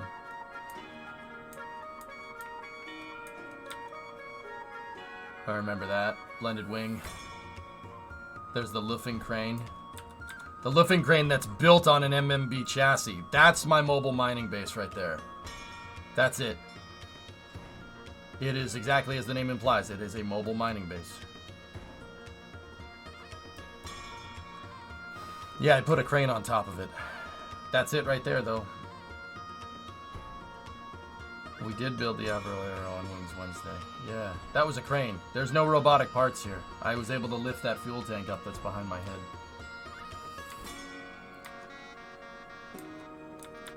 PCR was a good idea, man. Bummed that that thing didn't work. There's the Donager. Just goes to show you how old this freaking build is. There's the T-38, F-104, Eurofighter. 2 Donagers, twins, Basil, U-2. In this base. K-5. Crashed K-5. Landing K-5. Taking off K-5.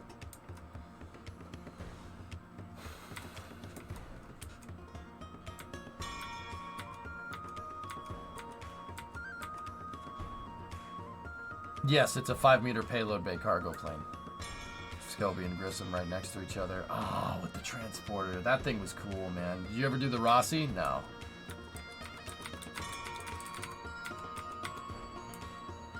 This save was bananas, wasn't it? This save was ridiculous. See that station? I built that station out of pieces. It's all assembled with tugs. The entire station. Man, that was nuts.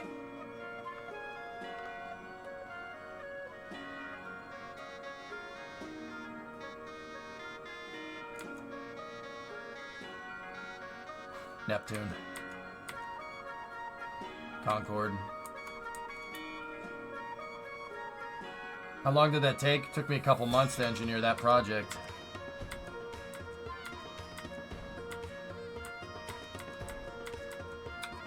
Yeah, I would bring them up in pieces with these orbital tugs and we'd assemble them and make a gigantic train. The frickin' Minmus Express. And it was all supported by the space shuttle. If I had more time, this is what we would have just done this again. There's one of the trains.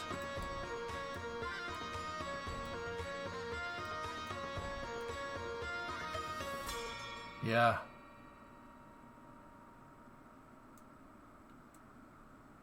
Yeah, it's like 100 meters long, dude.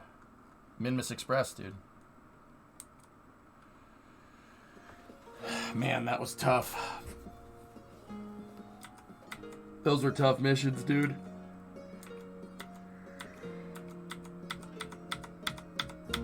I did that on the Apollo 11 anniversary a couple years ago.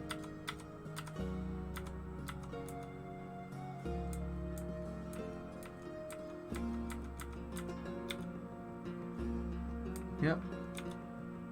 Nice. Yeah, one of them was planned to do that, but I never did it. See, back then, dudes, we were into all different types of things. We were doing, like, helicopters, launch pads, Minmus Express, like, all at once. This was in 2018. We were just doing everything.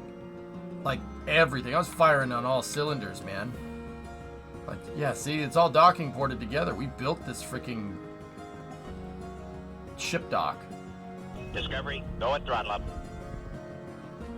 Last bit of missions with Condor 9s and pads took over everything.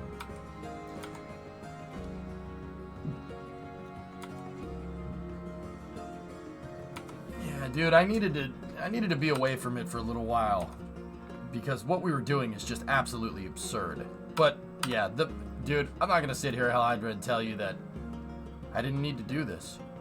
You know what happened to all this, right? Do you remember? I engineered out this entire freaking project.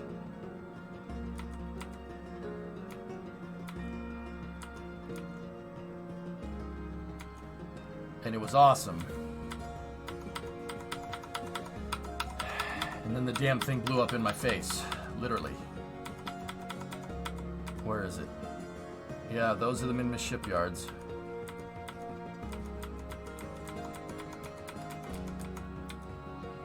Yep, that was me assembling things.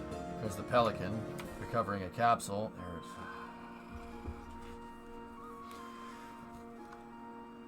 Dude, after that damn thing exploded, I had to... Discovery, go at throttle. There's the fully assembled base. So I launched it and landed it all in pieces, and then I used this tug right here to put everything together. And the whole idea is that you have a refinery in the back right here, and you have pens where you can fuel the ships up before they go to take off again.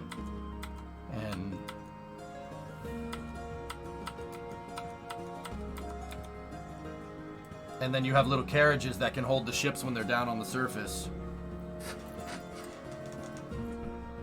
This was 2018.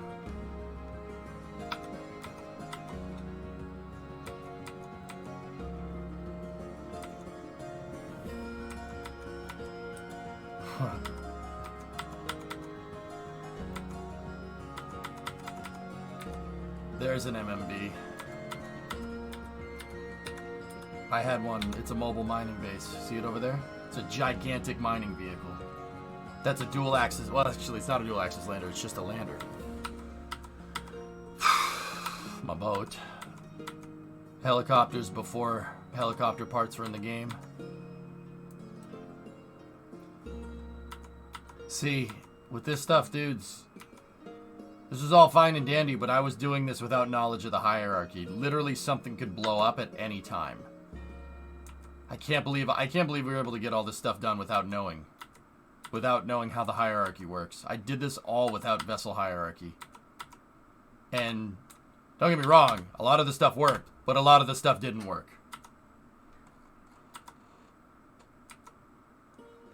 Yeah.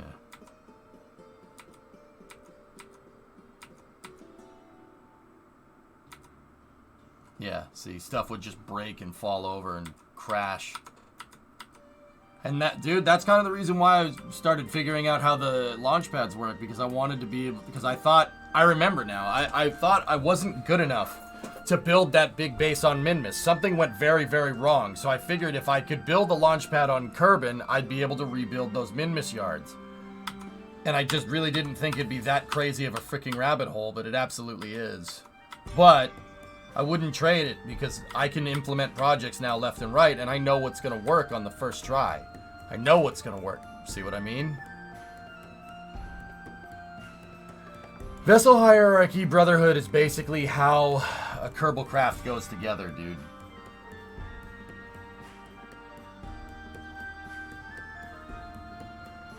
You ever... Ooh. Brotherhood, you ever go near a craft file on Kerbal and it does that? Hierarchy.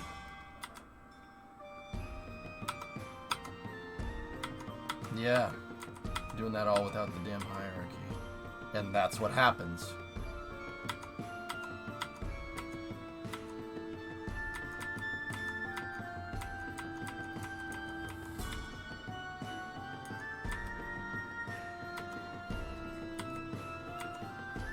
See, like, dude, even something like the TDRV, the recovery vehicle, I could whip this out in one stream, and it would work. And it would work probably better than that, dude. I needed to do that. I needed to do all this so we could... Nice. I needed to figure out how this all goes together so I can implement space architecture better. I mean, look at how quickly the station came together, dude. The thing is that, you know, we were timing it. Just took too much time, dude. And that's on me. It took too much time. So that's a fully reusable launch pad designed to reintegrate a fully reusable first stage. Yeah, see? Yeah. And it was, yeah, it ended up being all launch pads from there. And then I rebuilt the NG orbiter because I wanted to do with the shuttle what we did with Condor.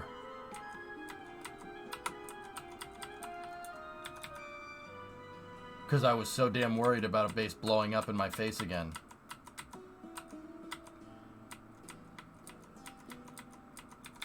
Don't mind that picture.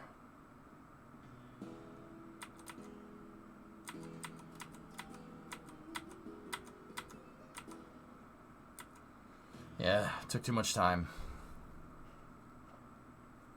So what's the number one rule for not trying to break things with hierarchy?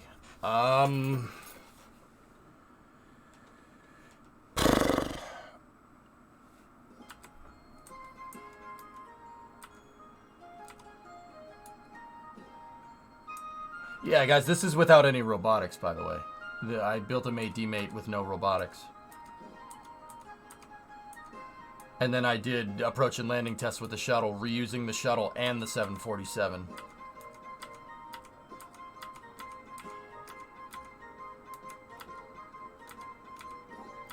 Yeah, that's the second flight. And then I got the shot. Yeah, see it? Grandparent...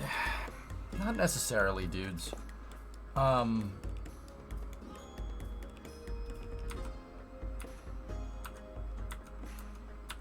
I spent a lot of time with that freaking thing. There's so many hierarchical problems with that pad. I can tell just by looking at it, and I knew because it blew up in my face like multiple times. See? I don't know, dude. With hierarchy, it really depends on what you're trying to make. Like, think about it like this. there's no like one set rule. I have a bunch of small rules for putting stuff together nowadays. Nice. That's NG. That's freaking sick. Fully reusable launch pad. But dude, the Kraken's lurking. Watch the service structure. Watch the tower. The Kraken be lurking on this pad, mate. See the tower? Tower's moving around. Hierarchy.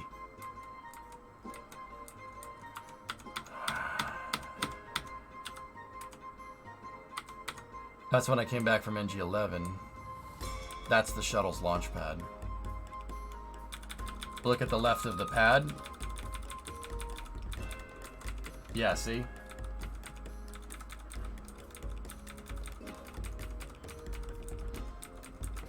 Yeah, that pad's a death trap. But see, this taught me how to put stuff together, so... yeah, there it is. No robotics. The crane lifts up a first stage. No robotics involved. Nice.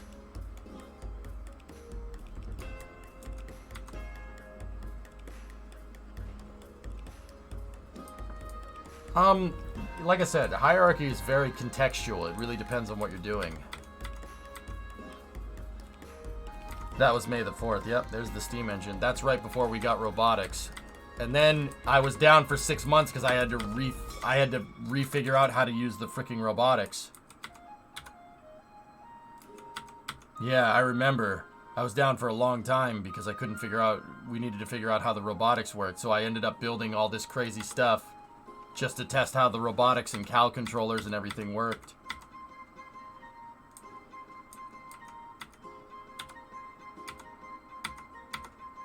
And see, that's when I figured out hierarchy. These tanks are all full of fuel. And it's hanging off the side of the runway and it's not bending. Because I figured out a way to put it together that reinforces the design. So hierarchy is like... yeah, see, that pad never exploded. It was just too many freaking parts.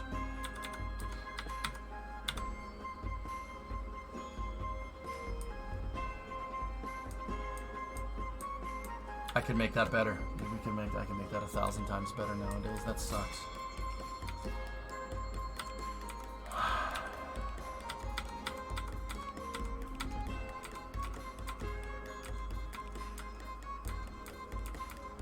And I think that's when we started the career mode right there. So yeah, there's no... yeah, that's career mode. That was May of 2020 right there. I remember I got the pad. I finished up the pad for DM2 and then launched a Condor 9 for DM2. That one's better. So, yeah, with stuff like the hierarchy, guys, here, I can show you with our capital ship here. So, all right. There's a couple of rules that I kind of abide by. A big one is...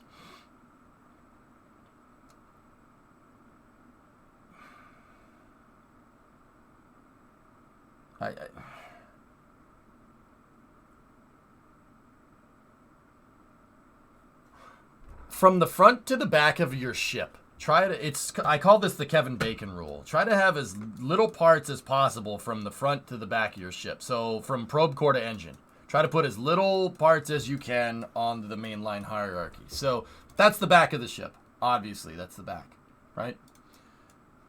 That's the end of the main line hierarchy. So here, let's take Project Endurance and I'll put it into my buddy Theix did a Theix is a viewer in chat. He did a hierarchy viewer, so you can kind of see the relationship between all the parts, how the parts are all put together. It's a good visualizer if you're doing advanced building. So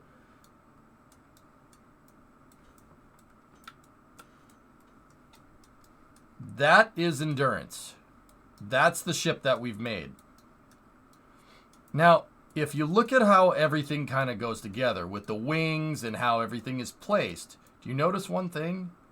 Look at the degrees of separation from the front of the ship, which is right there, or the root part, which is the booster, right? all the way back to the aft fairing. How many parts? 1, 2, 3, 4, 5. 5 parts from front to back. See what I'm talking about? Kevin Bacon rule, 6 degrees of separation. Build your ships like this. At least in KSP 1. I can't say what KSP 2 is going to be like. I have no idea. Now, if you noticed, I have boosters in 4x symmetry right here. See the 4x symmetry? And see how these boosters, even then, 1, 2, 3, 4, 5, 6 to the back, off of these branches, so to speak. Branches aren't very long. That's part of the reason why this thing is so damn strong.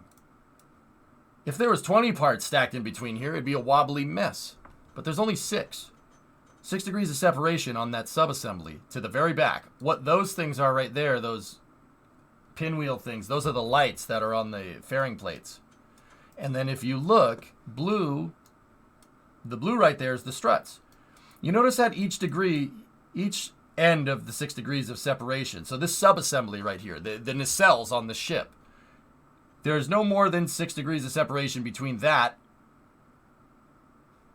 you know, the front of it to the back, and then I'm strutting to the back. And the back is no more than 6 degrees of separation from the root part.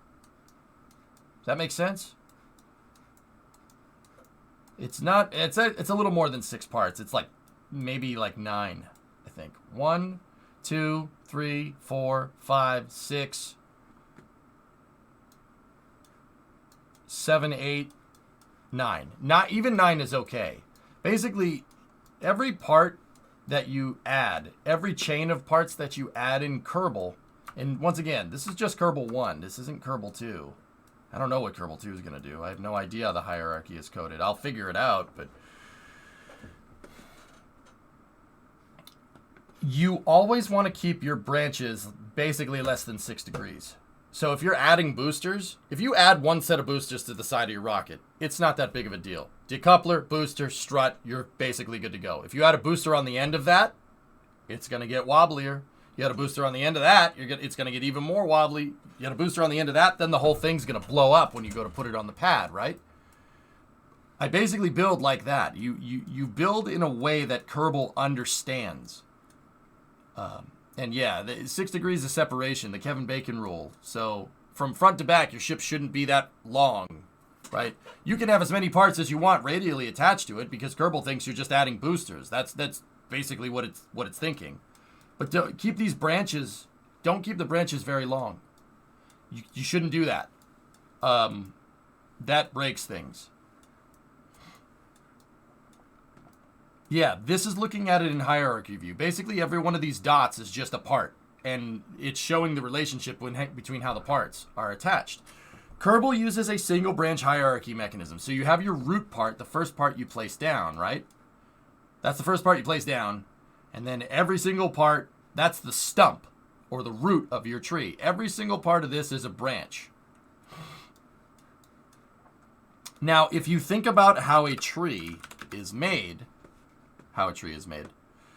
if you think about how a tree works, like you have your ground, right? And then you have your stump right here.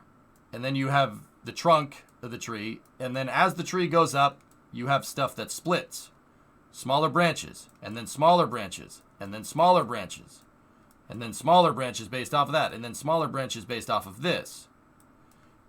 This is how you need to make stuff in KSP. And that's why, you know, no particular leaf is any further away from the tree stump on a tree, like in a kind of just generic looking tree, than any other. The tree kind of grows out into the sides, right? All the leaves are more or less equidistant from the stump.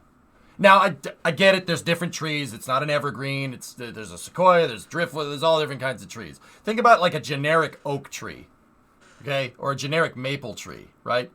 You have a branch that tees off, and then smaller branches tee off of that, and then smaller branches tee off of that. Build like this. You have to build like that.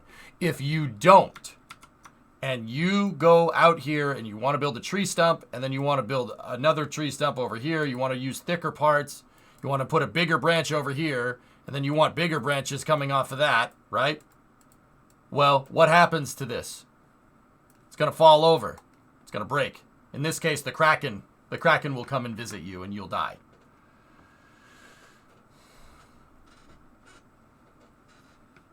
See what I'm talking about? You got to build it like how a tree gets put together. As you get further away from the root part, the further degrees of separation you get away from the root part, the smaller the branches should be.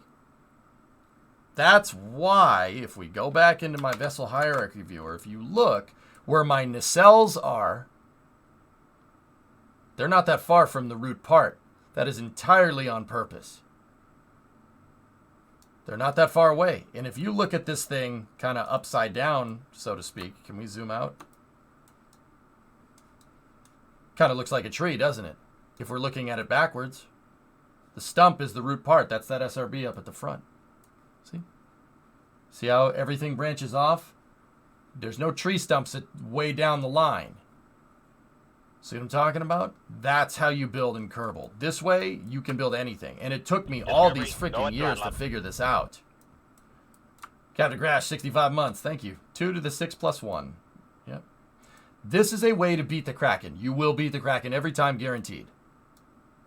The only way that this doesn't beat the Kraken is if you quick save and quick load. Quick loading breaks things. I don't know why, but it does.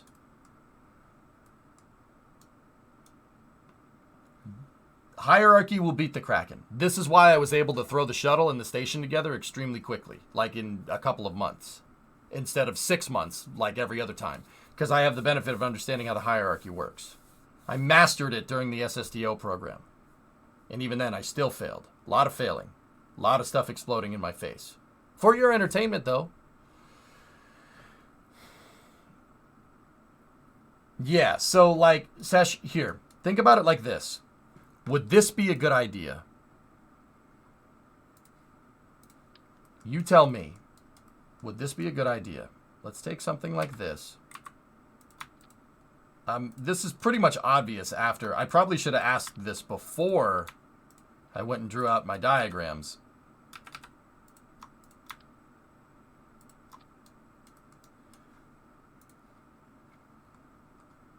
Would doing something like this in Kerbal, like say I wanted boosters, say I wanted more boosters, and we wanted to put boosters out here. Is that a good idea?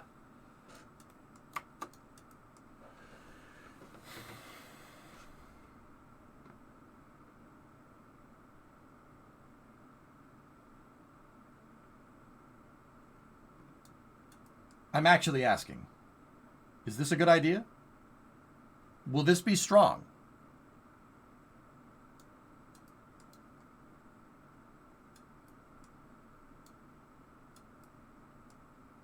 Oh, no, not okay. Clearly missing engines. No, this violates like several of my hierarchy rules. You're putting a tree stump on the end of a tree branch. Bad idea. Bad idea. You don't want to do that. That's not smart. Also, you have like 6 connections to your center line here.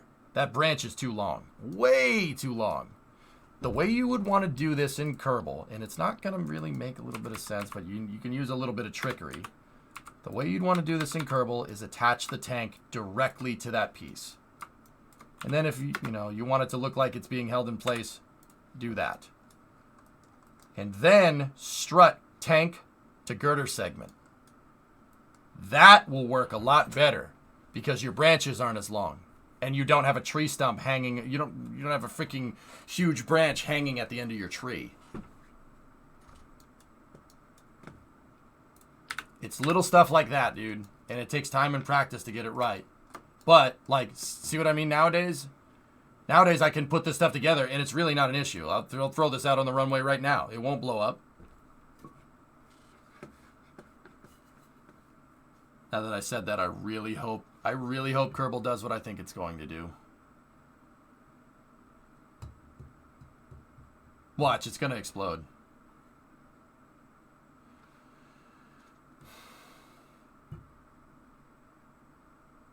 Please, dude, it's going to explode.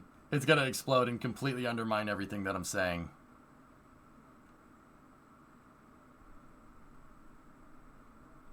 Yeah, no problem, girl. Boom. That ain't going nowhere. Discovery, go at throttle up.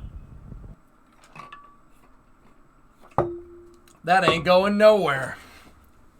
Super solid. And that's one of the mistakes that I learned during the SSTO program. During the SSTO program, I made my branches just a little bit too long on the SSTO. But if you think about it, the people that were here when I was doing the Jebstar, the big SSTO, when I was doing that, that was the only problem with that entire program. Everything else worked fine. Actually, the pad couldn't carry the weight, but hybrid tech would have fixed that damn problem, which kind of sucks, but that's okay. Is this another Kraken-powered craft? Is this another Kraken-powered craft? Why do people always say that like they're, oh, this is another Kraken-powered craft? No, this can work off rocket engines, but it will have a drive if that's what you're asking.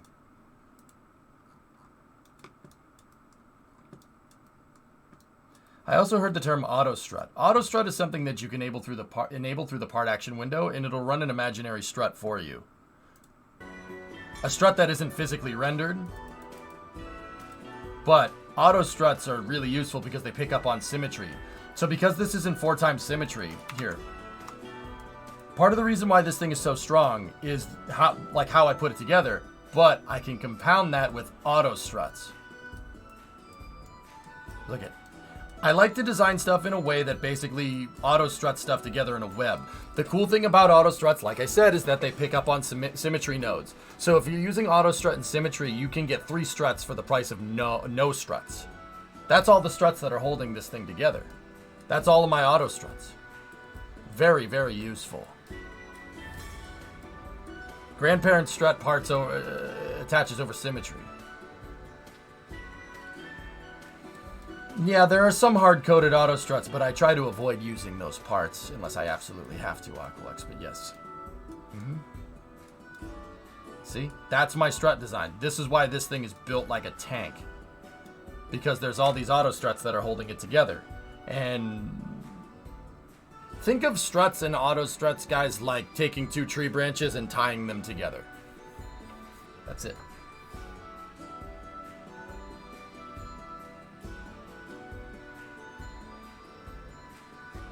Why would you ever not auto strut if you wanted something to bend? Sometimes making stuff bend is okay. That's what you want.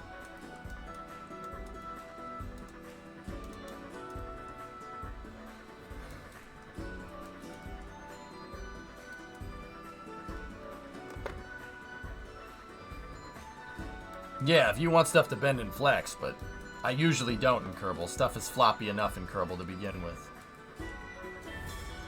But yeah. So I have auto struts set to grandparent. You can do 3 types of auto struts. You can do heaviest part, which is pretty self-explanatory. Root part, which is your tree stump. And then grandparent. I like using grandparent the most. I hate using root and heaviest part. Why?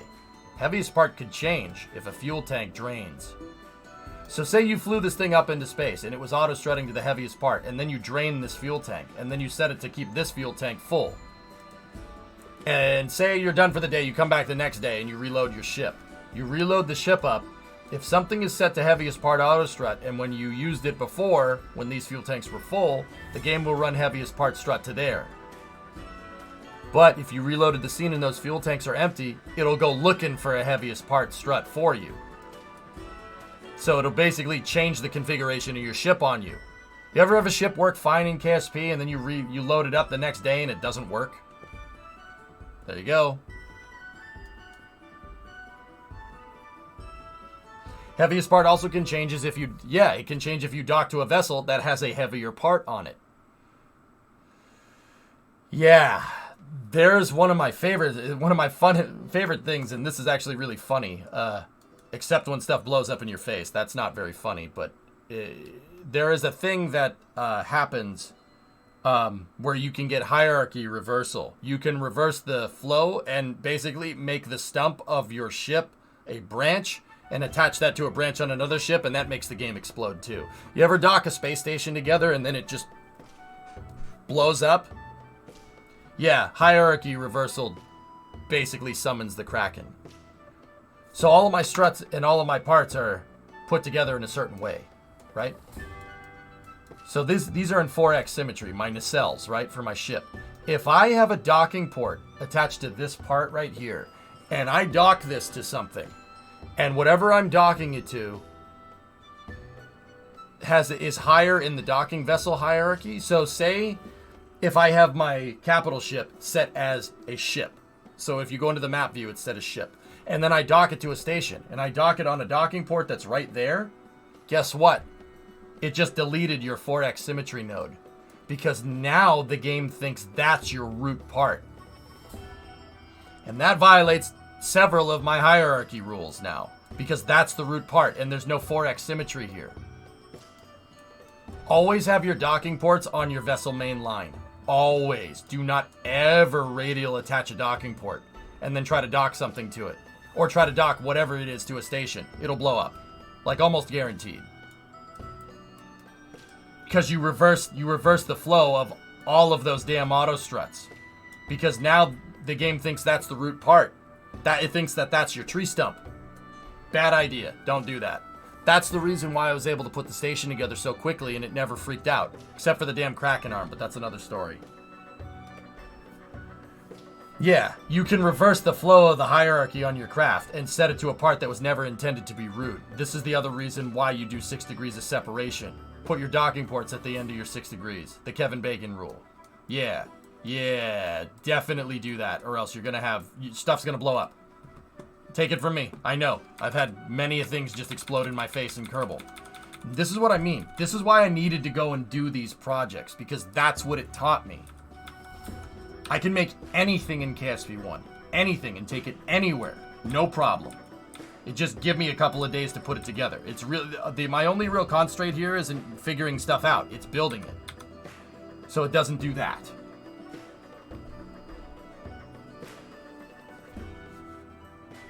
That's right, Novaraptor. Yeah, that's annoying. I hate when that happens.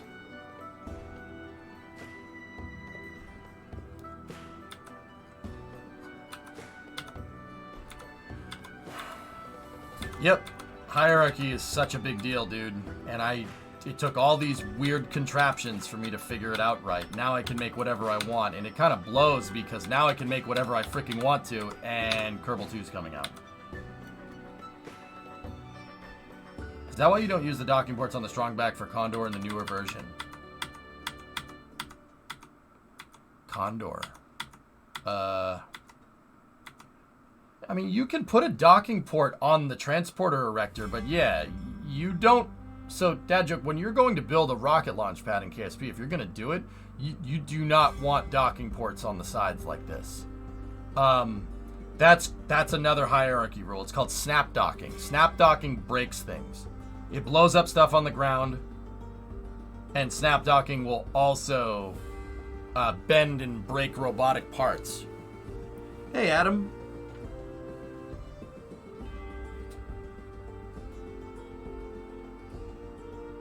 Kraken Blitz? Who the hell is Kraken Blitz? Hayes.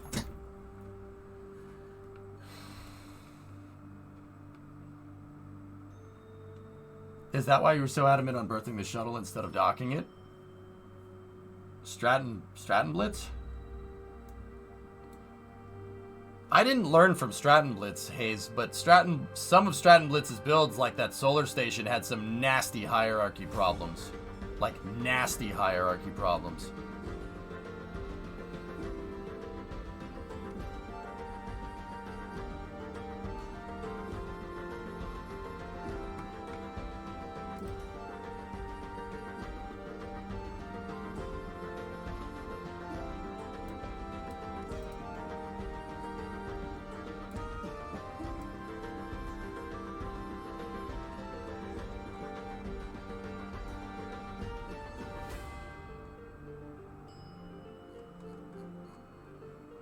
No news about KSP 2 yet?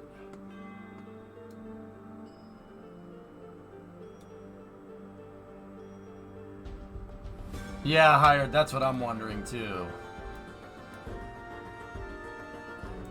Koala, who are you talking to?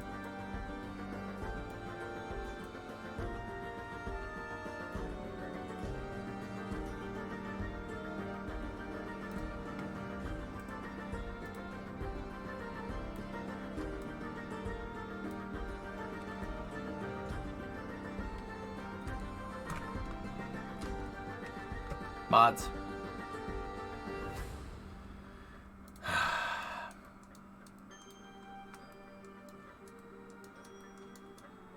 Anyone? And mods? Yeah, okay.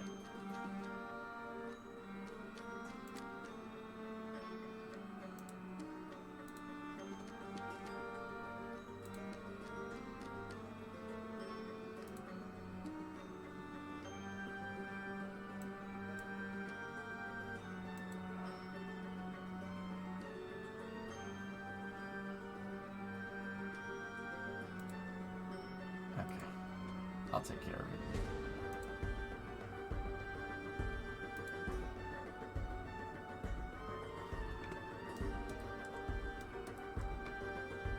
Thanks, KSP. My dashboard wasn't doing it. Adam, any word on KSP2? Well, yeah, I do have word on KSP2, but I can't really say.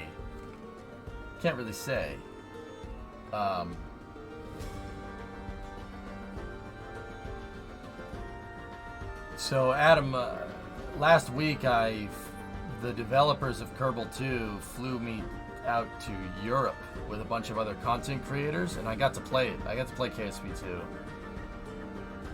2 at the European Space Technology Design Center in the Netherlands, dude. So we were in Amsterdam for a little while, for a couple of days, and yeah, that's where I was. That's where I've been over the last couple of days, dudes. If you're wondering why I went MIA so quickly. This was an early robotics test of mine that demonstrated what you're talking about.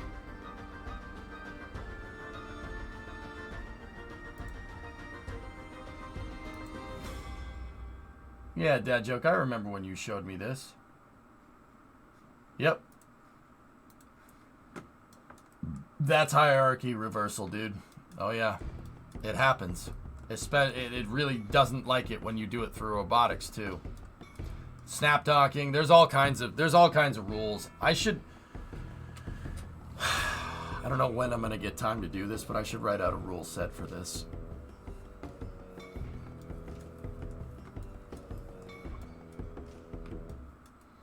I'm often in Amsterdam. Too bad I wasn't there the last few days. Yeah, dude. I flew into Schiphol and everything, dude. It was cool. Neat country. It's not worth the time now, Yarg. Dudes, I just hope that...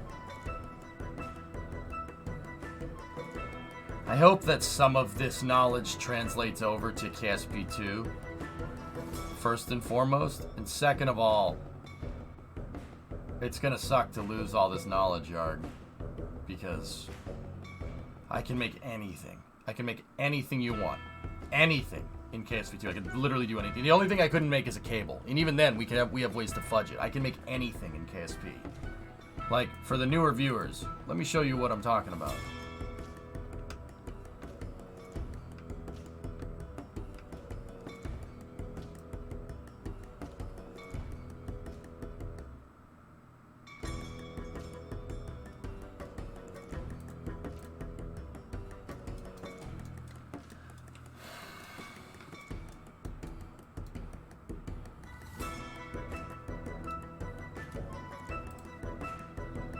Make a forklift.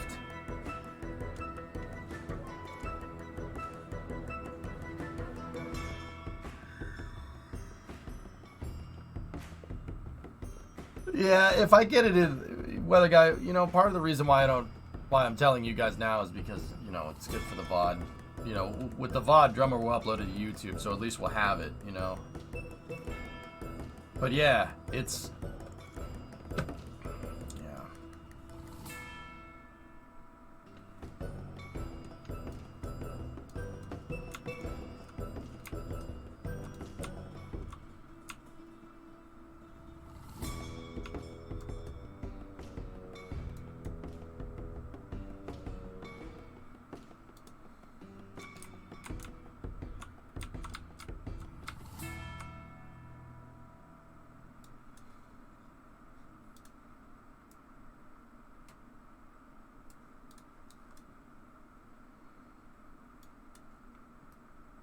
Anything. What about moonlight poles? Who the hell are you? And why do you have moderator? How dare you bring that up? Oh, iBots. Oh, okay. Freaking light poles, dude. Yeah. How about that, huh? Tank treads. All one vehicle.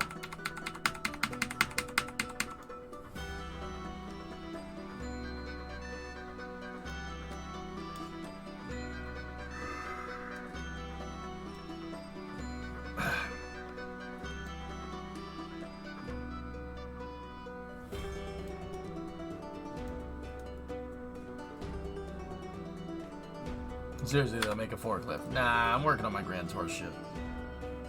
Yeah, dude, you can make it. I can make anything. Tracked vehicles, no problem. Tracked rovers, easy. Easy. Landers, whatever. Stealth bombers, well, not stealth bombers. I can make it look like a stealth bomber and then make it fly, but... yeah, dude, we can make whatever. Shuttles, no problem. Station, easy peasy. And it's a shame, dude, because, yeah... It sucks to have all this knowledge go to waste.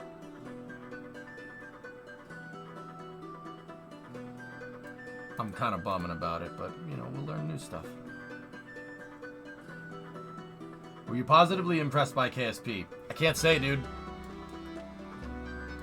OPSEC. Can't say.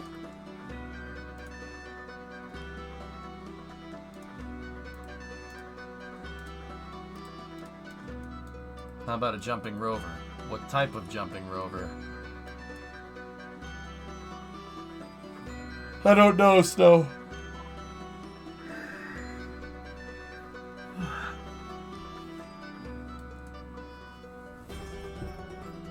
Yeah, XJ, that's true. It just sucks that I'm at this level where I can build whatever I want and KSP 2 comes out, you know? But yeah, like, that kind of... I'm like, I hope... some of the, freaking light. I hope KSP2... nice, they put the light emissivity on a freaking alpha channel. That's funny. I hope that some of these skills translate into KSP2. I hope they do. Because it'd be a shame. It'd be a shame if they didn't.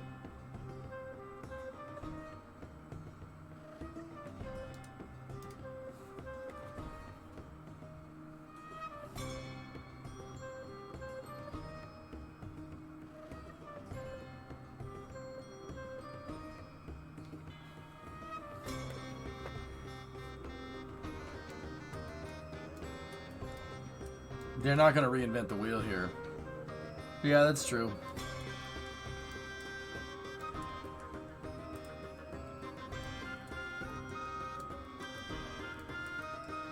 Yeah. So yeah, that's why I'm kind of taking my time and making this ship as crazy as we possibly can go. Hopefully this ship can... my intention here is to teach all the tricks in one shot.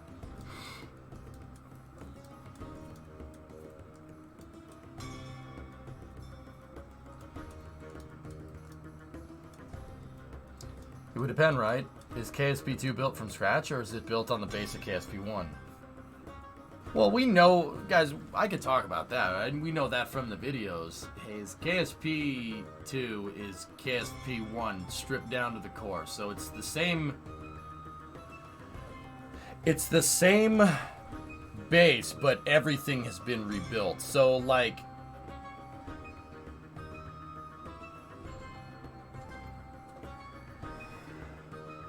think about it like if you had a house, right? You had a house that's a really nice house, but the foundation is cracking. The roof leaks. It's a knockdown, right? But you like the design of the house, right? So you knock down the house and you build a new house in its place that is similar to the old one, right? You're gonna update it. You're gonna build it's gonna have all new stuff in it, and it's gonna basically fix all the shortcomings of the first one, right? That is what KSP2 is. And once again, that's from the trailers, dudes. I don't need to tell you. I'm not talking about what I did, you know, when I was in Amsterdam. No, that's just something that you can extrapolate from watching the trailers. Swagger, I'm not sure if that's the playlist that we have going right now. Let me just double check. No, that's not it here. Discovery, go and throttle up. Playlist is in chat. So it should keep the same base hierarchy building, right? I hope so. Hey, Red 8, 94-month resub. Streaks through the hangar, chased by Kerbal security forces. Hey, get back here! What is a grand tour? Astral Brain's going to every single planet. So we can expect Kraken 2.0. Stavarus, I highly doubt that they've completely defeated the Kraken. I highly doubt it. It's a sandbox game. Alright, Murphy's Law. People will find a way to break it.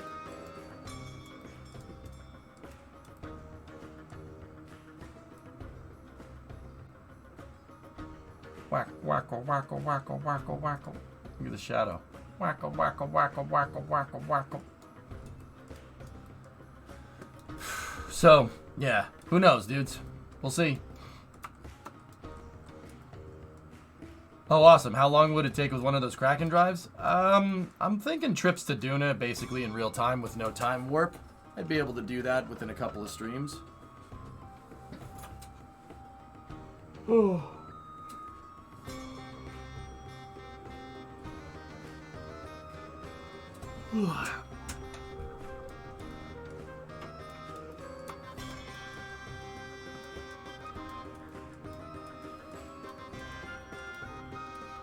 Yeah, they've talked about that in the videos, guys. That's nothing. That's not new information, to be honest with you.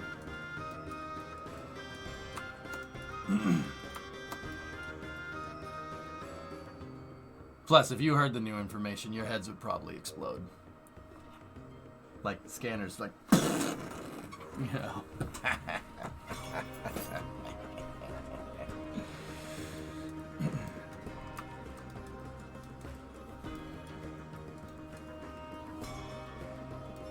Lame.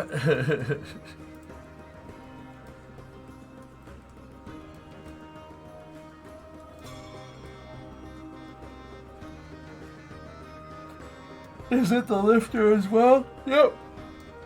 Yep. I'm getting kind of tired, fellas. I didn't get much sleep last night. Jet lag is still screwing with me. Because jet lag's screwing with me because I went to bed at like midnight last night and I woke up at 4 a.m. like, so what's 4 a.m. in the Netherlands? 10 o'clock? Yep. And then I tried to go back to sleep and didn't get back to sleep until like 9 p.m. or 9 a.m. my time, and then slept through my alarms. I'm all screwed up. This recalls back to the comment you made about the rubber banding in the industry. I just saw a 6-minute video explaining train derailments. TRDR, the train industry has been cutting back on safety to maximize profits, and if you pair that with what you were talking about, rubber banding, it makes sense why so many accidents. It doesn't take much to derail a train, Toasty. Yeah, it doesn't take much. Play Railroads Online. You'll figure out what I'm talking about. Arsenal, the anticipation you feel for KSP 2 must be like with Christmas 10 times. I'm looking forward to it, yeah. Just got back. How much mouse panning around the SPH have I missed? Hicketus, hi from the Netherlands. Hello. I was just in Amsterdam a couple of days ago, dude. How many have you missed, Jim? You've missed approximately 600 seconds worth of it. So, you know, mods, if you could just time out Jim for 600 seconds, you know, he'll get to be timed out for the amount of time of mouse, for the amount of mouse panning that he missed. You know? So you had to get a passport. I remember you didn't have one. I renewed it, Adam. Yeah, I renewed it. I would show you, but, you know. I bet they do something to not use a root part, like doing all the math off a center of mass or something. I don't know, maybe. We got a good chassis though here for a ship. We just got to build out. We're gonna block out the rest of the front, and then we'll finalize everything as we go. So you know, yeah, good progress is being made, dudes. And then we got to do the drive payload bay. We got to do the actual payload bay. Maggie, I don't know if this thing could fit an MBB in the back, dude. But I kind of want to do something like that. You know, I want rovers that this thing can kind of deploy out the sides or whatever.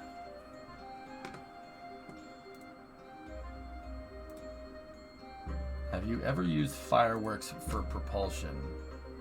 No, but that's cool. I know you can do it. Part count hopeful? We're at 271 parts and 2/3 of the ship hull has been made. So I'd probably guess, Hotel 25, that the final part count for this would probably be somewhere around like 600-700 parts, and that's a little bit of an overestimation. MMB needs a redesign anyway. Maggie, I think we're at the point where I should save the MMB for Kerbal 2. Made a working FTS with fireworks too. That's cool. That's neat.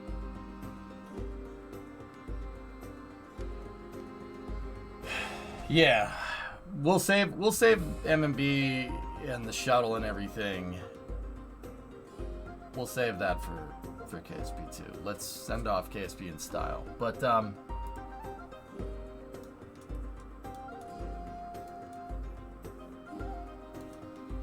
this is good, man. This is really cool. I'm really happy with this design. And then the lights inside of the nozzles is sweet. So what's this thing? It's the start of a Grand Tour ship that I'm gonna make, Toctic. I was working mostly on the aft end of the ship today. This is there's gonna be a payload bay in here, and it's gonna have doors that that open, so you could dock stuff inside, and that basically makes it so it's pulling. It just tows stuff through space. It's kind of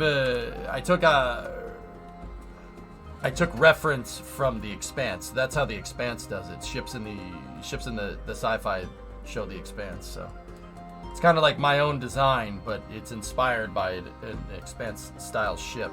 And then the ship's drive core, the Kraken drive, is going to be in here. I'm going to have a game-breaking drive mechanism in this thing. This ship right here will probably go the fastest we've ever gone in KSP by a long shot. Yeah. Easily go the fastest.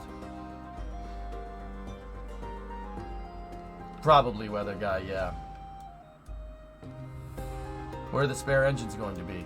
Well, that's why I put a payload bay here, Jim. There's a open area for a drive core, and then these things will open, and we'll be able to swap them out if we need to. And then I gotta build all the Kerbal Hab area up here. Yeah, habitation area up here.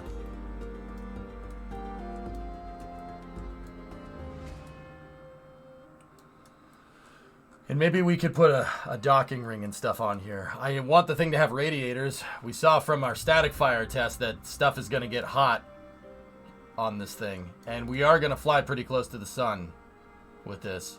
Well, not pretty close to the sun. We're gonna fly enough where we're probably gonna need a radiator, some type of thermal control system. So we're gonna need that. I'm gonna need deployable radiators, deployable solar arrays. Would a rotating ring break with the K drive? I wouldn't be spinning it under acceleration unless you have something to hold it in place. When were you gonna launch this? I don't want to miss it. Ermi, give me like 1 or 2 more streams to get this thing fully fleshed out and tested. And then, yeah. I'll probably have the hull done by tomorrow. Like, we'll have all this finished. And then I'll probably, we'll have the hull done by then. And then we gotta test it. We're gonna go and break the thing, try to break it by doing a test flight out to the moon, and then when it's started to do what I want it to do, then we'll go from there.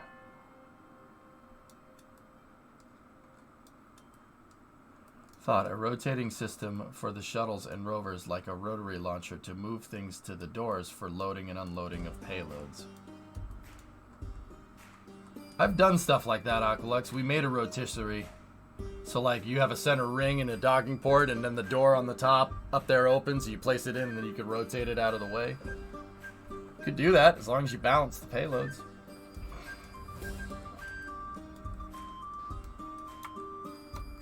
I don't got hydraulics. Can I use air brakes? Payload bays.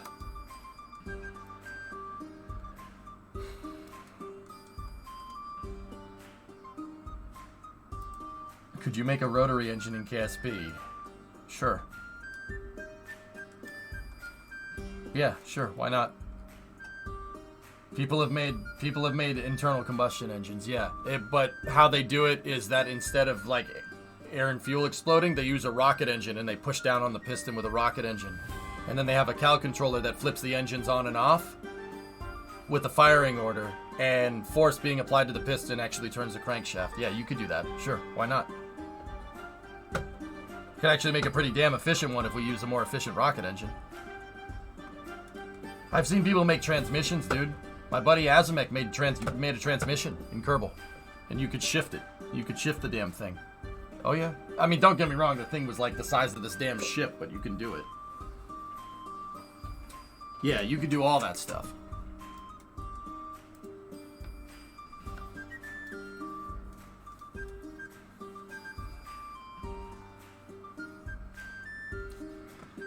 Yeah, Toctic.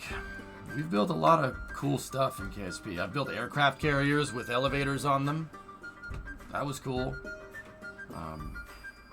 I've built gantry cranes, and I've built VABs outside of the VAB, and I've assembled rockets outside of the VAB. Here, we can go find it. I'll show you. It's down at the end of here. Check this out. I've built cranes, built a VAB outside of the VAB that it can assemble a rocket. So if we want to reuse the first stage, I can actually reuse the damn thing. This is what I mean about hierarchy and launchpad design, see? See? Bridge crane. It uses hydraulics to move back and forth, and then I have a hydraulic that goes all the way to the ground. You could pick up stuff up off trucks and fly it. I also built that once. Yes, that is what you think it is. It had some hierarchy problems. That's why it's in space.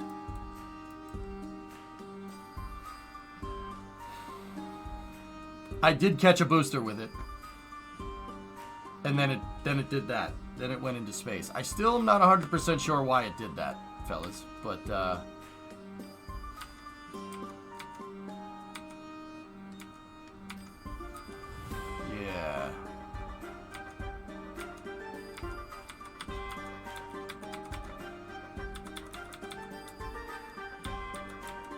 Is there a clip? I don't know.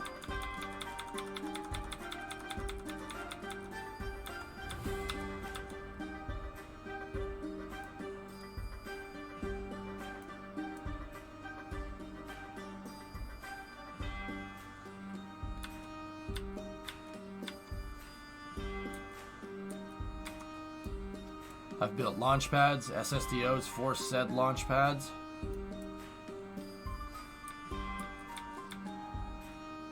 Fully reusable. Anything blow up? Not with that one. Built helicopters. I've used helicopters to recover parts from crashed ships. Yeah, that's an entire launch complex for the small SSTO with a crew access arm too. Didn't even put it on the launch pad. I can put it wherever I want. And I did that without Kerbal Konstructs. Oh, I missed that thing. Hybrid tech could have fixed this. That's what pisses me off so much. I wish I had more time. Hybrid tech could fix it. It could fix that pad. Absolutely.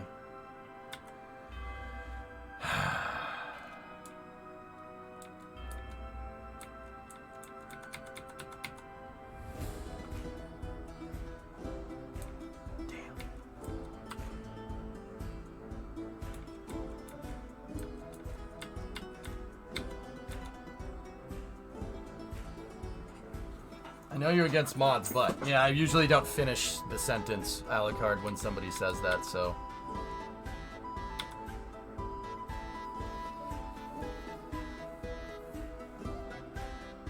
Yeah, Sean, yeah, there you go.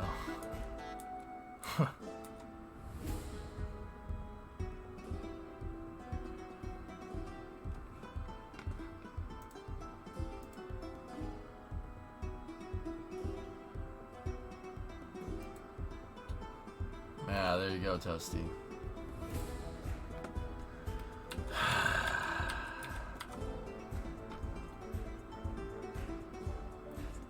That was the day I had a nervous breakdown in KSP. I stopped playing for like 6 months. I couldn't do it. It was too much. And then, you know what? It turned out that spending some time away from KSP helped me. Because we figured out hybrid tech. And that should teach you one lesson amongst anything else. Just keep going. But then again, one could make the argument that I needed to take a break to get this to work right.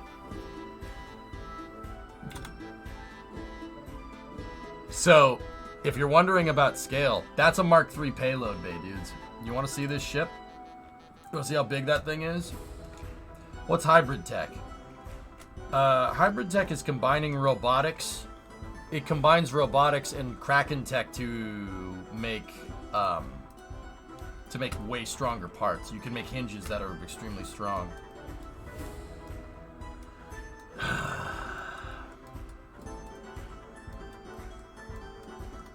No, Magi, they did not.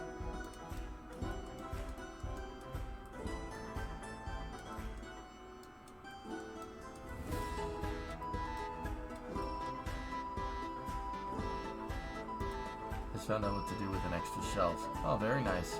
Ha! KSP release.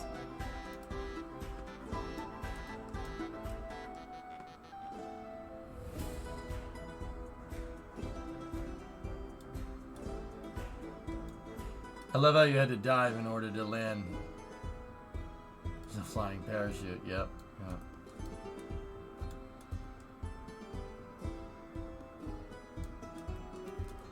Dude, all we would have to do is just take the damn control point and tilt the control point. Tilt the control point.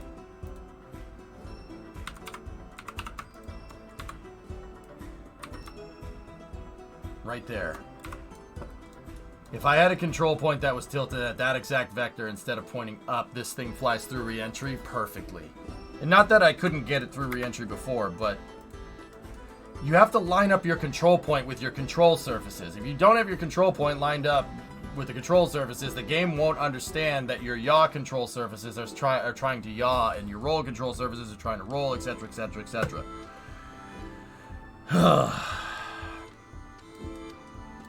That would have fixed the re-entry instability problems that we encountered, and then hybrid tech would fix the stupid pad. Is this the current craft? No. No. That's Dart. And then some hybrid tech hold down points for the launch box, and this thing works great. It sucks, man.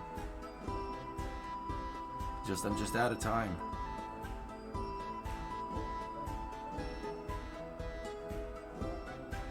Like, I know I could come back and fix it. I know we could, and maybe we will someday. I don't know, but like, even if I do fix it, then what? What are we gonna do? Run missions with it? No one wants to see that. It would be, all this thing is good for is just fixing the pad and then flying it a couple of times, and then that's it. You could totally recess that cargo bay right down to the door hinges. Oh yeah?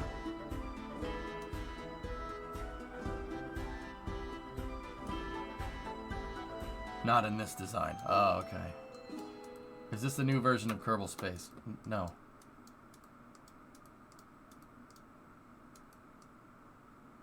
Yeah, I mean, not maybe. Anyway, yeah, we'll finish this off right. And I just, yeah, it sucks because I feel like I have so much unfinished business in KSP. But hey, we'll get there. This ship should finish all the unfinished business for the most part.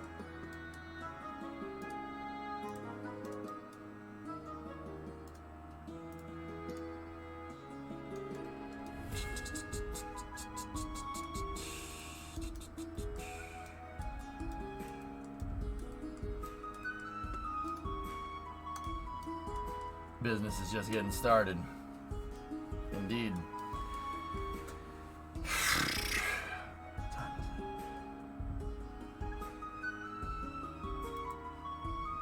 What's your proudest creation? Shuttle. The shuttle, Erudite. The shuttle you saw me make. That is the best, the shuttle to the best of my abilities. In stock KSP.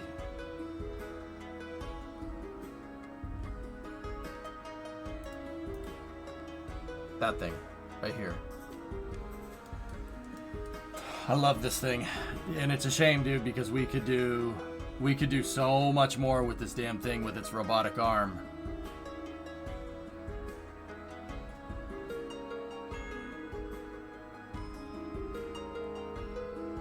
Yeah, Eukerman, that's true, that's true. Is it plan to put Grissom on the front? No. Maybe something like it, Ernok, but no.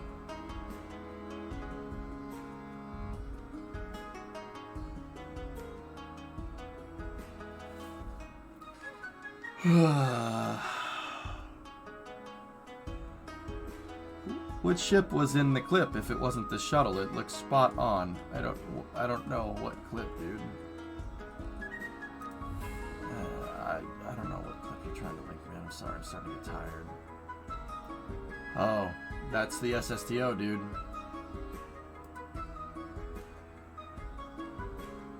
Yep.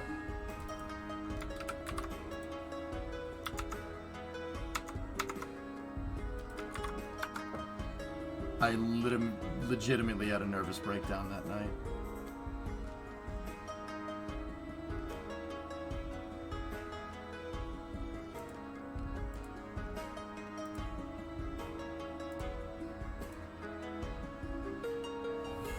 That was months of work down the drain.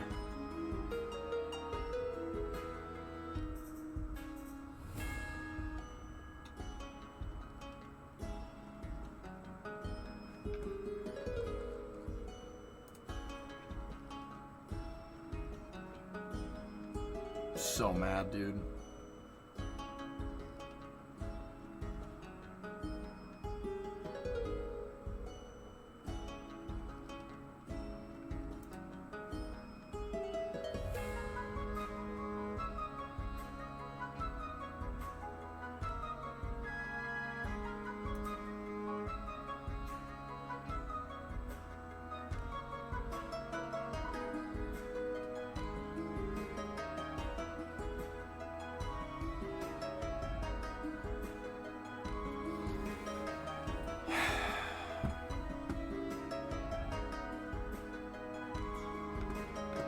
Dude, I'm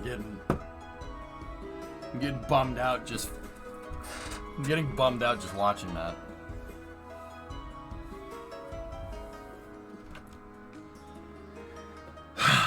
That event made me quit KSP for 6 months. I'm like, I don't want to play this. I have no intention on playing it. True story, dude. Didn't want to touch it. That was like a low point, man. Seeing that thing blow up. That was literally like a half of a year's worth of work down the drain.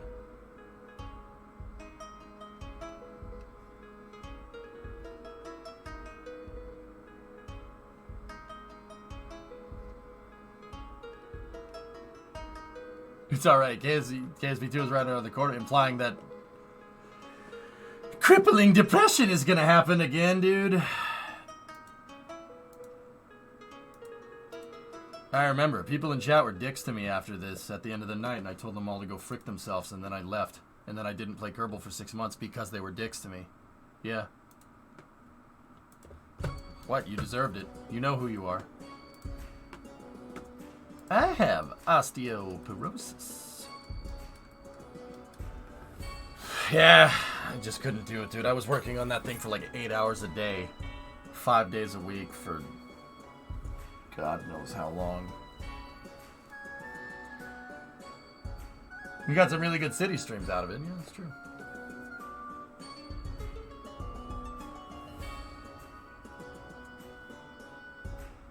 It's not funny, 95. I had a legit panic attack over this damn game. It's not funny, dude. It's not funny. Yeah, neat. I just wish I finished it, man. I always get these projects like 98% of the way there, and it's always that final stretch that always gets me. That's why it sucks so hard, man. And then I figured 6 months later, I figured out that it would work. It's, you know what the weird part about that is? That's eerily similar to how Venture Star actually went down. Venture Star literally did that. It blew up, and then they're like, nah, screw this. And then they figured out a fix for it like 6 months later. That is eerily similar. It's weird, man. I don't know what, like, how does that even, dude. I said I wanted mission mode to replicate real life. I didn't want it to replicate real life that much.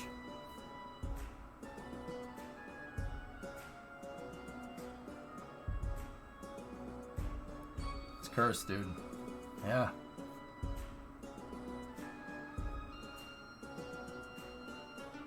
Hayes, the parallels are uncanny, dude. It's so weird, man.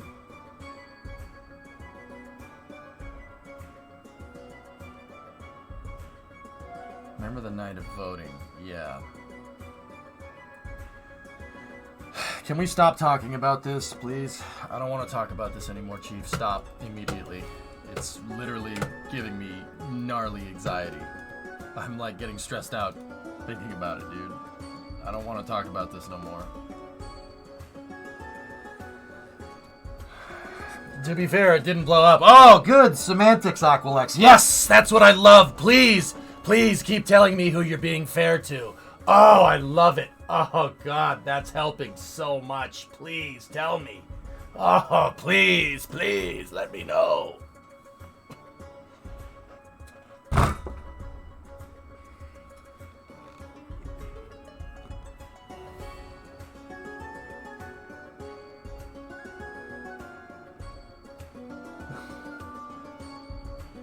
Okay, I'm good.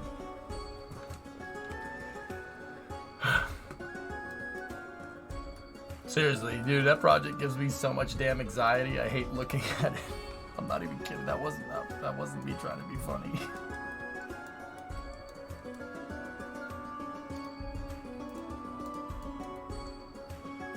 Oh boy.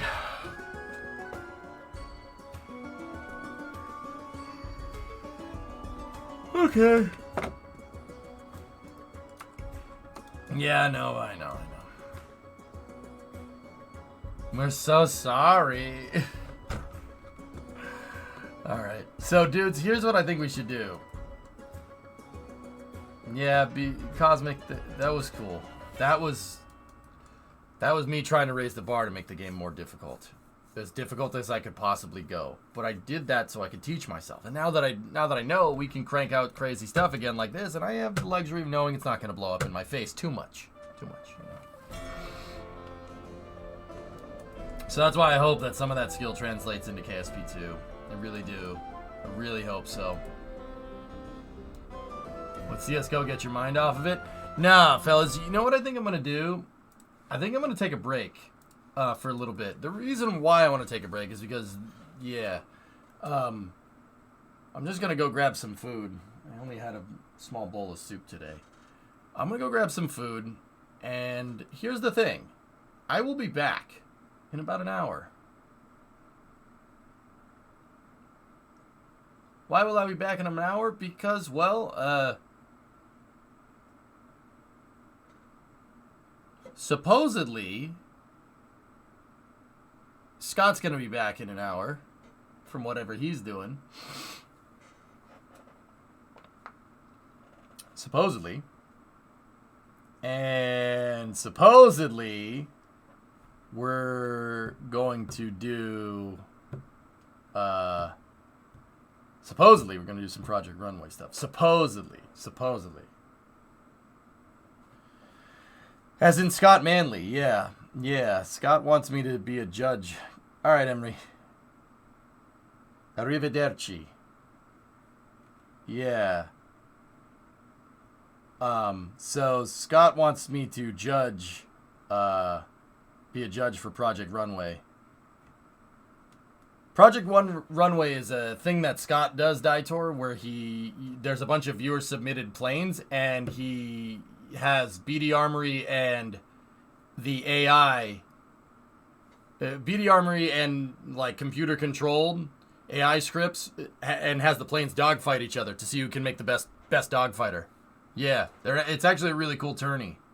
I've entered planes in it before. My planes didn't work. I think I entered my Su-35 or something. Yeah, it's really cool. So I'm not sure like what streaming is going to entail, and I'm not sure how this is all going to work, but you know, we'll wing it. So yeah, I'll be back in about an hour, dudes. No, Runway Project. Project Runway is a reality fashion. Oh, more semantics! Oh, God! Yes! Yes, I love it. Please keep doing that. Please keep doing that. That doesn't make my job harder. No. That doesn't make my job harder at all.